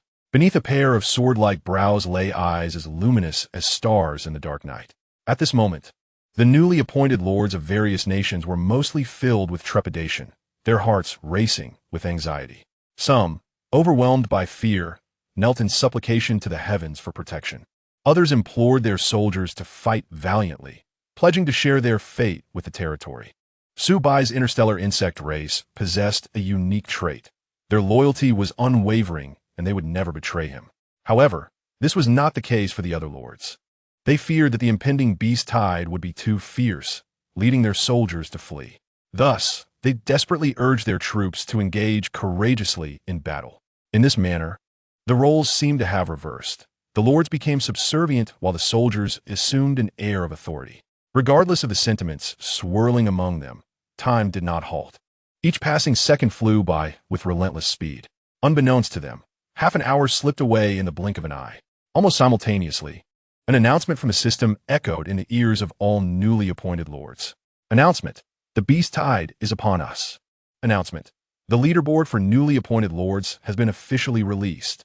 Announcement: the system will assess the newly appointed lords based on the beasts, monsters, and local forces they defeat during the beast tide, evaluating them across various dimensions such as quantity, level, and strength, and will assign corresponding scores. Announcement: each newly appointed lord's score starts from 0, and the leaderboard refreshes in real time. Announcement: after the beast tide concludes, rewards will be distributed according to the leaderboard rankings. As the announcements faded, various beasts appeared on the periphery of the territories belonging to the newly appointed lords. Instantly, the atmosphere became oppressive. At this moment, Su Bai stood within his territory, listening to the roars and thundering gallops of the beasts carried by the wind.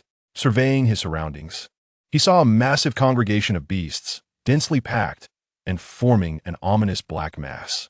The main forces of the beast tide comprised 4 types of creatures: the wild plains wolf, the steel tiger, the mutated black bear, and the long-haired giant elephant. Their strengths varied considerably, but their levels were not particularly high, mostly ranging from level 1 to 3. It appeared that the first wave of the beast tide consisted entirely of ordinary creatures, though their sheer numbers seemed somewhat excessive. Su Bai murmured to himself, a hint of astonishment flickering in his eyes. Knowledge of the beast tide had been emphasized in both school and military classes. Typically, the intensity of the first wave would not be too great. Levels would be low, and numbers would fall within the range of 50 to 100. However, outside his territory, there were no fewer than 500 beasts in sight. The disparity was significant. It must be due to the high level of the territory and its prestige that attracted such a multitude of beasts, Su Bai reasoned. Nevertheless, despite the abundance of beasts, they were ultimately insufficient to pose a threat. His vast interstellar swarm was not to be underestimated. Jumping insects, quantity 300, level LV6. Stinging serpents, quantity 180, level LV6. Exotic dragons, 10 in total, with combat power at level 9. Plus, 10 logistical medical insects. Coupled with the Blade Queen's talent, the heart of the insect race. The swarm's combat power was enhanced by 50. Such a formidable army rendered the beasts of the first wave mere experience fodder, utterly ineffective. The cacophony of hundreds of beasts erupted in a thunderous roar as they charged from 1,000 meters away towards the territory. The ground trembled beneath the weight of their advance. The first to react was not Su Bai, but the alert arrow tower. Warning: beasts have invaded the vicinity of the territory. They have entered the shooting range of the alert arrow tower and will initiate automatic attacks. Simultaneously, at the top of the alert arrow tower, 6 blocks of red flame stones radiated a brilliant glow. In an instant, dozens of flaming arrows coalesced. Whoosh, whoosh, whoosh. Like a rain of fire, they streaked through the air, engulfing their targets in flames. Chapter 62. Ascending to the top, the land of redemption roils with excitement. The density of the beast tide and the sheer number of beasts meant that pinpoint accuracy was not required to strike true. In the blink of an eye, dozens of beasts let out agonized shrieks as they fell on the path of the charge. Upon reaching LV6, the alert arrow tower could now unleash a greater number of flaming arrows in a single volley, significantly boosting its attack power. Under the searing flames, the beast horde howled in agony, many of them scorched and reduced to mere walking fuel. Witnessing the prowess of the alert arrow tower, Su Bai could not help but exclaim. This defensive structure, gifted by the military district, had transformed into a formidable weapon after being enhanced by the legendary Lord's Mark. He had not anticipated that, in the face of the first wave of the beast tide, the jumping insects and stinging serpents would play such a minor role. As the flaming arrows rained down, beast after beast succumbed swiftly. With a moment of respite, Su Bai checked the newly unveiled leaderboard for newly appointed lords. At the pinnacle, the first position boldly displayed the name, Su Bai, accompanied by the note, Lord of Longhua. With each beast that fell, Su Bai's score soared rapidly, soon reaching 308. The second place had a mere score of 37. Having long coveted the top position on the leaderboard, he had unexpectedly claimed it with such ease. Su Bai beamed, nearly bursting into laughter. Those ranked within the top 500 would receive rewards, with the more advanced positions yielding greater benefits. The first place would even secure a unique, mysterious reward. To claim it without anticipation would be disingenuous. Furthermore, the newly appointed lord at the top would bestow immense fortune upon their nation. If he could maintain this momentum against the forthcoming waves of beasts, leaving all other newly appointed lords far behind, then the grand rewards would undoubtedly be his. Last year, the newly appointed Lord of Mi Gua claimed the top spot. This year, it would be his turn. No one could continue their arrogance. Not the lords of Wagua, Hongua, or any other nations. In an instant, when the beasts approached within 100 meters, only a handful remained. Whoosh, whoosh, whoosh. Dozens of flaming arrows were released once more. The remaining beasts were swiftly dispatched. Thus, the first wave of the beast tide was decisively resolved by the alert arrow tower alone. Su Bai's score on the leaderboard settled at 521. 521? That number was quite impressive, Su Bai remarked with a light chuckle. Meanwhile, the other newly appointed lords in the Land of Redemption were utterly astonished upon seeing the real-time updated leaderboard. First place, Su Bai, Lord of Longhua, 521 points. Glancing downwards, the second place had a mere 77 points. Such a dramatic lead was indeed terrifying. Was this individual named Su Bai some kind of beast? How could he amass such a high score at the very onset of the beast tide? He surpassed second place by over 400 points. In an instant, the entire Land of Redemption erupted with excitement. The name Su Bai was etched into the minds of every newly appointed lord. Xiao Shichuan Shun was commanding hellfire and demon hounds, slaying the oncoming beasts. Upon observing the newly released leaderboard for the new lords, Su Bai's score soared to first place with astonishing rapidity, surpassing the second place by over 400 points.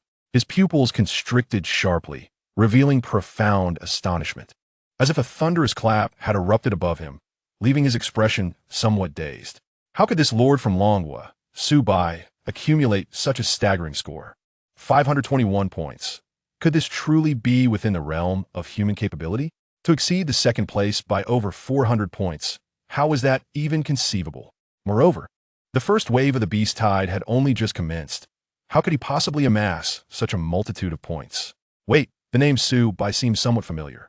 At this thought, a glimmer of recollection flickered in the eyes of Xiao Shichuan Shun.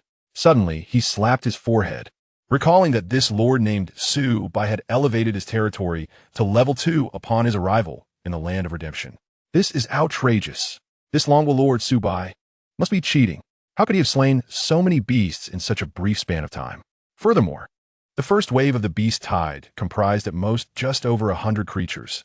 Even if he had vanquished them all, he could not have earned more than 500 points. This is infuriating.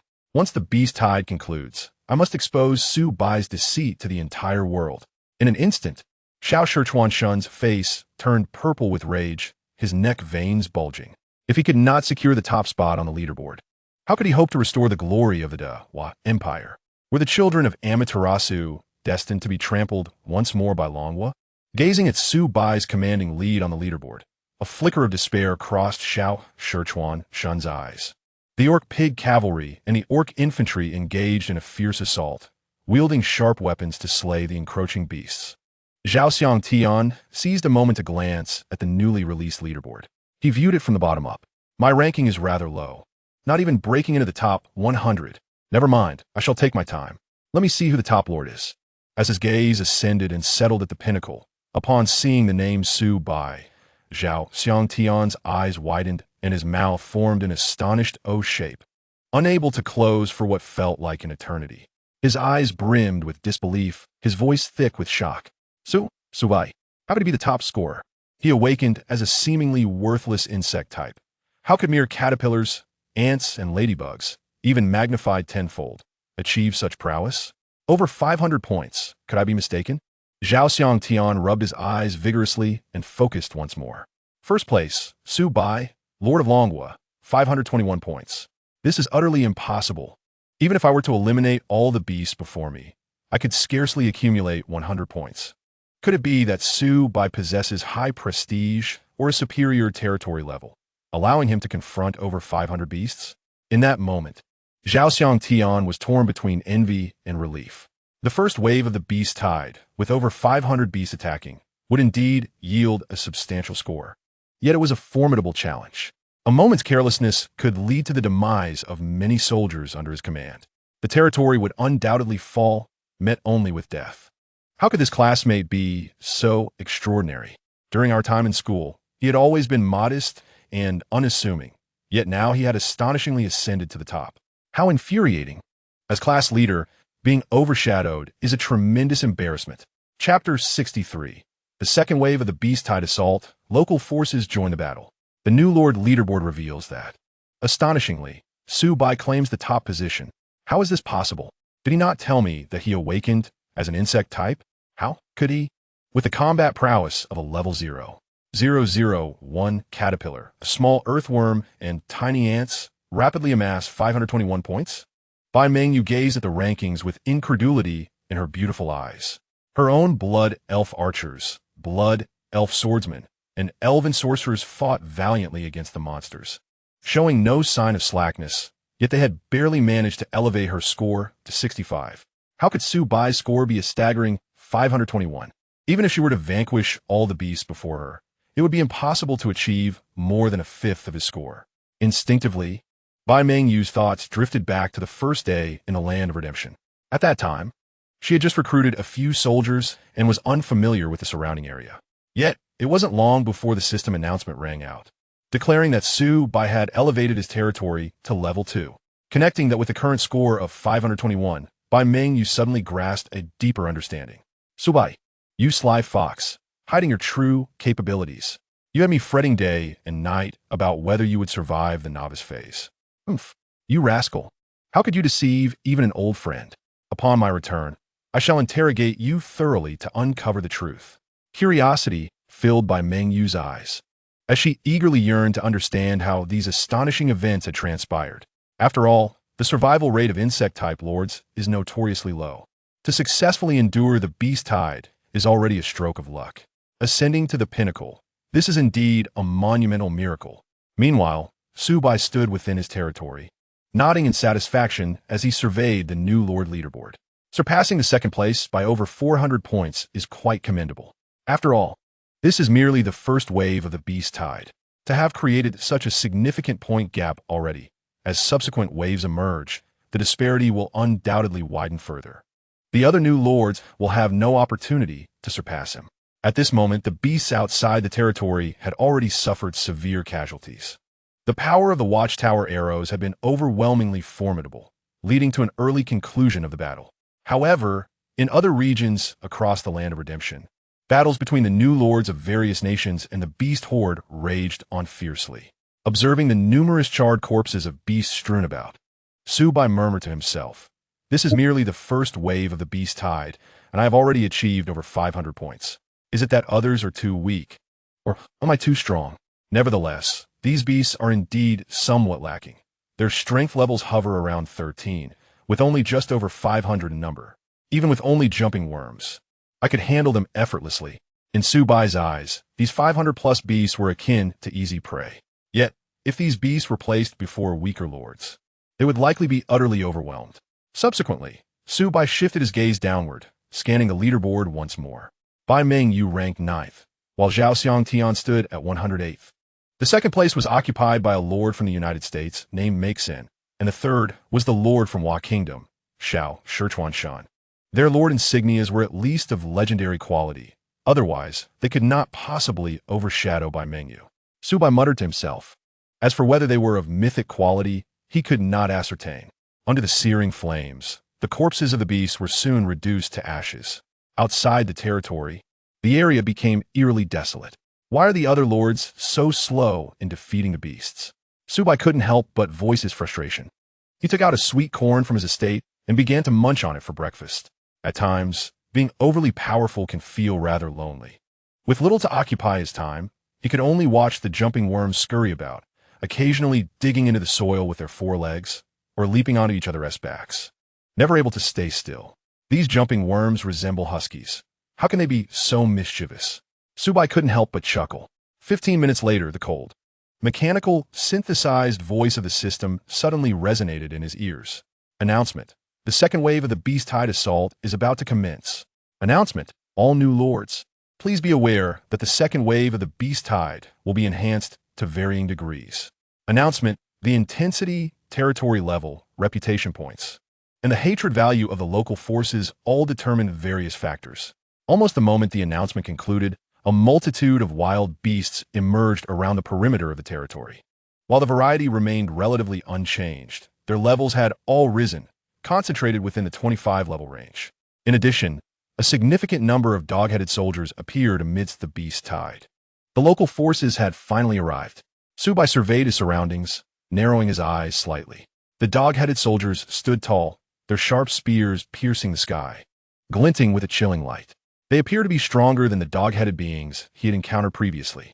Upon rough estimation, the number of wild beasts was around 800, while there were approximately 300 dog-headed soldiers. At that moment, a cloaked figure, a dog-headed being standing at 175 meters tall, swiftly advanced to the front of the ranks. This particular dog-headed soldier was somewhat distinctive. Su Bai focused his gaze, and lines of data appeared before him. Dog-headed ranger, quality, excellent, level, LV-15, description, master of swordsmanship, graceful in form, having traveled through the high mountains and rivers of the land of redemption. Achieving enlightenment in martial arts, a standout among the dog-headed clan. How intriguing, a dog-headed being proficient in swordsmanship. Su Bai's lips curled into a smile. A large experience reward had presented itself. The dog-headed ranger raised his sword and bellowed. Dog-headed warriors, follow the beast horde.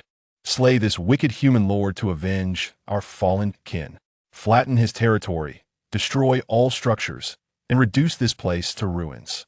The dog-headed soldier's eyes glowed red, igniting a fierce battle spirit. Suddenly, over 200 goblin soldiers appeared, clad in cloth armor and wielding iron blades, their faces filled with murderous intent. The goblin clan had come to assist, declaring that this human lord was brutal and merciless, and today they vowed to slay him. One auspicious arrival. The dog-headed ranger's eyes widened with fierce resolve.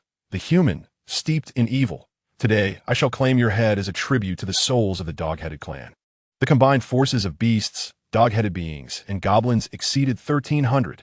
The area outside the territory was shrouded in darkness, with roars echoing into the sky. Claim my head? Su Bai smirked, a hint of amusement dancing on his lips. I fear you may lack the strength to do so. However, the alliance between the dog-headed beings and goblins launching an attack made the situation increasingly lively. As the horde charged forth, the dog-headed ranger issued a command, leading his dog-headed soldiers and goblin allies into a fierce assault. Chapter 64. Setting new records, granting special rewards. A dense swarm of wild beasts, dog-headed beings, and goblins surged like a colossal wave from 1,000 meters away, their faces set with ferocity and a chilling aura of death. Finally, this resembled a true beast tide. Su Bai couldn't help but exclaim, "Warning! Wild beasts detected invading near the territory. They have entered the range of the Sentry Arrow Tower." and automatic attacks will commence. The first to react was indeed the Sentry Arrow Tower. 6 red firestones erupted with brilliant light. Dozens of fiery arrows coalesced, resembling a dancing line of fire, propelled towards the enemy with fierce momentum. Whoosh! After a round of strikes, dozens of wild beasts fell instantly. However, the second wave of the beast tide was formidable. The number of wild beasts was substantial, their levels high, coupled with over 300 dog-headed soldiers and 200 goblin soldiers. It was no longer possible to annihilate them all as had been done previously. Worried about potential damage to the territory's buildings, Su Bai swiftly commanded the strike snakes to engage when the enemy was 500 meters away. 180 strike snakes writhed their bodies, swiftly leaving the territory. Their muscles bulged, and the bone plates beneath their shells spread open, revealing glistening, piercing bone needles. Whoosh! Almost 200 bone needles shot forth at astonishing speed. In the blink of an eye, the leading wild beasts fell in a row, at least 100 perishing. With the evolution of their deep-grooved spines, the strike snake's attack range increased by 50, allowing them to shoot bone needles from a greater distance and eliminate more enemies. Whoosh! Whoosh! Whoosh! The bone needles continued to rain down, inflicting heavy casualties on the beast horde. As the distance closed, the goblins and dog-headed beings also fell victim to the bone needle barrage, collapsing one after another in their charge. When the distance shrank to 100 meters, both the wild beasts and the goblins had suffered significant losses. Jumping worms, attack. Su Bai commanded loudly. Roar! 300 jumping worms galloped forward, their sides raised high, racing ahead with fervor. Battling on the mushroom-covered ground enhanced the speed of the swarm. Especially for the jumping worms, the speed boost was most pronounced. Each worm, approximately 2 meters long and 1 meter high, became formidable when their numbers swelled. Coupled with the evolution of hardened shells, their exteriors became exceedingly tough. Bang! Bang! Bang! The jumping worms leaped over the strike snakes, crashing head-on into the beast tide. The wild beasts, dog-headed soldiers, and goblins were unable to withstand the onslaught, being hurled through the air and crashing to the ground. The jumping worms rampaged, using their sharp fangs and claws to slay enemies. The strike snakes moved in to join the fray. Their massive, 3-bladed sides glimmered with a deadly radiance, harvesting the wild beasts, dog-headed soldiers, and goblin soldiers as if they were mere wheat. Enhanced by the talent of the Blade Queen's heart of the insect swarm, the swarm's combat strength surged. Additionally, under the augmentation of the dog-headed hunter's metal, the swarm's attack power increased by 10 when clashing with dog-headed soldiers. In a brief moment, the battlefield turned into a slaughterhouse. The ground stained with blood. The air was thick with the metallic scent of blood, predominantly from the wild beasts, dog-headed beings, and goblins. With a swift motion, the dog-headed ranger swung his sword, cleaving through several bone needles that approached him. He dispatched a jumping worm before swiftly advancing towards the territory. I shall eliminate it. Kerrigan's eyes narrowed, yet her fierce brilliance could not be concealed. As she lunged forward, the system's synthesis notification echoed in Su Bai's ears. Notification: the enemy's numbers exceed 10. The Blade Queen's combat willpower is heightened. Notification: attack power, defense power, psychic energy, and injury recovery speed increased by 100. The talent of heroic resolve had been activated. Su Bai's eyes remained fixed on the battlefield ahead. Kerrigan utilized her psychic displacement, darting forward with lightning speed, unleashing powerful psychic energy. Dog-headed soldiers, goblins, and wild beasts in her path were instantaneously blown away, their flesh and blood scattered. In the blink of an eye, she reached the dog-headed ranger. Today you shall all perish. The dog-headed ranger roared, his eyes aflame with rage. Wielding his sword, he unleashed a torrent of sword energy, forming a sharp net of blades directed at her. Insect art, Kerrigan scoffed, her eyes glowing with a faint purple light. Waves of psychic shockwaves erupted forth. Bang! The clash of psychic energy and sword light sparked fiercely. Subsequently, Kerrigan crouched, unfurling her bony wings, leaping 4 meters high. Kinetic impact. Gathering a radiant sphere of psychic energy in her right palm, she thrust it forward with force. The sphere hurtled downward towards the enemy below. The dog-headed ranger slashed with his sword in rapid succession, creating a dazzling array of sword light that surged forward. The moment the two forces collided, the sword light dissipated as if melting away in an instant. The might of the psychic light orb remained undiminished as it surged straight towards the chest of the dog-headed ranger. With a resounding bang, the impact was felt. The dog-headed ranger's hair fell loose, his cloak soaked in blood, and he emitted a pained groan before collapsing lifelessly to the ground. Kerrigan folded her skeletal wings and landed gracefully.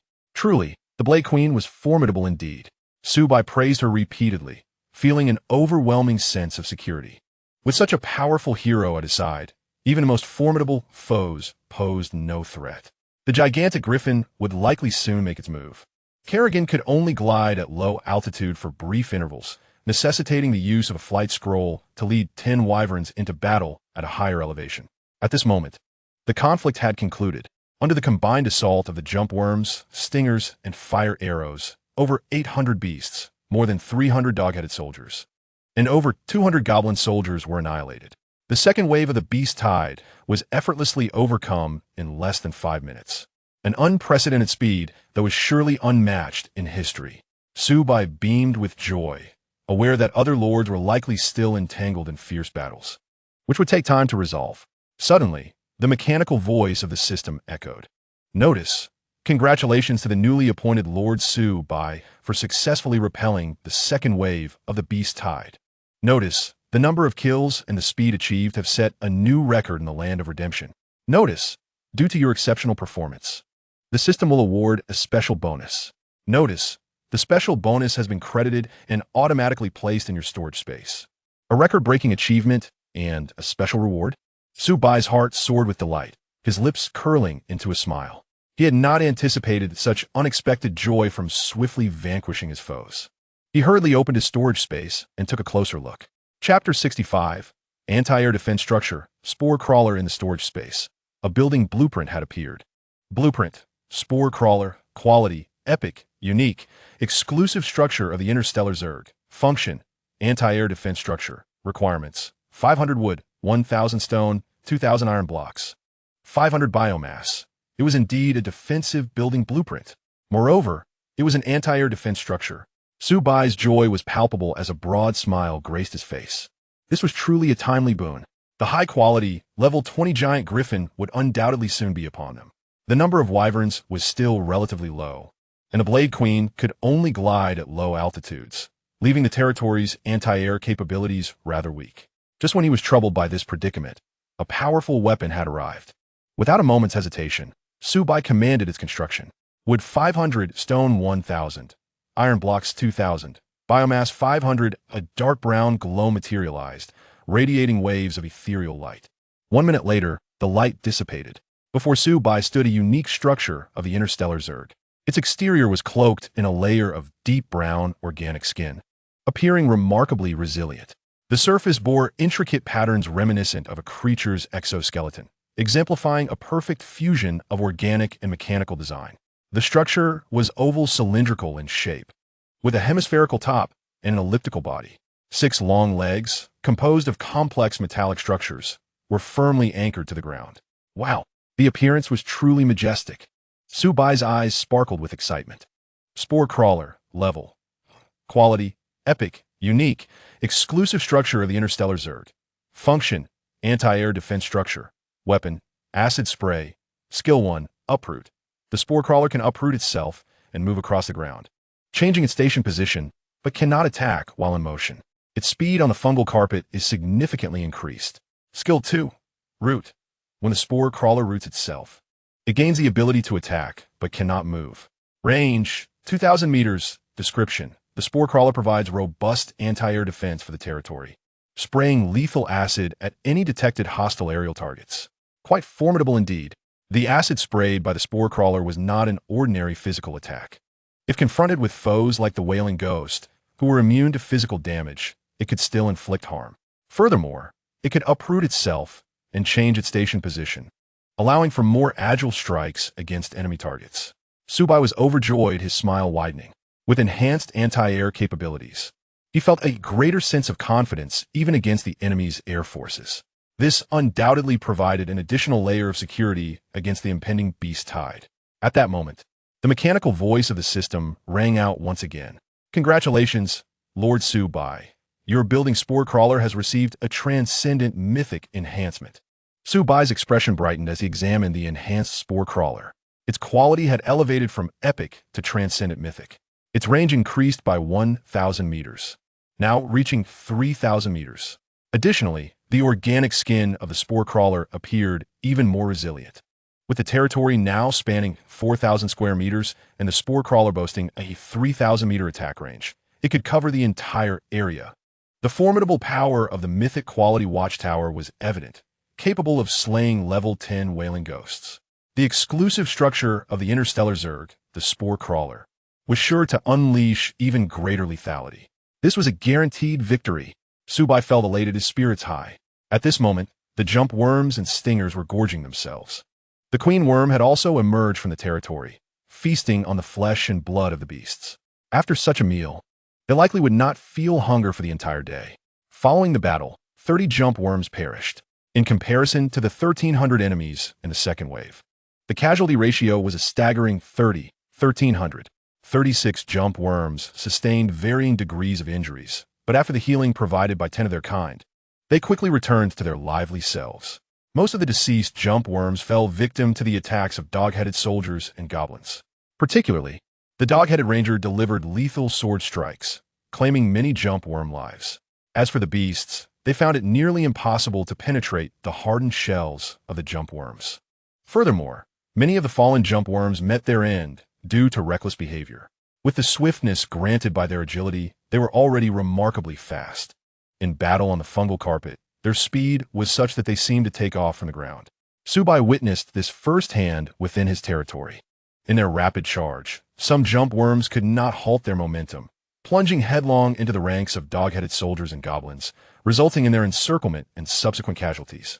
One must never act recklessly. Su Bai cannot help but sigh. Suddenly, the system's mechanical voice resonated once more.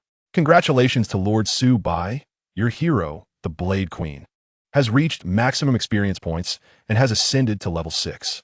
Following this upgrade, the Blade Queen's strength, speed, bone wing strength, and psychic energy have all been significantly enhanced. Additionally, the talent, Heart of the Swarm, has been fortified, increasing the combat power of the interstellar Zerg within a 2,500-meter radius by 60.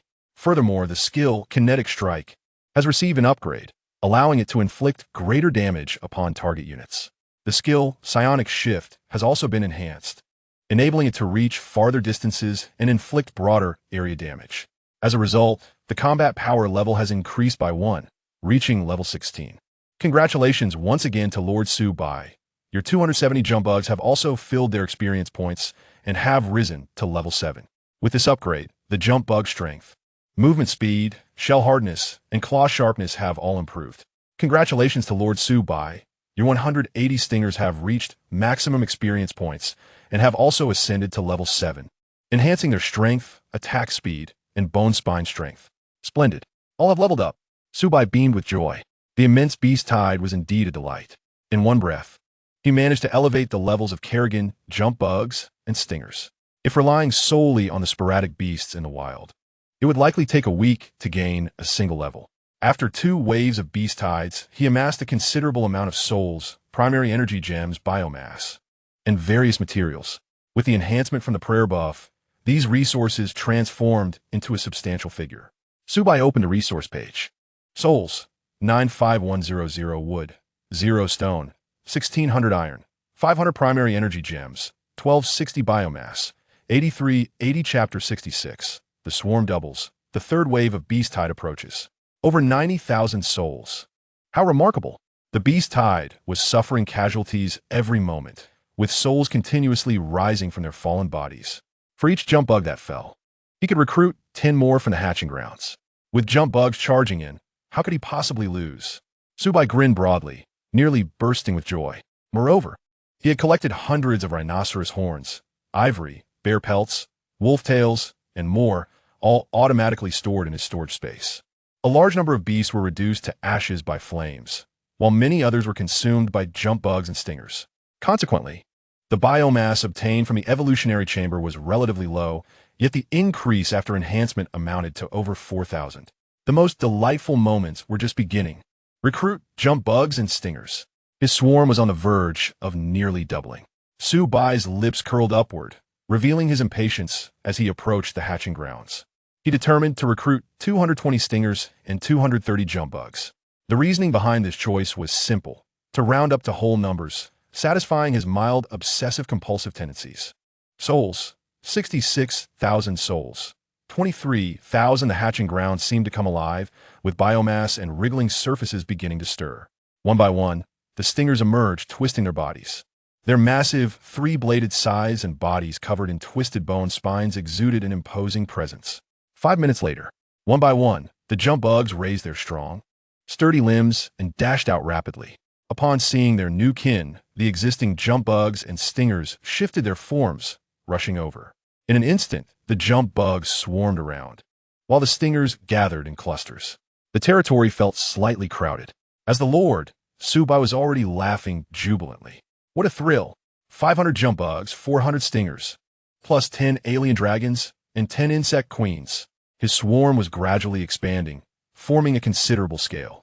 It was evident that the ones suffering disaster were the beasts and natives within the beast tide.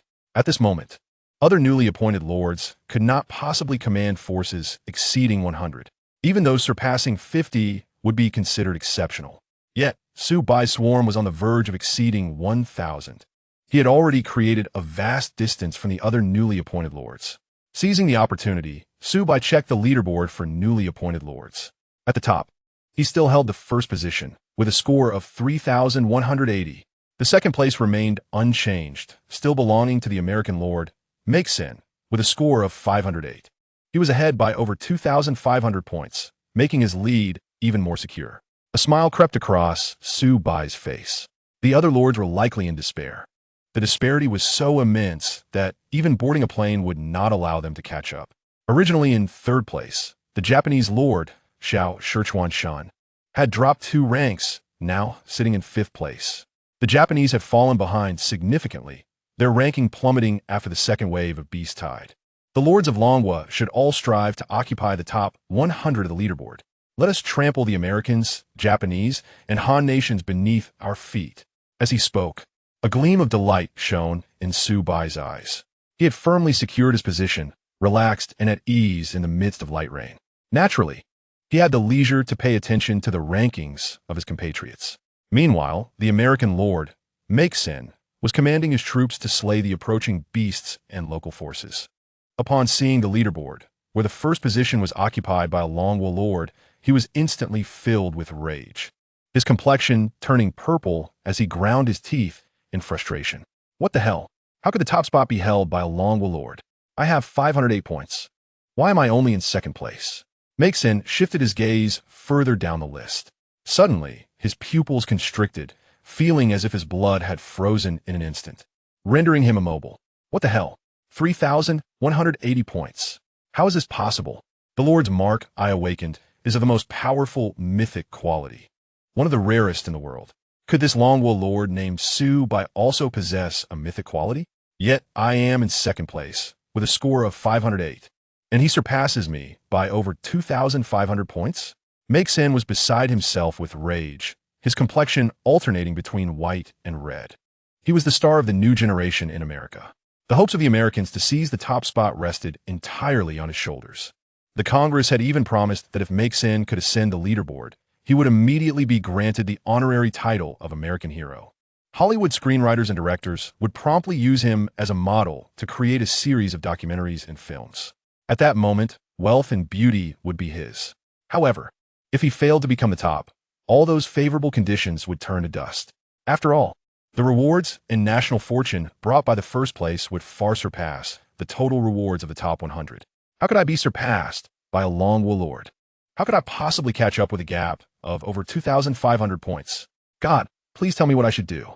A hint of despair flickered in Makesen's eyes. How could my ranking have dropped 2 positions?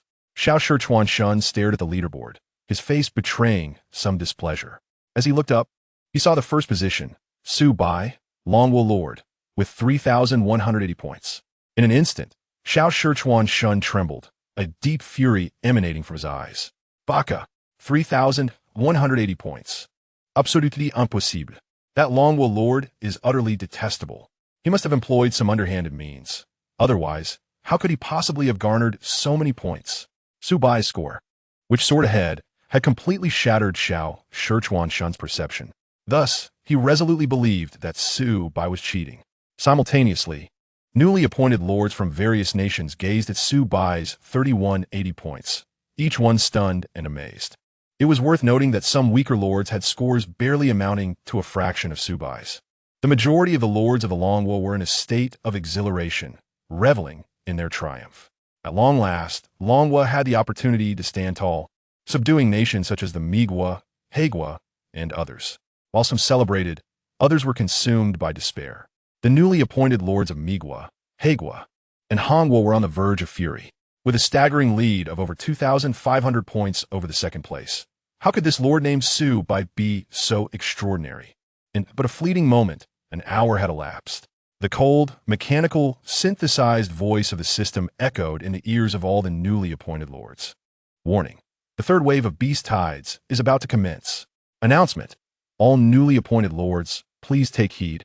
The third wave of beast tides will be significantly stronger than the previous two. Announcement. Intensity is determined by various factors including territory level, reputation points, and the hostility level of local forces. Chapter 67. Aerial Assault, Giant Griffin and Black-Winged Eagle. Almost as the announcement concluded, a thunderous sound of beastly hooves approached, causing the earth to tremble. Like ominous clouds, the beasts swiftly congregated. This third wave of beast tides included not only the prairie wolves, steel tigers, and mutated black bears, but also new beasts. Ironclad lions, bloodthirsty leopards, and horned beasts joined the fray, totaling approximately 1,500 creatures, all at level 68. In terms of both quantity and quality, this wave represented a significant leap compared to the second. Come fort. Let me see if you can breach my territory this time. Su Bai's gaze was sharp, igniting with fierce combat spirit. The jumping worms leaned forward, their bristles erect, emitting low growls, ready to pounce. The spiny serpent stood tall at the edge of the territory, its carapace opening to reveal countless sharp-boned spikes. Kerrigan, the guardian, stood by Su Bai's side, her eyes glinting with a chilling light. In the next moment, a cacophony arose. Over 1,500 beasts charged from a distance of 1,000 meters, their gaping maws raising clouds of dust, surging forth like a tidal wave. Warning. Beasts detected encroaching upon the territory, entering the firing range of the watchtower. Automatic attack commencing. The 6 flame stones atop the watchtower emitted a dazzling brilliance. Dozens of fiery arrows coalesced from thin air, slicing through the air with a sharp sound. In a single volley, over 20 beasts fell lifelessly. The level of beasts in this third wave had nearly doubled from the last. The efficiency of the fiery arrows in eliminating targets had noticeably diminished. Where's that giant griffin? Su Bai pondered, gazing into the distant azure sky. As the beast horde surged forth, the spiny serpent took the lead and launched its attack. With a swift flick, a barrage of bone spikes shot forward, glimmering with cold light and immense force. The front 2 ranks of nearly 300 beasts fell instantly. Jumping worms attack. Su Bai commanded. With a roar, 500 jumping worms, having waited in anticipation, surged forth like cavalry, leaping over the spiny serpent and charging ahead. The collision sent numerous beasts flying, blood and flesh scattering. The air thickened with the stench of blood. As the ground battle raged fiercely, a sharp, piercing cry suddenly rang out from the northeastern skies. A massive griffin, its wings spread wide, soared swiftly towards them, accompanied by a dark cloud of flying creatures. The giant griffin had finally arrived. Su Bai lifted his gaze, narrowing his eyes. What was that dark mass? 5 seconds later, as the distance closed, he discerned that the dark cloud was a swarm of flying black-winged eagles. These creatures measured 80 centimeters in length, with wingspans of up to 24 meters. Their black bodies glinting ominously with sharp talons. Black-winged eagle. Quality, excellent. Level, LV7. Description. The black-winged eagle is a large raptor capable of soaring at high altitudes, adept in various hunting techniques, and highly aggressive. The giant griffin had summoned hundreds of black-winged eagles for support. Su Bai's expression grew solemn. Fortunately, his territory housed an aerial defense structure, the spore crawlers. Otherwise, relying solely on 10 aberrant dragons would prove exceedingly arduous. Although the bone spikes from the spiny serpent could strike airborne foes, they also bore the responsibility of repelling the ground beasts. Should a multitude of beasts breach the territory, the structures could sustain irreparable damage, a dire consequence indeed. Moreover, the giant griffin and black-winged eagles ascended to an altitude of 300 meters, already beyond the reach of the spiny serpent's attacks. In this domain, there could only be one aerial sovereign: me. Surrender or perish. The giant griffin spoke in a human tongue, its crimson-slit pupils fixated upon Su Bai and the 10 aberrant dragons. With a roar, the aberrant dragons flapped their wings, displaying restlessness. Come forth if you dare, and leave your life behind. Su Bai bellowed, swiftly producing a flight scroll from his storage. Enraged, the giant griffin let out a long cry, extending its wings and charging forth. Hundreds of black-winged eagles accelerated, diving downwards. Warning: numerous hostile, flying creatures detected above the territory, entering the firing range of the spore crawlers. Automatic attack commencing. The oval-shaped bodies of the spore crawlers expanded significantly. A torrent of concentrated acidic liquid gushed forth from their hemispherical structures. Upon hitting the black-winged eagles, a cacophony of corrosive sounds erupted, accompanied by noxious yellow smoke, emitting a strong acidic odor. The feathers, skin, and flesh of the black-winged eagles were swiftly eroded, revealing stark white bones. The 10 aberrant dragons vigorously flapped their leathery wings, ascending rapidly to hover in midair. Their secretion chambers churned, unleashing a torrent of razorworms. Upon contact with the black-winged eagles, the symbiotic razorworms shattered into 3 pieces, splattering towards the nearby black-winged eagles. Under this dual assault, the black-winged eagles emitted pained cries, akin to downed aircraft crashing heavily to the ground. Yet, some managed to breach the defenses, inflicting damage upon the ground swarm. The giant griffin roared with fury, charging towards Su Bai with a menacing presence. "I will handle it," Kerrigan exclaimed, her gaze sharp, radiating a chilling intensity. "This flight scroll will grant you half an hour of flying capability." Su Bai spoke rapidly, extending the scroll forward. Kerrigan took it with one hand and, upon activation, the scroll transformed into myriad silver streams of light, coalescing into a pair of substantial, translucent wings on her back. In the next moment, Kerrigan flapped her wings and charged towards the giant griffin in the high sky. Notification: the enemy's numbers exceed 10. The Blade Queen's combat spirit is heightened. Notification: attack power, defense, spiritual energy, and injury recovery speed increased by 100. As she flew, Kerrigan's eyes glimmered with a faint purple light. Waves of spiritual energy surged forth. The giant griffin's claws, as hard as steel, cracked upon colliding with the spiritual shockwaves, forming numerous fine fissures upon its surface. Its hatred was suddenly ignited, charging towards Kerrigan. Chapter 68. Hidden achievement triggered, exclusive reward received. Su Bai stood within the territory, surveying his surroundings. In the vast expanse of the sky, Kerrigan was engaged in a fierce battle with the colossal griffin. Spore crawlers and aberrant dragons launched their strikes against the black-winged eagle. On the ground, nearly 1,000 jumping insects, sting snakes, and beasts were locked in a bloody melee. This was the true beast tide. He could not help but exclaim. Instinctively, he grasped the semi-automatic pistol at his waist. Roar! The gigantic griffin emitted thunderous roars. With each flap of its wings, it stirred up a tempest. Kerrigan flitted through the air, evading the griffin's ferocious assaults. In the next moment, seizing the opportunity, she unleashed her psychic displacement, darting forward with lightning speed. Her bone wings glimmered fiercely under the sun as they plunged down, piercing the back of the colossal griffin. In pain, the griffin spread its wings wide, twisting and turning in a frantic attempt to dislodge its assailant.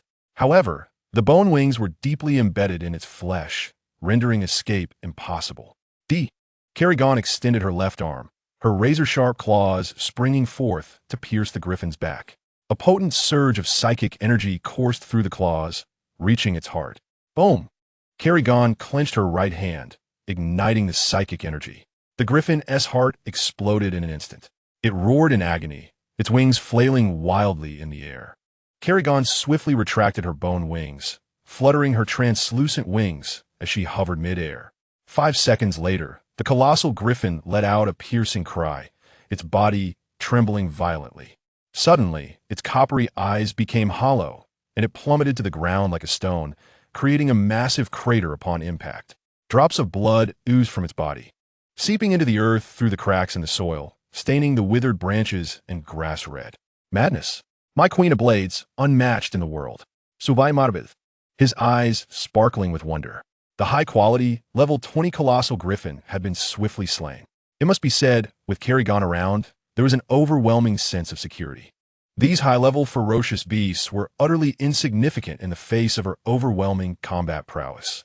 While the sheer number of the swarm was indeed vital, sometimes elite combat power was equally indispensable. For instance, had it not been for the Queen of Blades, the colossal griffin would have undoubtedly inflicted significant damage upon the insect swarm. At that moment, the mechanical, synthesized voice of the system suddenly echoed. Notification. The bravery of the Queen of Blades greatly inspires the swarm. Notification. The combat power of jumping insects, sting snakes, and aberrant dragons receives a temporary boost, lasting for 30 minutes. Such a phenomenon was truly delightful. Su Bai was immediately overjoyed, a smile breaking across his face. Upon closer inspection, the jumping insects and sting snakes appeared even more formidable. Their speed in slaying beasts increased significantly. The aerial battle was nearing its conclusion. Under the dual assault of the aberrant dragons and spore crawlers, the black-winged eagle suffered heavy casualties. The death of the colossal griffin became the proverbial straw that broke the camel's back.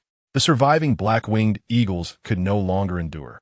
Frantically flapping their wings to flee into the distant sky, 10 aberrant dragons swooped down to strike at the beasts below. In an instant, the blades of the crawlers and bone needles soared together, blood and severed limbs mingling in the air.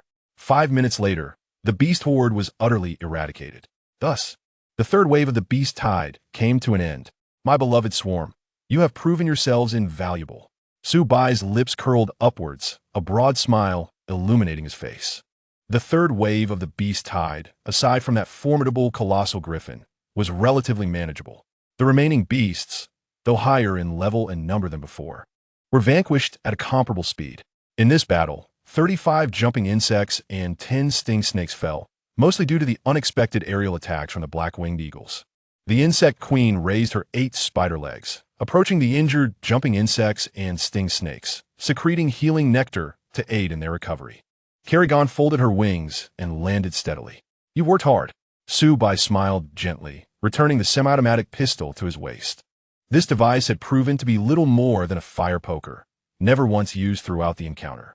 My lord, I relish such challenging battles. Kerrigan's eyes sparkled with excitement. Just as Su Bai was about to speak, the mechanical, synthesized voice of the system echoed once more. Notification.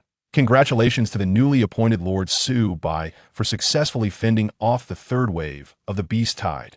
Notification. First-time kill of a high-level flying creature, surpassing all newly appointed lords in the Land of Redemption, triggering the hidden achievement Griffin Terminator. Notification. Exclusive reward for the hidden achievement has been received. Notification. Exclusive reward has been deposited into storage space. Su Bai was instantly overjoyed, his smile broadening. My heavens! Killing the colossal griffin also triggered the hidden achievement Griffin Terminator. A delightful reward has been credited to me. Elated, he quickly opened his storage space. Inside lay a construction blueprint. Blueprint, explosive insect nest, quality, exquisite myth, unique, exclusive building for the Interstellar Insectoid Race. Function, allows jumping insects to mutate into explosive insects. Requirements, 1,000 wood, 1,000 stone, 1,000 iron, 3,000 biomass, an explosive insect nest? The name suggests it is quite an impressive structure.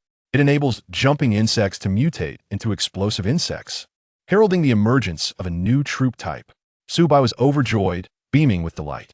Without a moment's hesitation, he confirmed the construction. Just then, the mechanical, synthesized voice of the system sounded again. Notification. Insufficient wood and iron. Upgrade failed. Resource shortage. He glanced at the resource page. Souls, 6,100 wood. Stone, 1,600. Iron, 500 primary energy gem, 1,260 biomass, 8380. Approaching the manor, he initiated today's free recruitment, acquiring a juvenile worker bee. He then hastily issued commands. Worker bees, juvenile worker bees, promptly set out to gather wood and iron. For worker bees, accompanied by 4 juvenile worker bees, lumbered away from the territory. Su Bai murmured to himself, "They should collect enough soon. The shortages are minimal." The system's voice echoed once more in his ears. Notification: Congratulations to Lord Su Bai. Your hero Queen of Blades has reached maximum experience, leveling up to LV7. Notification: Congratulations to Lord Su Bai. Your hero Queen of Blades has reached maximum experience, leveling up to LV8. Notification: Post-upgrade, the Queen of Blade Strength, Speed, Bone Wing Strength, and Psychic Power have been enhanced. Notification: Post-upgrade, the talent Insect Race Heart has been strengthened, increasing the combat power of the Interstellar Insect Race within a 3,000-meter radius by 70. Notification: Post-upgrade, the skill Kinetic Impact has been enhanced, allowing it to inflict greater damage on target units. Notification: Post-upgrade, the skill Psychic Displacement has been enhanced, enabling it to travel greater distances and inflict more extensive area damage. Notification: Post-upgrade, combat power level has increased by 2 levels, reaching level 18. Notification: A new skill has awakened. Please check at your convenience. Chapter 69. New skill, Crush Grasp. Kerrigan leveled up twice. The experience gained from the Colossal Griffin was indeed tremendous. It was like a veritable treasure trove of experience. Following the upgrade, Kerrigan's abilities were significantly enhanced, and she awakened a new skill. As the impending beast tide approached, a sense of calm enveloped Su Bai. A broad smile graced his face, nearly blooming with joy. He scrutinized the details of Kaigan, his gaze lingering on the newly awakened skill. Skill 3, Crush Grasp, stuns all enemies within a targeted area, 10 square meters, for 3 seconds, inflicting continuous psionic damage. If the enemies possess exceptionally strong resistance, they cannot be stunned. Instead, their attack and movement speed are reduced. What an impressive skill. A wide area stun that also deals persistent damage. Only elite-level bosses could withstand the stunning effects of Crush Grasp. Ordinary wild creatures would certainly falter. Su Bai's heart swelled with elation, his eyes sparkling with delight. The Blade Queen represented the pinnacle of the Zerg's combat prowess, and her enhancement would undoubtedly bolster the fighting capabilities of the entire swarm. The emergence of such a formidable new skill would enable her to navigate encounters with even more powerful foes with greater ease and unleash her formidable combat strength.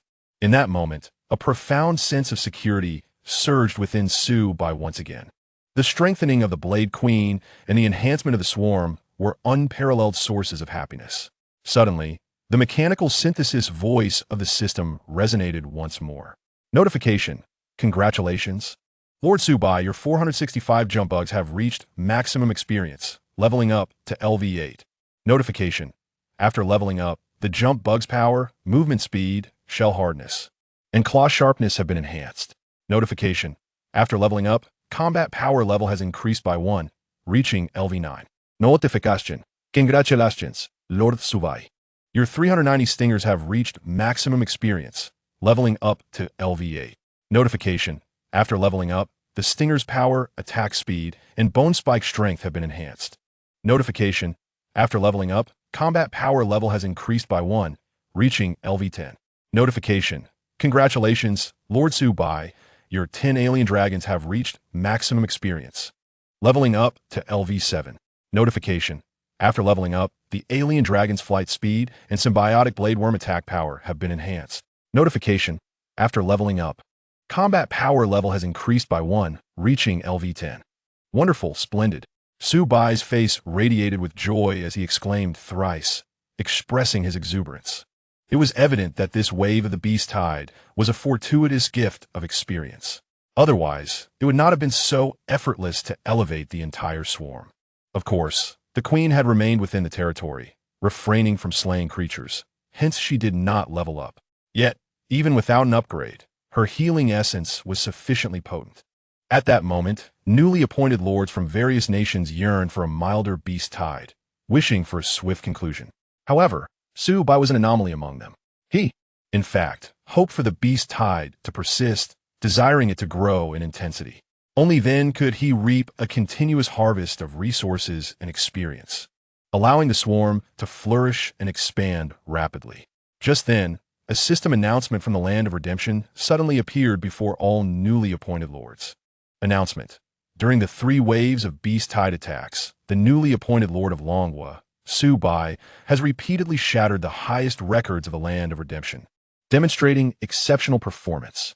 Announcement: congratulations, newly appointed Lord Su Bai. Your nation, Longwa, has been awarded national fortune.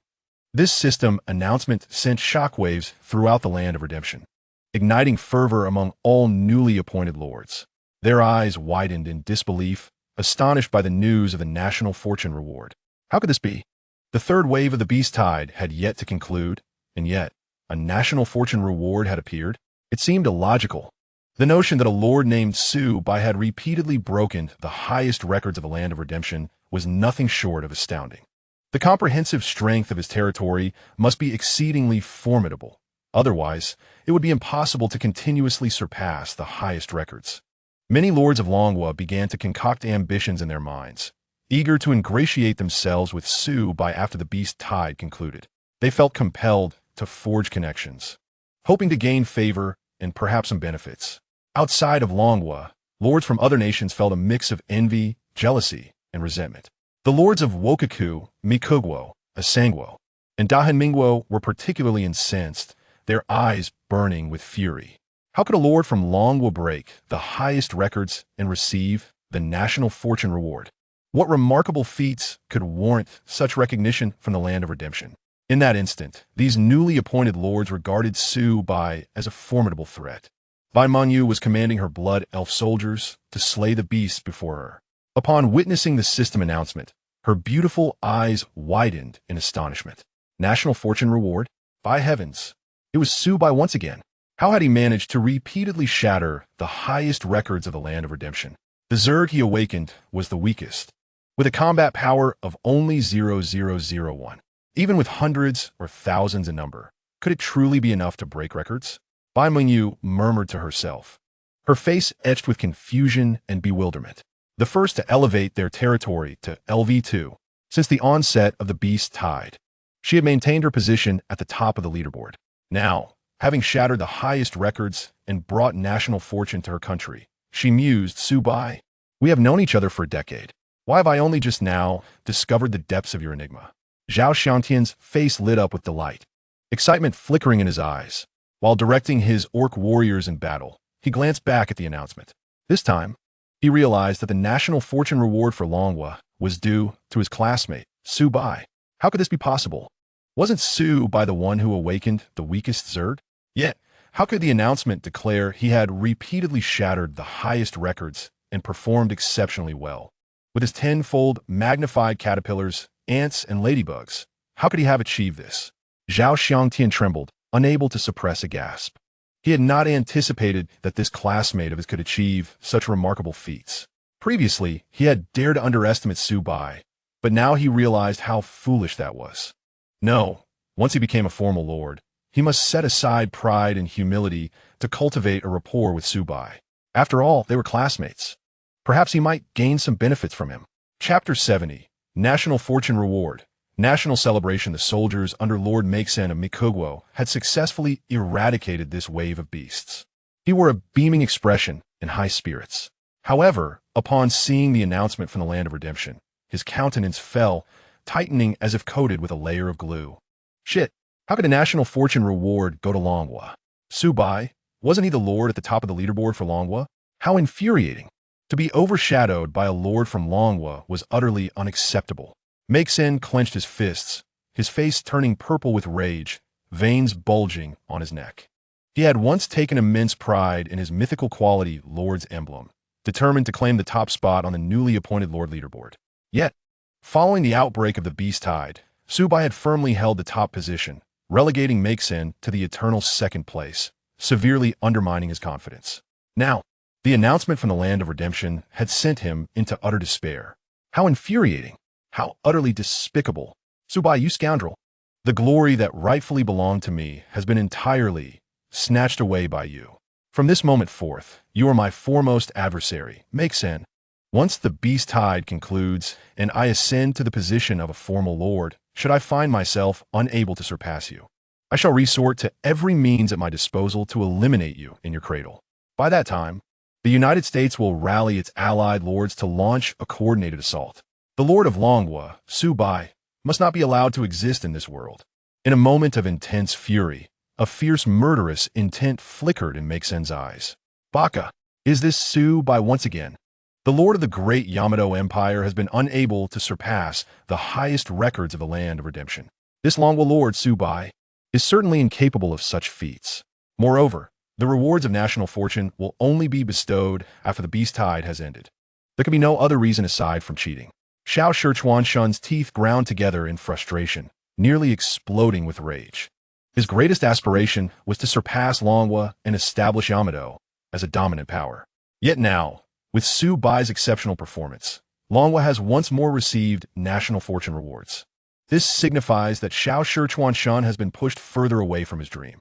The ambition of Yamato to dominate now feels indefinitely postponed. Once he becomes a formal lord, he must seek an opportunity to eliminate Su Bai. Anyone who obstructs the progress of the great Yamato Empire shall find only death awaiting them. Even if this Lord of Longwa possesses formidable strength, with the combined forces of the United States and the great Han Ming kingdom attacking, he would stand no chance. A sinister light flashed in Xiao Shichuan Shun's eyes. At that very moment, within the borders of Longwa, a voice akin to celestial music echoed in the ears of all.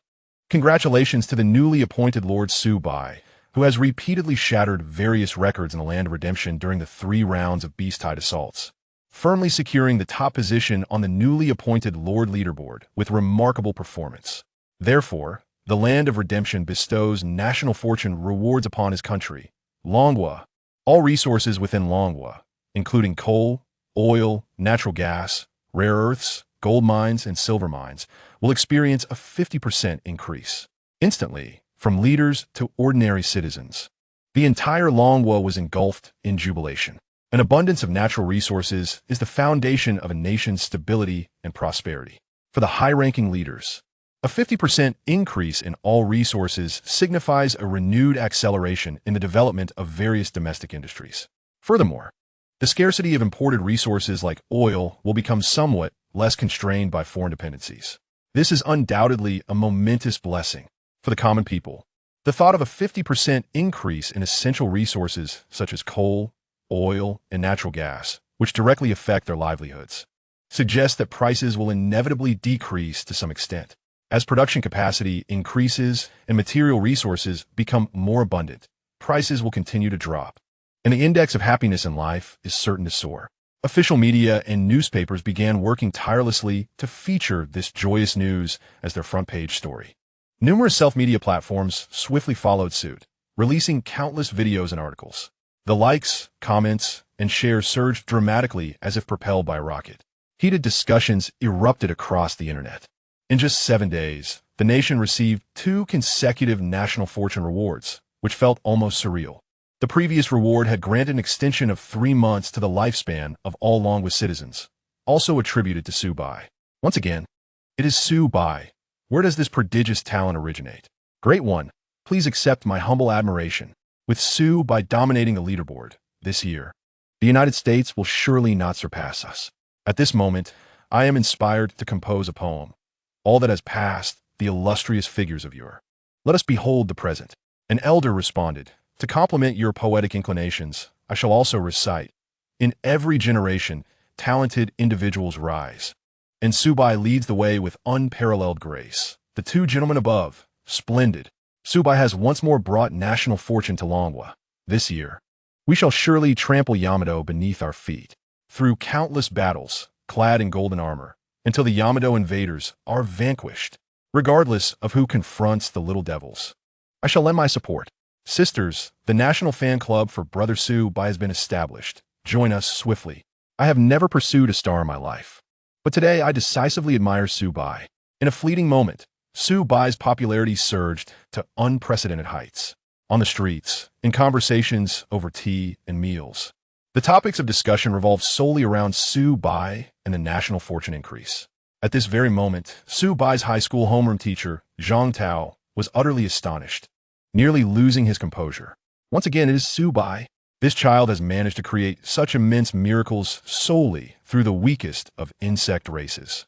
the extension of 3 months to the lifespan of all citizens, and a 50% increase in resources. These two national fortune rewards will undoubtedly benefit all Longwa people. Moreover, the announcement from a land of redemption was crystal clear. The newly appointed Lord Su Bai firmly occupies the top position on the leaderboard. Once the final beast tide concludes, even greater rewards are certain to follow, propelling Longwa to unprecedented heights. With a remarkable youth like Su Bai, our nation is fortunate, and our people are blessed. From this day forth, you shall be the pride of your teacher. Zhang Tao's expression was filled with emotion. At that moment, a cacophony of noise erupted at the school gate. Upon closer inspection, a throng of media reporters, paparazzi, and private detectives had gathered. Zhang Tao felt overwhelmed. This time, he resolutely refused to accept interviews from these individuals. The questions posed were exceedingly bizarre. The school gate remained tightly shut, showing no signs of opening. Although the reporters failed to gather news material, it did not hinder their enthusiasm. 15 minutes later, a well-crafted article swiftly ascended the trending charts on various internet platforms. Salt. Longwa Lord Su Bai sweeps the land of redemption, firmly securing the top position. What's the truth behind it? Chapter 71. A roaring shock. Approaching with momentum in the imperial capital. The special military district, the highest leader, Guijing, was astounded by the voice that echoed in his ears. Another national fortune reward. With all resources increased by 50%. This was truly a momentous occasion. Colonel Wang Jinghua's pupils constricted sharply, astonished as if struck by thunder. He could not help but exclaim, to bring national fortune rewards consecutively. How has this child Su Bai managed to achieve such feats? To repeatedly shatter all the highest records in the land of redemption, merely relying on the weakest of insect races. How could such a stellar achievement be possible? Guijing trembled, his eyes filled with disbelief. Before entering the land of redemption, the defensive structure blueprint gifted to him could only protect Su Bai's territory from wild beasts. However, to claim that such a defensive structure could lead him to the top was sheer fantasy. What secrets does this child, Su Bai, truly harbor? To continuously bring national fortune rewards to the country is certainly not merely a matter of being an insect race. Commander, while we may be unaware of the specific reasons, Su Bai's firm hold on the leaderboard is undoubtedly an inspiring development. Wang Zhenghua paused momentarily before continuing, perhaps after the beast tide concludes. Su Bai can still maintain his top position. In that case, he will receive an even more powerful national fortune reward. If so, Su Bai will become a hero of Longwa. To consecutively bring national fortune rewards to the country would be unprecedented. A glimmer of excitement shone in Guijing's eyes. Last year, the United States had held the top position, boasting with unparalleled arrogance. This year, Su Bai, a dark horse, has emerged. The United States' dreams of continuous dominance are likely to shatter. The comprehensive strength within Su Bai's territory is undoubtedly extraordinary, Wang Zhenghua murmured. Guijing nodded, for this child was enveloped in an abundance of enigmas. One thing, however, was certain. Achieving the highest records in the land of redemption multiple times could not possibly be attributed to mere luck. The experts from the Academy of Sciences had even suggested allowing Su Bai to fend for himself, a decision that was utterly blind. Wang Zhenghua, filled with righteous indignation, could not help but curse repeatedly. Once the beast tide subsided and this new lord returned to Earth, I shall ensure that those experts offer a formal apology to Su Bai. If they refuse, I will report them. I fear not their reluctance to apologize. Guijing's emotions were somewhat agitated, and he spoke with bitterness. Had those expert suggestions to abandon Su Bai been followed, withholding even a resource pack, Su Bai would undoubtedly have been disillusioned with this nation. His insistence to oppose the majority and rebuke those experts was indeed the most prudent choice. Just imagine, had Su Bai been pushed to the opposing side of the nation, it would have resulted in an unbearable catastrophe and sorrow. Meanwhile, the announcements from the Academy of Sciences echoed throughout every corner of the land of redemption. The experts exchanged glances, their expressions blank, unsure of how to proceed. How could this insectoid lord, Su Bai, create such miracles? Ascending to the pinnacle of the points leaderboard and repeatedly breaking the highest records in the land of redemption. Bestowing national fortune rewards, this was truly astonishing. It was hard to believe that they had once considered abandoning Su Bai. Yet this very individual had become a hero of the Dragon Kingdom. After the beast tide, How should they face him upon his return? Contemplating this, the experts wore grim expressions, filled with regret. What a grave mistake it would be if Su Bai held a grudge against us. How could we possibly rectify that? Su Bai had awakened as a globally recognized inferior race, yet he not only survived the beast tide, but also rose to the top of the leaderboard, shattering the highest records. The decision made by the Academy of Sciences to abandon Su Bai and provide no resources was undoubtedly a grave error. They desperately needed to devise remedies. How would they confront him upon his return? The experts of the Academy wore anxious expressions, as if their hearts were weighed down by a stone. At that moment, foreign journalists, diplomats, and news professionals within the borders of the Dragon Kingdom swiftly conveyed this information back to their respective nations. Citizens of countries such as Wa Kingdom, Mi Kingdom, the Han Ming Kingdom, and the San Kingdom were all left in a state of shock. How fortunate the Dragon Kingdom was to receive national fortune rewards again so soon. Surely, the Dragon Kingdom must be cheating. What race had Lord Su Bai awakened to be so formidable? Oh God, please tell me this is not real. To receive national fortune rewards while the beast tide was still ongoing is simply impossible. How had Su Bai managed to repeatedly break the highest records in the Land of Redemption? This Lord of the Dragon Kingdom must have employed some underhanded means. Cheating is disgraceful. I will rally all nations to join me kingdom in sanctioning the Dragon Kingdom. The Great Wa Empire agrees. The Han Ming Kingdom consents. The San Kingdom joins the campaign against the Dragon Kingdom. Citizens of various nations reacted with shock, jealousy, or resentment. The leaders of these countries had already begun to act, seeking to uncover various information about Su Bai. However, Su Bai's dossier and related information had been classified to the highest level by Guijing. Foreign spies and intelligence operatives were unable to obtain any useful information, at most gathering only some sensational rumors. In the Land of Redemption, Su Bai stood within his territory, gazing at the system announcement with a smile. National fortune rewards? Quite satisfactory. He did not dwell too much on it, and was entirely unaware that the outside world had descended into chaos. Opening the leaderboard for new lords, he saw his name at the top. First place, Su Bai, Lord of the Dragon Kingdom, 6,810 points. Second place, Mike's son, Lord of the Mi Kingdom, 1178 points. Third place, Lev Rokoski, Lord of the Bear Kingdom, 1080 points. With a lead of over 5,000 points, he was as steady as a mountain. Perfect. A smile crept onto Su Bai's lips, nodding in satisfaction. After the beast tide, that unique, mysterious grand prize will surely be mine. Apologies to the lords of other nations, but you no longer have any opportunity. After vanquishing the third wave of the beast tide, numerous souls emerged. However, Su Bai did not intend to recruit them. He planned to wait until the construction of the bug nest was completed to recruit a brand new army. The resources were not lacking, and the worker bees should gather them swiftly. Just then, a resonant dragon's roar echoed from afar. A dragon's roar? Su Bai's expression changed. A hint of gravity in his eyes. In the Land of Redemption, dragons were exceedingly powerful ancient beings, far surpassing ordinary creatures of any kind. Could it be that the strength of my territory had attracted such a creature? Su Bai murmured to himself. Logically, dragons, being such formidable beings, would only be encountered after becoming a formal lord. There had never been any reports of a newly appointed lord facing a beast tide that included dragons. To be prudent, Su Bai commanded the jumping insects to leave the territory and scout the source of the dragon's roar. Over 400 jumping insects swiftly departed. After a considerable time, they returned without having detected any trace of dragon-like creatures. Did it merely pass by, roaring once before departing? Confusion filled Su Bai's eyes. The beast tides of other lords had not yet concluded. After waiting half an hour, the cold, mechanical, synthesized voice of the system suddenly rang in his ears. Warning, the fourth wave of the beast tide is about to commence.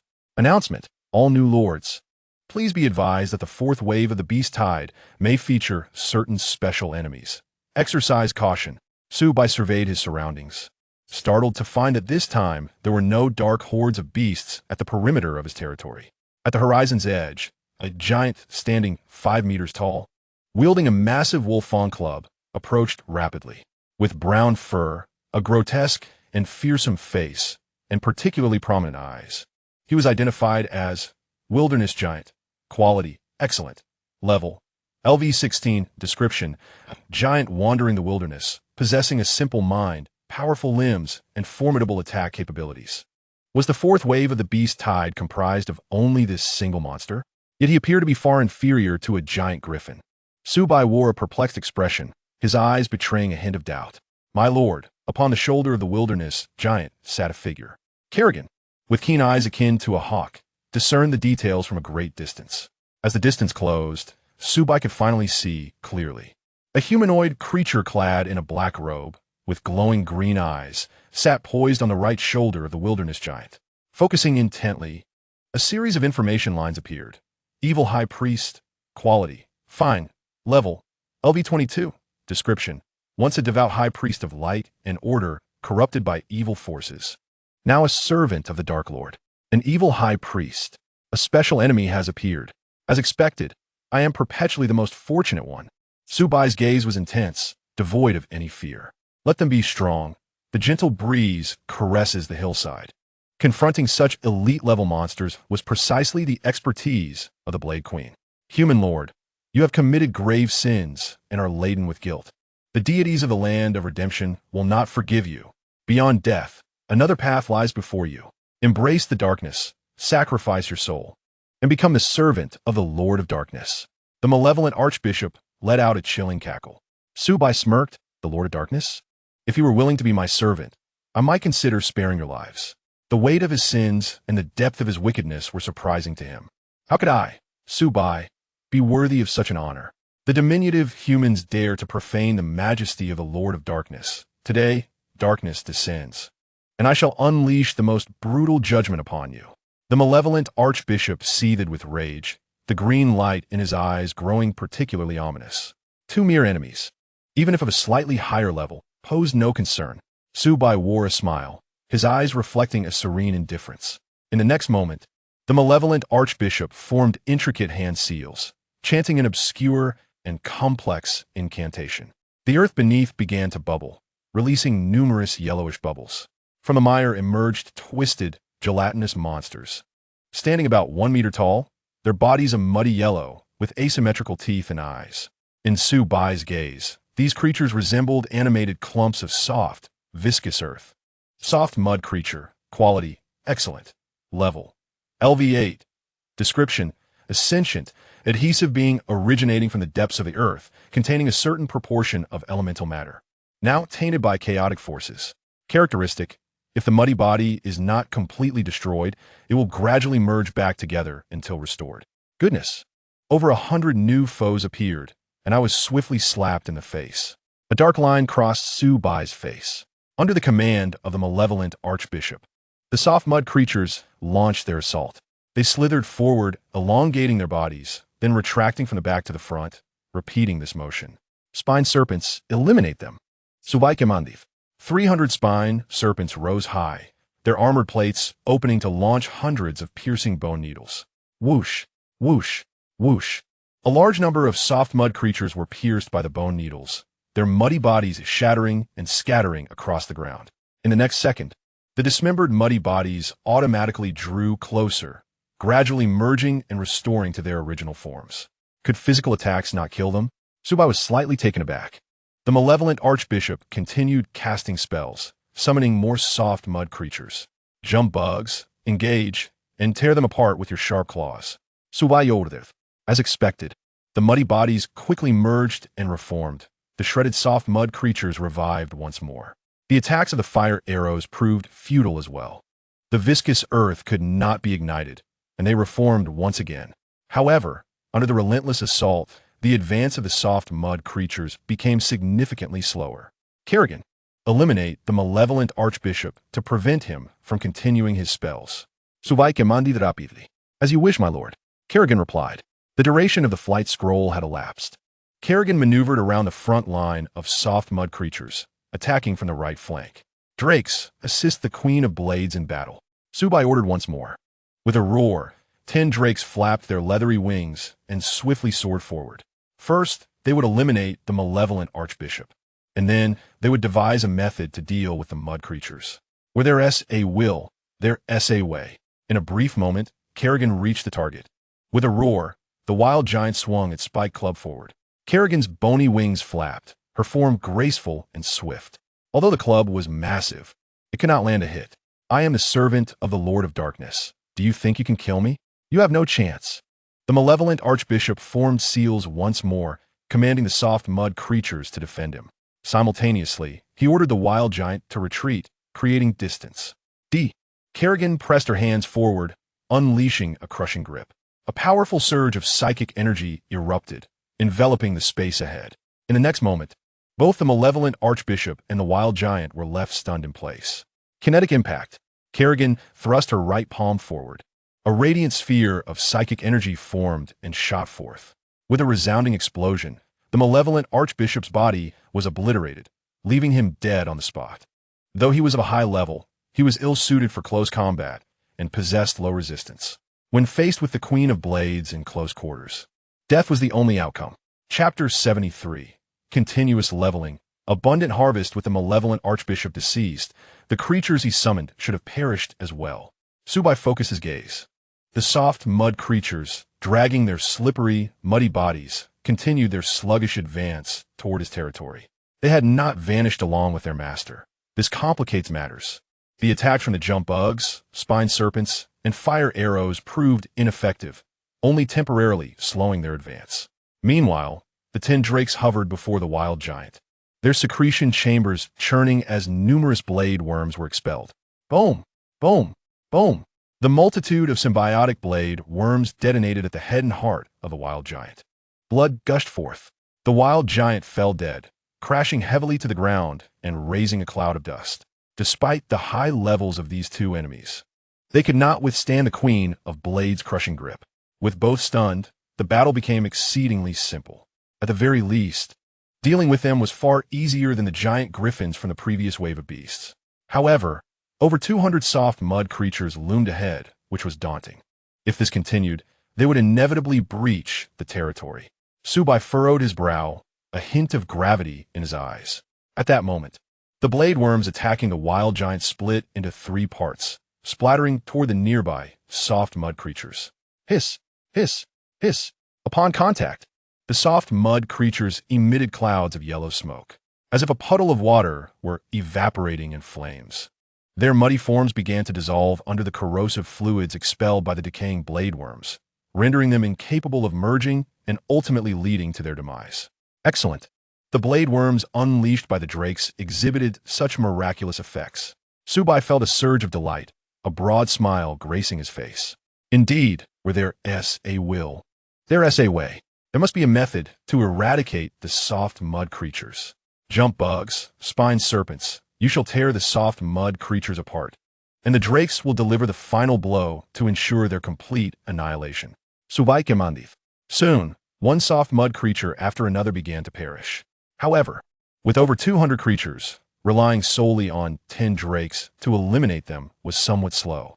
Brood mothers, you too shall give it a try. Su Bai ordered again. The 10 brood mothers raised their 8 spider legs, leaving the territory, unleashing their powerful acidic spines with a series of piercing sounds. Whoosh, whoosh, whoosh. Upon striking the soft mud creatures, the accompanying acid corroded their bodies. Unable to reform, the soft mud creatures met their end. Effective. A smile adorned Su Bai's face.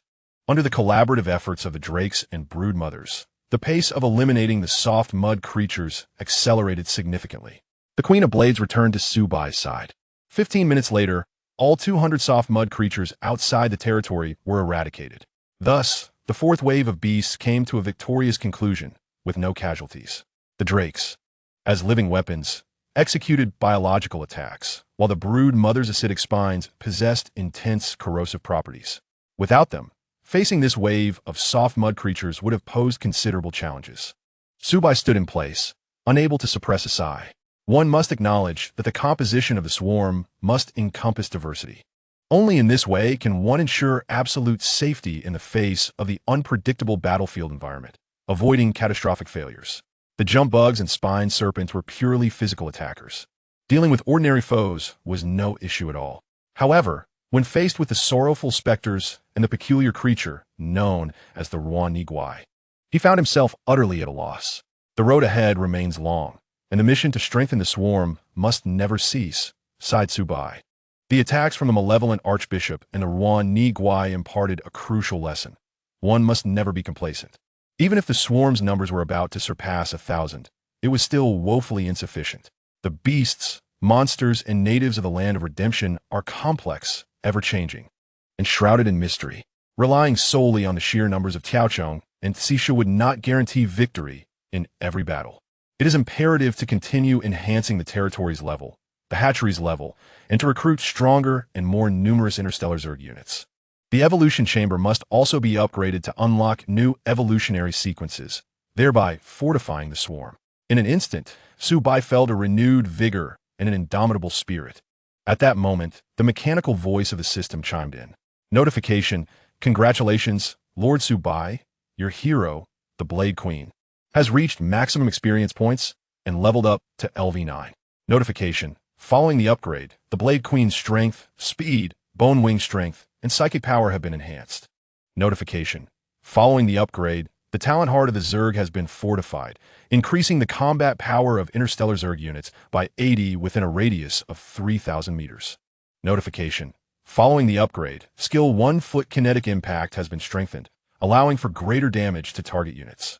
Notification: following the upgrade, skill 2-foot psycho shift has been enhanced, enabling greater distances covered and increased area damage. Notification: following the upgrade, skill 3-foot crushing grasp has been augmented, stunning all enemies in a target area 15 square meters for 4 seconds while inflicting continuous psychic damage. Notification: your combat power level has increased by 1, reaching LV19. The experience gained from the LV22 Malevolent Archbishop was substantial, directly allowing Kai Rugan to level up. The combat enhancement from the Talon Heart of the Zerg also reached an impressive 80. The range of Crushing Grasp was extended, and the stun duration increased by 1 second. Given time, as Kai Rugan's level ascends to 30, 50, or even 100, Crushing Grasp could truly become a formidable skill. With this thought, Su Bai's eyes sparkled with anticipation, estimating that the day of dominating the land of redemption was drawing near. The mechanical voice of the system resonated once more. Notification: congratulations, Lord Su Bai. Your 10 Xenodragons have reached maximum experience points and leveled up to LV8. Notification: congratulations, Lord Su Bai. Your 10 Xenodragons have reached maximum experience points and leveled up to LV9. Notification: following the upgrade, the flight speed of the Xenodragons and the attack power of the symbiotic blade worm have been enhanced. Notification: following the upgrade, your combat power level has increased by 2, reaching LV12. Notification: congratulations, Lord Su Bai. Your 10 Broodmothers have reached maximum experience points and leveled up consecutively to LV8. Notification: following the upgrade, the movement speed of the Broodmothers and the quantity of silk-splitting enzymes have been increased. Notification: following the upgrade, the skill Healing Oozing has been strengthened, allowing for the secretion of more fluid protein, healing a greater number of allied biological units at once. The Tiaocheng and Xisha did not partake in the kills, and all experience was shared by the Xenodragons and Broodmothers, thus enabling consecutive leveling. Notably, the Broodmother surged from LV4 to an impressive LV8 in a single leap. In the third and fourth waves of the Beast Tide, a plethora of souls, primary energy gems, biological matter, and various materials were harvested. Su Bai examined the resource page.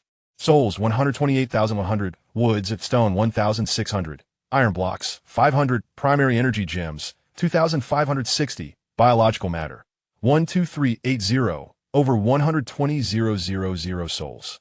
I have become quite prosperous. Who can comprehend this? The Beast Tide is simply too delightful. A smile spread across Su Bai's face as he reveled in his fortune. After 2 waves of the Beast Tide, the soul surged from a mere 6,100 to an astonishing 128,100.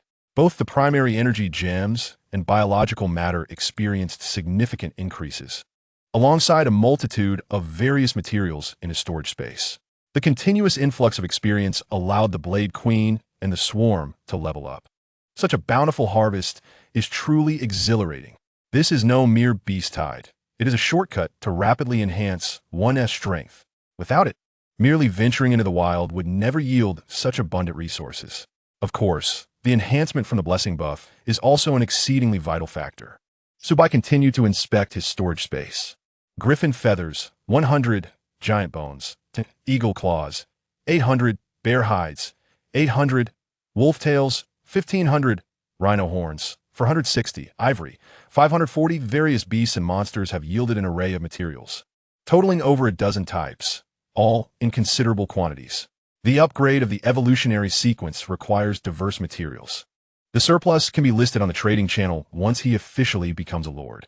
Although many are basic materials of low value, their abundance still allows for decent sales. At that moment, the worker bees return to the territory, accompanied by juvenile worker bees, moving their plump bodies. Notification: your 4 juvenile worker bees have discovered a 10-year-old willow tree, gathering 500 wood. Congratulations, Lord, under the enhanced effect of the blessing. The amount of wood gained has increased tenfold. Wood, 5,000. Notification: your 4 worker bees have discovered a micro-mining cave, gathering 800 iron blocks. Congratulations, Lord. Under the enhanced effect of the blessing, the amount of iron blocks gained has increased tenfold. Iron blocks, 8,000 in such a short time. So many resources were collected. The adorable worker bees and juvenile worker bees truly prove their worth. Su Bai's smile broadened. Now, the resources to construct the explosion bug nest are complete. Construct, he silently commanded. Wood, 1,000, stone, 1,000 iron blocks, 1,000 biological matter, 3,000. The blueprint for the explosion bug nest in the storage space transformed into countless streams of purple light, merging into the ground of the territory. A brand new interstellar Zerg structure was emerging from the Earth. Its appearance resembled a gigantic organic egg, with numerous protrusions and fissures, presenting an irregular biological morphology. The overall color was a light purple.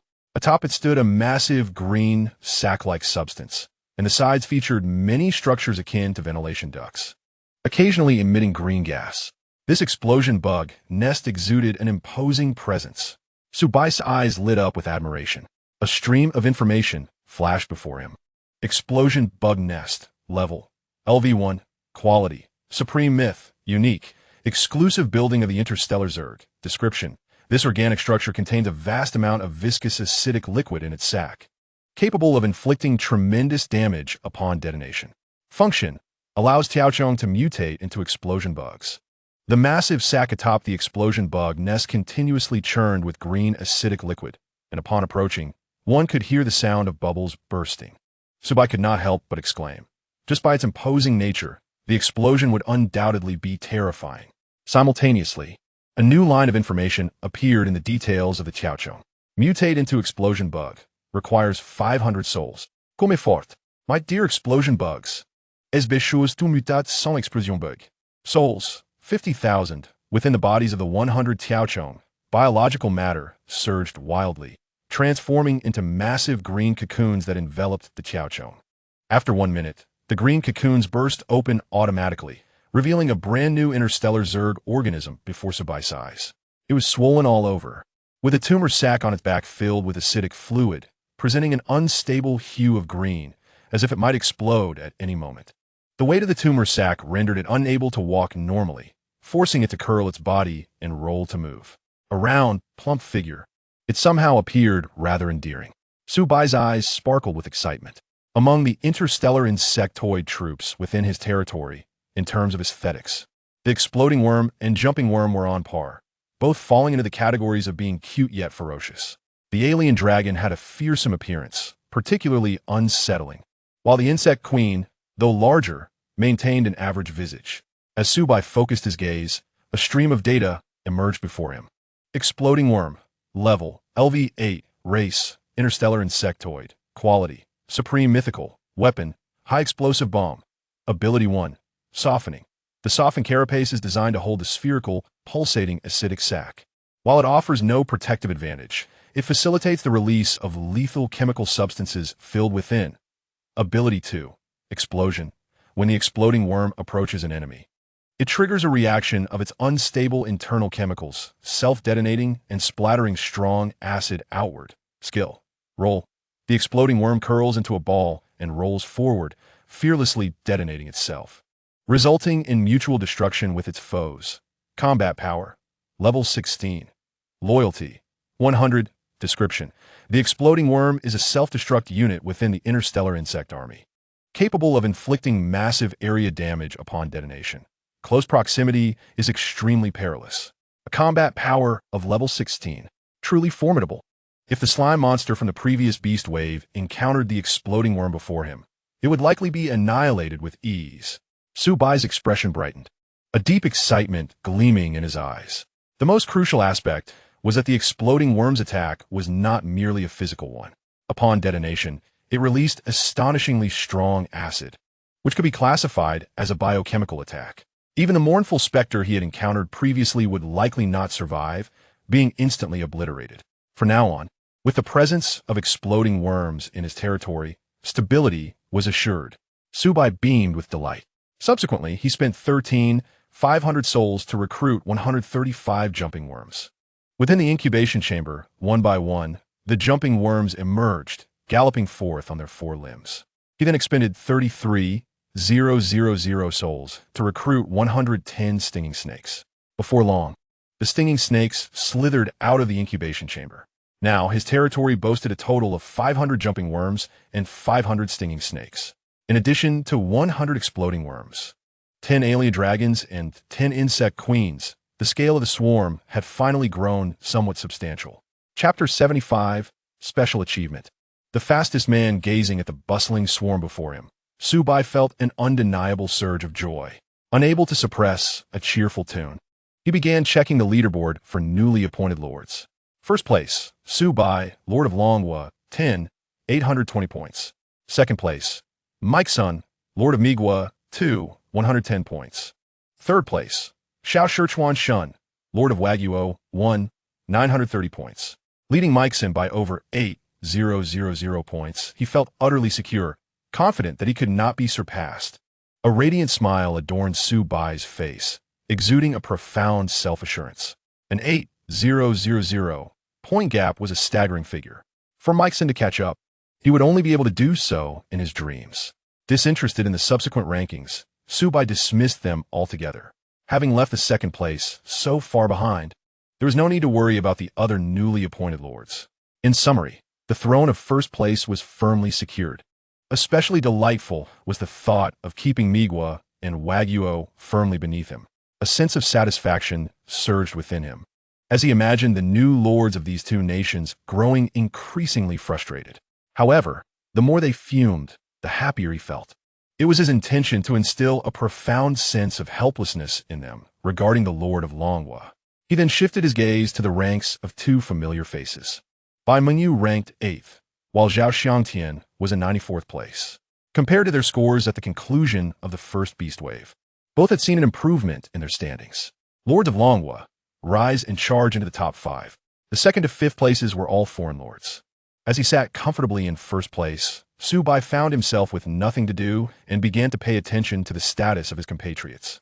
At that moment, a system announcement from the Land of Redemption suddenly appeared before all newly appointed lords. Announcement: congratulations to Longwa Lord Su Bai for surviving the fourth beast wave without a single casualty.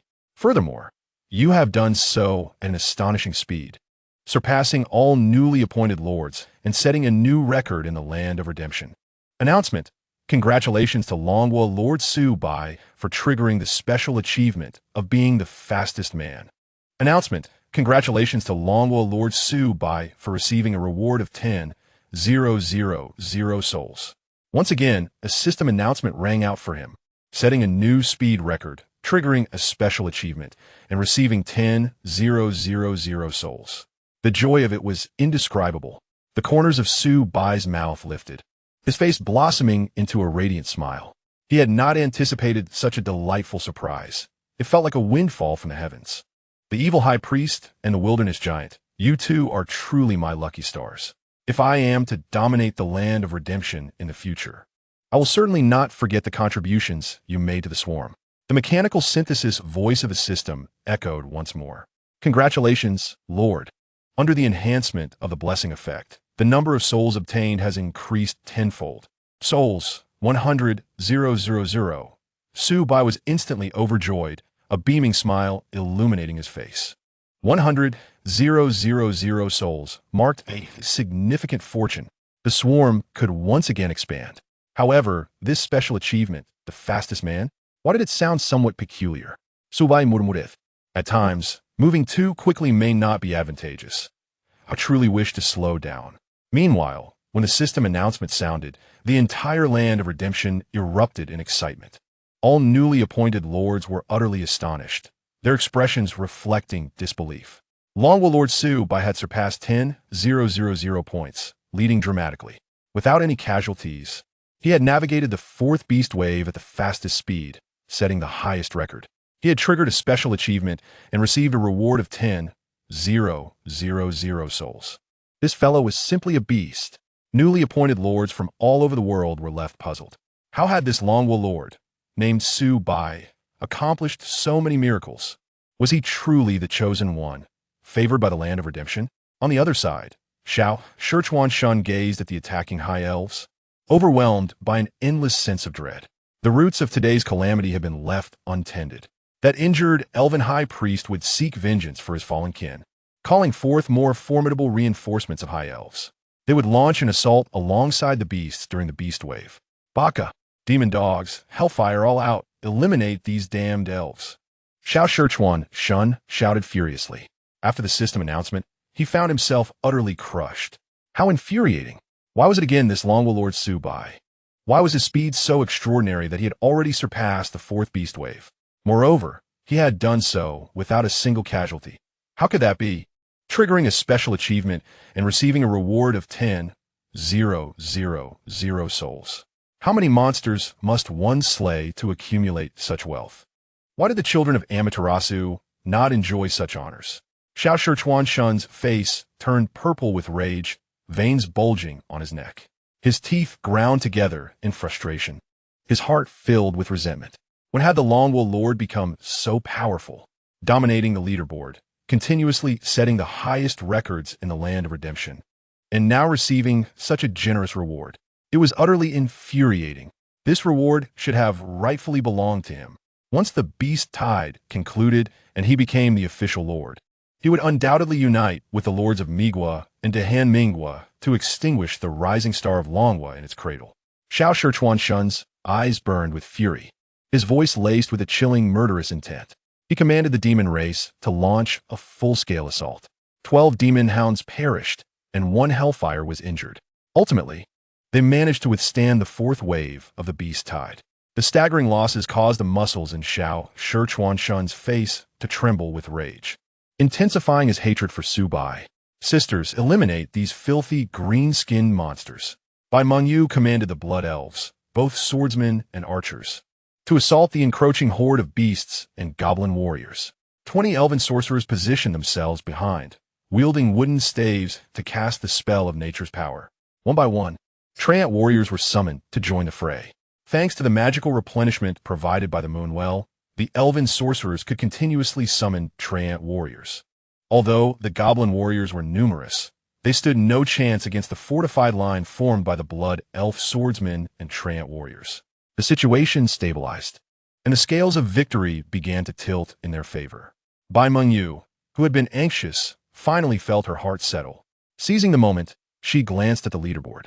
8th place. She needed to strive harder to break into the top 5. Her gaze continued to rise. Upon seeing Su Bai at the top with a score of 10,820, surpassing the 2nd place by over 8,000 points, Bai Mengyu's eyes widened in astonishment. My heavens! How on earth did Su Bai achieve over 10,000 points? Chapter 76. What harm is there in being a loyal follower at that moment? The system announcement sounded suddenly. Bai Mengyu couldn't help but gasp. Her eyes filled with profound shock.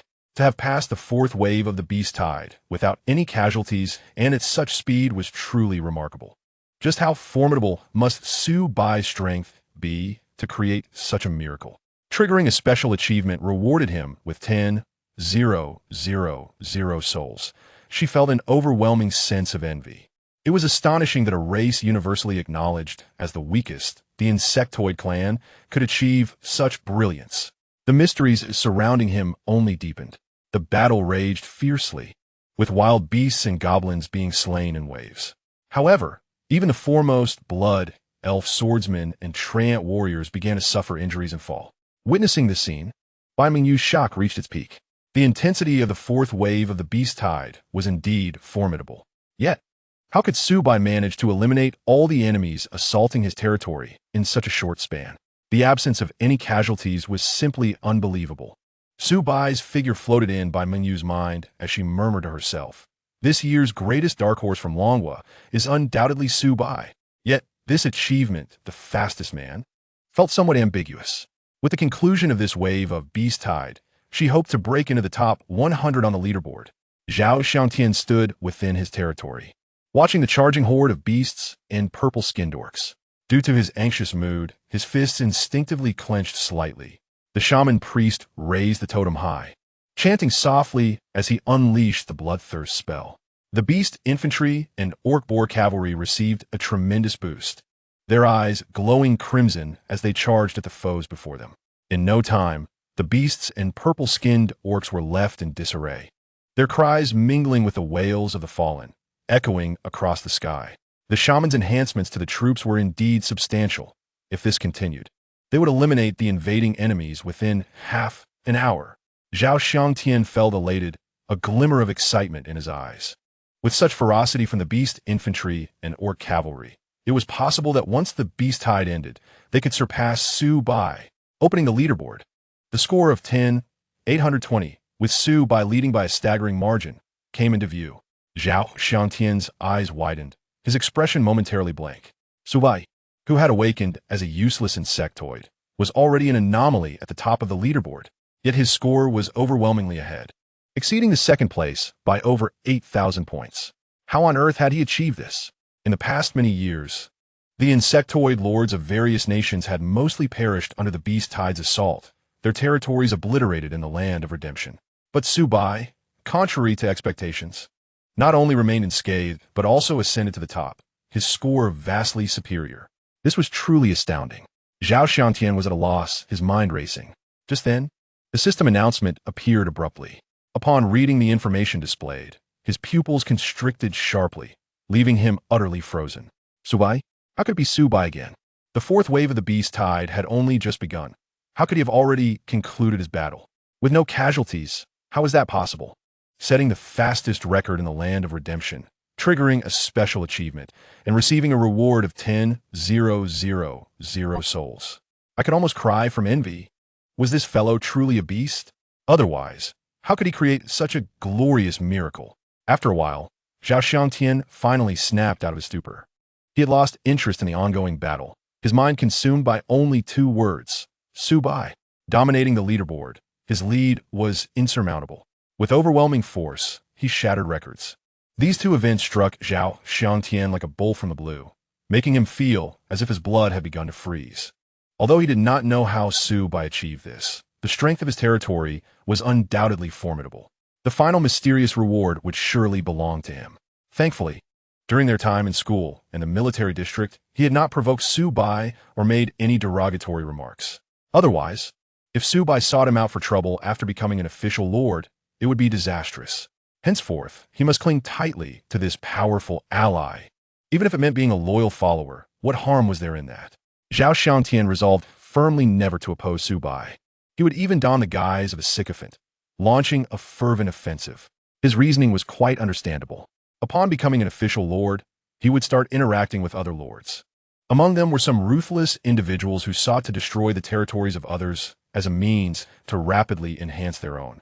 The lords affiliated with the military of Longhua would impose sanctions on these lords, yet sometimes it was difficult to guard against them. Moreover, the influence of large families and corporations was formidable. They had numerous lords under their banner, forming alliances which greatly amplified their power. A solitary lord stood no chance against such overwhelming forces. Wars between nations would also occasionally erupt.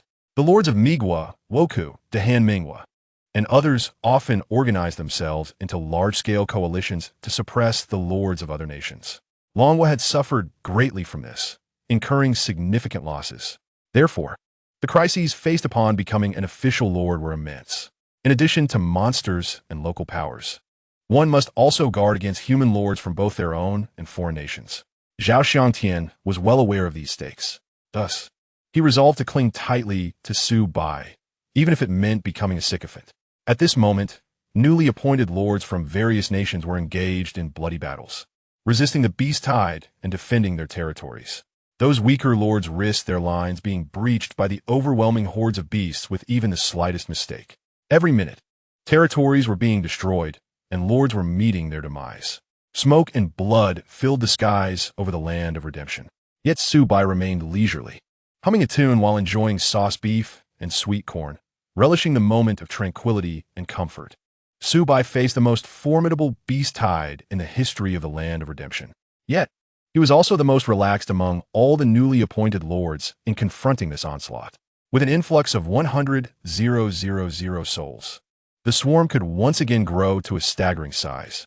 A smile spread across Su Bai's face as he glanced at the resource page. Souls, 131,600. Wood, 4,000. Stone, 600. Iron, 7,500. Basic energy gem, 2,560. Biomass, 9,380. With over 130,000 souls at his disposal, he was ready to indulge extravagantly. With a spring in his step, he strode purposefully towards the hatchery. Chapter 77. The fifth wave of the beast tide is about to commence. Recruit 100 stingers and 500 jump bugs. Souls 30,000, souls 50,000. The hatchery seemed to come alive as the biomass surged wildly. Stingers slithered and twisted before his eyes, followed by a flurry of jump bugs bounding forth. The territory became noticeably crowded, filled with the thunderous sound of the jump bugs galloping. These small yet fierce dune runners were inherently restless and lively. As their numbers swelled, they darted about in groups, transforming the territory into their playground, more mischievous than even a husky. Su Bai could not help but sigh at their dual nature, both ferocious and adorable. Transform into boom bugs, quantity 100. The genetic sequences within the 100 jump bugs began to mutate. Enormous green cocoons enveloped them. A minute later, the green cocoons burst open, revealing 100 rotund boom bugs. Their backs adorned with green sacs brimming with near-explosive acid, exuding an aura of peril. With a cost of 130,000 souls, the interstellar swarm scale expanded further. Now, within the territory, he commanded 900 jump bugs, 600 stingers, 10 alien dragons, 10 bug queens, and 200 plum boom bugs. On the 8th day of his arrival in the land of redemption, possessing an army of over 700 was indeed a remarkable feat compared to other newly appointed lords worldwide. Su Bai surveyed his army of insects, eyes sparkling with excitement. Courses in schools and military districts often mentioned that after the novice period, a new lord with more than 50 soldiers was considered exceptional. Yet here was Su Bai, preparing to confront the beast tide with over 1,000 troops, an unprecedented occurrence in the history of the land of redemption. If the outside world were to learn of this, both lords and commoners alike would be astonished. The sheer scale of the interstellar swarm was exhilarating. Su Bai beamed with delight. Yet, the overall number of the swarm was just over 1,000, rendering them relatively weak. Kerrigan frowned slightly and shook her head. Su Bai paused and instinctively inquired, if the swarm's number surpasses 10,000, would that be considered powerful? 10,000? Kerrigan shook her head again. It takes millions or even tens of millions of insects to truly unleash their combat potential. When their numbers reach over 100 million, they could sweep across an entire planet. The swarm is relentless, brimming with infinite possibilities. An endless sea of insects could engulf entire star sectors. At her words, Su Bai felt a jolt of shock, his face reflecting profound astonishment. Millions, tens of millions, or even billions of insects. Just the thought of it stirred his emotions and sent adrenaline coursing through his veins. If one day, an unfathomable tide of insects were to launch an assault on the enemy, it would undoubtedly be devastating and unstoppable. Having absorbed Kerrigan's words, Su Bai realized that his perspective had been limited. With only over 700 insects at his command, how could he feel complacent? The path ahead was still long. The growth of the swarm must not falter. Of course, if other newly appointed lords were to hear Su Bai's current thoughts, they would undoubtedly scold him. You pretentious elite. How could you be so ungrateful? Our armies have yet to even reach 100, while you boast of having over 700. The development of his territory was flourishing, and once he became a formal lord, the avenues for resource acquisition would multiply. ensuring the swarm would grow even stronger. Su Bai's gaze blazed with confidence. He envisioned the day when he would strike against the United States, trample Japan, and drown the great Han kingdom in a single spit. Once the sea of insects formed, his immediate priorities would be these three tasks. Naturally, he could not ignore the third-rate nation that dared to cross the border and provoke the Dragon Kingdom. Failing to deal with them in the future would be a disservice to the mighty interstellar insect race.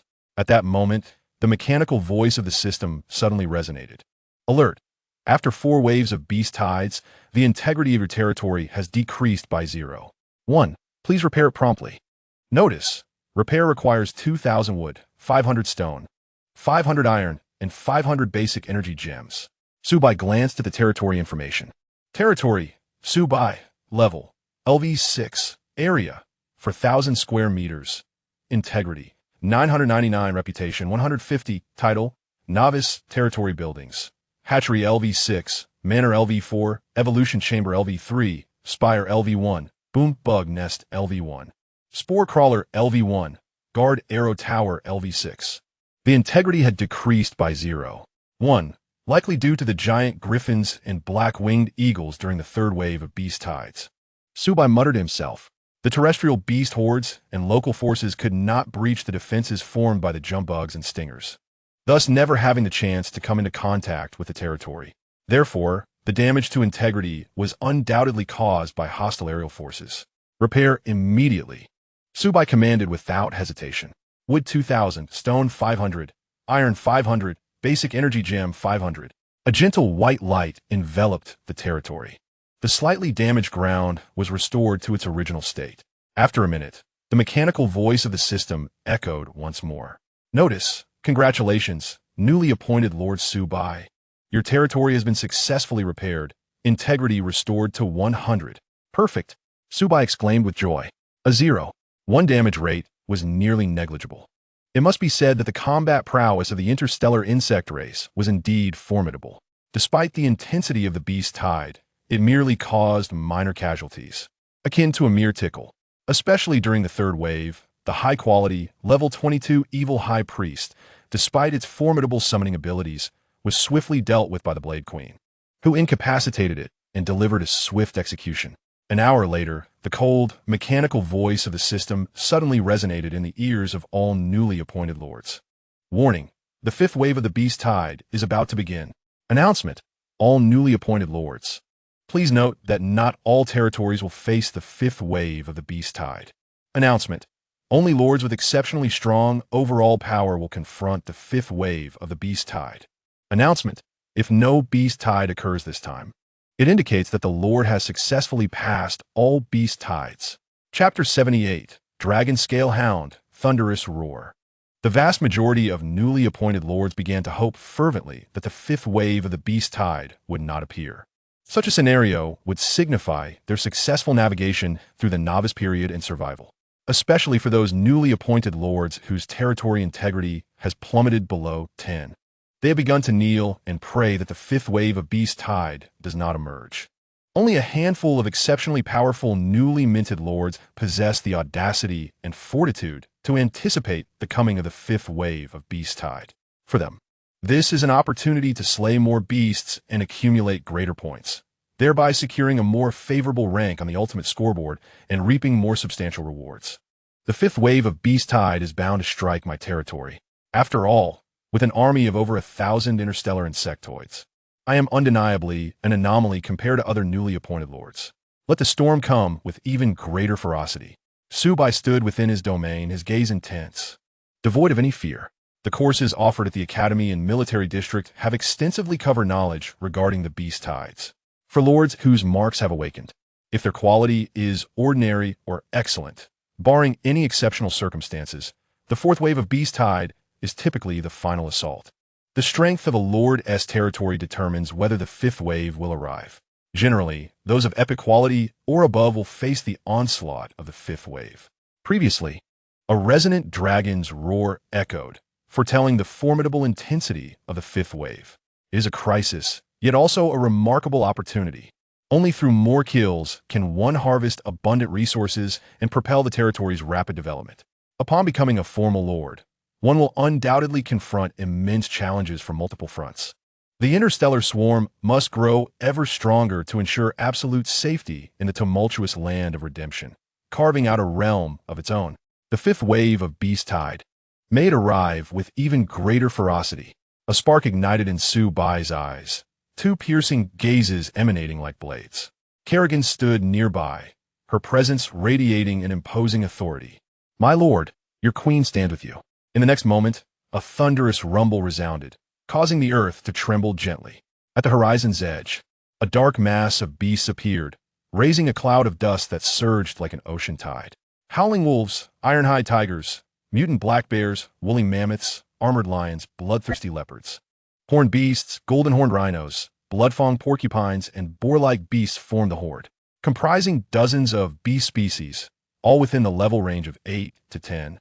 The sheer density of the beasts was staggering, exceeding 5,000 in number.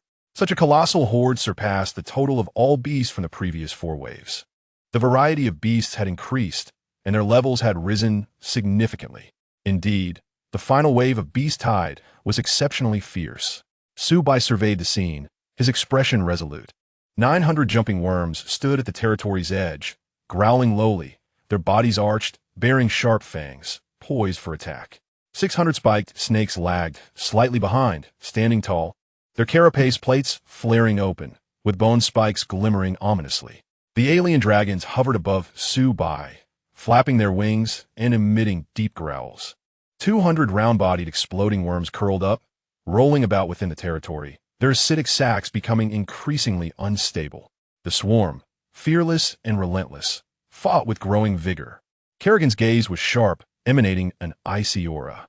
Su Bai's battle spirit soared as he shouted, "Spiked snakes, advance 200 meters, prepare for combat." Simultaneously, the massive horde surged like a tidal wave, encroaching upon the territory's 1,000-meter perimeter.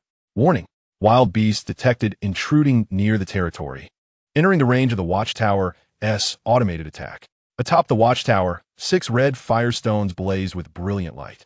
Dozens of fiery arrows coalesced, darting forth like a line of fire towards the oncoming horde. Yet, against over 5,000 beasts, the impact of the fiery arrows felt somewhat inadequate, akin to a spark leaping into the ocean, quickly submerged. At this moment, the spiked snakes reached their designated attack position. Their bodies stood tall, muscles contracting and releasing. In a swift and thunderous motion, they unleashed a volley of rapid-fire shots. Thousands of piercing bone spikes whistled through the air, hurtling forward. The front ranks of hundreds of beasts let out anguished cries, collapsing to the ground, lifeless. Alien dragons, engage.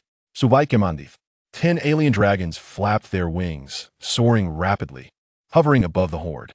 Their tails launched high speed, spinning blades that attached to the beasts, rapidly shredding them into pieces, splattering the surrounding beasts with gore.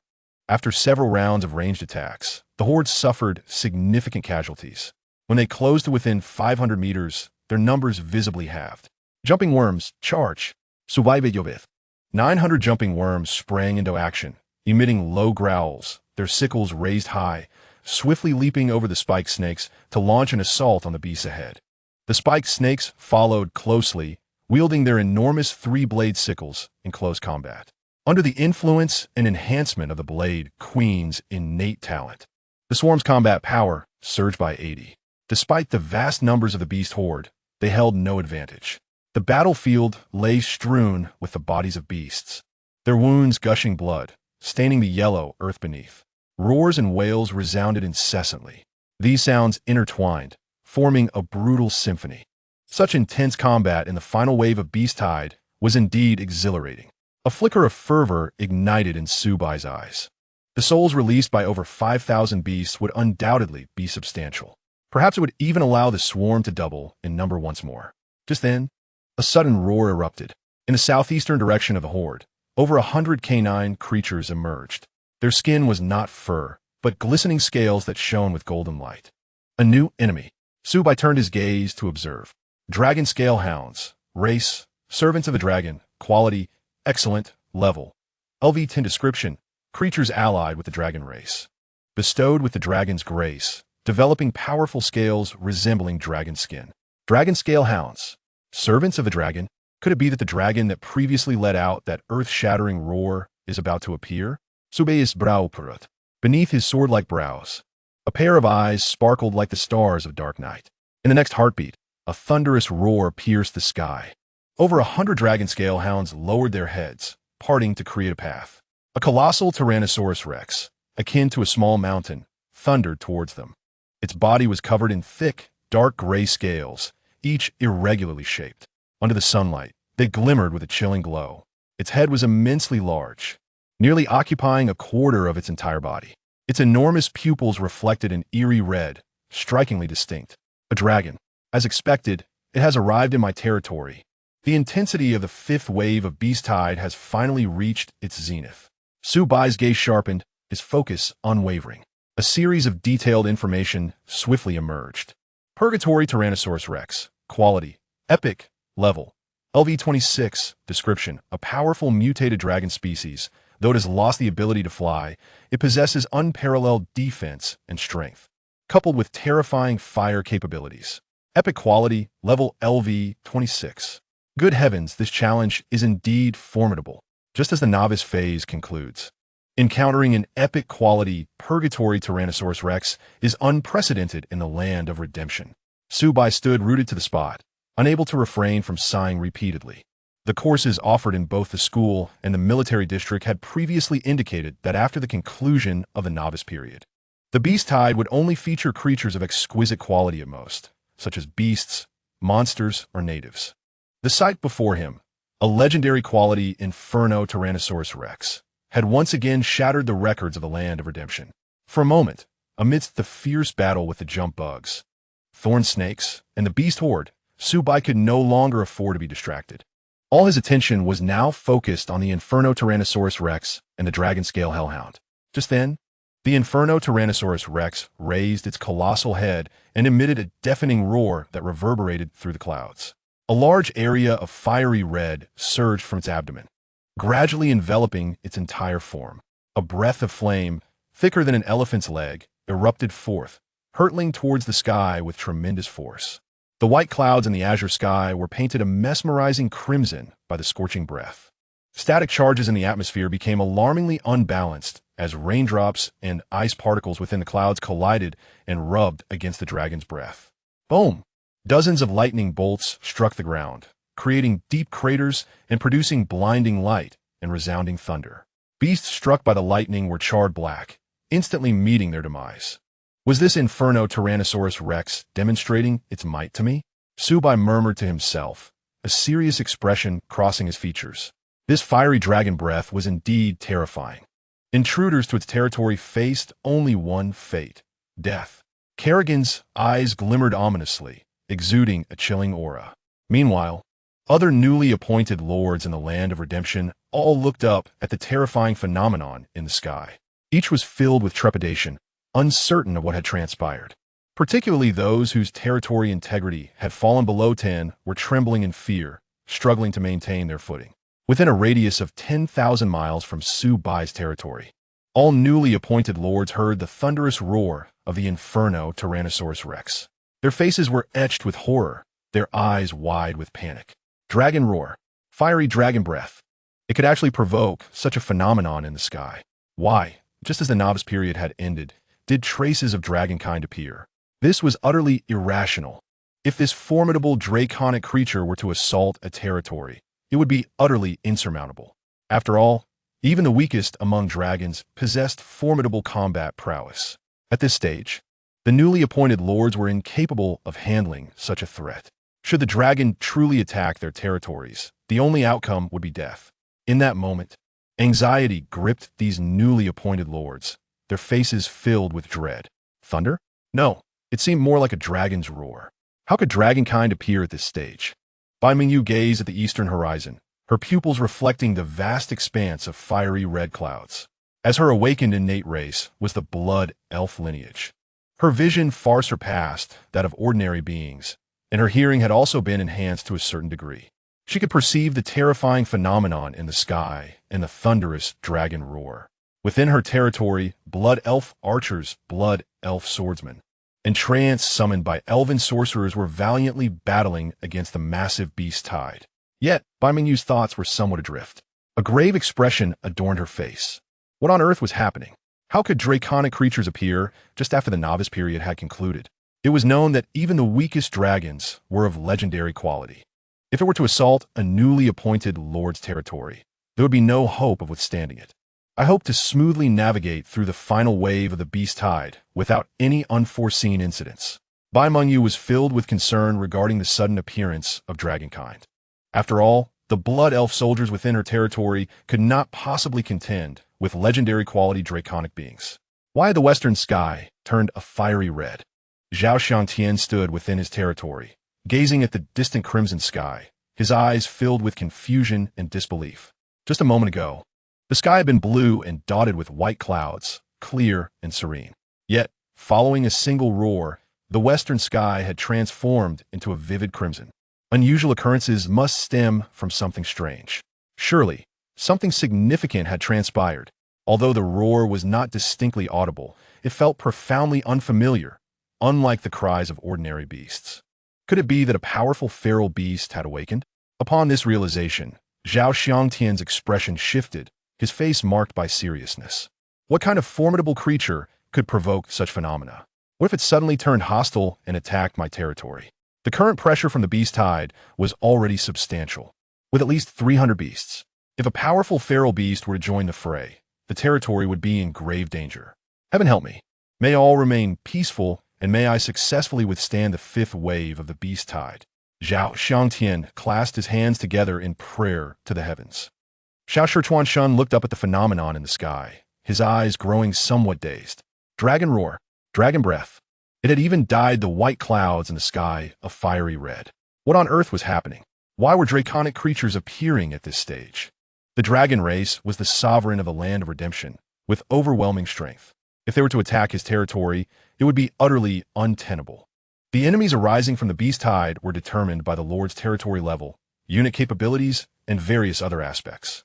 Could it be that at this stage, a newly appointed Lord's comprehensive strength could rival that of dragonkind? At that moment, Xiao Shichuanshan noticed the staggering lead in points held by Su Bai on the leaderboard. A thought flashed through his mind.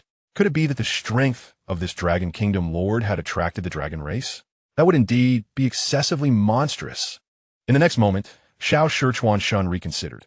If the dragon were to attack Su Bai's territory and slay him, he would likely ascend to the top of the leaderboard. The final mysterious reward would then be his for the taking.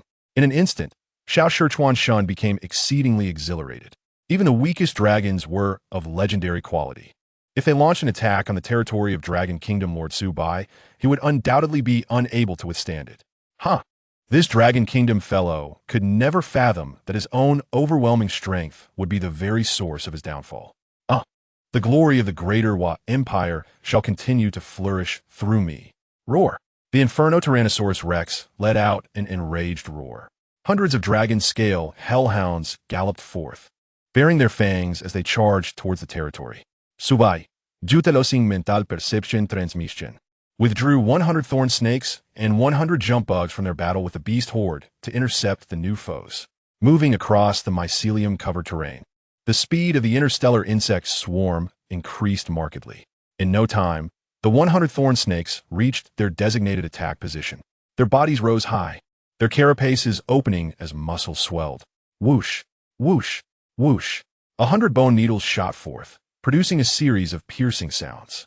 The armor-piercing bone needles, which had proven effective against beasts in the past, encountered a formidable adversary this time. The dragon-scale hellhounds, covered in hardened scales, deflected most of the needle assaults.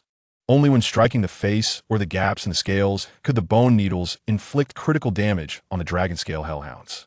The 100 jump bugs surged forward, their sickles raised high, joining the fray.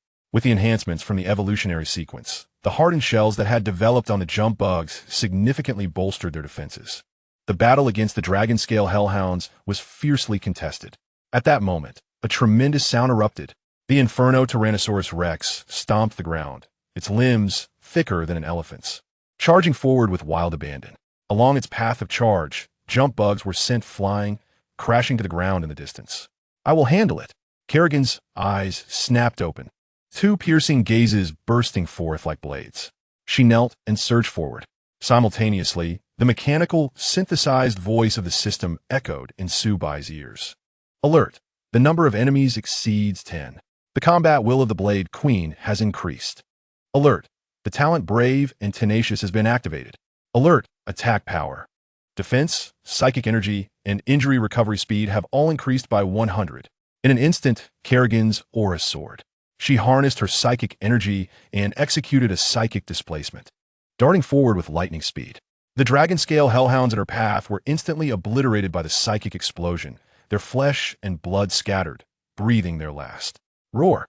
The infernal Tyrannosaurus let out a thunderous roar, a ball of flame surging from its abdomen, erupting from its neck in a fiery breath. A purple light ignited in Kerrigan's eyes. With a forceful push of her hands, a tremendous wave of psychic energy erupted, creating ripples in the air. In the blink of an eye boom, the flames of the dragon breath collided with the psychic shockwave, generating an exceptionally bright orb of light in midair. A powerful shockwave radiated outward, sending dozens of jumping insects and dragon-scale hellhound bodies flying far away. Standing firm against the flame breath, the Blade Queen truly exuded dominance. Su Bai's eyes sparkled with admiration. It must be said that the composition of the interstellar swarm requires a vast array of foundational troops. But it also relies on top-tier combatants like the Blade Queen. He had initially worried that the infernal Tyrannosaurus's fiery breath would damage the territory structures. Who would have thought that the Blade Queen could withstand it head-on? At that moment, Su Bai felt an overwhelming sense of security, seeing its flame attack ineffective. The infernal Tyrannosaurus let out a bellow and entered a state of fury.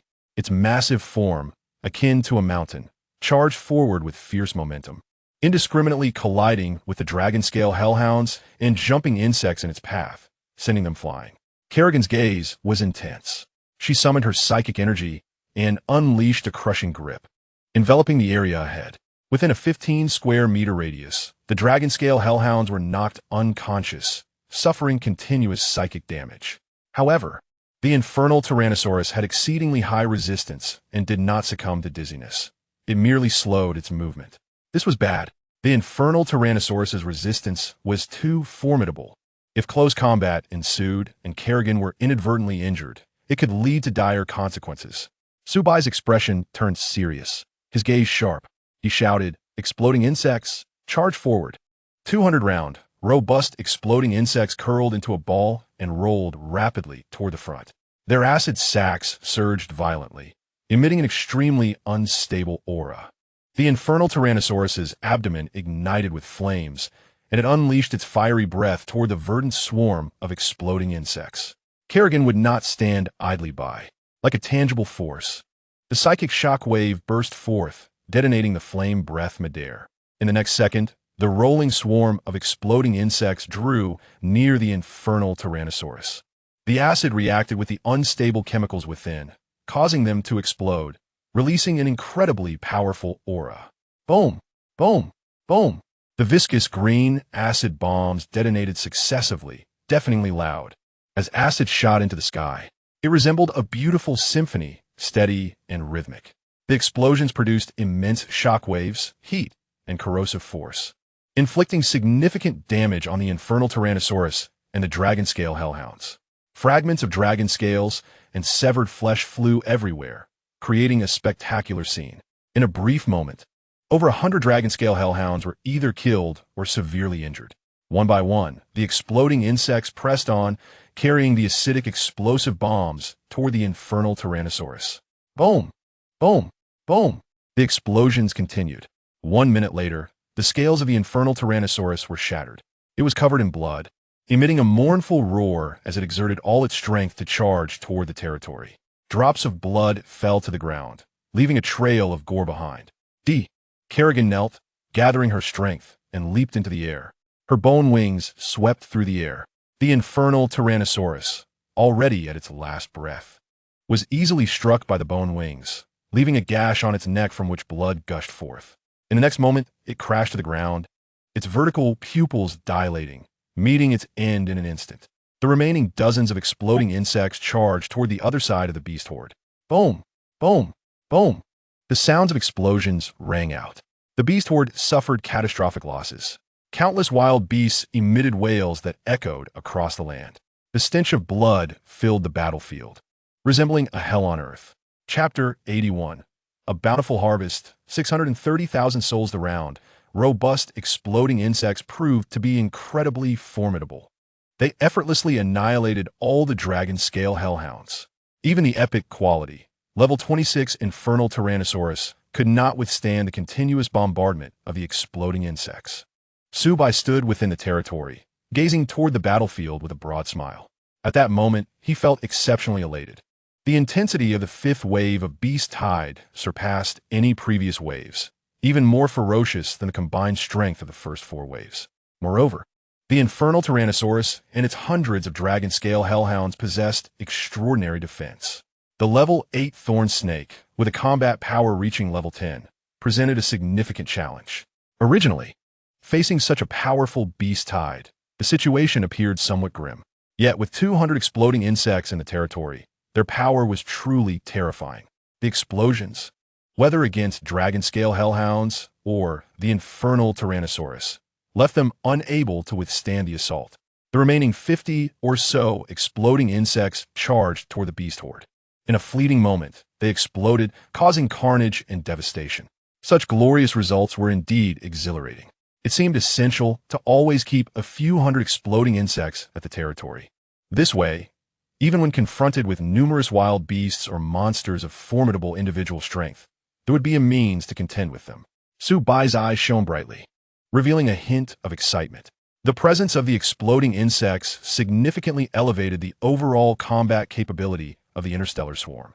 Once he became the official lord, in the face of even more numerous and complex beasts, monsters, and local forces, the exploding insects would serve as a formidable weapon, capable of inflicting massive damage on enemies at any time. The metamorphosis of jumping insects into exploding insects required 500 souls, but it was undeniably worth it. Su Bai grew increasingly satisfied with the ferocious combat power and exceptional performance of the exploding insects. He resolved that once the fifth wave of Beast Tide was completely eradicated, he would immediately begin recruiting jumping insects to transform into exploding insects. Lord, the beast horde is fleeing in terror from the impact of the exploding insects, Kerrigan remarked as she moved to Su Bai's side. Su Bai turned his head to look. Thousands of wild beasts had entered a state of panic, disregarding everything as they turned to flee into the distance. The jumping insects, thorn snakes, and aberrant dragons closely pursued them. As the area within several thousand meters of the territory had become completely covered by the fungal blanket, the speed of the jumping insects and thorn snakes was exceedingly rapid. The wild beasts could not escape, as they were continually slain by claws and bone needles. The combat prowess of the interstellar swarm on the fungal blanket would be greatly enhanced. Su Bai gaste murmuring. The fungal blanket will significantly increase the speed of the interstellar swarm, allowing them to evade enemy attacks or pursue fleeing foes. In the future, I must find ways to extend the coverage of the fungal blanket continuously. 5 minutes later, all fleeing beasts were annihilated. Thus, the fifth wave of the Beast Tide officially concluded. Of the over 5,000 attacking beasts, not a single one survived. They all perished. As he gazed upon the multitude of beast carcasses, including the colossal corpse of the Infernal Tyrannosaurus, Su Bai could not help but feel a surge of elation, a smile gracing his face. Surely, this would yield a substantial number of souls. With the enhancement of the prayer buff, the total would be immense. Su Bai checked the system notification. Infernal Tyrannosaurus soul quantity. Auto decomposing souls 2,200. Congratulations, Lord, under the enhancement of the prayer effect. The number of souls acquired is increased tenfold. Souls 22,000. Dragon scale hellhound soul quantity 120. Auto decomposing souls 9,600. Congratulations, Lord, under the enhancement of the prayer effect. The number of souls acquired is increased tenfold. Souls 96,000. Robust beast soul quantity 5,200. Auto decomposing souls 52,000. Congratulations, Lord, under the enhancement of the prayer effect. The number of souls acquired is increased tenfold. Souls 520,000. 6-digit souls. This time, he could truly indulge himself. Su Bai was overwhelmed with joy, a broad smile illuminating his eyes. He began counting on his fingers adding the souls from the infernal Tyrannosaurus, dragon scale hellhound, and various beasts. My heavens! A staggering total of 638,000 souls. This bounty surpassed the combined total of the previous 4 waves of beasts. The 5th wave of monsters was not a dire enemy, but rather a generous benefactor. Hundreds of thousands of souls, under normal circumstances, would require extraordinary effort to acquire. At this moment, Su Bai's heart raced with excitement. Such a vast number of souls would allow the interstellar swarm to double in size once more. The overall strength of his territory would soar, and nothing could bring him greater joy. Notification: items dropped. Acquired 700 primary energy gems. Congratulations, Lord. Under the enhancement of the prayer effect, the number of primary energy gems acquired is increased tenfold. Primary energy gems, 7,000. Notification: items dropped. Acquired 2 dragon claws. Congratulations, Lord. Under the enhancement of the prayer effect, the number of dragon claws acquired is increased tenfold. Dragon claws, 20. Notification: items dropped. Acquired 20 dragon scales. Congratulations, Lord. Under the enhancement of the prayer effect, the number of dragon scales acquired is increased tenfold. Dragon scales, 207,000 primary energy gems. What a bountiful harvest. Dragon claws and dragon scales are 2 rare materials. Even if they were not needed, they could fetch a handsome price. After slaying over 5,000 beasts, the variety of materials dropped was immense, and their quantities were equally substantial. He carelessly tossed them into his storage space. Su Bai merely glanced over them without scrutinizing the details. Most of them would likely be unnecessary, but he would not let them go to waste. Once he became a formal lord and opened the trading channel, he could sell them. Within the mycelium realm, the evolution chamber could remotely devour the corpses of beasts. The principle was straightforward. The microfilaments contained within the mycelium provided the capacity to convert biological matter. The resource panel showed that the quantity of biological matter was rapidly increasing. In no time, it had surpassed 20,000, stabilizing at 21,800. If only such beast waves could occur daily. Observing the soaring souls, biological matter, and primary energy gems, Su Bai could not help but exclaim in delight. If every day could yield such a gathering of beasts willingly offering themselves, the interstellar swarm would undoubtedly flourish. However, were this sentiment to reach the ears of other lords, they would surely berate him, questioning his sanity for wishing to face such intense waves of beasts daily. Chapter 82. Dragon Slayer Pioneer, Special Achievement Reward. At that moment, a system announcement from the Land of Redemption appeared before all newly appointed lords. Announcement: congratulations to the Dragon Kingdom Lord Su Bai for successfully slaying the epic quality infernal Tyrannosaurus during the beast wave at the end of the novice period, setting a new historical record in the Land of Redemption.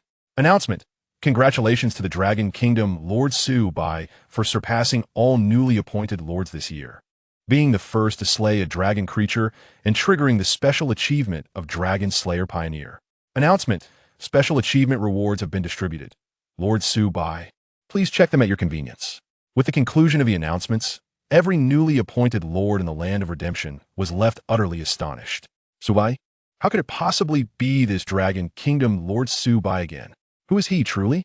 How is it that he consistently triggers system announcements in the Land of Redemption? Each time, he either sets a new record or triggers a national fortune reward. This time, he had even slain an epic quality infernal Tyrannosaurus. Is he even human? This is utterly preposterous.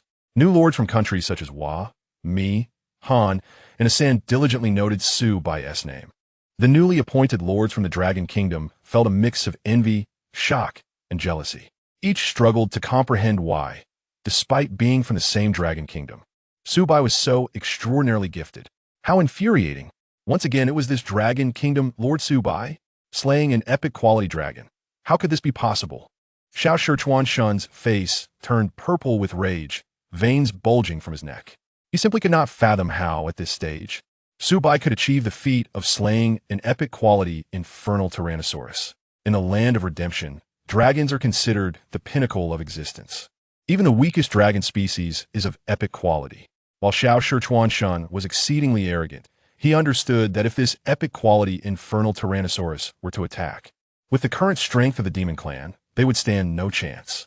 Dragon Kingdom Lord Su Bai possessed such formidable overall strength that he could eradicate even dragons. The special achievement reward would undoubtedly be extraordinarily valuable, further enhancing his territory's strength immensely. In the future, Su Bai would certainly become a significant threat to the Great Wa Empire. Preparations must be made to eliminate him in his infancy. Otherwise, once he matures, the Great Wa Empire will see no hope of resurgence. With this thought, Xiao Shichuan Shun's expression turned fierce, his eyes glinting with a murderous intent. In his mind, Su Bai's status had surged, positioning him as the most formidable adversary. Bai Mengyu stood within her territory, directing her blood elves archers, blood elf swordsmen, and treants summoned by elven sorcerers to launch a counter-offensive against the approaching horde of beasts and goblins. Upon witnessing the system announcement from the Land of Redemption, a look of profound shock filled her beautiful eyes. Su Bai had managed to slay an epic-quality beast. This was simply inconceivable. Moreover, the vanquished were the most powerful of dragons. With his enlarged versions of caterpillars, ladybugs, and ants, how could he possibly kill a dragon? In an instant, countless mysteries enveloped Su Bai Mengyu's mind. He had consistently dominated the leaderboard, maintaining an insurmountable lead. He had set a new historical record in the Land of Redemption, bringing national fortune rewards to the Dragon Kingdom. Now, he had slain an epic-quality infernal Tyrannosaurus, triggering a special achievement and receiving rewards. How had Su Bai achieved so many miraculous feats? Although he had awakened an epic-quality Lord's Mark, paired with a globally recognized weakest race, it was impossible to produce such splendid accomplishments. Once the beast wave concluded and she returned to the military district, she would undoubtedly inquire in detail how Su Bai accomplished these marvels. Bai Mengyu murmured to herself, her eyes brimming with curiosity. Su Bai. Once again, it is Su Bai. This fellow is truly extraordinary. Why does it suddenly feel like my beast clan is not impressive at all? In comparison to Su Bai, I am utterly insignificant. Zhao Xiangtian's expression was blank. His eyes filled with astonishment.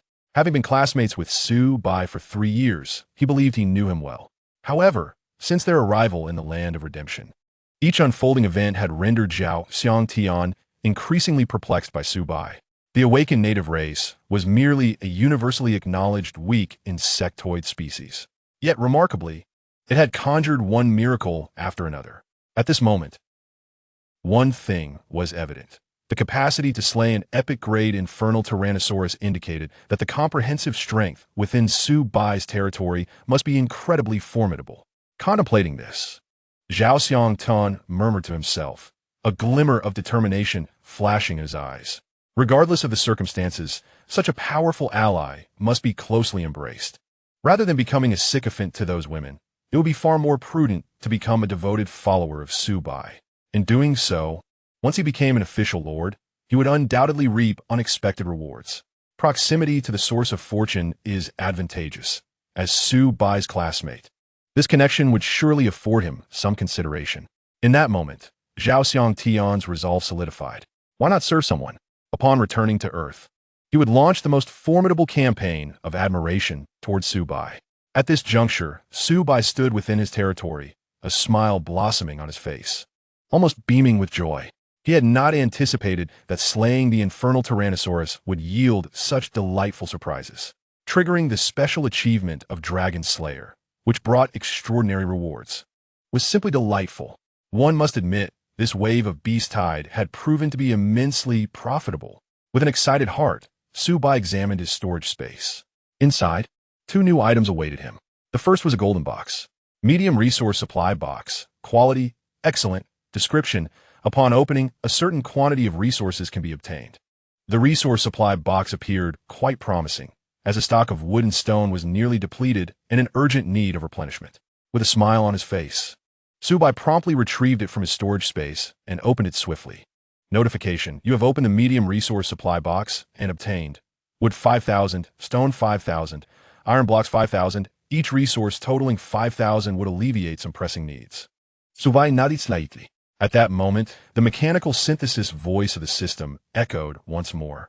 Congratulations, Lord Su Bai. Under the enhanced effect of your wishes, the quantity of resources obtained has increased tenfold. Wood 50,000, stone 50,000, Iron blocks 50,000. This doubling of resources was exhilarating.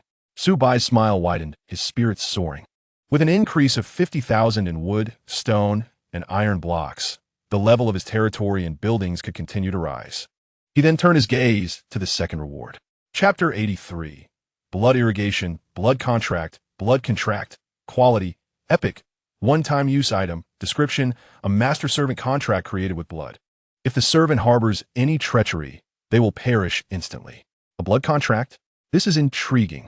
This item may prove useful in the future. For now, it shall remain in the storage space, gathering dust. Su Bai wore a cheerful expression, his mood buoyant. Once he became an official lord, he would undoubtedly encounter local forces willing to surrender or be captured. The characteristics of the interstellar insect race ensure that the loyalty of the swarm is at maximum, and they shall never betray. However, for incoming local forces, even if they surrender, their loyalty cannot reach full value. Solely relying on verbal assurances is, without a doubt, unreliable.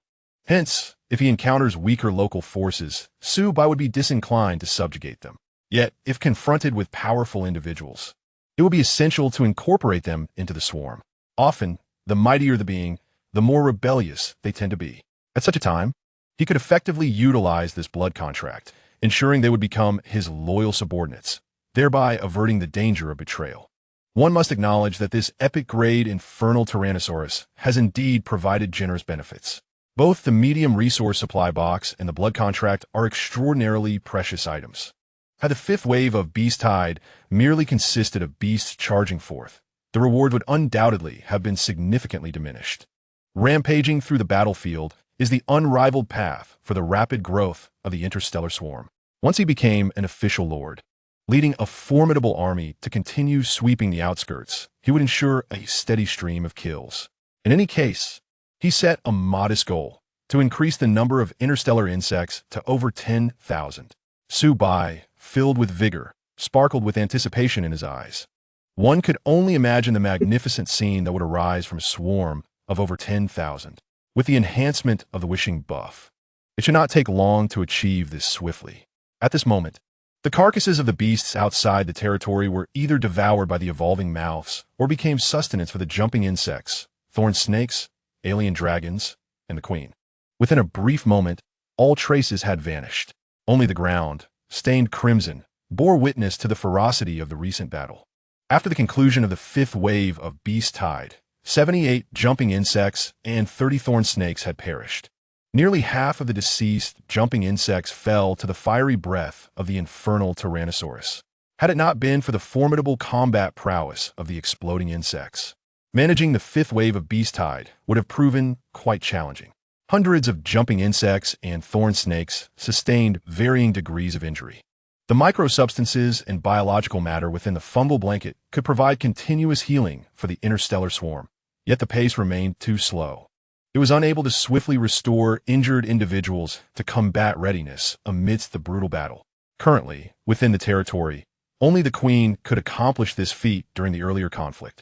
10 queens remained at the edge of the territory, rapidly tending to the wounded jumping insects and thorn snakes. Without their presence, the casualties in this battle would have likely been even greater. At this moment, the queen utilized healing fluid, expelling a thick protein substance from her mouth parts to cover the wounds of the jumping insects and thorn snakes. Before long, these injured creatures sprang back to life. Vibrant and energetic, the 10 alien dragons soared in the sky, unscathed. During the fifth wave of Beast Tide, only the fiery breath of the infernal Tyrannosaurus posed a threat to them. However, at the onset of the battle, the infernal Tyrannosaurus was severely injured by the relentless attacks of the exploding insects and swiftly met its demise at the hands of Kerrigan. Therefore, these 10 alien dragons had no worries, hovering above the beasts and unleashing a torrent of attacks. Just then, a continuous stream of upgrade notifications resonated in Su Bai's ears. Notification. Congratulations, Lord Su Bai. Your 822 jumping insects have reached maximum experience. Their level has risen to LV9. Notification. Upon leveling up, the jumping insect strength, movement speed, shell hardness, and claw sharpness have all been enhanced. Notification. Following the upgrade, their combat level has increased by 1, reaching level 10. Notification. Congratulations, Lord Su Bai. Your 570 thorn snakes have reached maximum experience. Their level has risen to LV9. Notification.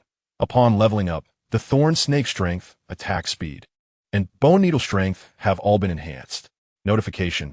Following the upgrade, their combat level has increased by 1, reaching level 11. Notification. Congratulations, Lord Su Bai. Your 10 alien dragons have reached maximum experience. Their level has risen to LV10. Notification. Congratulations, Lord Su Bai. Your 10 alien dragons have reached maximum experience. Their level has risen to LV11. Notification. Upon leveling up, the flying speed of the alien dragons and the attack power of the symbiotic blade insects have both been enhanced. Notification. Following the upgrade, their combat level has increased by 2, reaching level 14.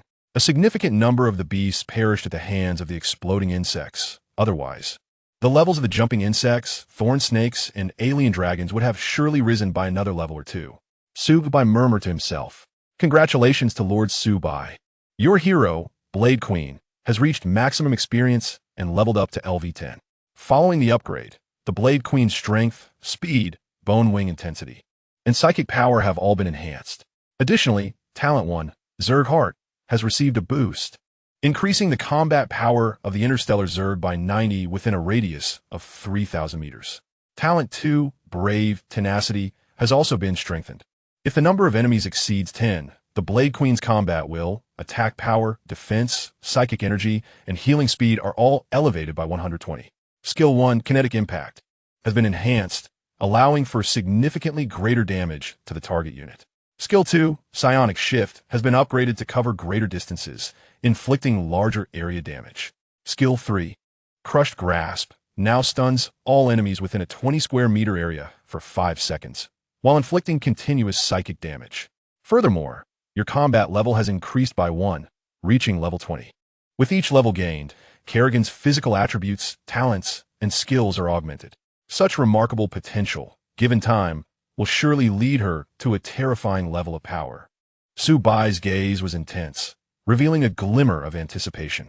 Observing the notification before him, his spirits soared. The enhanced combat capability of the Blade Queen and the Zerg was indeed exhilarating. As long as the overall strength of the territory continues to grow, the dream of dominating the realm of redemption will not remain just a fantasy. What could the unique, mysterious reward for the top of the leaderboard be after the final wave of Beast Tide concludes? Su Bai wore an expectant expression, his mind filled with curiosity. Chapter 84. The Beast Tide Assault ends. The top score shocks the world. The 5th wave of beasts assaulting the territory has been eradicated by the Zerg for some time now. However, the announcement from the Realm of Redemption has yet to arrive. This implies that the Beast Tides for other newly appointed lords have not yet concluded. It is only after all new lords finish their battles that the system will distribute corresponding rewards based on the final leaderboard. Although Su Bai had eliminated the Beast Tide early on, he found himself in a rare moment of idleness, patiently awaiting the conclusion of the battles for the other newly appointed lords. He couldn't help but sigh, urging them to hasten their efforts against the Beast Tide, as his wait felt interminable. How could the 5th wave of beasts be so challenging? He wished they would exert themselves, so he wouldn't have to wait too long. If other newly appointed lords were to hear his complaints, they would certainly rebuke him, as the intensity of the 5th wave was exceedingly high, and a moment's carelessness could lead to death in the Realm of Redemption. To pass the time, Su Bai entered the manor and retrieved a roast duck, beginning to feast. Simultaneously, he leisurely checked the leaderboard. First place, Su Bai, Lord of Longwa, with 750 points. Second place, Meixin, Lord of Megwa, with 500 points. Third place, Xiao Shichuan Shun, Lord of Wangwa, with 100 points. Fourth place, Liev Luokosiji, Lord of Maoxiong, with 980 points. He had over 30,000 points more than the second place Megwa Lord, making his position exceedingly secure. The third place Wangwa Lord had shown some merit, surpassing many established powers to firmly hold third place. However, to surpass him would likely remain a dream. Su Bai beamed with joy, a broad smile gracing his face. It was particularly delightful to have outpaced the lords of Megwa and Wangwa, especially after last year when the Megwa Lord had topped the leaderboard, which had inflated the pride of the entire nation. Yet, with Su Bai in the fray this year, Mega would find no opportunity for further arrogance. Next, Su Bai's gaze fell to the rankings of two familiar faces. Bai Mengyu was in 8th place with 100 points, while Zhao Xiangtian was in 96th place with 380 points. All newly appointed lords of Longhua, strive to push your scores forward in this final wave of beasts. Su Bai remained relaxed, filled with leisure, and began to cheer for his compatriots. The primary reason for his motivation, however, was the sheer boredom of waiting. He felt as if he might fester in idleness. Taking advantage of this time, he decided to take a nap. Su Bai tossed half of the remaining roast duck to a jumping bug and then strode swiftly into his small cottage, lying down on the bed, eyes closed in repose. An hour and a half later, the system announcement of the realm of redemption rang in the ears of all newly appointed lords. Congratulations to all surviving newly appointed lords. The Beast-Tide Assault has officially concluded. From this moment onward, you shall become the official lords of the realm of redemption, embarking on the stage of interspecies competition. The final ranking of the newly appointed lords is currently underway. Please hold on for a moment. Those within the top 500 of the list will receive rewards, with more substantial rewards for higher ranks. The first place on the leaderboard will receive a unique, mysterious reward. Newly appointed lords worldwide felt a mix of anxiety and anticipation for the forthcoming final rankings. If they could break into the top 500, they would be rewarded, and all newly appointed lords carried a strong desire. Upon hearing the announcement, Su Bai immediately awoke. He sprang to his feet and walked outside his small cottage. Finally, all the beast tides have come to an end. His heart raced slightly, eyes glimmering with hope. The unique, mysterious reward for the top position was about to be revealed. It would be disingenuous to say he was not excited. A minute later, the system announcement once again descended, appearing before all newly appointed lords. Congratulations to Su Bai, the newly appointed lord from Longhua, for achieving 750 points and topping the leaderboard for newly appointed lords. Su Bai's score surpasses the total points of the 2nd to 10th place combined, leading by a staggering margin. Congratulations to Lord Su Bai of Longhua for receiving the reward for first place on the newly appointed lords leaderboard, along with an additional unique, mysterious reward. Furthermore, the top 500 newly appointed lords will receive varying rewards based on their rankings. Rewards are currently being distributed. Please check individually. With the conclusion of the announcement, the entire realm of redemption erupted in excitement. The global chat channel became exceptionally lively, inundated with messages. This Dragon Kingdom Lord, Su Bai, has scored 750 points. Over 30,000 points ahead of the 2nd place. He must be cheating. For decades, the highest score for the top of the newly appointed Lord's leaderboard barely exceeded 8,000 points. How could this Dragon Kingdom Lord achieve over 30,000 points? There must be a system error. The Dragon Kingdom is rising this year. A prodigious lord has emerged. Based on my assessment, this lord named Su Bai must be a citizen of our Han Ming Kingdom. What the heck? The mythical lord from Megua is only in 2nd place. This Dragon Kingdom Lord, Su Bai, must have used a cheat. Otherwise, how could he obtain such a high score? Under the protection of Amaterasu, the newly appointed lord of the great Yamato Empire only managed to secure 3rd place, while the Dragon Kingdom Lord's conscience has evidently gone awry, brazenly employing underhanded tactics. Amaterasu, aren't the ancestors of your Wanwu people Wu Dalong? How amusing that your national flag depicts a pancake. Longwu forever, Su Bai forever. Let us defeat the little devils and plant the red flag atop MT Fuji. Meanwhile, Meixen's face turned purple with rage, veins bulging on his neck.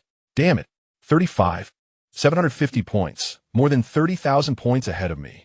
The Lord of the Dragon Kingdom, Su Bai, is utterly detestable.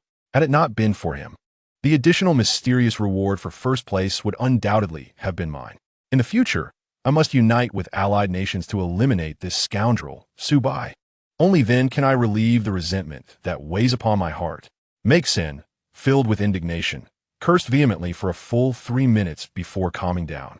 He checked his storage space and found a new addition, an evolution stone, awarded for securing 2nd place in the land of redemption. Evolution stone. Quality.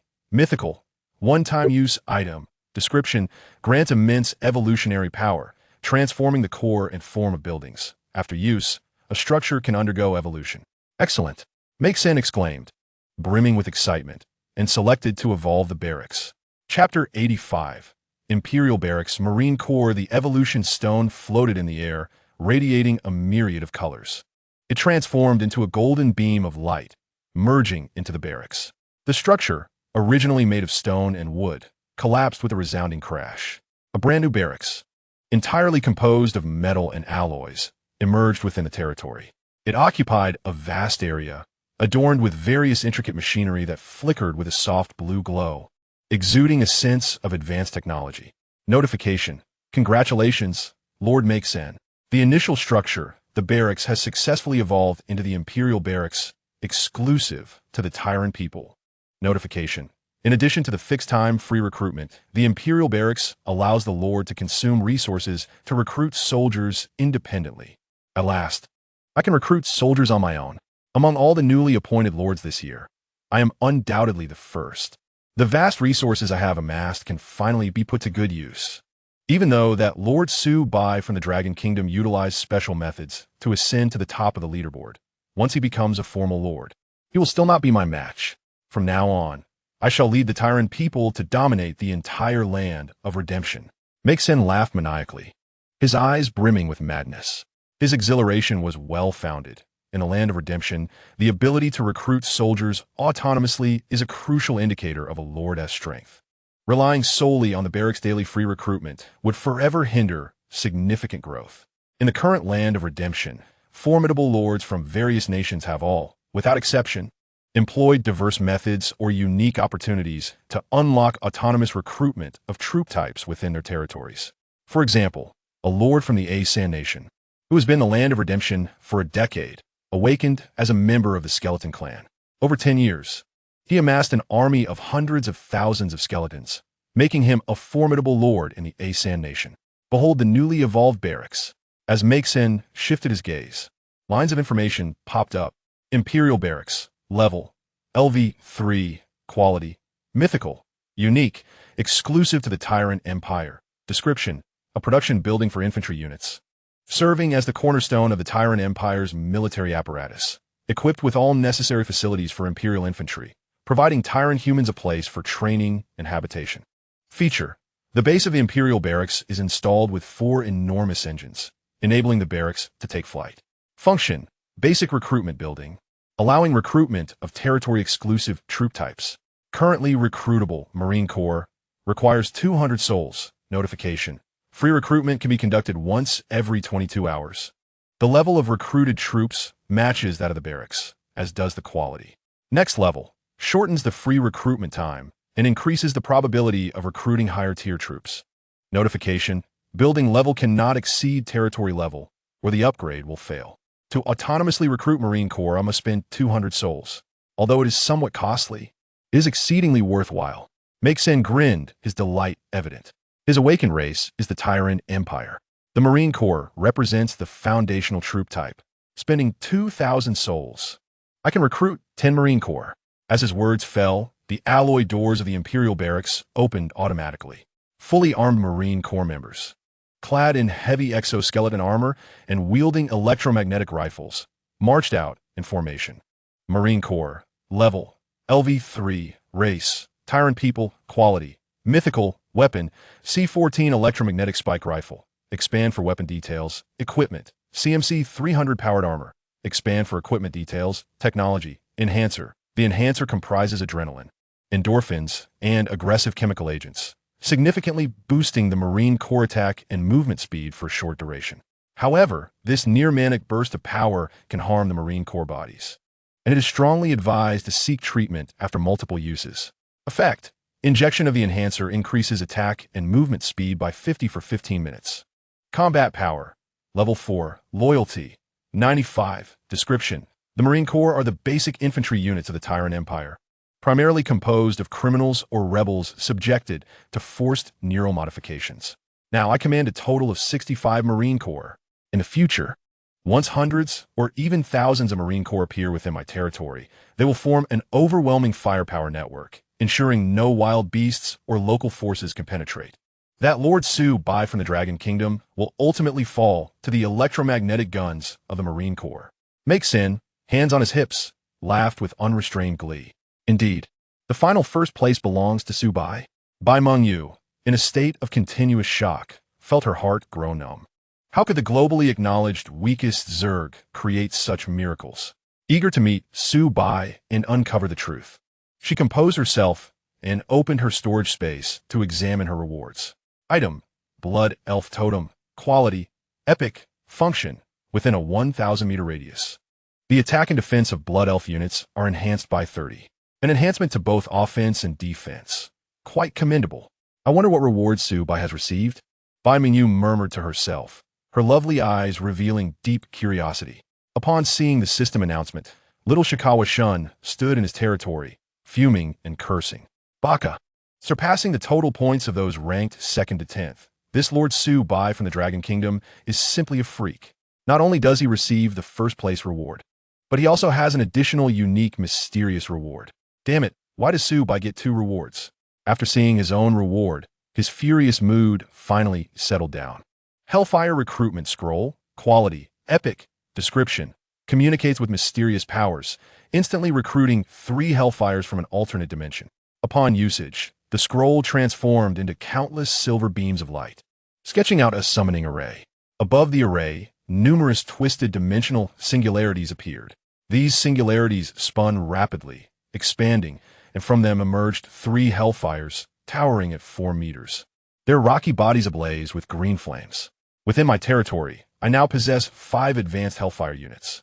If conflict arises with other lords at this stage, no one can contend with the formidable Hellfires.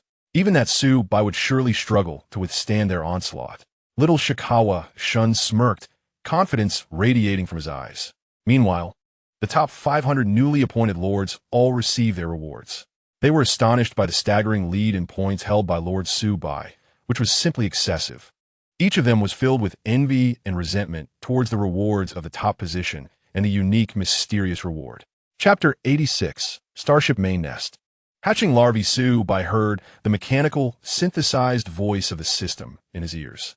Notification: congratulations, newly appointed Lord Su Bai, for reaching the top of the leaderboard after the conclusion of 5 waves of beast tides. The prompt revealed an exclusive reward for achieving the top rank: the Zixing Wenzu's main nest, alongside an additional unique and mysterious reward known as the Ingxiongji Xin, Jinhua Dashi. The names alone sounded promising. Su Bai's eyes sparkled with excitement as he prepared to inspect his storage space.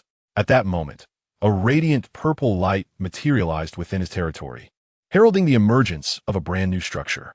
It became clear that the exclusive reward was not merely a blueprint, but a fully formed edifice. A flicker of joy ignited in Su Bai's gaze. Utilizing a blueprint would necessitate considerable resources, and should particular special resources be required, it could prove troublesome to source them. Therefore, receiving a ready-made building was undoubtedly the most convenient option. After a minute, the light dissipated, revealing a circular structure, 10 meters high and 20 meters in diameter. Before Su Bai's eyes, its form exhibited a unique biological architecture, resembling a colossal insect nest. The exterior, a shade of purplish gray, was adorned with intricate patterns and protrusions, exuding an aura of mystery and strength. Surrounding it was a series of tendrils deeply anchored into the ground. The appearance was undeniably imposing. As Su Bai marveled at it, lines of data materialized before him.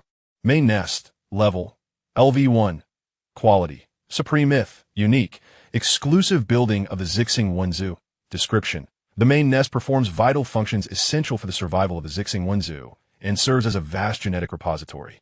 Function: hatch larvae. Note: can hatch 10 larvae every 24 hours, with the larvae's level and quality matching that of the main nest. Upgrade requirements: 1,000 wood, 1,000 stone, 1,000 basic energy gems. Next level: increases the number of larvae hatched daily to 20. Note: the building's level cannot exceed that of the territory, otherwise the upgrade will fail. Larvae? Yet another novel unit of the Zixing Wenzu. Their potential remained to be seen.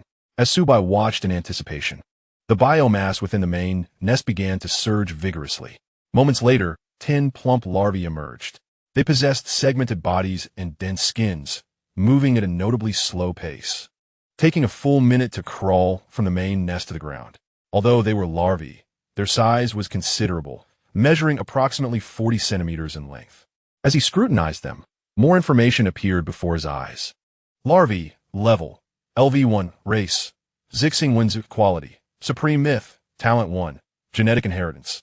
The larvae of a new cluster can inherit the complete DNA sequence carried by the main nest, enabling evolution into distinct entities after selection. Talent 2, genetic recombination. As the swarm evolves, existing larvae will absorb new genetic data, mutating into entirely new individuals. Combat power, level 0, 1. Loyalty, 100. Description, larvae represent the primal form of the Zixing Wenzu, inheriting the genetic chain preserved within the main nest, capable of receiving various genetic sequences and transforming into cocoons. They replicate the implanted DNA at astonishing speeds and ultimately mutate into corresponding adult forms based on genetic directives. Mutation in a jumping worm requires 10 biomass. Mutation in a stinging serpent requires 30 biomass. What a formidable capability. It turned out that the larvae's role was to mutate into various combat units. Su Bai was instantly elated, his eyes gleaming with excitement. Previously, there were merely 2 pathways to acquire units within the territory. The first involved a fixed cycle of free recruitment at the hatchery, and the second required consuming souls for autonomous recruitment from the hatchery. Now, a brand new method had emerged. The main nest could hatch larvae, utilizing biomass to evolve into different soldier types. Although the current hatching efficiency of a main nest was low, allowing only 10 larvae to be hatched every 24 hours. The upgrade information clearly stated that increasing the main nest level would enhance the daily hatching capacity. Should the level rise, the number of larvae hatched would undoubtedly become astonishing. Moreover, as the swarm continued to upgrade and evolve, it would acquire increasingly complex and abundant genetic sequences. In that case, the larvae could mutate into a greater variety of combat entities. The emergence of both the main nest and the larvae would significantly accelerate the growth of the Zixing Wenzu. The overwhelming tide of insects flooding the enemy would no longer be merely a figment of imagination. The previously set modest goal of surpassing 10,000 Zixing Wenzu would soon be realized. Su Bai beamed with joy, nearly bursting into laughter. The exclusive reward for achieving the top rank was indeed impressive. The significance of the main nest was indisputable and paramount. He was eager to discover more about the additional unique reward, the Yingxiong Jixin, Jinhua Dashi. Just as Su Bai was about to delve into his storage space, the mechanical synthesis voice of the system reverberated once more. Note, due to your outstanding performance during the Beast Tide, repeatedly breaking records in the Land of Redemption and achieving a staggering lead in points, you have received an additional special reward. Note, the special additional reward has taken effect, elevating the levels of all buildings within your territory to match that of the territory itself. To think there would be an additional special reward. The Land of Redemption truly treated him well. Su Bai was filled with elation, his smile broadening. He quickly scanned the details.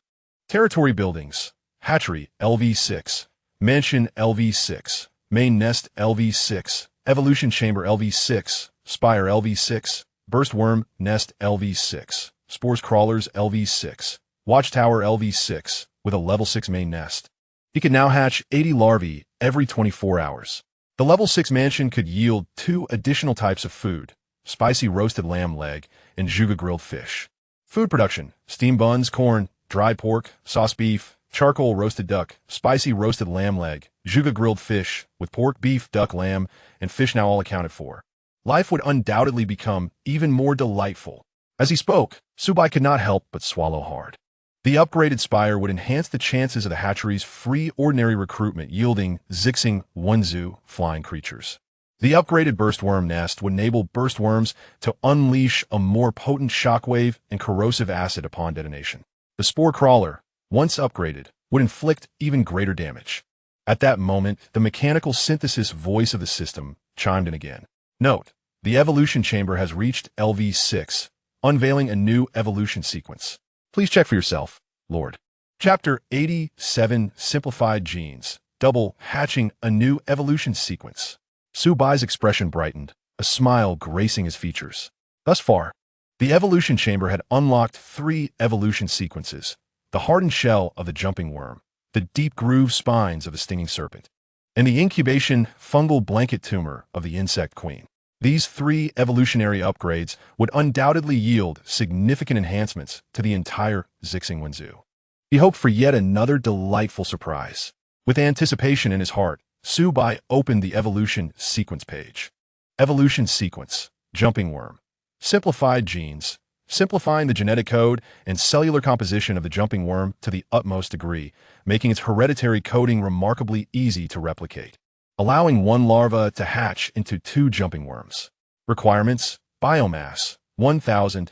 To mutate a larva into a jumping worm requires 10 biomass. If the simplified gene research is conducted, it would essentially mean that the same amount of biomass could yield double the number of jumping worms. As the level of the main nest increases and a large number of larvae can be hatched daily, the jumping worm population will experience rapid growth. Su Bai murmured to himself, a glimmer of surprise illuminating his eyes. Without hesitation, he opted for the upgrade. Soon, a notification from the system appeared before him. Congratulations, Lord Su Bai. The evolution sequence for the jump insect's simplified gene upgrade has been successfully completed. Now, let's test the results. Su Bai conveyed the command for the larvae to mutate into jump insects through mental perception. 10 plump larvae curled up, their internal biomass and genetic sequences beginning to merge as the DNA of the jump insect was rapidly replicated. Cocoon after cocoon surged in growth, enveloping the larvae entirely. A minute later, the rightmost cocoon expanded to its limits and burst open with a loud pop. 2 jump insects emerged, roaring as they dashed out. Soon after, the remaining 9 cocoons also cracked open. Before Su Bai stood 20 newly hatched jump insects. From now on, this will be your home. Feeling the benevolence from their lord, the 20 jump insects excitedly galloped around Su Bai. He could not help but exclaim, "These jump insects, larger than Tibetan mastiffs, are indeed brimming with energy." In truth, the jump insects held a deep affection for Su Bai, stemming from the 3rd characteristic of the Interstellar Insect Race. The Lord can control the swarm through perception transmission, and their loyalty remains at maximum, never diminishing. This phenomenon has resulted in the loyalty and trust of the larvae, worker bees, jump insects, stinging serpents, alien dragons, insect queens, and the Blade Queen Kerrigan towards Su by being 1,000 times stronger than that towards their creator. Furthermore, with loyalty at maximum, the combat prowess of the interstellar insect swarm is also enhanced. Regardless of the might of their adversaries, they will never flee. Compared to other lords, Su Bai finds managing his troops remarkably effortless. Other lords must diligently maintain relationships with their soldiers to prevent loyalty from waning, leading to desertion or even betrayal. However, even with maximum loyalty that will never falter, Su Bai treats his swarm with genuine sincerity. At the very least, during each hunt of beasts or local factions, he ensures that the swarm feeds well before ordering the conversion of biomass. Now, let us quickly examine the extra mysterious reward acquired. Su Bai eagerly checked his storage space. Inside lay a deep purple stone. Hero's Heart. Evolution Master Quality. Supreme Myth One-Time Use Item Description. Communicates with mysterious forces, tearing through dimensional space. After use, it can recruit an interstellar insect race hero unit titled Evolution Master. Splendid. It is indeed a brand new hero of the interstellar insect race. His title is somewhat imposing. Su Bai's face lit up with joy, nearly bursting into laughter. The hero, Blade Queen, possesses formidable individual combat strength and has repeatedly slain high-level elite monsters, contributing immensely to the territory.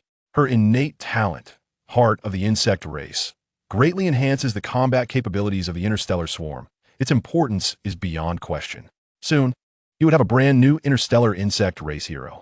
With collaboration between him and the swarm, the overall combat strength would surely rise, reminiscent of the Blade Queen. Su Bai retrieved the hero's heart from his storage space. Upon activation, a cascade of purple light erupted into the air. The purple radiance gradually coalesced, unleashing an intense spatial fluctuation. An upright interstellar insect being slowly emerged from within. He possessed an enormous head for spider-like skeletal legs, and a deep gray exoskeleton adorned with intricate green patterns. In front of him were 3 pairs of elongated forelimbs extending into sharp claws. Evolution Master Name, Abaser Hero, Unique Level, LV1 Race, Interstellar Insect Quality, Supreme Myth Talent, Biomass Harvester Abaser's relentless pursuit of perfection allows him to extract the essence from the corpses of deceased enemies, converting it into biomass to enhance himself and elevate his level. Skill: Hatch Toxic Nest. Hatch a subterranean toxic nest that can release a spore blanket, exploding and causing significant damage to nearby enemy ground units. Enemies harmed by the toxic nest drop an additional 50 biomass, with their attack and movement speed considerably reduced. Maximum storage of 5 uses. Combat Power. Level 4 Loyalty. 100 Description. Abaser is an ancient organism, serving as the evolution master of the Interstellar Insectoid Race, tirelessly researching how to facilitate the continuous evolution of the swarm at the genetic level, often employing brutal methods. Evolution Master Abaser, welcome to my territory. Su Bai beamed with delight, promptly initiating a greeting. Simultaneously, he felt a slight shock within. Abaser's talent, Biomass Harvester, functions similarly to the evolution chamber, allowing him to acquire biomass through the corpses of slain enemies. Upon obtaining biomass, Abaser can strengthen himself and elevate his level. This suggests that his method of leveling up does not necessitate direct kills for experience points, simplifying the process considerably. After the swarm vanquishes beasts, monsters, or local factions, Abaser can directly extract the essence from the corpses to facilitate his leveling. Additionally, his skill, Hatch Toxic Nest, if utilized defensively, could yield tremendous results. Had some toxic nests been buried underground during the previous beast-tide onslaught, they would undoubtedly have inflicted unparalleled devastation upon the beast horde. Chapter 88. Single-mindedly evolving the swarm. Abaser's introduction is quite intriguing. Absorbing living tissue, dissolving genetic components, employing cruel methods. He is indeed a ruthless individual. Nonetheless, as long as he can enable the swarm to evolve continuously and grow stronger, Su Bai will wholeheartedly support him, regardless of the means he employs. Everything else is ephemeral. Only the continued strengthening of the interstellar swarm is the most tangible reality. I will serve you, making the swarm even more powerful. Abaser moved closer to Su Bai. Su Bai raised his head, scrutinizing this new hero, and inquired, "Please briefly describe your abilities." For a stranger hero, it is essential to comprehend his capabilities to utilize them effectively in the future. Single-mindedly evolving the swarm, perfecting all. As he spoke, Abaser's gaze shifted, observing the jump insects, stinging serpents, and alien dragons within the territory. The evolution chamber is quite suitable as your new home. Su Bai replied with a smile, gesturing towards the direction of the evolution chamber. The current swarm is insufficient. It requires evolution. Observe the entities, uncover their potential. Study the bloodlines, adjust the sequences. Distort the essence, disassemble the limbs. Reassemble, achieving perfection. There is much to be done. Abaser spoke in a cold, emotionless tone. Upon hearing this, Su Bai's heart rejoiced. This individual appears to be a seasoned technical fanatic. Previously, evolution could only be advanced by leveling up the evolution chamber to unlock new evolution sequences. While the results were indeed remarkable, the pace of evolution remained somewhat slow and unsatisfactory. With the addition of Evolution Master Abaser, the swarm would undoubtedly become stronger at an accelerated rate. Why do I feel an inexplicable familiarity upon seeing you? Kerrigan stepped forward, her brow furrowing slightly as she gazed intently at Abaser. Currently testing the genetic chain, Abaser's eyes gleamed with purple light. Blade Queen, efficient, ancient, and powerful. And what about me? Su Bai Nguayev. Human genes, simplistic limbs, weak, powerless, utterly inconsequential. Abaser spoke rapidly without the slightest pause. Upon hearing this, Su Bai could not help but feel a surge of frustration. Goodness, regardless of the circumstances, I am still your esteemed lord. Yet, I receive such a disparaging evaluation. Truly a blow to my dignity. Nevertheless, Abaser's assessment was not without merit. The ordinary human physique pales in comparison to the formidable strength of the interstellar Zerg. With this thought in mind, Su Bai inquired, "You can evolve the swarm. Is it also possible to enhance the human body?" Bone-crushing, flesh-rending, disassembling, reconstituting, and merging the essence of a Zerg, I can empower you beyond measure, Abaser replied, rhythmically moving its 3 pairs of forelimbs. Instantly, a shadow of dismay crossed Su Bai's face once more. Bone-crushing, flesh-rending, how terrifying. Disassembling, reconstituting, merging the essence of the Zerg. Would I still be considered human afterward? Instinctively, Su Bai glanced at his most vital part.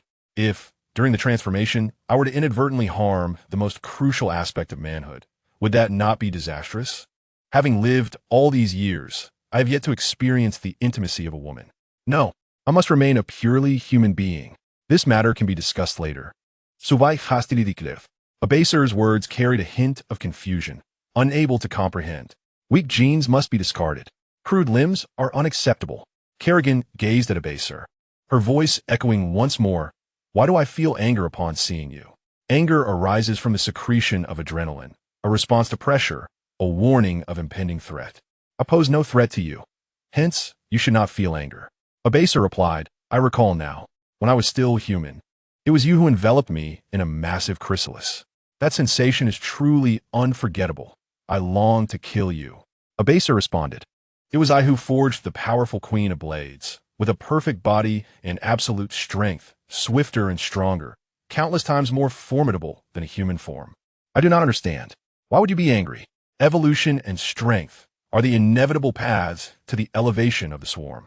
The Zerg are supreme, destined to assimilate all and dominate the universe." Kerrigan snorted coldly.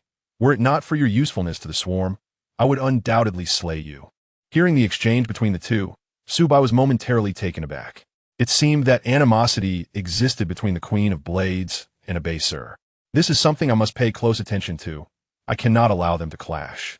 Simultaneously, leaders from various nations, lords on Earth, and ordinary citizens eagerly anticipated the conclusion of the Beast Tide and the final results of this year's newly appointed Lord rankings. As long as a Lord could enter the top 10 of the newly appointed Lord rankings, their nation would receive corresponding national fortune rewards. The higher the rank, the more substantial the rewards. Particularly for the first place, the incentives were exceptionally enticing. Analyzing data from previous years leads to a clear conclusion. The national fortune rewards for the top position exceed the total of the rewards for the 2nd through 10th places. Thus, nations worldwide eagerly hoped their newly appointed lord would secure the top spot on the leaderboard. In the Dragon Kingdom, within the imperial capital, the special military district, the newly appointed Lord Representative Wang Jinghua gazed into the distant horizon, a glimmer of concern in his eyes. Last year, the United States topped the list, receiving generous national fortune rewards. This year, does our country have the opportunity to surpass them? However, at least 2 lords from our country should be able to break into the top 10, especially since this year 2 individuals awakened legendary quality lord marks. The highest-ranking military leader, Guo Jing, had a fervent gaze filled with hope.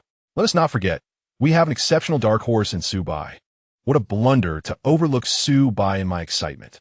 Wang Jinghua slapped his forehead and exclaimed, though he awakened the Zerg, "He has consecutively brought national fortune rewards to our country. Perhaps this time he will bring an unexpected surprise. If those 2 legendary lords can make an extra effort to secure a spot in the top 10, along with Su Bai, our nation could occupy 3 positions in the top 10. A flicker of excitement appeared in Guo Jing's eyes. The last time national fortune rewards were distributed, the announcement from the Redemption Land indicated that Su Bai had already claimed the top position on the leaderboard. We just do not know if he can maintain it. Wang Jinghua's expression turned serious, his voice tinged with apprehension. Guo Jing's eyes sparkled with anticipation. Let us await the outcome. Chapter 89. The emergency expansion meeting of the Military District Academy of Sciences at this moment, within the Military District Academy of Sciences. Over 100 experts gathered for an urgent expanded meeting. The meeting was presided over by a lean man in his 30s named Sherlishing. Although young, he was already one of the heads of the Academy of Sciences and also a lord. He was the one who initially suggested allowing Su Bai to fend for himself. Let us discuss why this Su Bai, despite wielding the globally recognized weakest Zerg, can continuously create miracles and bring national fortune rewards to our country. Sherlishing stood before the audience, pointing at the right side of the LCD electronic screen with a laser pointer. The screen displayed the announcement information from when Su Bai entered the Redemption Land. Announcement: Dragon Kingdom's newly appointed Lord Su Bai has successfully upgraded his territory level to LV2, becoming the first Lord among this year's newly appointed to possess a Level 2 territory. Announcement: Congratulations to Dragon Kingdom's newly appointed Lord Su Bai for achieving the milestone of being the first to upgrade, receiving a special reward of a random building blueprint. Time note, 7 days ago. Congratulations to newly appointed Lord Su Bai for repeatedly breaking various highest records during the 3 rounds of beast tide attacks, firmly holding the first position on the newly appointed Lord leaderboard, showcasing exceptional performance. Consequently, the Redemption Land has issued national fortune rewards to his country, the Dragon Kingdom. All resources within the borders of the Dragon Kingdom, including coal, oil, natural gas, rare earths, gold mines, silver mines, etc., have increased by 50%. Time note, an hour and a half ago. Open your eyes and take a look. Just 7 days ago, Su Bai had barely arrived in the Redemption Land, and within 15 minutes, he upgraded his territory to level 2. Shortly after, following the end of the 3rd round of Beast Tide, he once again broke the highest records in the Redemption Land and secured the top position on the scoreboard. How can a race regarded as the weakest entirely overturn our predictions and achieve such remarkable feats? What could possibly explain this? Sherlushing surveyed the room, his brow furrowed deeply. A heated discussion erupted in the conference room. I believe that Su Bai's awakened Lord Mark may not merely be of epic quality, but rather a more powerful legendary or even mythical quality. He likely encountered some extraordinary opportunities, leading to a rapid enhancement of his territory strength.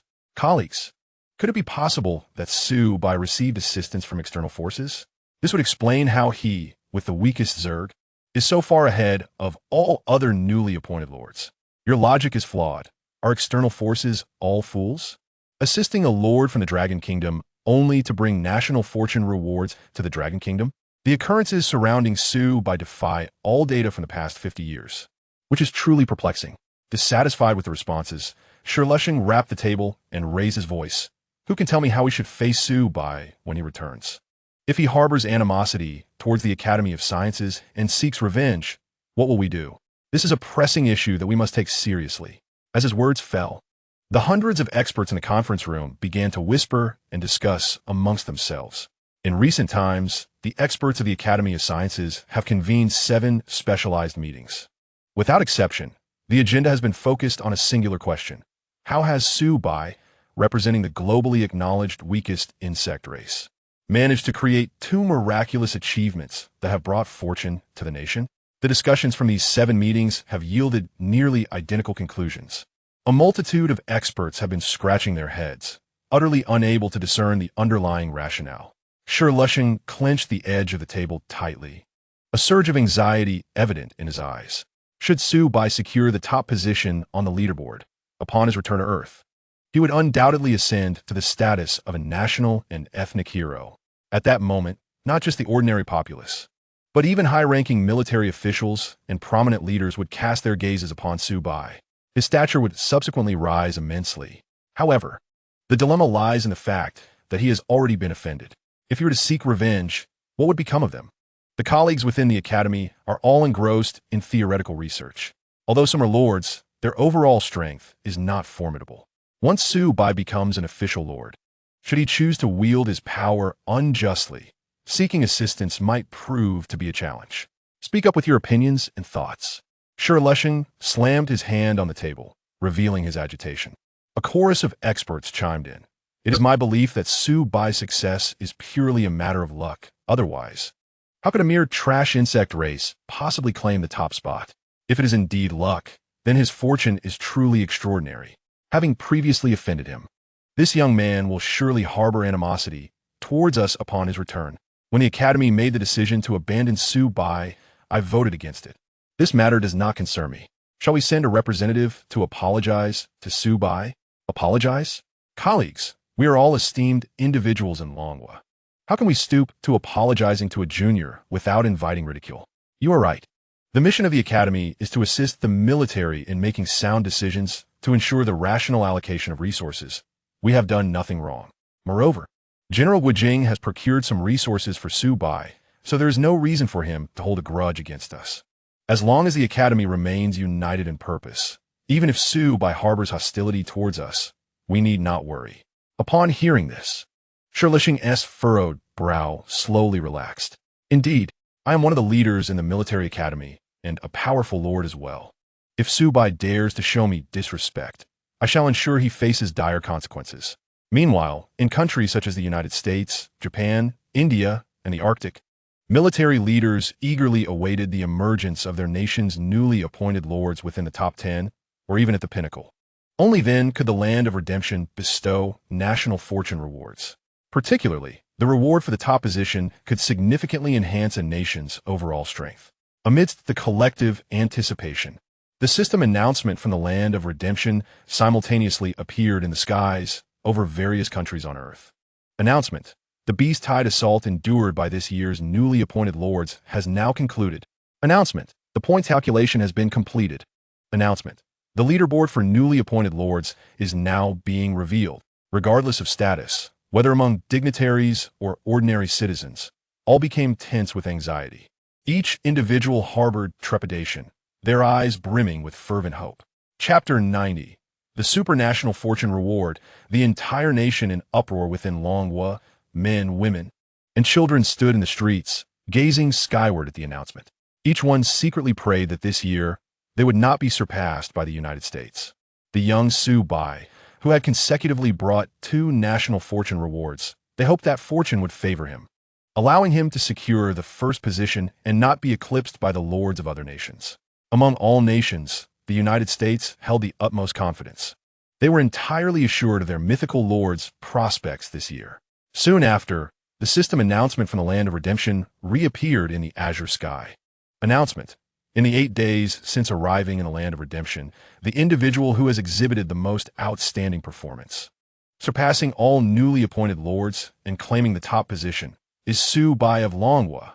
Announcement: congratulations to the newly appointed Lord of Longhua, Su Bai, for achieving a staggering score of 750 points, leading by a dramatic margin that exceeds the combined scores of those ranked 2nd to 10th, thus securing the top position on the leaderboard.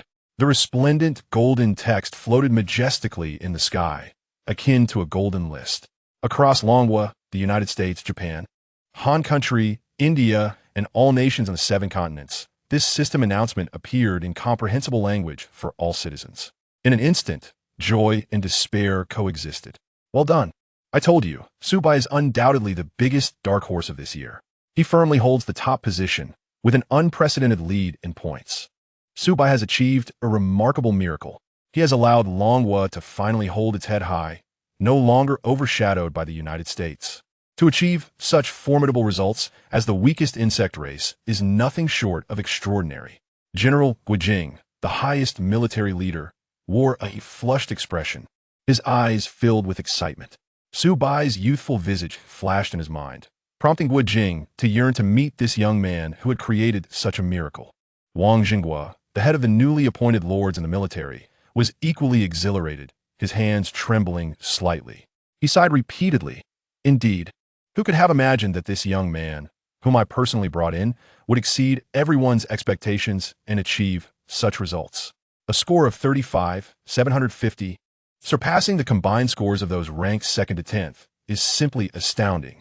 It is worth noting that last year, the Lord of the United States held the top position with a final score of 820, which pales in comparison to Su Bai's achievement. In the 50 years since the land of redemption's arrival, such an unfathomable occurrence has never transpired. Upon Su Bai's return, I must inquire thoroughly. My curiosity is overwhelming, akin to countless ants scurrying in my mind. Beyond the Academy of Sciences, the entire military has erupted into a frenzy. Subsequently, the system announcement from the land of redemption re-emerged. Announcement: congratulations to the newly appointed Lord of Longhua, Su Bai, for securing 750 points and claiming the top position on the newly appointed Lord's leaderboard. Announcement: in light of the extraordinary performance of Su Bai, the newly appointed Lord of Longhua, who has repeatedly shattered records in the land of redemption, leading by a dramatic margin and exhibiting remarkable prowess, special national fortune rewards will be granted to his nation, Longhua. Loading special rewards. All residents within Longhua will experience a 20-year increase in lifespan. This year's agricultural output of Longhua will increase tenfold. The production of energy, steel, and machinery industries in Longhua this year will all see a tenfold increase. Quantum communication technology, global navigation satellite technology, artificial intelligence, aerospace control technology, non-powered interstellar travel technology, and medical technology will all undergo significant advancements. Announcement. In recognition of the exceptional performance of Su Bai, the newly appointed Lord of Longhua, and the triggering of multiple hidden achievements, additional special rewards will be granted to Longhua.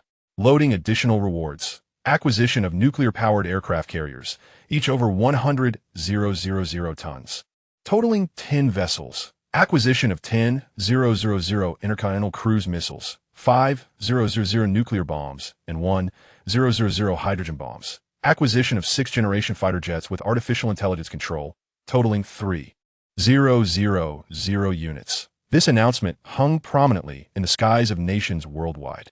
The golden text shone brilliantly, easily discernible even to those with severe vision impairment. The entirety of Longhua erupted into a jubilant uproar, immersed in a sea of celebration. Young students, brimming with excitement, tossed their textbooks from the classroom windows in celebration of the monumental national fortune rewards brought by Su Bai. As white-collar workers toil away late into the night, they momentarily abandon their tasks, neglecting to clock out, and rush into the streets, exuberantly shouting to release the immense pressure within. In a hospital, an elderly patient on the brink of death suddenly regains vitality, discarding his walking cane, tears glistening in his eyes as he makes a call to assure his family of his well-being. In an instant, the streets and alleys of various nations swell with crowds, and traffic becomes exceedingly congested. The police, tasked with maintaining order, join in the revelry, merging into the sea of celebration. Official media, internet platforms, television, newspapers, and radio all extol the merits of Su Bai and the monumental national fortune he has brought forth. Netizens have already begun fervent discussions. Crushing the United States? Reaching the pinnacle, Su Bai, you are our hero. This national fortune reward is astonishingly vast. I can barely comprehend it. My aged father, once frail and nearing his end, is now invigorated. I am overwhelmed with joy. With an extended lifespan of 20 years, Su Bai, you are my deity. I fear death, but with an additional 20 years, I can finally live to be 120. Agricultural output and numerous industrial sectors have all surged tenfold. This year, Longhua's GDP will undoubtedly overshadow all. Breakthroughs in advanced technologies are paramount. Perhaps interstellar spacecraft could emerge from this. If medical advancements could eradicate cancer, I would wake up smiling for my dreams. My grandfather has battled lung cancer for 6 months. I hope he can survive. Our Navy currently possesses 3 conventional aircraft carriers. Suddenly, adding 10 nuclear-powered carriers is exhilarating. 10,000 intercontinental cruise missiles, 5,000 nuclear warheads, and 1,000 hydrogen bombs sound rather daunting. With Su Bai's singular efforts, our nation's comprehensive strength ascends to new heights. From this day forth, he is my sole idol. I want to marry Su Bai and bear his children. He just graduated high school. At most, you can date him. How could you possibly have children? Want to date Su Bai? The queue must stretch all the way to the Pacific. I don't care. Even if it stretches to Antarctica, I will pursue Su Bai relentlessly. Chapter 91. The emergence of a potential crisis in skyscrapers and bustling streets. The discourse revolves solely around Su Bai and this national fortune reward. At this moment, the name Su Bai has truly become a household term. Even 3-year-olds can babble his name. Meanwhile, Su Bai's high school alma mater has descended into chaos. Classmates from his year, unable to contain their excitement, abandoned their classes to spontaneously celebrate on the playground. Teachers and school leaders do not intervene. Instead, they join the jubilant throng.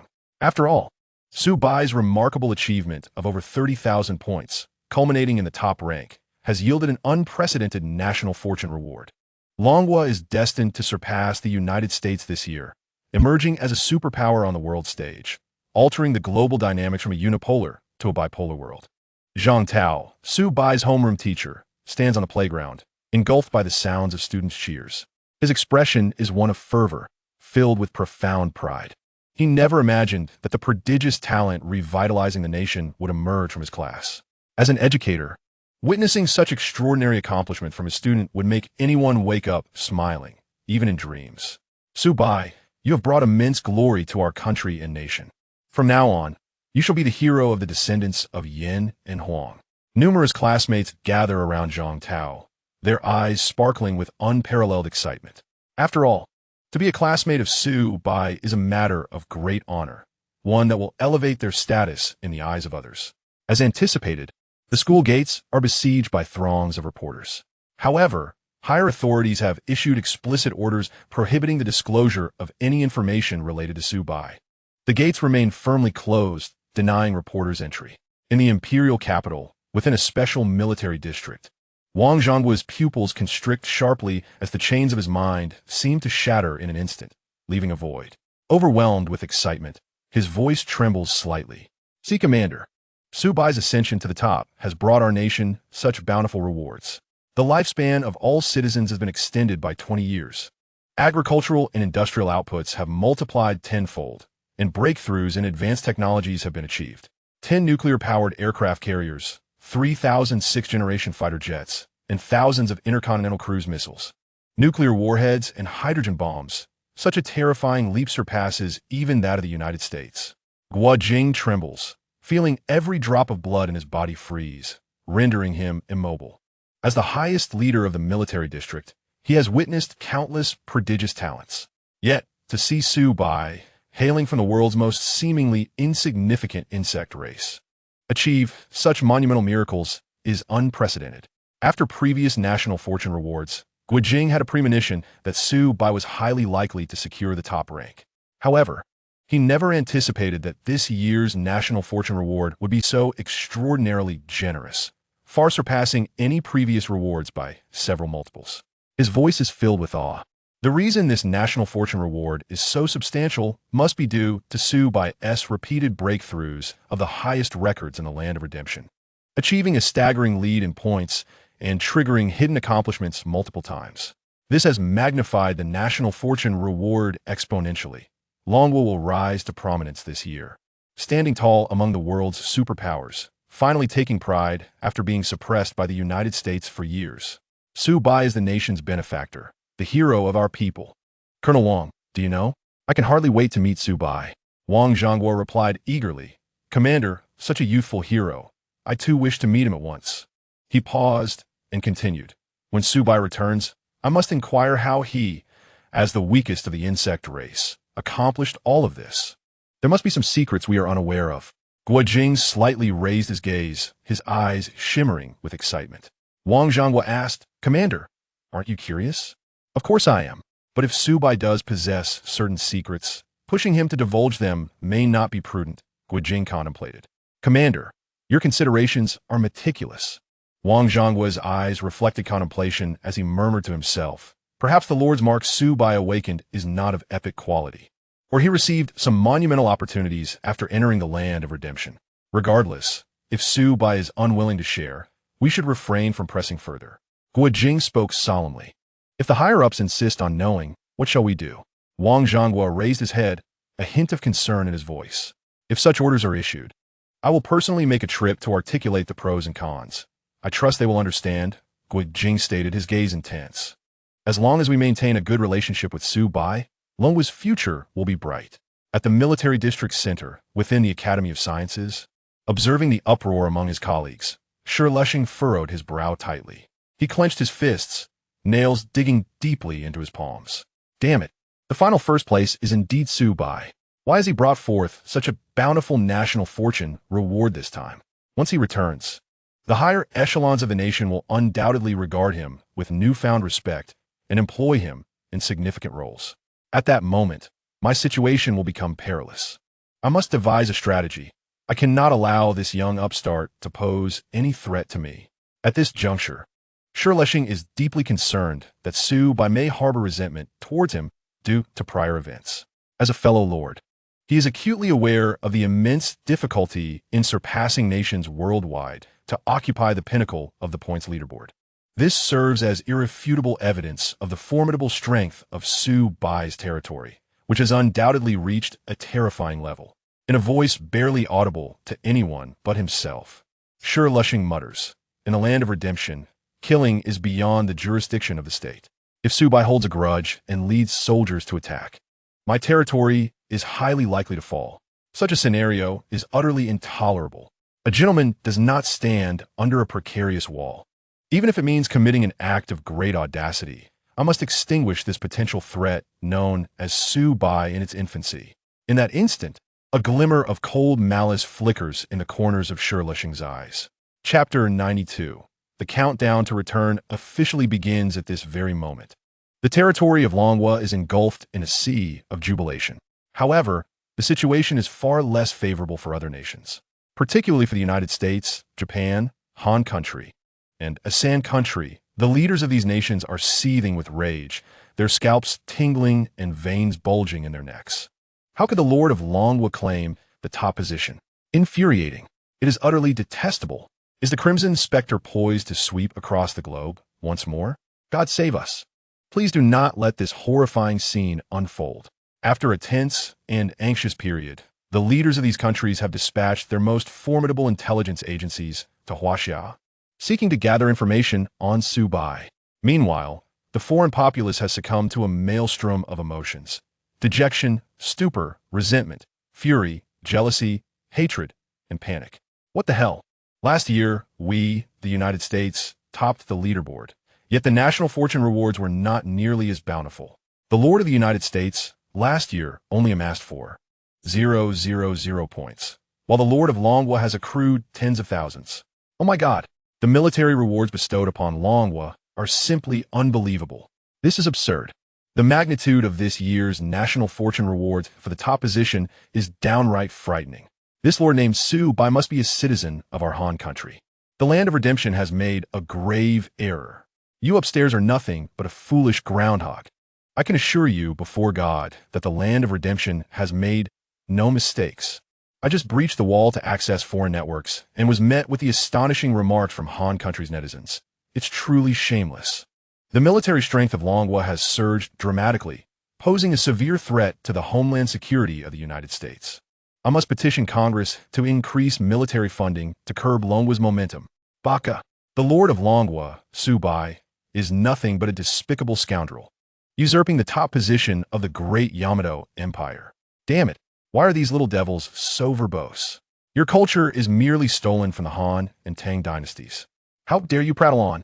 Down with the little devils. National grievances and familial hatred must never be forgotten.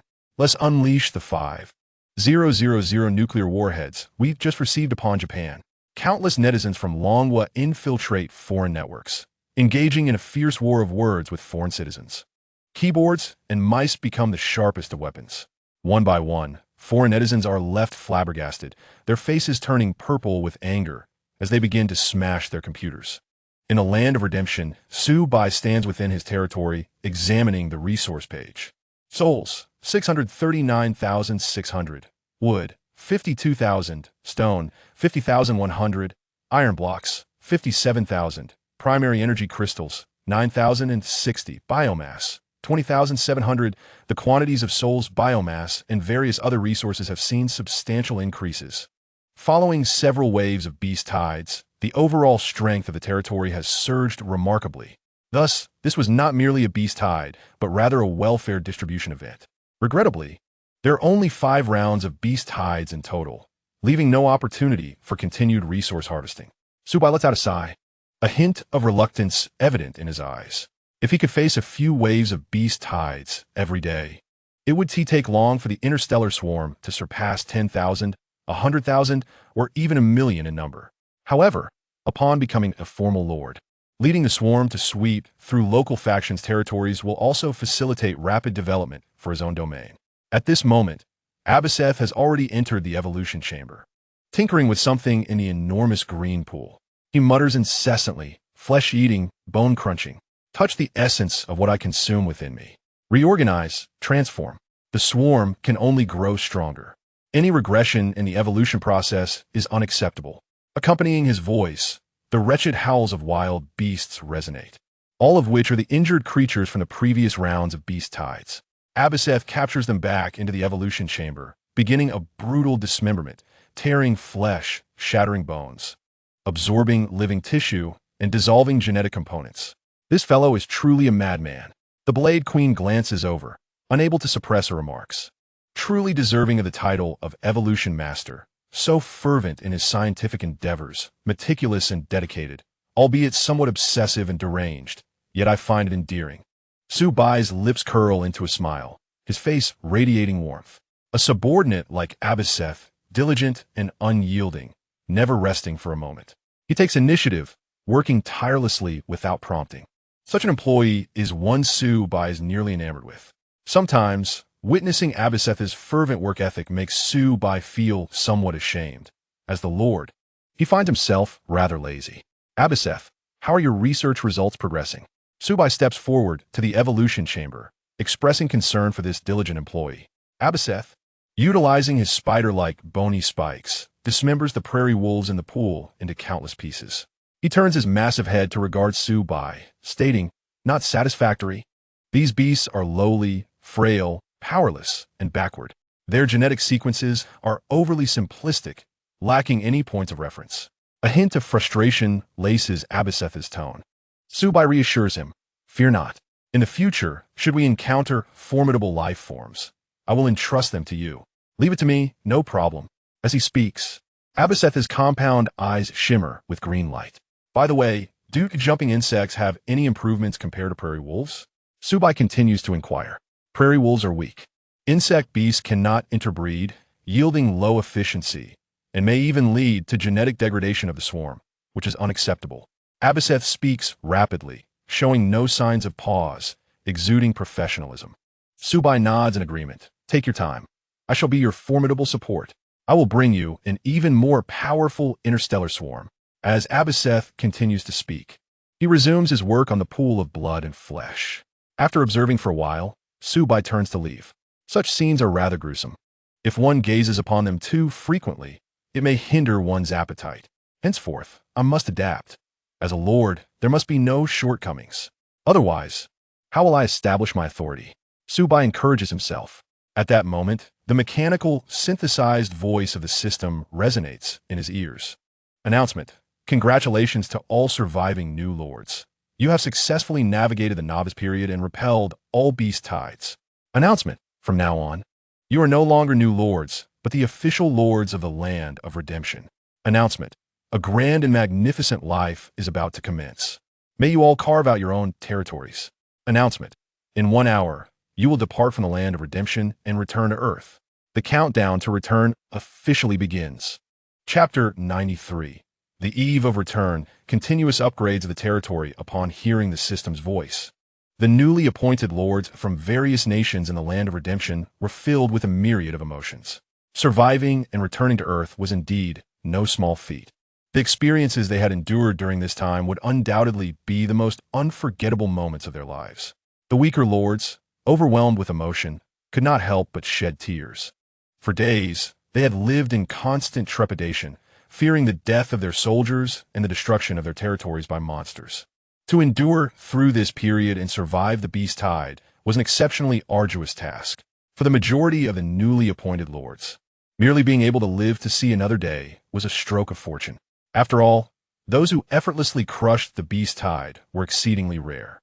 Once they passed the novice phase and became official lords, those with lower quality lord seals would find their circumstances slightly improved. If relationships were amicable, lords could form alliances, merging their forces to explore the land of redemption together. Military backgrounds, large conglomerates, or powerful families could be incredibly formidable, continuously attracting independent lords to join, thereby enhancing their overall strength. This also substantiated a principle: the strong would become even stronger. Furthermore, upon becoming official lords, they would face threats from their peers. Conquering another's territory would grant access to all their resources. Some ruthless lords resorted to slaughtering human territories as a swift means of enhancing their own power. At this moment, lords from other nations had set their sights on Su Bai. Even some lords from the Dragon Kingdom were contemplating schemes against him. After all, everyone understood that the rewards for ranking at the top would be substantial. The 5 waves of the beast tide had finally been weathered. They could return to rest and relax. Yet, why did I feel no joy? Zhao Xiang Tian stood within his territory, gazing at the heavily wounded orc warriors, a bitter smile gracing his face. Although he had broken into the top 100 of the newly appointed lord rankings, the casualties among his soldiers were devastating. Currently, only 10 orc infantry and 10 orc pig riders remain alive. Thankfully, the 6 shaman priests had survived, Otherwise, the losses would have been catastrophic. Once he became an official lord, he would undoubtedly face even more perilous crises. To ensure survival and longevity, maintaining a good relationship with Su Bai was imperative. With over 30,000 points propelling him to the top, Su Bai's comprehensive strength within his territory must be unfathomable. If Zhao Xiangtian could secure Su Bai's protection and assistance, the days ahead would surely become much more manageable. He resolved to be Su Bai's devoted follower. Simultaneously, he felt fortunate that he had not initially mocked Su Bai. Otherwise, he would have faced dire consequences. Su Bai, we are finally about to meet again. I'm truly curious about how you accomplished this miraculous feat. You now radiate an unending brilliance, likely attracting countless admirers. However, we share a brotherly bond that sets our relationship apart from others. Bai Mengyu murmured to herself, her beautiful eyes brimming with anticipation. She felt immense joy for her childhood friend being able to achieve such greatness. In the future, speaking of it would certainly bring her pride. The thought of returning to Earth and seeing Su Bai's face quickened by Mengyu's heartbeat, she could hardly contain her excitement. As she surveyed the blood elf soldiers within the territory, her spirits lifted even higher. With the enhancement of the Moonwell, the magical energy of the elven sorcerers was replenished. They could continuously summon Treants to serve as frontline forces against the attacking beast hordes and local powers. Consequently, the blood elf archers and swordsmen suffered less than 10 casualties, successfully enduring the beast tide. Observing the countdown to their return, American Lord Makesen clenched his fists, his teeth grinding audibly. Damn! That infuriating Dragon Kingdom Lord has stolen the top position that rightfully belonged to me. The immensely generous national fortune reward should have been ours. No, I cannot tolerate such arrogance from a Dragon Kingdom citizen, neither on Earth nor in the land of redemption. Upon my return, the first thing I must do is report everything regarding Su Bai. I must ensure Congress approves sanctions against the Dragon Kingdom and Su Bai. The authoritative rule of the United States will not be tainted by any other nation. In Makesen's mind, there was no thought beyond striking at Su Bai. He was determined to unite all forces to eliminate Su Bai in the land of redemption. Lords from Japan, led by Shi Chuanshan, along with numerous lords from the Third World and the Cold Country, also harbored intense animosity toward Su Bai. They vented their frustrations with vehement curses. At that moment, Su Bai stood within his territory, having sneezed 3 times in rapid succession. Rubbing his nose, he expressed his confusion. What is happening? The territory is situated in a relatively warm, arid region, so I shouldn't be catching a chill. Yet, why am I sneezing continuously? Kerrigan stepped forward and remarked, "My lord, your constitution requires fortification. I will exercise diligently from now on." Su Bai replied, "Human genes are weak and feeble, unable to strengthen. By merging with the essence of the Zerg, tearing flesh, shattering bones, and undergoing reorganization and evolution, you will become powerful." The emotionless voice of Abathur echoed from the evolution chamber. At his words, Su Bai instinctively shuddered. Tearing flesh, shattering bones. How terrifying. What would I become after merging with the essence of the Zerg? The thought sent shivers down his spine. Right now, I only wish to remain human. Su Bai insisted firmly, repeating himself. I do not comprehend. Why not abandon these rudimentary limbs and inferior genes? Abathur continued. Kerrigan interjected, "Look, this fellow is a fanatic." Clearly, she would not forget that past experience. Indeed, he was rather straightforward. Su Bai couldn't help but sigh. However, those who are obsessed with technological research often possess such traits. Only through obsession can groundbreaking breakthroughs be achieved. Seizing the final moments before their return, Su Bai decided to upgrade the territory and its buildings, and recruit additional jumpers and stingers. Upgrade the territory. Wood 12,000, stone 10,000, iron 6,000, soul 1,500, primary energy gem 1,000, chapter 94, extravagant recruitment. Doubling the swarm, a faint white light enveloped the entire territory.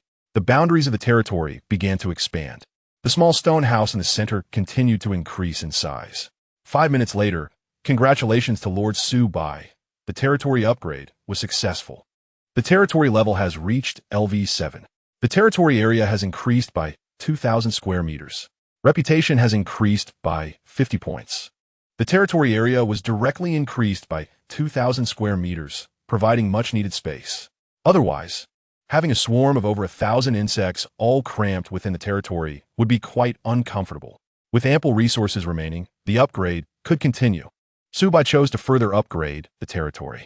Wood 18,000, stone 12,000, iron 10,000, soul 2,000, primary energy gem 1,500 under the cover of white light.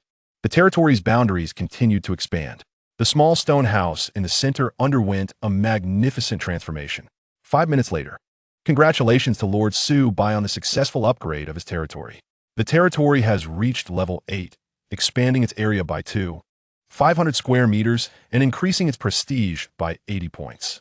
On the 8th day of arriving in the Land of Redemption, the territory's level ascended to level 8 with remarkable speed, akin to riding a rocket.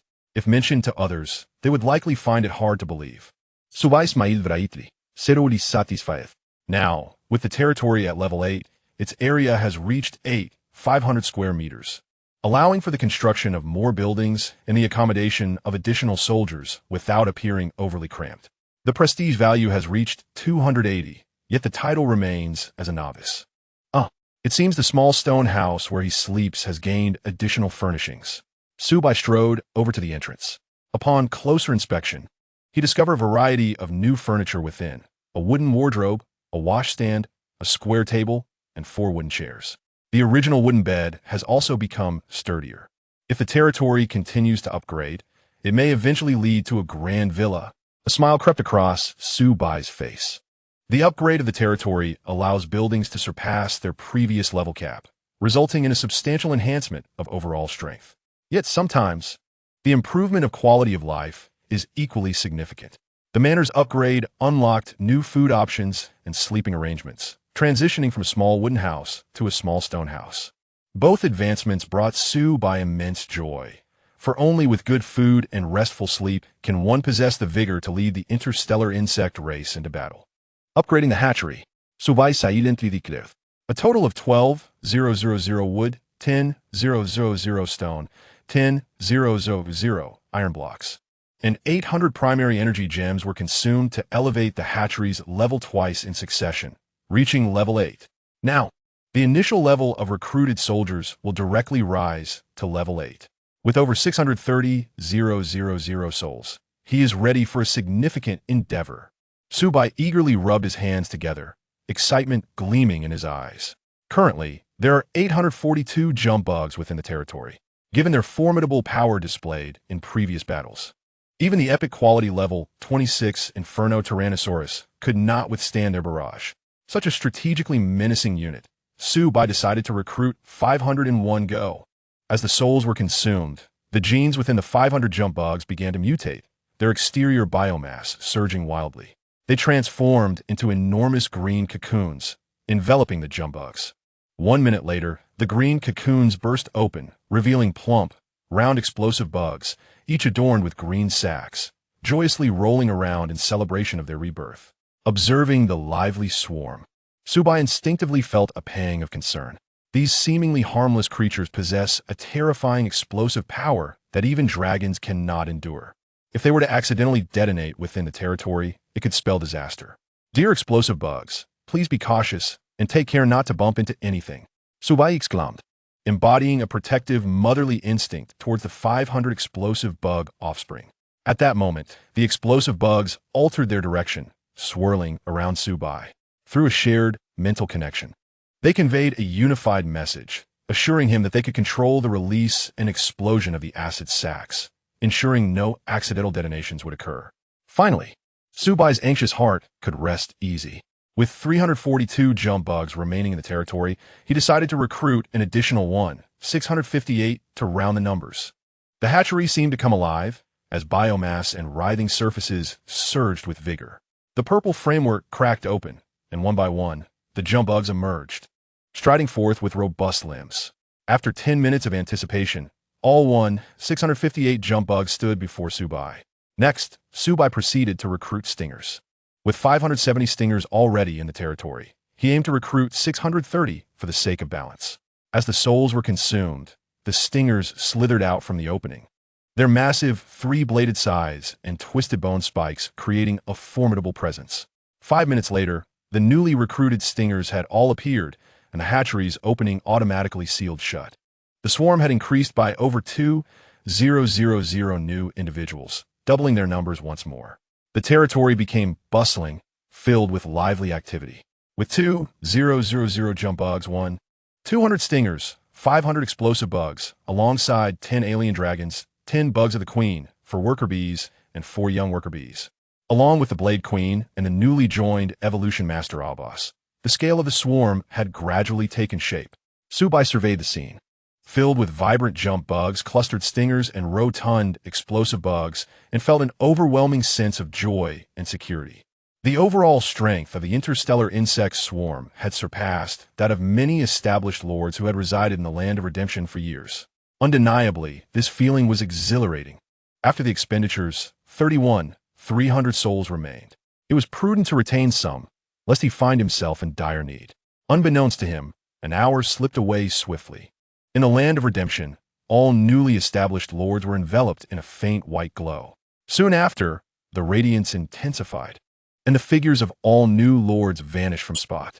Meanwhile, in the imperial capital, the highest-ranking leader of the special military district, Guijing, along with Wang Jinghua and numerous soldiers, awaited the return of the new lords. Chapter 95. Returning to the imperial capital. The military district in turmoil in the vast open training ground. Brilliant spheres of light appeared seemingly out of thin air, radiating a dazzling white glow. After a short while, the light dissipated. The new lords, who had departed from this very place 7 days prior, reappeared. However, their numbers had diminished by nearly 1/10 compared to when they first left. Most of the deceased new lords had awakened with ordinary quality lord marks.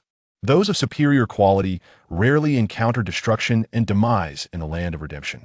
Of course, some had perished due to reckless behavior, venturing out at night or provoking powerful local forces, meeting their end outside their territories before the beast tide even struck. Upon returning to familiar surroundings, the young lords expressed a mix of emotions, some excited, others melancholic, some nostalgic, and others exuberant, unable to contain their feelings. Finally back alive, the beast tide was terrifying. Hundreds of beasts charging forth could scare anyone to death. Hundreds? Not even close. There were at least 500 beasts attacking my territory. Many perished in the Land of Redemption and never returned. I want to find my mother. I truly don't want to be a lord anymore. I must say, being a lord is an incredibly perilous occupation. Once I become an official lord, it should be easier, right? By the way, where is Lord Su Bai? He amassed over 30,000 points, far ahead of everyone else. Truly remarkable. He has continuously broken records in the Land of Redemption. He is like a god to me. I want to cling to his coattails. Everyone look over here. The handsome guy beside me is Su Bai. As the words fell, all eyes turned, fixating on a youthful figure. He stood at a height of 1.80 meters, with a resolute visage that exuded a strikingly sharp and handsome demeanor. This was none other than Su Bai. In an instant, the atmosphere erupted into fervor. The returning lords appeared exceedingly exhilarated, their eyes brimming with fervor and reverence. Even the personnel stationed at the sidelines to maintain order cast ardent glances toward Su Bai. The scene spiraled into chaos as everyone jostled toward Su Bai, eager for a glimpse of his true self. Countless gasps mingled with screams, resonating through the skies above the military district. Great Lord, please accept my humble submission. Might you be in need of a loyal disciple? I am willing to serve you day and night. I echo that sentiment. Please impart your wisdom, esteemed Su Bai. How did you attain such immense strength? Surpassing the combined scores of those ranked 2nd to 10th is nothing short of miraculous. I recall that Su Bai awakened as a Zerg, deemed the weakest globally, yet he has achieved such astonishing feats. It's simply unfathomable. Experts from the Academy of Sciences within the military district remarked that lords who awaken as Zerg have a 90% chance of failing to survive the novice phase. They could never have anticipated that Su Bai would create such a monumental miracle. Might you be a master tactician, well-versed in the 36 stratagems, allowing you to conquer the strong with the weak? In my view, Su Bai must be the reincarnation of Zhuge Liang, wielding military prowess like a deity. Perhaps he is favored by destiny, blessed by the Land of Redemption. Su Bai, do you require a girlfriend? Let not gender be a constraint. True love knows no boundaries. Get lost, how disgusting. Brother Bai, why won't you even glance my way? I'll be waiting for you in the woods tonight. As he surveyed the throng, Su Bai felt as though he might be consumed by the sheer magnitude of the crowd. The fervent individuals in close proximity, caught up in their excitement, were nearly foaming at the mouth. Su Bai dodged and retreated rapidly, a hint of helplessness crossing his face. Such a scene was simply overwhelming. In a corner, Lushing's expression darkened upon witnessing the spectacle. Damn it, Su Bai's popularity is astonishingly high. It seems there is no opportunity to act within the military district. Only in the land of redemption can I seek a chance to eliminate him. Su Bai, I apologize. The land of redemption adheres to the law of the jungle. Only the strong survive, while the weak are eliminated. The enmity between us is now established. Since you pose a potential threat to me, I will show no mercy. To eradicate the root is the only way for me to remain unscathed and to secure my position within the military district. As more lords surged towards Su Bai in the open training ground, just as the situation was on the brink of chaos, Guijing seized the microphone and proclaimed, I am Guijing, the highest-ranking leader of the military district. Everyone, please calm down and maintain order. Finally, the atmosphere settled into a semblance of tranquility, allowing Su Bai to breathe a sigh of relief as if granted a reprieve. Goodness, so this is what it feels like to be famous. It truly is rather overwhelming. The enthusiasm of the crowd is quite intense. Guijing surveyed the assembly and continued, Congratulations to you all for successfully overcoming the final beast tide and returning safely to your homeland. From this moment forth, you shall be true lords, representing the sons and daughters of the Chinese nation as you bravely venture into the land of redemption and battle across the realms. I firmly believe that your future will be a broad and radiant path. The rise and fall of the nation, the honor and disgrace of the people, shall rest upon your shoulders. On behalf of the military district, I wish you all the best in carving out your own territory and achieving your own glory. As his words echoed, the crowd erupted into thunderous applause. The lords, previously fearful of the land of redemption, felt as if they had been invigorated, their spirits soaring without a trace of trepidation. Wang Jinghua took up the microphone and announced everyone, Please proceed to the banquet hall for a sumptuous feast prepared by the military district. Additionally, those lords who have secured a place in the top 10 of the rankings should remain here for the time being. Following this, the multitude of lords began to disperse. In the vast venue, only two figures remained, Su Bai and Bai Mingyu. Wang Jinghua stepped down from the platform and approached them. Before he had even come to a halt, his voice rang out, Su Bai, the miracle you created in the land of redemption is utterly astonishing. It is simply unimaginable that, with the globally recognized weakest Zerg, you surpassed the newly emerged lord from around the world to claim the top position. When I first brought you from school to the military district, I could never have envisioned such a day. Wang Jinghua's voice was filled with genuine joy and amazement. Guijing strode purposefully towards Su Bai, his expression one of delight and pride, bringing such substantial rewards to the nation. Having a lord like you is truly a blessing for Huaxia, creating such a glorious miracle. Might you share how you achieve this? Chapter 96, The Unruly Class Leader. What caused this change in temperament? Su Bai scratched his head, a smile gracing his features. It was merely luck, good fortune. Wang Jinghua's eyes widened in disbelief, his tone incredulous. What incredible fortune must it be?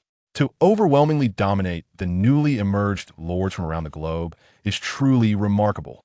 To achieve over 30,000 points with the weakest race, I cannot fathom how you accomplished this. Guijing's excitement was palpable, his eyes filled with astonishment. Thinking about those national fortune rewards makes my heart race uncontrollably. Bai Mingyu stood silently beside them, her gaze fixed intently on Su Bai, unwavering. Observing the fervent reactions of those around him, Su Bai mused that attributing everything to mere luck would seem rather dismissive. As a formally recognized lord, he would inevitably encounter the outside world. The matter of the interstellar Zerg could not remain concealed, so it was better to address it candidly, providing the authorities with an explanation. Otherwise, incessant inquiries would surely become troublesome. Of course, there was no need to divulge every detail. Merely a brief mention would suffice. With this thought in mind, Su Bai cleared his throat and said with a smile, The companion race I awakened is not an ordinary Zerg. The situation is somewhat complex and cannot be succinctly explained. In essence, it is entirely different from the types of Zerg that other lords command, those oversized earth insects. Upon hearing this, Guo Jing's expression turned grave, his eyes wide with shock. He could not help but exclaim, could it be a mutated Zerg? Such a phenomenon is indeed quite rare. In the past 50 years, there have been instances of mutated races, but they invariably resulted in further weakness. Yet your Zerg has mutated to such formidable strength, directly overpowering all newly emerged lords worldwide. Wang Jing's curiosity was piqued as he inquired, what kind of Zerg could possibly possess such terrifying might? When we meet later in the land of redemption, you will see for yourselves and naturally understand. Su Bai replied with a mysterious smile. Guo Jing and Wang Jingwa exchanged astonished glances, as if struck by a sudden thunderclap. They had not anticipated Su Bai's meteoric rise to prominence, with the origin of his success stemming from a race mutation. What kind of creature could possess such remarkable combat prowess? Achieving over 30,000 points is no small feat. This clearly indicates that the overall strength of Su Bai's territory must have reached a truly formidable level. By the way, has your territory level surpassed 3? Wang Jingwa asked, his brow furrowed in curiosity. Su Bai pondered for a moment before replying, I possess a level 4 territory. Currently, the territory is at level 8. Yet he prefers not to reveal his strength too early. Thus he opted for a compromise, a level 4 territory. Wang Jingwa's expression changed in surprise, and he couldn't help but exclaim, you have already surpassed 99 of all lords. No wonder you have achieved such remarkable results. It appears that both your race and territory level far exceed our expectations. Guo Jing sighed in agreement. The defensive building blueprint you bestowed upon me has been immensely beneficial. Su Bai's gaze was intense, and his voice resonated with sincerity. Without that vigilant arrow tower, the tormented wraith, which is immune to regular physical attacks, would require the corresponding troop type to emerge before it could be vanquished. Consequently, the tome of summoning within the mysterious cave might have been missed, and the formidable Blade Queen would not have graced the territory. Thus, every element is interconnected, with cause leading to effect. Su Bai naturally holds Guo Jing's contributions close to his heart. Compared to the national fortune rewards you have brought, a mere defensive building blueprint is hardly significant. Guo Jing's face radiated joy, his eyes sparkling with delight. He continued, you have rendered such great service to our nation. The rewards to follow will be plentiful. Henceforth, you shall be hailed as a hero of the Chinese nation, and the people will forever remember your deeds. Su Bai, with a resolute tone, quickly replied, I am grateful to my country, grateful to the people. I shall strive further and create even greater achievements. I anticipate that you will be exceedingly busy in the time to come. Guo Jing remarked with a smile. You have become quite the celebrity. Your name is being discussed in every corner. I still prefer to remain low-key, Su Bai chuckled. Then, Guo Jing turned his attention, saying by Meng, your performance has also been commendable, ranking 8th on the leaderboard, enhancing the lifespan of all citizens of the Dragon Kingdom by half a year. In comparison to Su Bai, I fall woefully short. Bai Mingyu shook her head. She looked at Su Bai, her beautiful eyes filled with awe. I never expected you to be so modest. Although I possess a legendary lord's mark, you have left me in the dust. It is merely luck. Su Bai chuckled. After 3 years apart, Bai Mingyu had much to express upon their reunion. Yet, restrained by the presence of Guo Jing and Wang Jingwa, she ultimately kept her thoughts to herself. The banquet is about to commence. Let us hurry. Wang Jingwa glanced at his watch. Xiao Su, Xiao Bai, let us proceed. Guo Jing beamed, stepping forward. Moments latte. In the banquet hall, Su Bai was seated at the head table, surrounded by illustrious military personnel, which made him feel somewhat out of place. During the meal, he felt a bit constrained, but fortunately, the military personnel adhered to a brisk and efficient dining style. Before long, the banquet concluded, and the illustrious military figures exchanged pleasantries with Su Bai before departing one by one. Suddenly, a voice called from behind. Su Bai, you are incredible. To have secured the top position and brought such substantial national fortune rewards. Su Bai turned to see it was his class leader, Zhao Xiangtian. It was merely luck. Zhao Xiangtian held a bottle of red wine and poured a third into a tall glass, extending it towards Su Bai with both hands in a gesture of respect. You are a great contributor to our nation. I must personally toast you. Your teachers and classmates from our alma mater will take pride in you. I certainly do. Being your classmate for 3 years is the greatest honor of my life. If you ever need anything, do not hesitate to ask. We are good brothers, and I will surely assist you through fire and water." Accepting the glass, Su Bai felt a twinge of surprise. The former Zhao Xiangtian, brimming with arrogance due to his class leader status, had transformed remarkably. It felt quite unfamiliar. During high school, although Zhao Xiangtian and he shared no grievances, they were hardly close friends. However, one does not strike a smiling face. Su Bai raised his glass, lightly clinking it with Zhao Xiangtian's before taking a sip. Zhao Xiangtian was instantly overjoyed. "After all, we are high school classmates. Our bond is unique." Su Bai agreeing to toast with me surely signifies acceptance and acknowledgement. Ecstatic, Zhao Xiangtian tilted his head back, downing the wine in one go. "Goodness, truly a remarkable achievement," Zhao Xiangtian exclaimed. "To amass over 30,000 points and claim the top rank, your territory soldier count must have surely surpassed 100. Wiping away the wine stains at the corner of his mouth, he couldn't help but inquire. "Approximately." Su Bai smiled slightly. Zhao Xiangtian looked thoughtful, his eyes revealing a hint of admiration. "Just as I suspected. As of today, my territory's total troop count has yet to exceed 50. Yet, you have surpassed 100. It is truly impressive." Su Bai waved his hand, chuckling. "Not at all. My ascent to the top is merely a stroke of good fortune. You remain ever so humble." Just as before, Zhao Xiangtian paused, a glimmer of hope in his eyes. "Once we both become official lords, we must engage more frequently. For the bond of our 3 years as classmates should not be forsaken." "Absolutely. You are welcome to visit my territory in the future." Su Bai smiled. "As I said, one does not strike a smiling face. If others extend goodwill, it is only proper to respond in kind. Is that so? I must see for myself the kind of troops you possess that allow you to dominate all newly emerged lords worldwide." Zhao Xiangtian's face was alight with excitement, brimming with fervor. "You are the true top figure, possessing formidable strength and creating miraculous achievements, yet remaining so low-key and reserved." Just as he was about to speak again, he noticed a commotion around them. Turning his head, he realized a substantial crowd had gathered nearby. After the meal, the other lords in the banquet hall did not leave. Instead, they began to move towards Su Bai.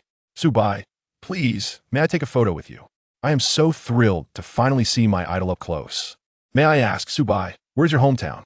As fellow Zerg, why did I struggle for my life to survive the beast tide while you effortlessly trampled all the new lords and claimed the top spot? Wah, great one. Nearly all my soldiers perished.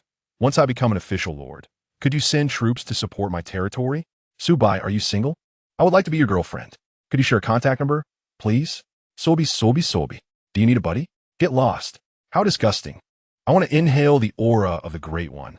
Su Bai, this is a specialty from my hometown. Please do not refuse it. Consider it a small gift from your little brother." In a heartbeat, Zhao Xiangtian found himself squeezed off his feet, and the tall glass he held crashed to the ground, shattering into two. Su Bai became the focal point of the entire gathering, with an unending stream of lords approaching, eager to forge connections. Even a mere acquaintance brought them great joy. Many girls turned into Su Bai's little fans, flocking to request autographs, contact information, and addresses. Of course, Su Bai maintained a basic level of caution, revealing not a word of his contact details or home address. Regarding autographs, he was generous, swiftly writing and bestowing benefits upon his fans. He did not accept any gifts from the crowd, as he understood the principle of not taking from those who offer. As time passed, the throng of people gravitating towards him continued to swell. Within the military district, soldiers, service personnel, and even the cafeteria aunties all gathered around. While others were relatively easy to manage, these cafeteria aunties proved to be quite formidable. They unleashed a barrage of peculiar questions that left Su Bai feeling utterly exasperated. The saying "fame brings trouble" encapsulates this predicament perfectly. Just then, Wang Jinghua led a squad of guards, advancing swiftly toward them. "Maintain order and ensure safety. Clear the way now. The military district will convene a special meeting. All lords ranked in the top 100 must assemble." Upon hearing this announcement, Su Bai felt an immense sense of relief. Being surrounded by a group of aunties was indeed a true terror. He hurriedly made his way to Wang Jinghua's side. Meanwhile, Bai Mengyu, Zhao Xiangtian, and other lords who made it into the top 100 also gathered around. "Follow me." Wang Xinghua waved his hand and strode forward, with Su Bai and over 10 other lords trailing closely behind. A moment later, in the conference room, the highest-ranking leader of the military district, Guo Jing, sat at the head of the table. Beside him were Wang Xinghua and several dozen officers. On the opposite side, the representative of the Academy of Sciences, Shi Lushing, was also present. In the center sat the 19 lords who had made it to the top 100 list. Congratulations on your achievement of ranking among the top 100 on the points leaderboard. You are the creme de la creme of this year's newly appointed lords, having made significant contributions to the nation. From now on, you will be the backbone of the country. Speak up. What resources do you require? The military district will make the necessary provisions, Wang Xinghua announced, clearing his throat and surveying the crowd. The young lords, their faces alight with joy, began to whisper among themselves. Soon, Zhao Xiangtian was the first to raise his hand and said, "I would like a blueprint for a defensive structure." He needed this due to the substantial psychological impact left by the massive beast tide. No problem. Wang Xinghua nodded, instructing a clerk to record it on the computer. "I need an item that replenishes magical energy." Bai Mengyu quickly interjected, hoping to have extra magical energy when leading her elven sorcerers on expeditions, allowing her to summon more trance. Certainly, Wang Xinghua nodded in agreement. Subsequently, the remaining lords voiced their requests for various resources, items, or blueprints. Finally, only Su Bai remained silent. "Su Bai, what resources or items do you need for your territory?" Wang Xinghua inquired. "I don't seem to lack anything." Su Bai instinctively replied. The number of troops within his territory was about to surpass 4,000, and even the formidable infernal Tyrannosaurus had been easily vanquished. Furthermore, the military district lacked the blueprints for interstellar insectoid structures. Suddenly, he slapped his forehead and exclaimed, "Oh right, I need some entertainment facilities, otherwise it gets too boring staying in the territory." Upon hearing this, everyone in the conference room was utterly astonished. The lords could not help but exclaim, "Goodness, truly a master of Versailles." While ordinary people were trembling in fear of having their territories destroyed by monsters, Su Bai had already begun to feel bored. Entertainment facilities? His bold words were indeed astonishing. Chapter 98. Dismissal of the responsible person. Immediate formal apology to Su Bai. Wang Xinghua's eyes widened in astonishment, as if struck by a thunderclap. Extraordinary individuals engage in extraordinary actions. Su Bai before them was a living example. While other lords requested items or resources to fortify their territories, he had the audacity to ask for entertainment facilities. Such a statement was simply unfathomable. Guo Jing, seated at the head, regarded Su Bai with eyes sparkling with admiration. This young man was indeed exceptional. His ability to voice such a need indicated that he must have experienced no pressure in the realm of redemption. It was no wonder he surpassed all newly appointed lords worldwide, amassing over 30,000 points. The comprehensive strength of his territory must have reached an astonishing level. Shi Lushing's brow furrowed, a flicker of displeasure crossing his features. Was Su Bai deliberately flaunting his strength with such remarks? How infuriating! Upon returning, he dared to be so arrogant. "Just wait until I enter the realm of redemption. I will ensure you regret it." Wang Zhihua raised his voice. "Su Bai, you have reached the top of the leaderboard and brought such substantial rewards to the nation. If the military district were to give you nothing, and the higher-ups found out, I fear I would be dismissed. Think carefully about what resources you need." Upon hearing this, Su Bai pondered for a moment before responding, "Then just give me some resources." "All right, come up here," Wang Xinghua instructed while activating the golden sensor on the table. Su Bai stood up and approached, extending his right hand to press against the golden sensor. In the next moment, 3 items appeared in his storage space: the soul of the indomitable hero, a large resource supply box, and a teleportation scroll. Su Bai was momentarily taken aback. Wang Xinghua, smiling, explained, "The soul of the hero can be decomposed to yield 50,000 souls. The large resource supply box, as the name suggests, will provide various types of resources when opened. Most importantly, this teleportation scroll." Guo Jing interjected with a beaming smile. "If you encounter danger while outside, you can use this scroll to quickly teleport back to your territory." "Thank you," Su Bai exclaimed, his face brightening with joy. Souls and resources were secondary. The teleportation scroll was the true treasure. If he led troops into the field and encountered unforeseen dangers, this would be the key to saving his life. As a formal lord, he would undoubtedly continue to explore outward and expand his influence, inevitably facing stronger enemies or monsters with special abilities. Thus, possessing such a teleportation scroll provided an additional layer of security. You are now a precious asset to the nation. Nothing must happen to you, Guojing declared with a smile. He then turned to Wang Jinghua and the assembled officers, stating that all information regarding Su Bai must be classified and protected without fail. Understood, Wang Jinghua replied solemnly. Guojing then addressed Shi Lushing, asking, what is the current status of network security within the military district? Report, sir. We have intercepted over 67 million foreign cyber attacks and identified 796 border spies. Shi Lushing stood and quickly responded. Guojing nodded slightly. He then shifted the conversation. It was you who suggested abandoning Su Bai and allowing him to fend for himself, wasn't it? Shi Lushing's face paled, beads of sweat forming on his brow. Without the Academy of Science's assistance and the experts' guidance, how could Su Bai possibly be so formidable? After all, he had awakened the most useless insect race. There are no useless races, only useless lords. What can you so-called experts do besides offer completely erroneous advice? Bai Mingyu retorted bluntly. The other lords echoed her sentiments, showing no mercy. It was you experts who wanted to abandon him. Yet he ultimately ascended to the top and crushed all newly appointed lords worldwide. How does that feel? If it weren't for the national fortune rewards brought by Su Bai, how could we have surpassed the United States so swiftly? Experts, please refrain from advising. Your misguided suggestions have deeply hurt Su Bai's feelings, and you must apologize. Yes, apologize to Lord Su Bai. Upon hearing the crowd's words, Shi Lushing clenched his fists, his face alternating between white and red, wishing he could find a hole to hide in. Upon witnessing this scene, Su Bai appeared somewhat astonished. He had not anticipated such fervent emotions from everyone, which had entirely surpassed his own as the party involved. Guojing rose to his feet, his expression solemn, exuding an aura of authority without a hint of anger. Shi Lushing, as the highest leader of the military district, I possess direct jurisdiction over the Academy of Sciences. Rewards for merit and penalties for mistakes.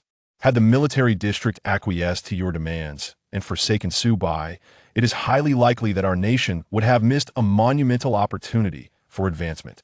Furthermore, it could have potentially driven Su Bai to a position of opposition against the state, leading to catastrophic consequences.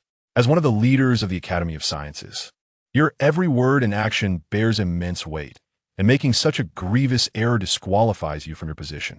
Henceforth, you are demoted to a junior staff member, and you are to formally apologize to Su Bai immediately.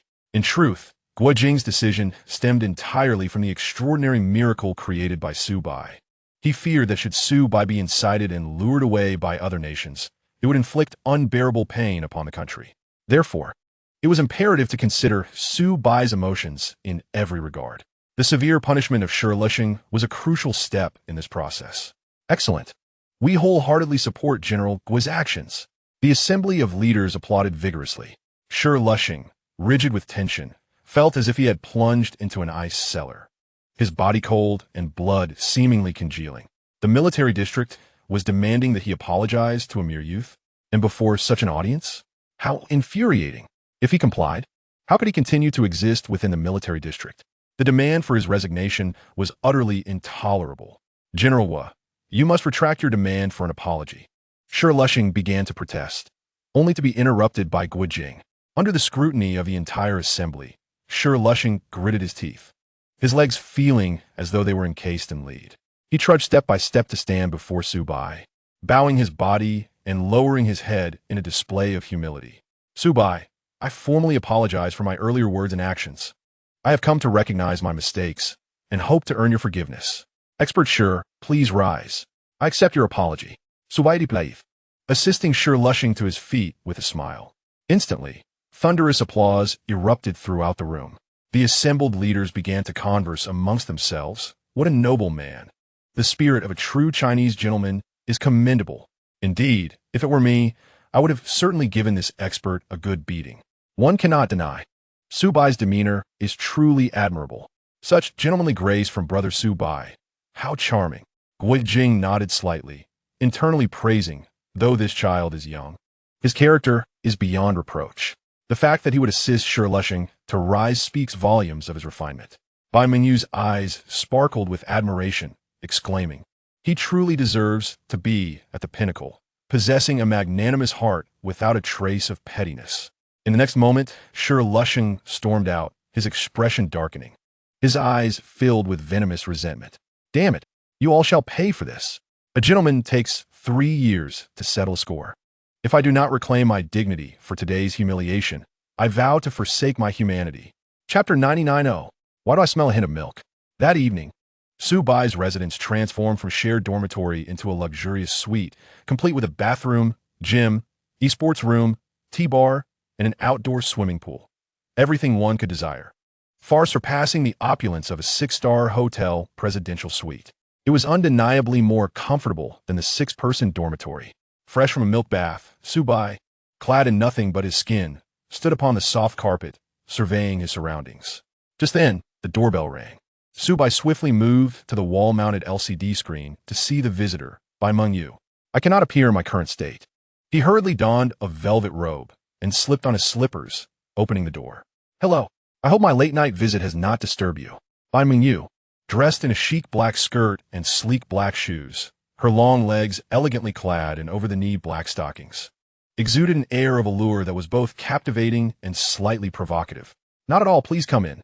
Su Bai laughed heartily, gesturing for her to enter. Once the door was closed, Bai Mengyu gracefully stepped forward, wrapping her arms around Su Bai's neck in a bold gesture that seemed to contrast with her delicate appearance.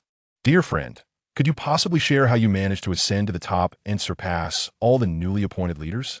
With her soft chest pressed against him, accompanied by the faint scent of youthful fragrance, Su Bai felt a sense of helplessness.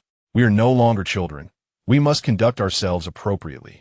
If others were to witness this, what would they think? I refuse to let go unless you tell me." Bai Mengyu playfully tightened her embrace around Su Bai's neck. "Perhaps I am the fabled child of destiny, and by some twist of fate, I found myself at the summit." Su Bai's lips curled into a smile, a glimmer of amusement in his eyes. "You rascal, you're not at all sincere, unlike when we were children." Bai Mengyu teased. "Aren't we best friends? Just tell me." Her curiosity was clearly piqued. "Once we enter the realm of redemption, you will have the chance to visit my territory and see for yourself the extraordinary feats that have been achieved." Su Bai skillfully diverted the conversation, a mysterious smile gracing his face. "I must certainly visit your territory to witness what kind of race could create such remarkable wonders." As he spoke, Bai Mengyu's beautiful eyes sparkled with intrigue. "I will await your visit," Su Bai replied with a smile. "By the way, I assume the number of troops in your territory must have surpassed 100, right?" Bai Mengyu inquired further. "Approximately, just a bit over 100, Su Bai responded. "Indeed," Bai Mengyu realized with a nod. She leaned closer to Su Bai's chest, inhaling deeply. "Oh, why do I smell a hint of milk? You have quite the keen sense of smell." Su Bai replied with a chuckle. Bai Mengyu, with a teasing smile, leaned closer to Su Bai's ear. "Be honest. Did another girl just leave your room? Having agreed to remain single, how could you have secretly found a partner?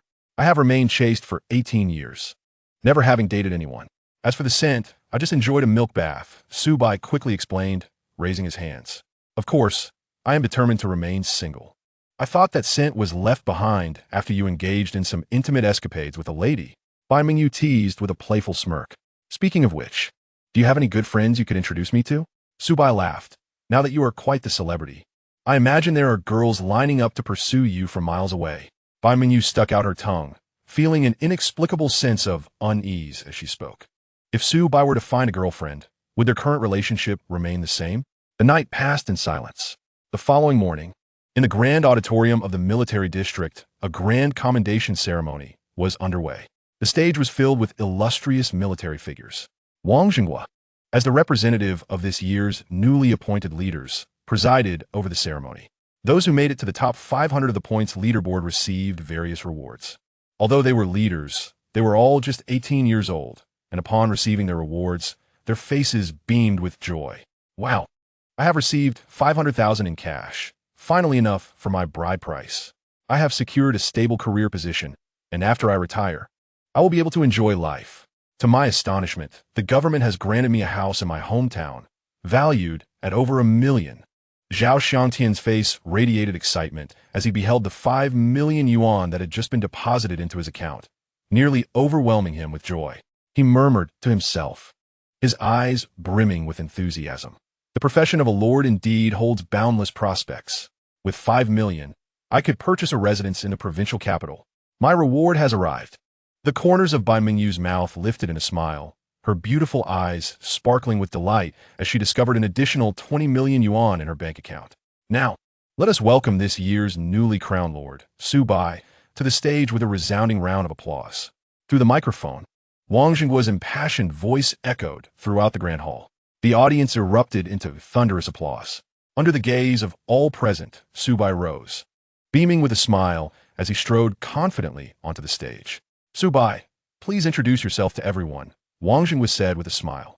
Taking the microphone, Su Bai cleared his throat, addressing the assembly. Esteemed leaders and friends, my name is Su Bai, and I am delighted to stand here and meet you all. Our young hero lord is remarkably humble, Guo Jing remarked from the side. Wang Jingguo responded with a salute, surveying the audience as he proclaimed. With a staggering score of 750 points, Su Bai has achieved a remarkable lead, surpassing the total scores of the 2nd to 10th place contestants combined, and has repeatedly shattered the highest records in the land of redemption. By his own efforts, he has brought national fortune rewards to the country 3 times in succession, a feat deemed miraculous. Particularly, the most recent national fortune reward was extraordinarily generous, propelling our nation's overall strength to unprecedented heights. Therefore, Su Bai is a national hero and a benefactor of our people. As his words concluded, another wave of fervent applause erupted, lasting a full 10 minutes before subsiding. I will now read the state rewards bestowed upon Su Bai. Wang Jingguo opened a document and announced, in recognition of Su Bai's outstanding contributions, the following rewards are granted: 10 billion yuan in cash, 1 luxurious villa each in the imperial capital and the Magic City, a Republic Honor Medal, lifetime free travel on high-speed trains and airplanes, a promotion to the rank of Major, and the honorary title of Zhonghua Hero for life. Instantly, the atmosphere became electrified. Whispers filled the air as people exchanged glances, unable to contain their envy for such a bountiful reward. In comparison to Su Bai's accolades, my own reward of 500,000 yuan felt utterly insignificant. 10 billion. I could weep with envy. The luxurious villas in the imperial capital and the Magic City are worth billions. I too desire a military rank. The Republic Honor Medal is the utmost recognition for Su Bai. The privilege of lifetime travel on high-speed trains and airplanes is simply irresistible. Su Bai's 3 contributions to national fortune have rightfully earned him all of this. Last year's rewards for the top contender were not even a tenth of what Su Bai has received. Of course, one must consider the invincible nature of this year's national fortune rewards. Zhao Xiangtian, Bai Mengyu, and even Xiao Sheng in the corner all widened their eyes in astonishment. To bestow such monumental rewards upon a newly appointed lord who has only been in the land of redemption for a mere 7 days is unprecedented in 50 years. Whether in terms of monetary or honorary rewards, this is the first of its kind, truly unparalleled. So much, Su Bai was momentarily taken aback, appearing somewhat astonished. He had anticipated nothing more than a monetary reward, never expecting the subsequent accolades. Child, these rewards are all deserved. They pale in comparison to what you have brought to the nation, Guo Jing remarked solemnly. May I ask if you have any words you wish to share with everyone? Wang Jingguo inquired with a bright smile. Su Bai surveyed the crowd, his expression grave. I am grateful to my motherland and my people. I will strive to forge ahead, to continuously improve and contribute my strength to the prosperity of our nation.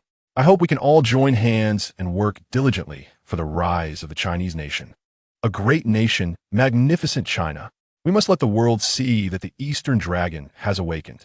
One day, the bright red flag will be planted in every corner of the globe. As these words echoed, the hall erupted into thunderous applause that lingered on. The soldiers looked at Su Bai with profound respect.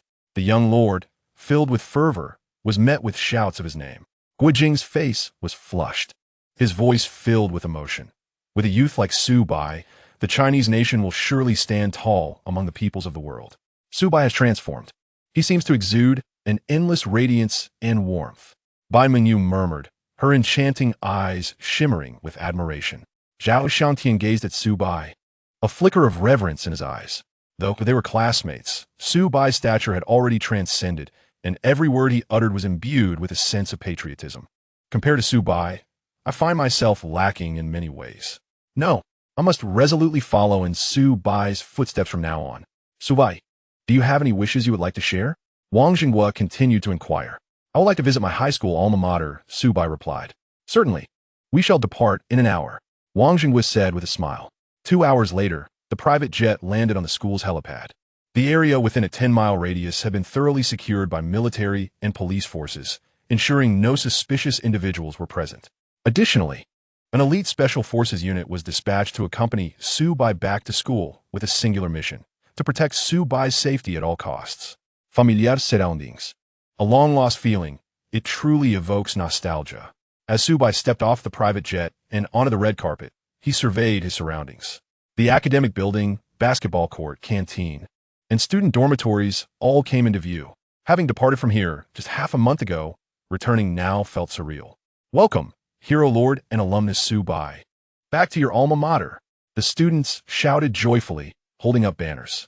The principal, dressed in formal attire and beaming with excitement, was the first to greet him. Su Bai, you have not forgotten your alma mater. I am truly delighted that you could return to visit. This place holds 3 years of my youthful memories and will remain etched in my heart forever, Su Bai expressed sincerely. Su Bai, I never anticipated that you could achieve such a monumental miracle with a Zerg, a feat that will ensure your name is remembered throughout history. The homeroom teacher, Zhang Tao, stepped forward, his eyes filled with admiration. Teacher Zhang, how have you been lately? Su Bai inquired with genuine concern as he approached. Quite well. Although I've been inundated with reporters seeking to interview me about you, I can hardly keep up, Zhang Tao replied with a proud smile.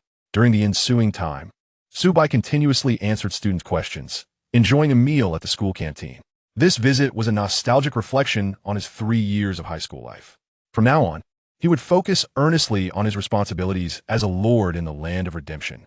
In the afternoon, the private jet carried Su Bai towards the military district. Wang Jinghua, seated opposite him, spoke up. Su Bai, you will be quite busy over the next week. Is there anything you wish to discuss? Su Bai Yingguayir. Wang Jinghua cleared his throat and began to elaborate. You will be making a nationwide tour, delivering speeches at various universities, labor unions, and enterprises. There will be an estimated 5 press conferences, media meet and greets, and news releases. Furthermore, the government intends to produce a documentary featuring you, during which you will participate in interviews. Many renowned directors will use you as inspiration for related films. Upon hearing this, Su Bai felt somewhat numb. My heavens, so many matters to attend to? Returning to Earth was hardly a respite. It was akin to an intensive work regime. In hindsight, life in the place of redemption seemed far more relaxed, liberated, and unrestrained. Within the span of 7 days, Su Bai traversed the nation, flying from city to city via a private jet. Thanks to the immense national fortune reward he had garnered, he became the object of adoration for the populace. Wherever he appeared, throngs of people would flock to catch a glimpse of him. Whether it was an 18-year-old blossoming maiden or a 30-year-old